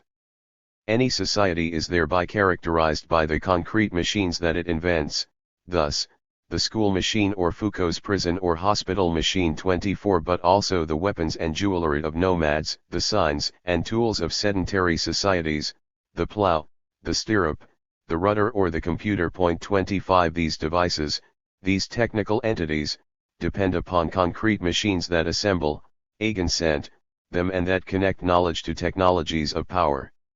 They do not have a technical existence that is isolated from the milieu in which they become established.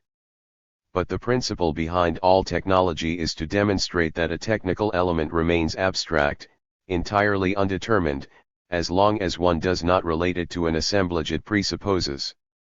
It is the machine that is primary in relation to the technical element, not the technical machine, itself a collection of elements, but the social or collective machine, the machinic assemblage that determines what is a technical element at a given moment, what is its usage, extension, comprehension, etc.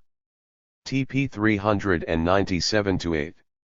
From this point of view, the panopticon refers to a concrete machine, even while it may not be considered a technical element. A plan, a blueprint, or a simple design, can very well become determinant in a given constituting assemblage into which it is introduced. This is what occurred in the case of Bentham's panopticon. Referring to Foucault, Deleuze called these concrete machines biformed apparatuses in the sense that they assemble, eigensent, a form of visibility, the effect in the perceptual sense analyzed in difference and repetition and sacer masoch, and a form of knowledge through an articulation to a power, a relation of force. Point 26. These concrete machines thus indicate differences of culture, and a given isolated tool only assumes social consistency when it refers to a concrete machine. Even technology makes the mistake of considering tools in isolation. Tools exist only in relation to the interminglings they make possible or that make them possible. The stirrup entails a new man-horse symbiosis that at the same time entails new weapons and new instruments.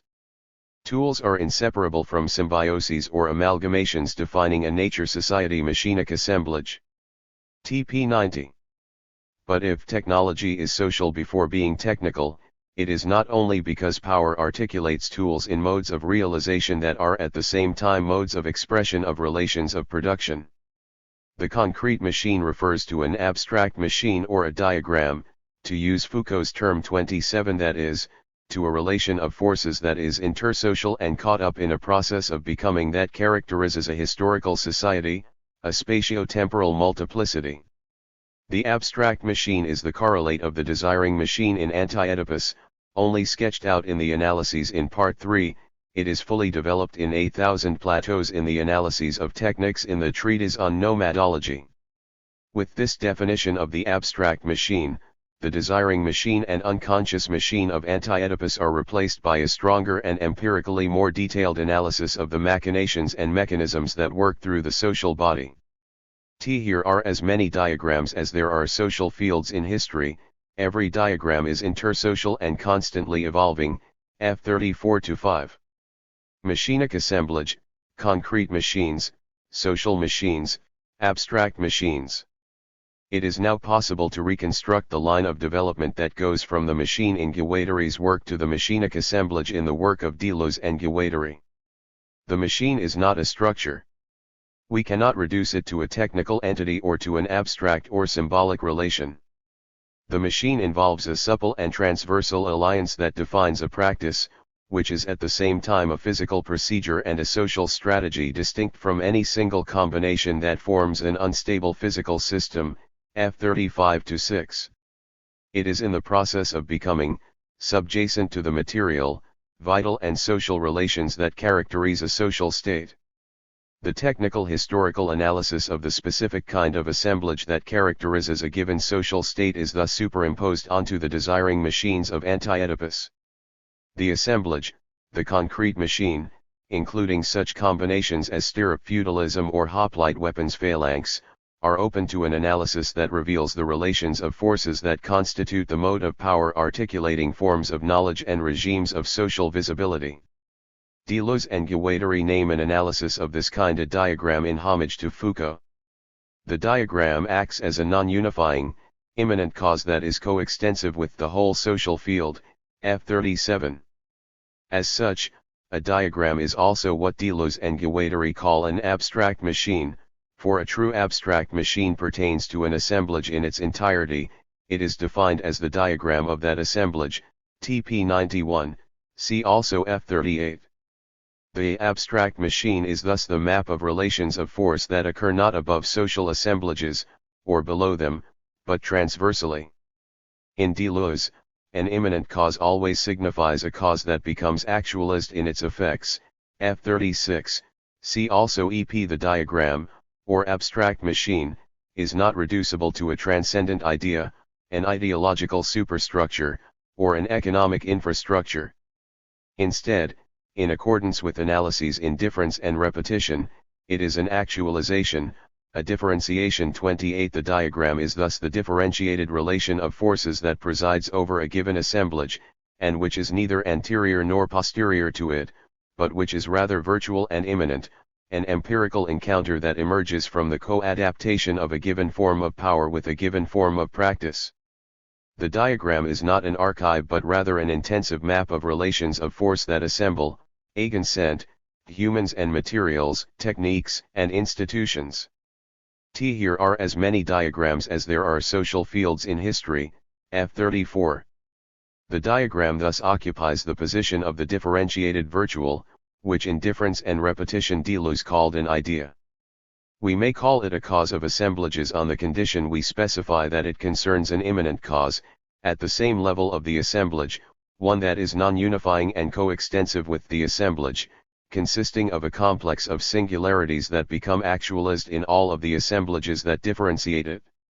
This does not denigrate other, concurrent abstract machines that may be operating simultaneously. Thus, to return to Foucault's example, the encounter between the visibilities of the prison and the statements of penal law differentiate the diagram of confinement, f. 39.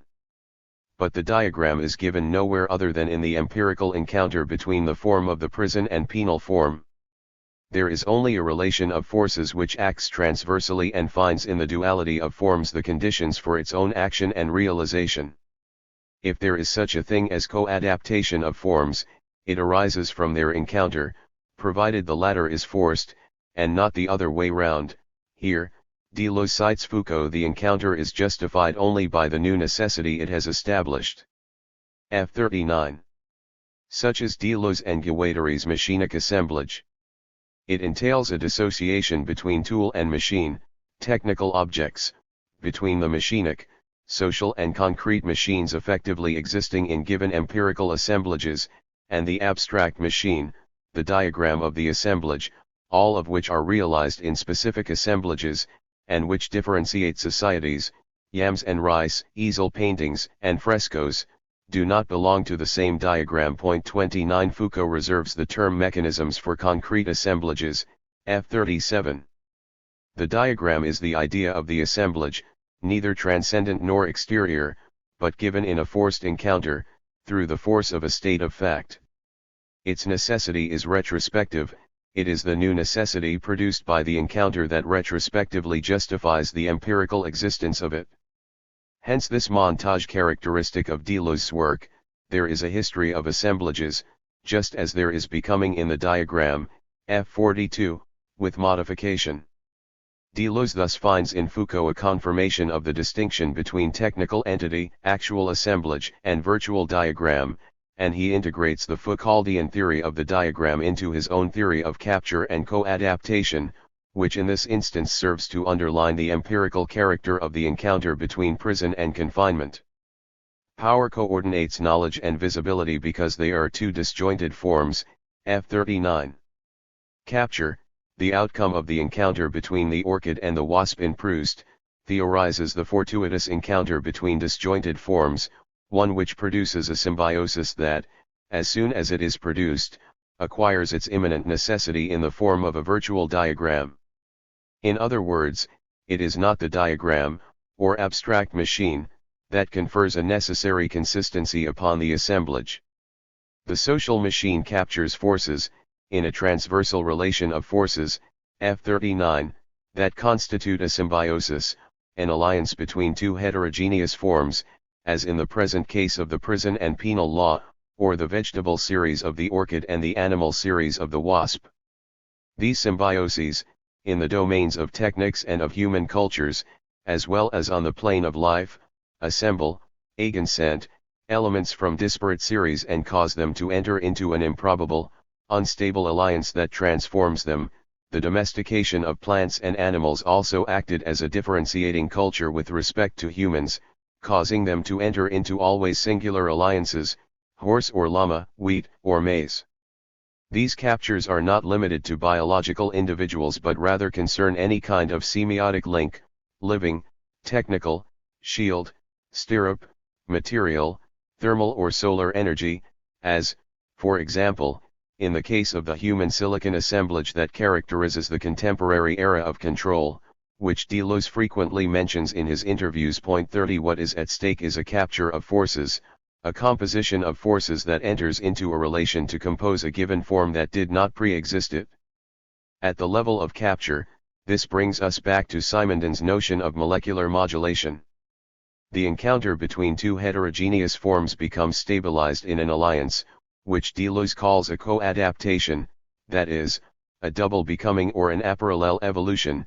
The last section of Chapter 2 of Foucault is devoted to the theory of capture, transferred from the domain of animals to that of social assemblages.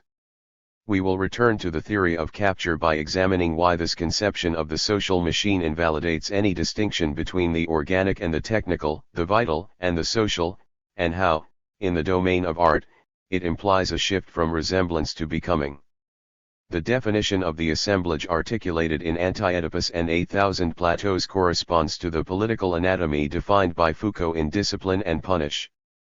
One would be concerned with the body politic, as a set of material elements and techniques that serve as weapons, relays, communication routes and supports for the power and knowledge relations that invest human bodies and subjugate them by turning them into objects of knowledge. 31. As we shall see, the mixed semiotic, adapted from Markov, is a response to this anatomy of the political body. The mixed semiotic assures the correlation, the capture, between disparate series of techniques, lives, communications, and forms of knowledge. If the assemblage shares the Foucauldian goal, it does so neither from the same perspective, nor with the same theoretical stakes. We will call an assemblage every constellation of singularities and traits deducted from the flow, selected, organized, stratified, in such a way as to converge, consistency, artificially and naturally. An assemblage, in this sense, is a veritable invention.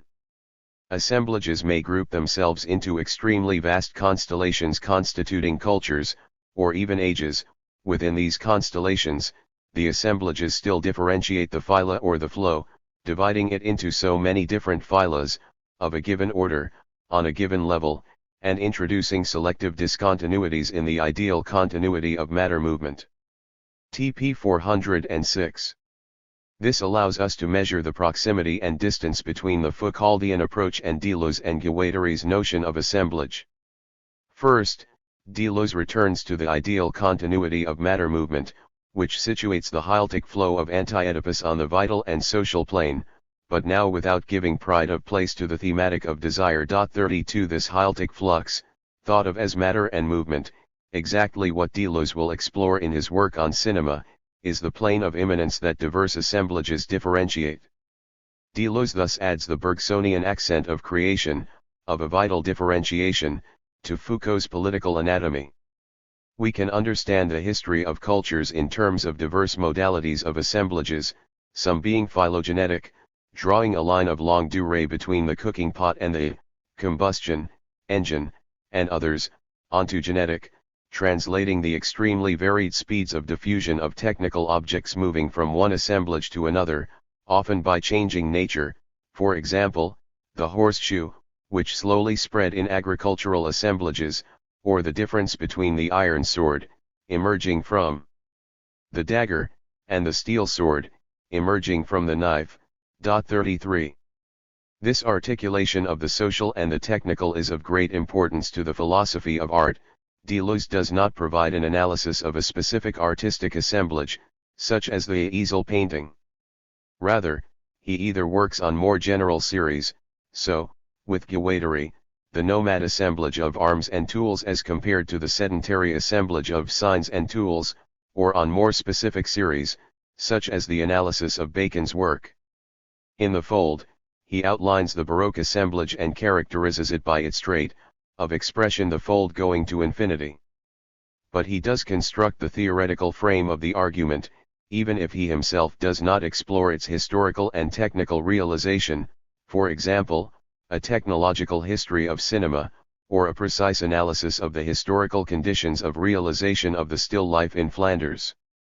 Of course, Pierre Francastel demonstrated the solidarity between the technical form and the ideational mode in the creation of space, using the example of the visual cube of Renaissance perspective. 34 But he maintained a relative separation between the conditions of production and the expressions of art.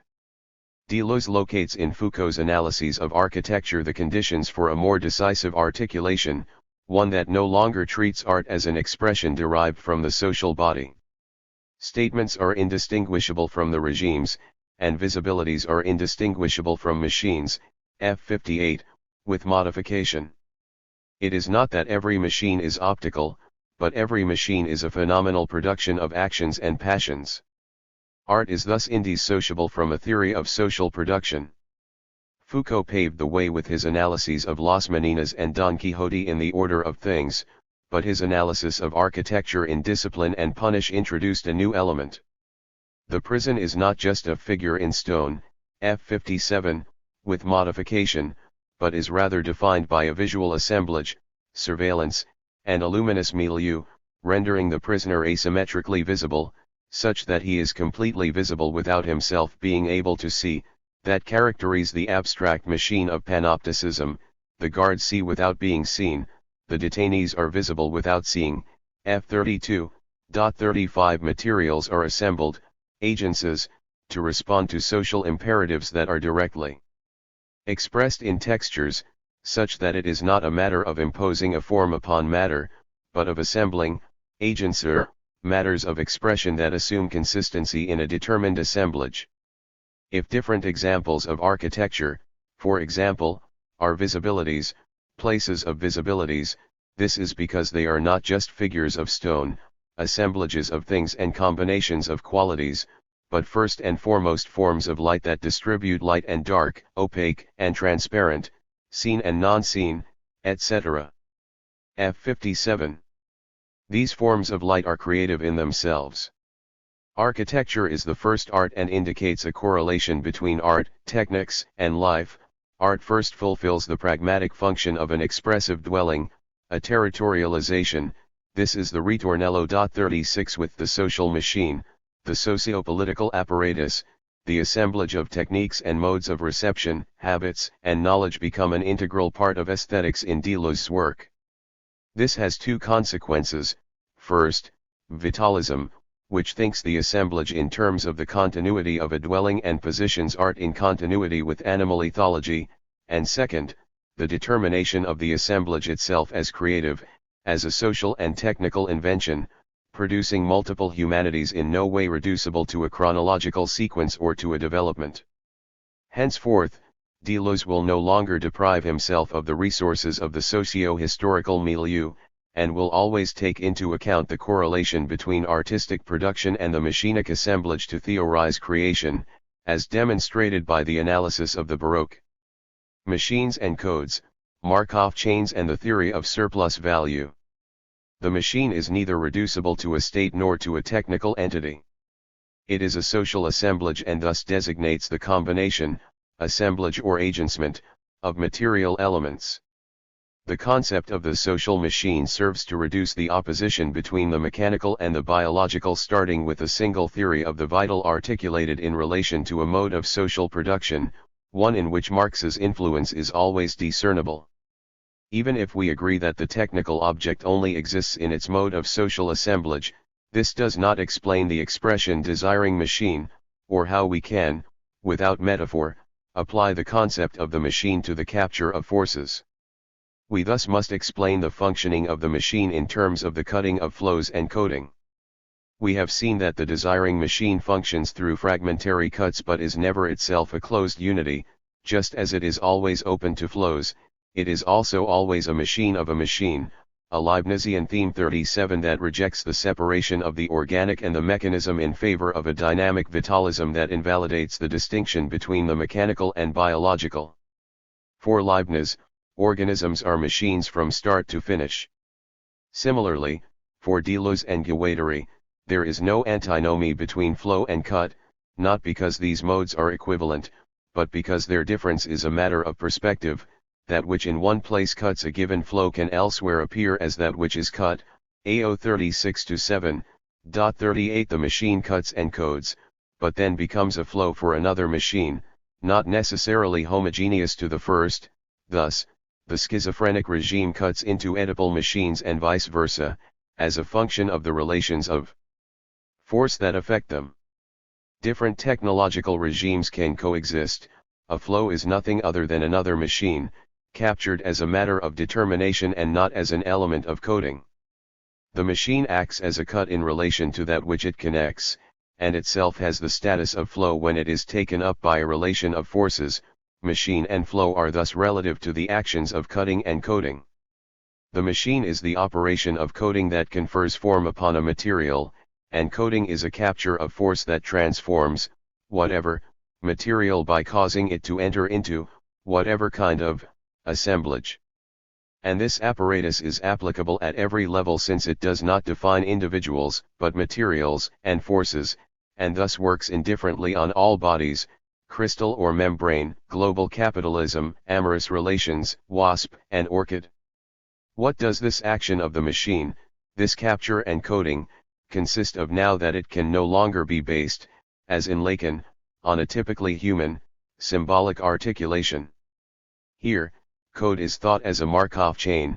It is jargon, not a language. 39 A capture of code.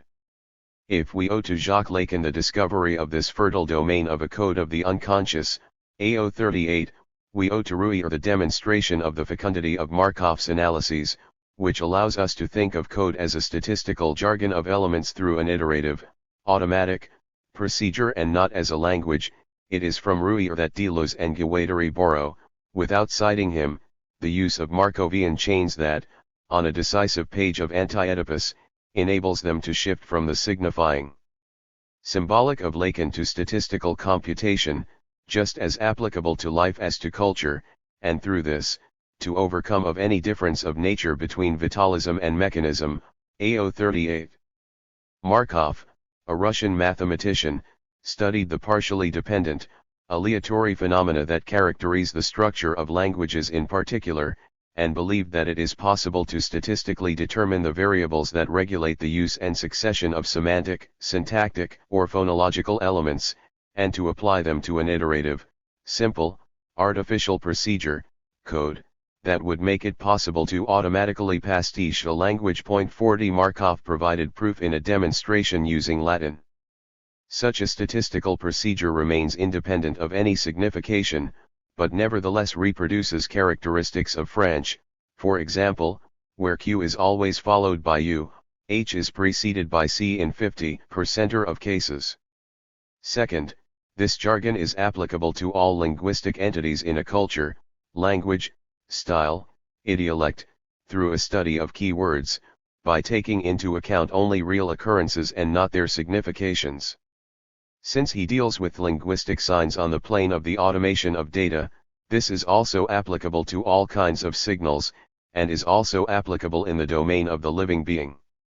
Ruyer created the expression biological jargon to indicate the semi-fortuitous enchaining of themes 41 evoked without a total plan, according to the demands of the preceding phrase 42 through non-significant iteration, to determine the linkages, morphogenetic or behavioral, that do not answer to the unity of a form developing in accordance with a global theme. Ruyer uses Markov chains to theorize a mode of open formation, which is aleatory and iterative in opposition to a thematic development, and which is occurring at all levels of form. The open, Markovian formation allows us to understand a host of phenomena, from the Markovian keyboards of cultures, to historical contingencies, to biological mutations, and Markov does not fail to indicate that parasitism, symbiosis, and commensalism are the most striking examples of it. 43 For Ruyer, Markov chains thus determine the mode by which forms communicate, a mode that is non-final but also not lacking in order. In this way, an animal allows itself to be taken in by pastiches of the stimuli signals that it finds interesting, something hunters know very well. Ruyer's use of Markov turns out to be decisive for the theory of coding and the capture of code on 3 points. First, because it makes available a theory of order that is neither continuous nor determined. Second, because the linking of signals is indifferent to signification as well as to the homogeneity of its elements. And third, because it encompasses a theory of pastiche. The Markov chain transforms the Lacanian signifying chain on the level of both its articulation and composition. The coding of a flow is neither symbolic nor signifying. It does not answer to any linguistic rule, whether symbolic or signifying, and yet it is not completely random. Rather, it is likened to the lottery drawings that sometimes cause a word to be chosen, sometimes a design, sometimes a thing or piece of a thing, depending on one another only by the order of the random drawings, AO 309.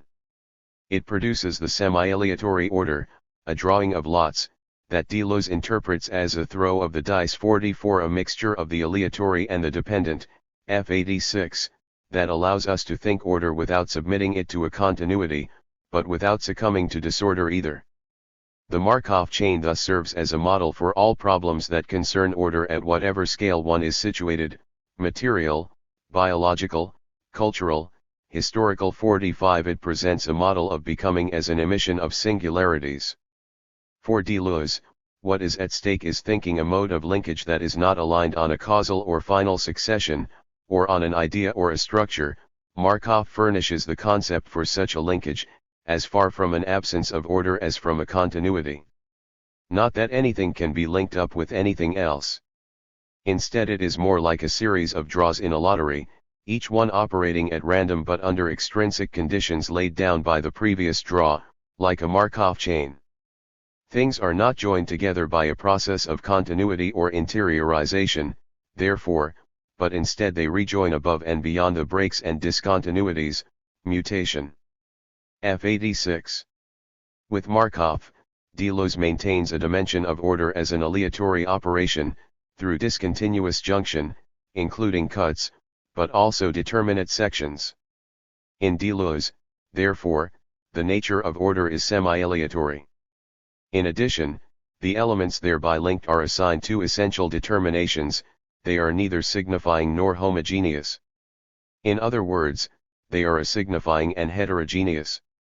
What is therefore linked in a section of order are mobile stocks of information that fit together through a system of switches and drawing lots, a writing that is not discursive but rather transdiscursive, as Deleuze and Guattari write, rediscovering Simondonian transduction to describe a process taking place at the level of the real.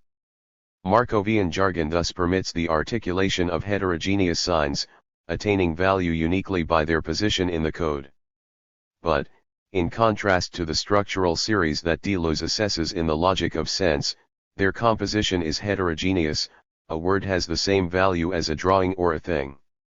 On the one hand, articulated signs are of whatever nature; on the other, the code resembles less a language than a jargon, an open-ended formation.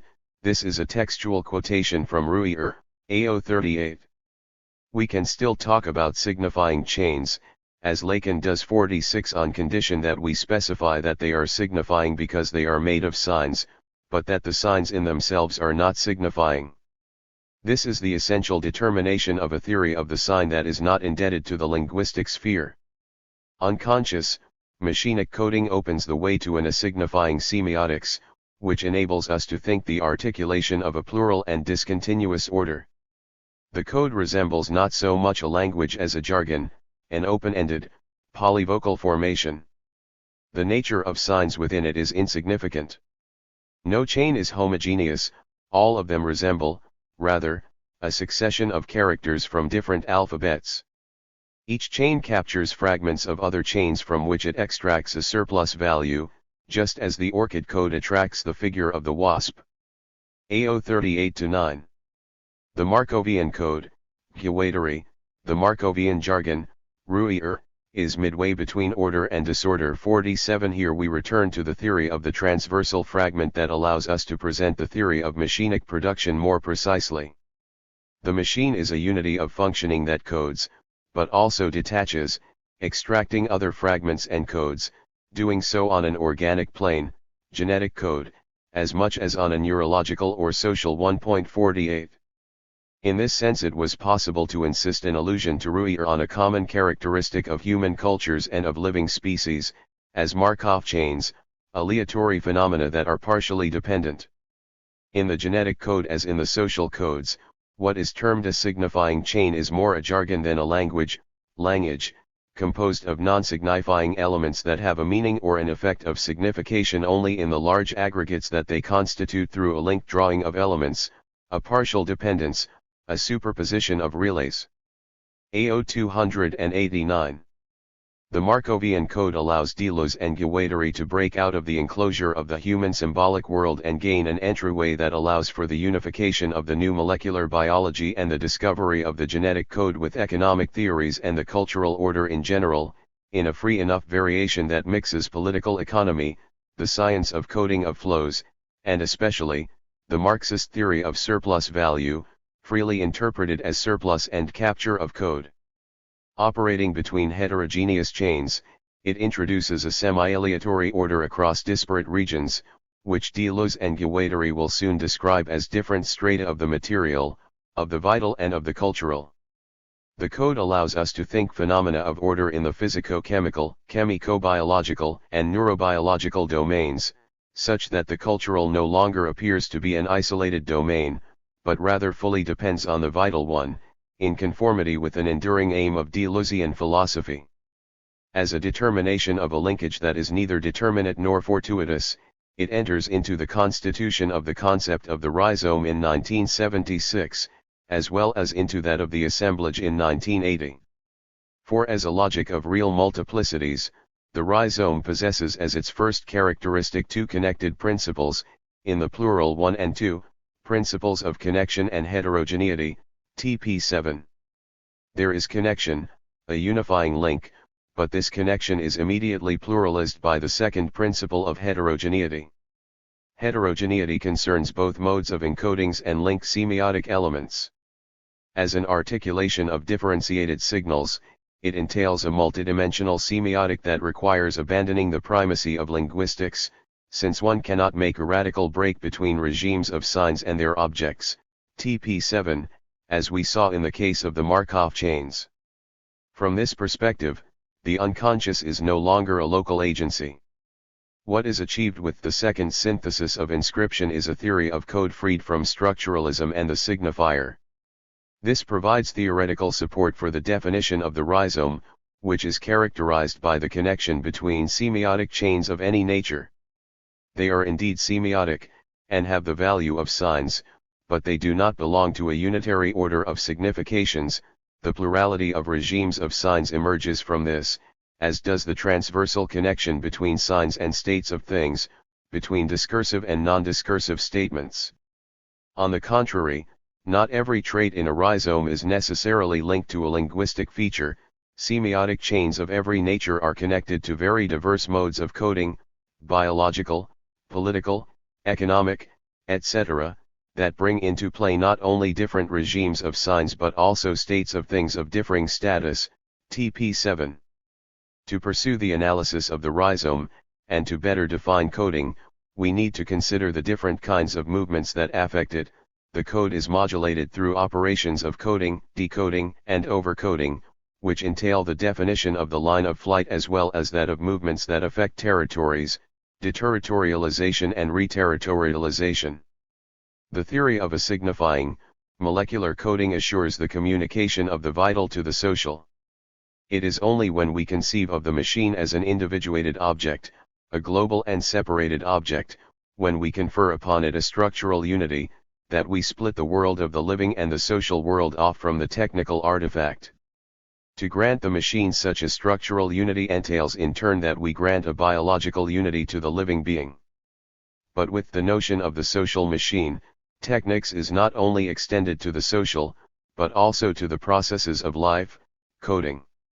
Technics is porous on two fronts, to social assemblages that diffuse it in the social body, and to codings and vital flows that render it indiscernible from vital mechanisms. 49 That which allows the extension of the machinic to the social calls at the same time for its extension to the vital, to molecular engineering, an expression borrowed from Jacques Monod, AO 289.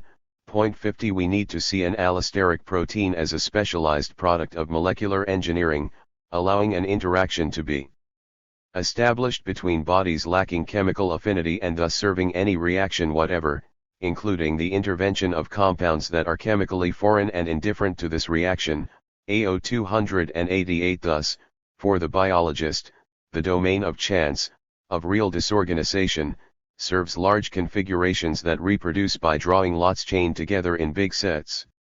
Monod can speak of a microscopic cybernetics and see biochemical syntheses as operating on chemical signals of whatever kind, completely indifferent to the substrate, but in such a way that the first serendipitous choices constrain the unfolding of the rest of the process, which Deleuze and Guattari compare to Markov chains. It is thus a vitalism that is machinic. But reciprocally, the world of technics may only be seen as a closed, human domain, an empire within an empire, a cultural pocket within nature, when the historicity of the existence of real machines is turned into an abstraction. Here, Deleuze and Guattari refer to a new version of capture, this time provided not by Proust, but by Samuel Butler. In Eruhan, the Book of the Machines, the opposition between natural vitalism and cultural mechanism only holds if we have not posed the question of the reproduction of the machine, a question that explodes the abstract thesis of the machine's structural unity. The machine does not exist on its own. It assumes an external agent who fabricates it, maintains it, and repairs it. Butler uses the example of the symbiosis of red clover and the bee to demonstrate the real indistinction between the mechanical and the vital. Does anyone say that the red clover has no reproductive system because the humble bee, and the humble bee only, must aid and abet it before it can reproduce? We are misled by considering any complicated machine a single thing, in truth it is a city or society. 51. In the case of machines, the external agent of reproduction is the human, and the technological lineage, the machinic phylum, should be understood against a background of machinic vitalism and molecular engineering, AO 284-5.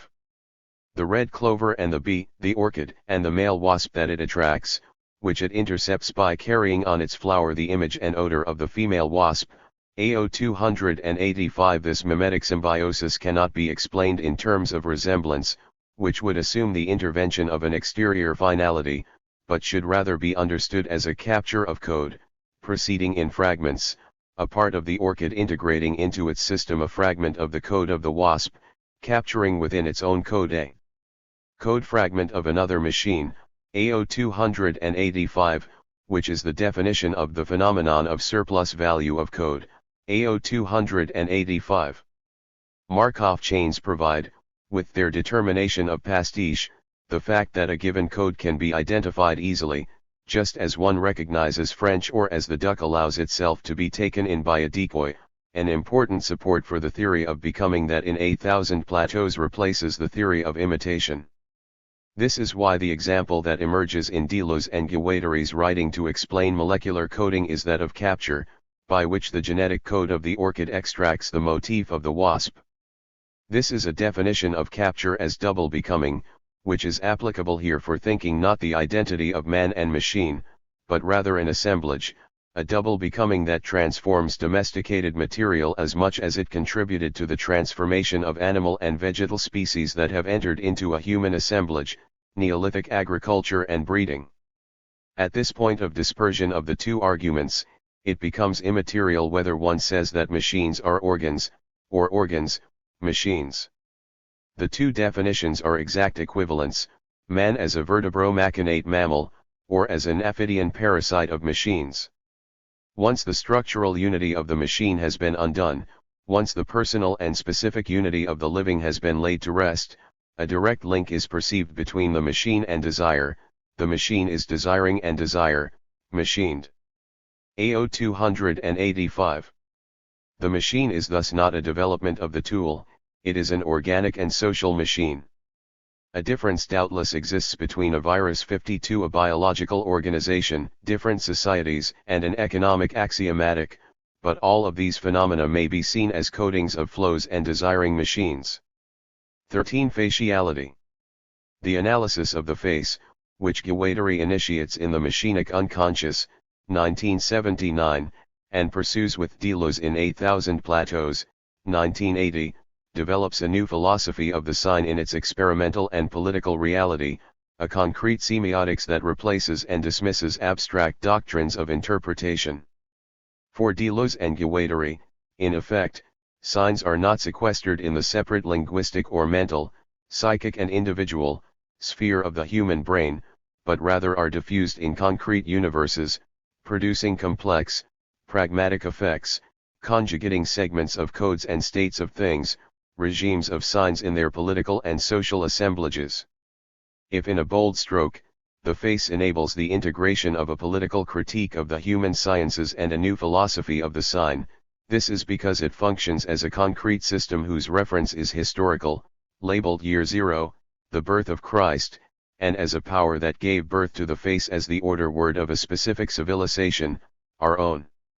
This allows us to explain the overall apparatus of 8,000 plateaus and to discuss the position of the face in this exceptional book, which puts an end to the scheme of interpretation that plagues the human sciences. The title of the seventh of the 1,000 plateaus, Year Zero, Faciality, opens the chronology of the face in the Christian regime, marking its beginning from the birth of Christ, Year Zero of Western subjectivity. The face is thus neither a spiritual marker of a humanity that has extracted itself from biological animality nor a cultural universal. It is a historical power that is exercised in some societies as opposed to others and initiates a specific history of the preeminence of the face, whose universalising pretension we can, following Deleuze and Guattari, ascribe to this history and summarily call the history of the Western subject. If the face acts as a sign that codes a portion of the body, this is because it is itself the product of a social assemblage, of a complex of forces that we cannot be satisfied to describe as a representation or an act of consciousness. Thus, the concrete example of the face exhibits the political and pragmatic character of the sign as an assemblage. The face is thus not body, but sign. As such, it is neither a natural indicator nor an individual essence, but rather a social formation, mise en forme sociale. Semiotics. The first principle proposed by Deleuze and Guattari is striking and must be developed in all its rigor: the face is not an anthropomorphic constant. There is no human nature. Doubtless, all hominids have a head, an extension of the body and top end of the bust, but all do not have a face in the sense that we understand it, as a normative power and personal instance. The face is linked to the history of the subject, to the pragmatic installation of the individual, to the normative constitution of the person, which cannot be reduced to a natural history of reason, but must instead be constructed as a singular, historical process. In opposition to any anthropological idealism, Deleuze and Guattari thus relativize and historicize the face. The human shape does not necessarily assume this form, and in those contexts in which the face is produced, this does not depend on a universal history of humanity. The face no more marks the humanity of the body than it reveals the universality of the Western subject. A Spinozist consequence follows from this: there is no separate human essence that the face is supposed to represent.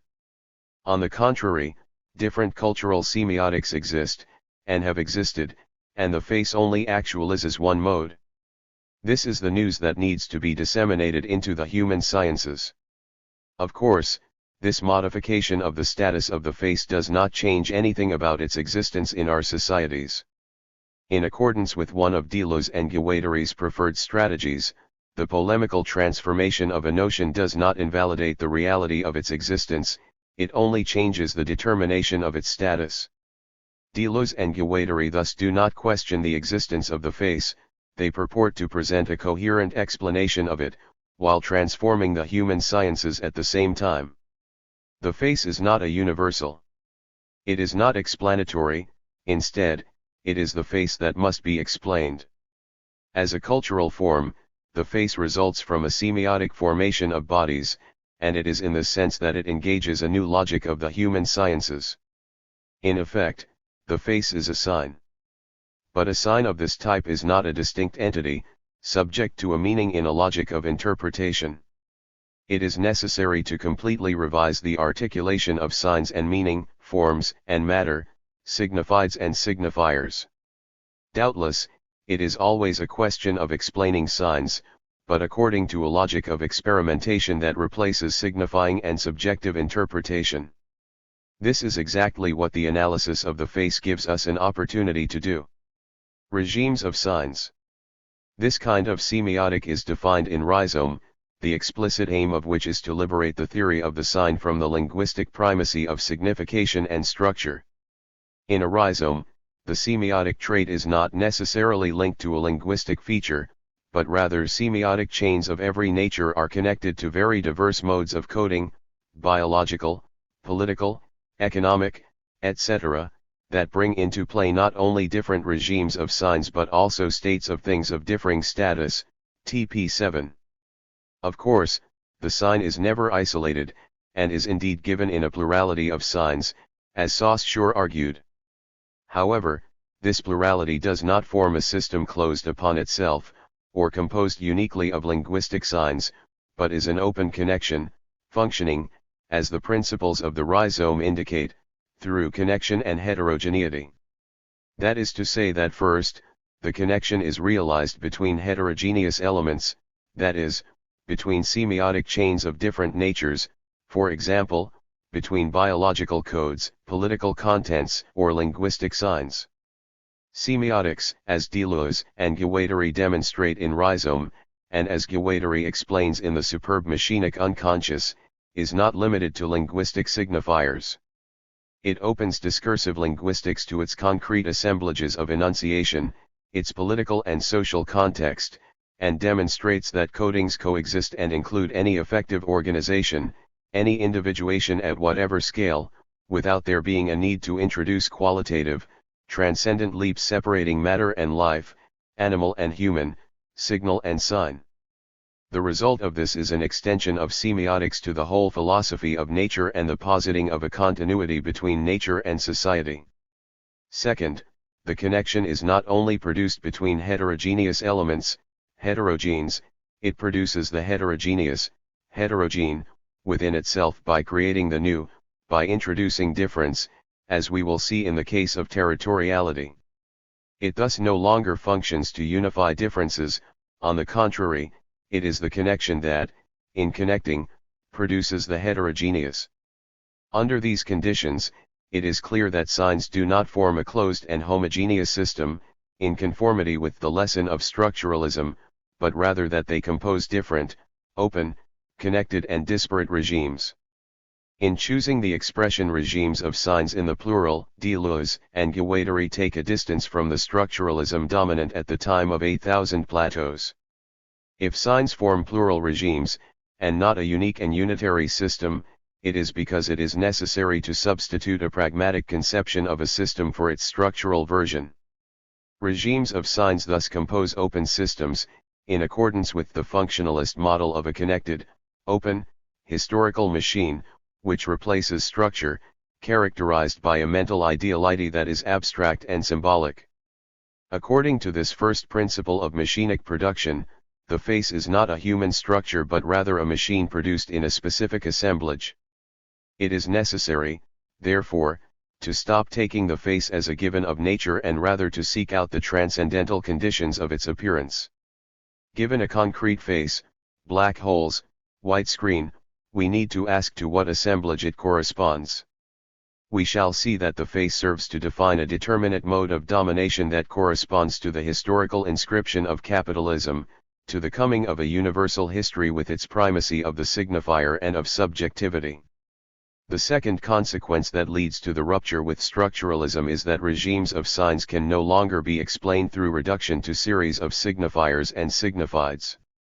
In place of Saussure's renowned couple, dominant in French thought from Lévi-Strauss to Lacan, Deleuze and Guattari substitute a distinction borrowed from Helm's Leff and reread through Foucault, that of contents, or states of bodies, and expressions, or regimes of signs.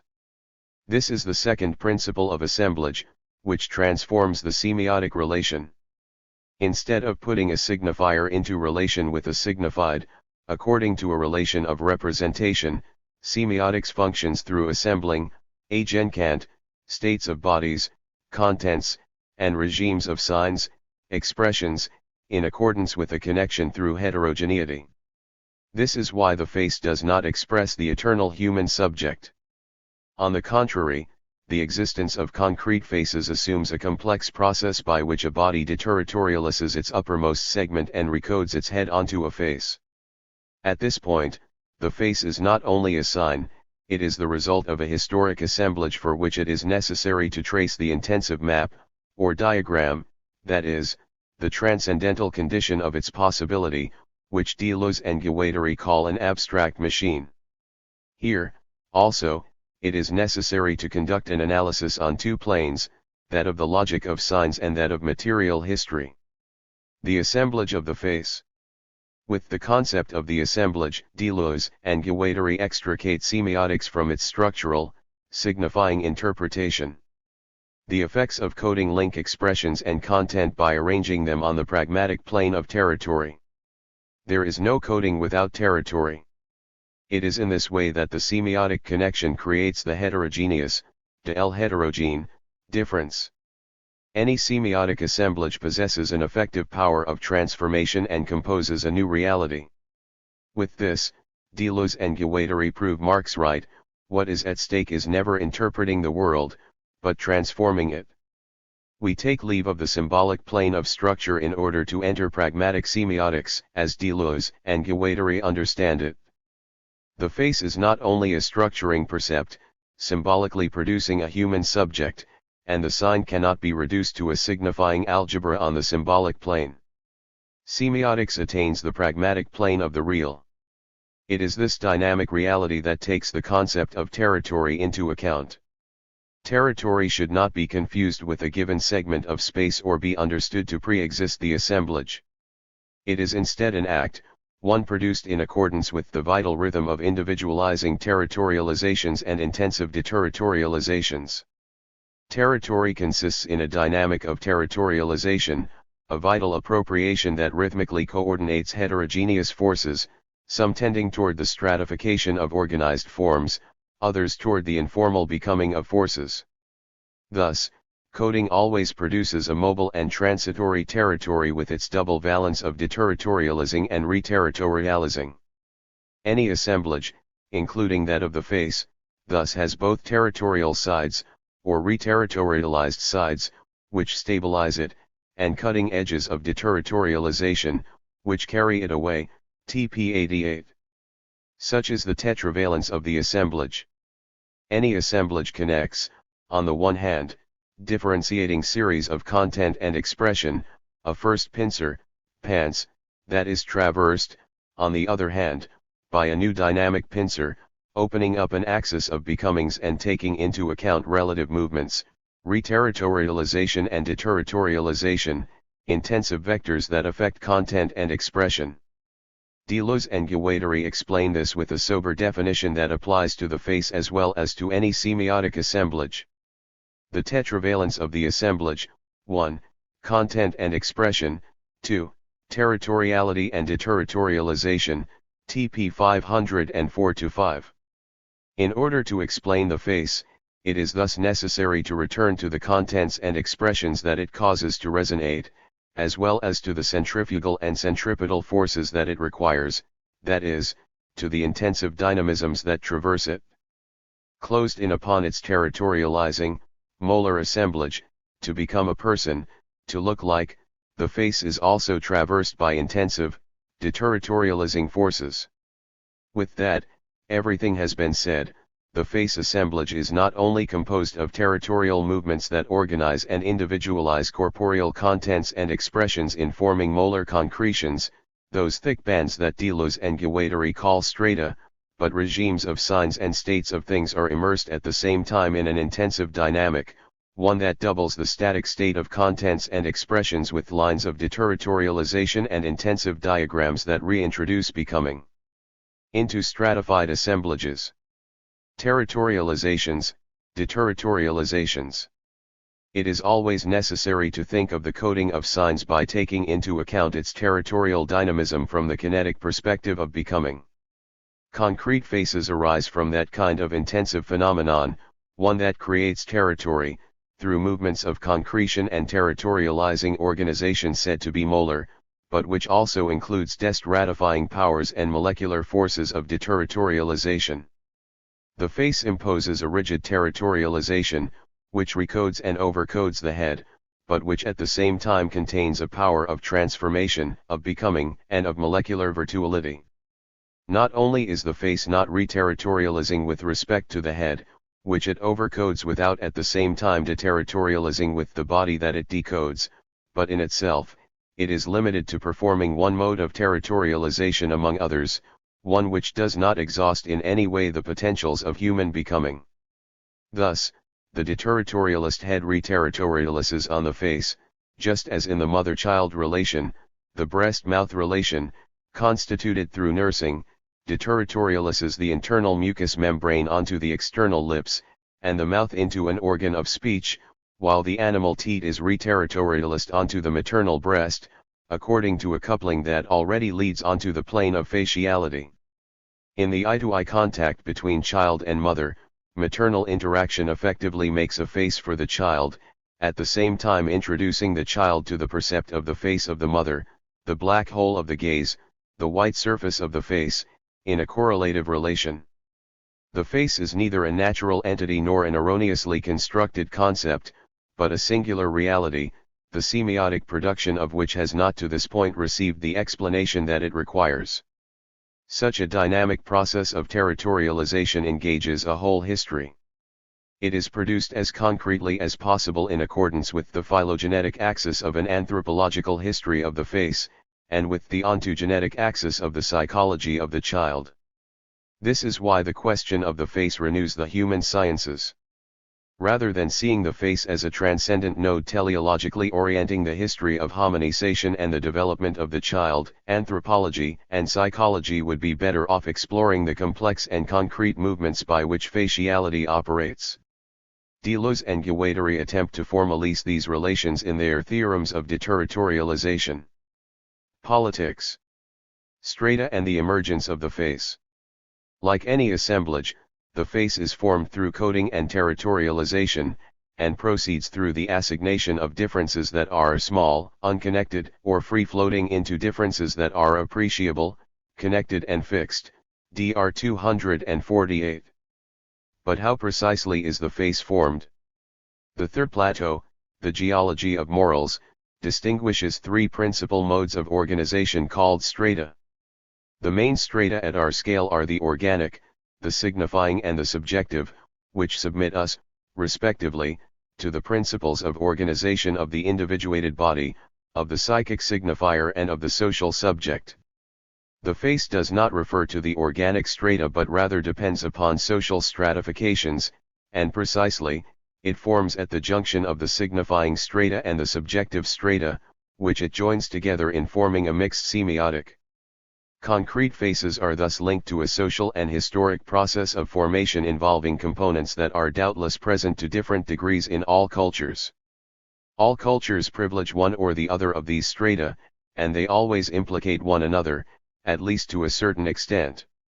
There is never significance without subjectivity, or subjectivity without significance. But what defines the mixed semiotic of faciality is this very specific assemblage, which binds, above the organic strata of bodies, the signifying strata of the symbolic and the subjective strata of subjectification. In order for the face to form, it is necessary for significance and subjectification to enter into a coupling that mutually reinforces them. This coupling, which Deleuze and Guattari call the abstract machine of faciality, provides the signifier with its surface of inscription, the white wall, and subjectivity with the introspective force of its gaze, black holes. Thus, this singular, abstract machine forms by chance in history, the black hole white wall system, gaze piercing the screen of the surface, the abstract sketch of all faces, the machine according to which empirical faces become realized. TP 168. The difficulty of these analyses comes from the fact that Deleuze and Guattari simultaneously operate on the terrain of a logic of forces, strata, assemblages, coding and territories, movements of deterritorialization and reterritorialization answering to a general semiotics, and on the terrain of a sociology of empirical history. Signifying strata, subjective strata, and faciality correspond to segments of universal history, which Deleuze and Guattari strive to connect in accordance with a nonlinear, non-teleological model. The signifying stratum, with its emphasis on the marking of bodies, tends to materialize in despotic societies throughout history. The subjective stratum, with its taste for the mycenobime of a point of transcendence, of which the purest form appears without doubt in the destiny of the Jewish people, furnishes the empirical conditions for a history of the subject. Significance and subjectivity converge and reinforce one another in faciality, the system that ensures the almightiness of the signifier as well as the autonomy of the subject, TP 181. The assemblage of faciality thus serves to describe an empirically determined mode of domination that corresponds to the historical inscription of capitalism, to the contingent event of its universal history, with its Christian point of departure and the primacy it accords to the signifier and to subjectivity. The study of the faciality assemblage claims to provide nothing less than an exposition of the development of capitalism. From the perspective of the logic of forces, as we saw with the alternation of territorializations and deterritorializations, stratification manifests itself as a very important, inevitable phenomenon, that is beneficial in many respects, and unfortunate in many others. Strata give form to matter and produce preferential nodes of forces, they imprison intensities and lock singularities, TP 40, with modification. In short, they establish a pragmatic and semiotic order composed of movements of territorialization and coding. It is in this sense that the face can be said to be an organization.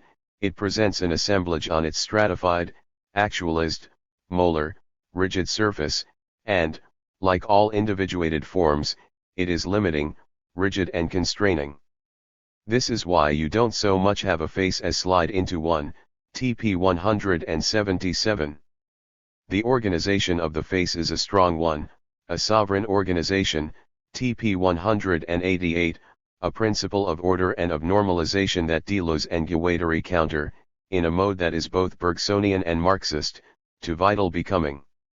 They present a political critique of the face by refusing the model of centered, unitary and sovereign power upon which it in fact depends. The face imposes its normative order, it is an agent of social normalization. The analysis of the face thus coincides with that of the body without organs conducted in the preceding chapter of 8,000 Plateaus, and it retrospectively clarifies the impeccable sequencing that orchestrates the succession of the 1,000 Plateaus. The semiotic of the rhizome, first plateau, makes possible the disqualification of psychoanalysis, second plateau, for the coding of the unconscious and of subjectivity depend on an ethology and not a morality, third plateau, this entails a dispensing with the postulates of linguistics, fourth plateau, in order to explain how regimes of signs actually function, fifth plateau, in the intensive mode of deterritorialization, sixth plateau, but also in the stratifying mode of an assemblage. Like that of the face, which rules over the history of capitalism in the West, seventh plateau. Deleuze and Guattari contest the organic vision of the body centered on its organs and instead insist upon becomings that are virtual, inorganic, and informal. This is precisely the polemical function of the analysis of the face, when Deleuze and Guattari proclaim, "Undo your face." But the following sections of the book also indicate their interest in stratified formations. Subsequent plateaus examine the logic of strata, 8 and 9, on their intensive side, 10, then on their territorializing side, 11, and then shift to a concrete analysis of the history of capitalism with the treatise on nomadology, 12, and the apparatus of capture, 13. The logic of 8,000 plateaus thus reaches a turning point with the analysis of the face, the first concrete effort to analyze an assemblage that is decisive for the history of capitalism. Signifying and subjective strata. From the point of view of a sociology of the face, the production of concrete faces depends on a history of formations of power, at the intersection of the signifying and subjectifying strata. The face is not a strata, strictly speaking, but rather a form that is actualized between two pre-capitalist strata of significance and subjectivity. The whole question then becomes what circumstances trigger the machine that produces the face and facialization, TP 170. In taking up the analyses of political anthropology conducted in Anti-Oedipus and pursued in 8,000 Plateaus, Deleuze and Guattari distinguish different formations of power that correspond to the large socializing strata, the stratum of significance and the subjective stratum. Becoming actualized in the forms of the primitive socius and of imperial, despotic formations, the signifying semiotic has no need for faces. Rather, it operates through the marking of bodies. The signifier is inscribed in the flesh and submits the body's surface of inscription to the abstract machine of primitive despotism. This semiotics of inscription corresponds to the shift from the primitive, territorial coding of segmentary and acephalous societies, those lacking in central agencies of power, to archaic, despotic, that is, pre-capitalist, states. In their consideration of societies without states, in particular certain African societies analyzed by Evans Pritchard and Meyer Fortes, or Amerindians studied by Pierre Clastres, Deleuze and Guattari insist on the fact that masks and tattoos constitute heads without faces. These cultures have no reason to envy ours and they have no face and need none, TP 176. Faciality does not exist in the great despotic empires either, those that privilege signifying inscription. Deleuze and Guattari examine the archaic state formations labeled imperialist barbarian, which are defined by state overcoding, centralization, and castes of functionaries, as in the Egyptian or Chinese empires, AO 152-3. The signifying, social semiotic is inscribed on the surface of bodies and not in the interiority of souls. These regimes of power use signifying marks and, like the primitive territorial regime, have no need to erect a machine of faciality. In order for the conditions of faciality to appear, the formation of an entirely different semiotic is required, that of the subjective stratum, which Deleuze and Guattari examine in the preceding plateau, on several regimes of signs. Its point of crystallization in history appears with monotheism and the history of the Jewish people, whose formation of power sets itself completely apart from the Egyptian and Middle Eastern empires. Deleuze and Guattari see in the formation of this first monotheism the interiorization of a point of subjectivity, a hidden God, turning aside his gaze, being inscribed in a passional way in the cult of the faithful. In a remarkable apparatus, Deleuze and Guattari connect a datum from the history of philosophy that has become proverbial since Hegel, substance that becomes subject, with the sociology of the formations of power and a nonlinear history of societies. We are not saying that a people creates a regime of signs and that the Hebrews invented subjectivity. Rather, it is that the theocratic regime of power established between the Egyptian and Middle Eastern empires and the nomads of the desert belongs mostly to a regime of subjective signs. The dominance of a semiotic is always relative.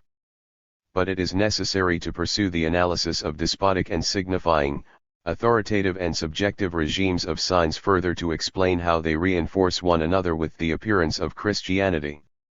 The face is produced by an entwining and reciprocal amplification of signifying and subjective strata.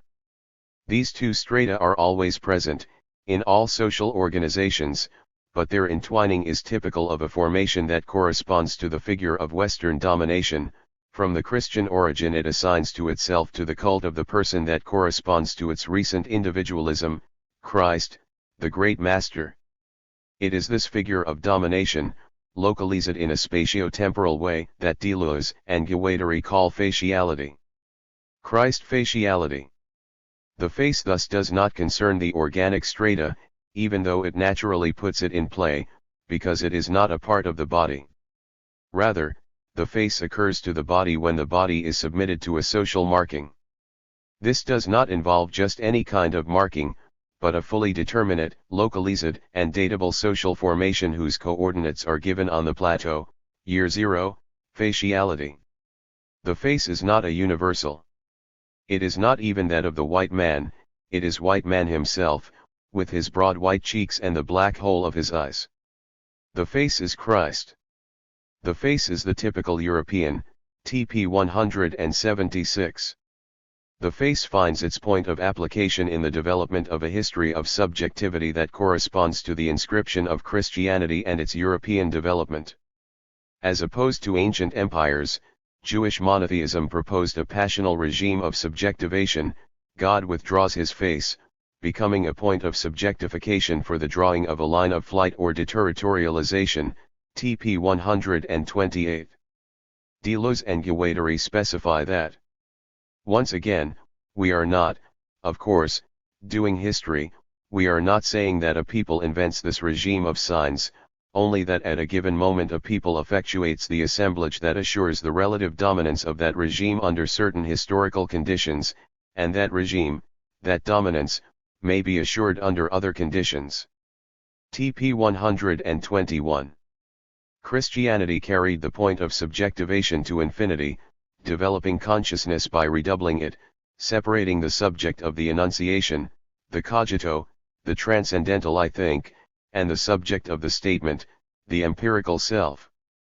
With subjective semiotics, the paradox of the legislator subject replique es the signifying despot, TP 130.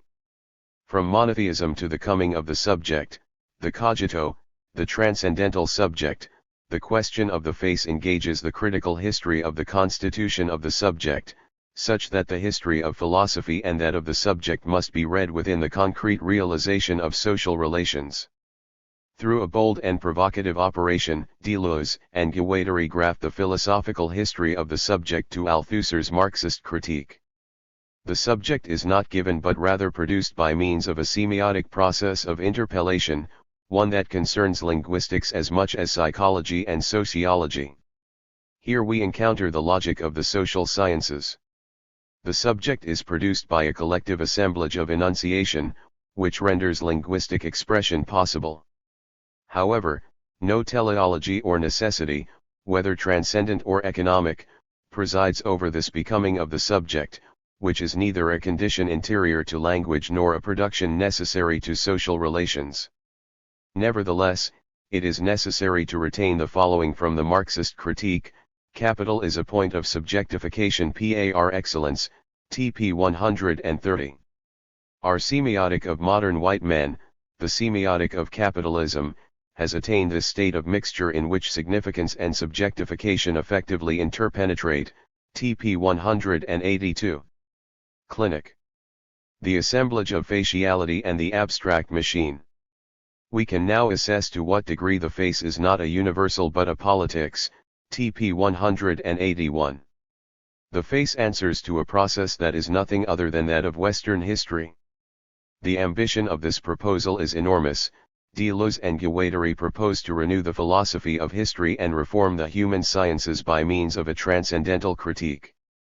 Unlike the process of the becoming subject of spirit in Hegel, or the development of the contradiction between the relations and forces of production of capitalism in Marx, this history of faciality remains an aleatory, nonlinear history. The methodological revision of the human sciences that this ushers in can be summarized in three principles. First principle, the referral of empirical faces to their transcendental condition. All positive doctrines, from psychoanalysis to paleontology, from child psychology to art history, misrecognize this critical moment and assume the face to be a fact. However, it is necessary to refer empirical faces to the semiotic assemblages from which they emerge, as an effect of a process of formation, mise en forme, of a cultural process of subjectification. The face answers to the dual objective of constitution and normalization. This is why it is not given but rather produced by a cultural mode of domination that Deleuze and Guattari pinpoint as the emergence of capitalism. In the same way, there is no original human nature that the face would cover up, and it is vain or politically naive to wish to rip it off or to cover it with a better mask that would elude power. This does not prohibit the transformation of one's faciality traits and the deterritorialization of faces, the art of the novel, the joyful and gay becomings of faces in the history of painting, and the cinematic close-up, all attest to this. Second principle, the transcendental condition of an assemblage is virtual and immanent. This condition is not identified with the stratified and territorialized assemblage, but rather with its points of deterritorialization, which Deleuze and Guattari call the abstract machine or diagram of the assemblage. A given empirical face thus refers to an assemblage of faciality, which entails a whole history, that of Christianity and of the formation of European capitalism. To explain this empirical assemblage without resorting to causal determinism, it is necessary to extract the relations of forces that constitute it. Deleuze and Guattari call such an exposition a diagram, in homage to Foucault. The diagram is a map of relations of forces that correspond to what Deleuze and Guattari call an abstract machine. The abstract machine is like the diagram of the assemblage, TP 109, see also F34, 37. To explain empirical faces, it is thus necessary to relate them to the abstract machine of faciality, the black hole white wall system. Nevertheless, the diagram and machine do not constitute structures that would represent historical reality, nor antecedent material causes that would generate the relation of forces. The abstract machine of faciality is neither anterior, nor superior, to concrete faces, but rather constitutes the virtual, unstable, informal, intensive map of them.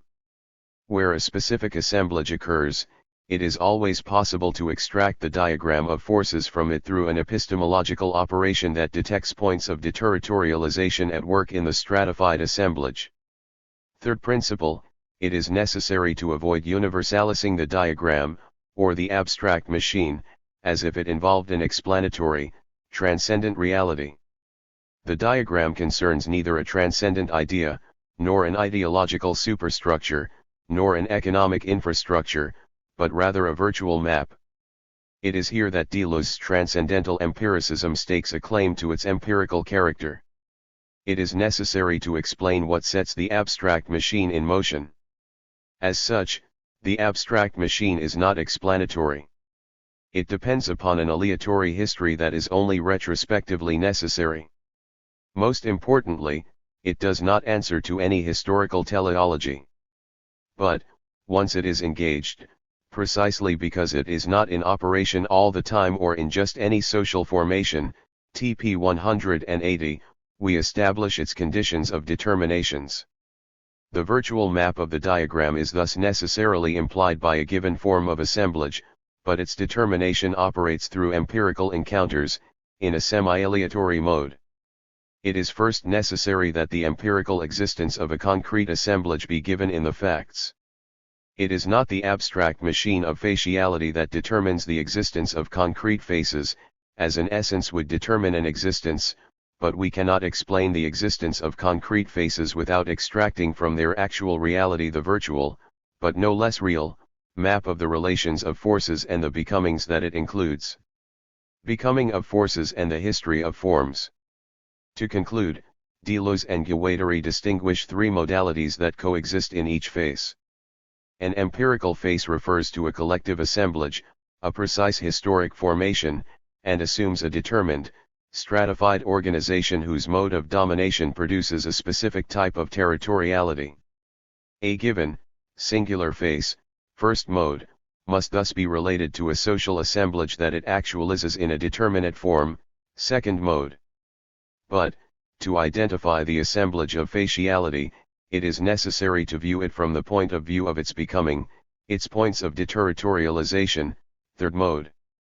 Now, and with this Deleuze and Guattari intend to free themselves from the Marxist hypothesis, of a linear determination of the superstructure by the infrastructure, without renouncing a critique of capitalism. The necessity is not of the order of causal factuality, but of a virtual determination. We cannot relate the element of the face to the assemblage that determines it without using the informal map, diagram, or abstract machine, which gets extracted from the assemblage. Because it is the same face that we view from the perspective of its actualization or from that of its becoming. The informal diagram, or abstract machine, and the historical assemblage coexist in the empirical face, just as the virtual and actual, the becoming of forces and the history of forms, coexist.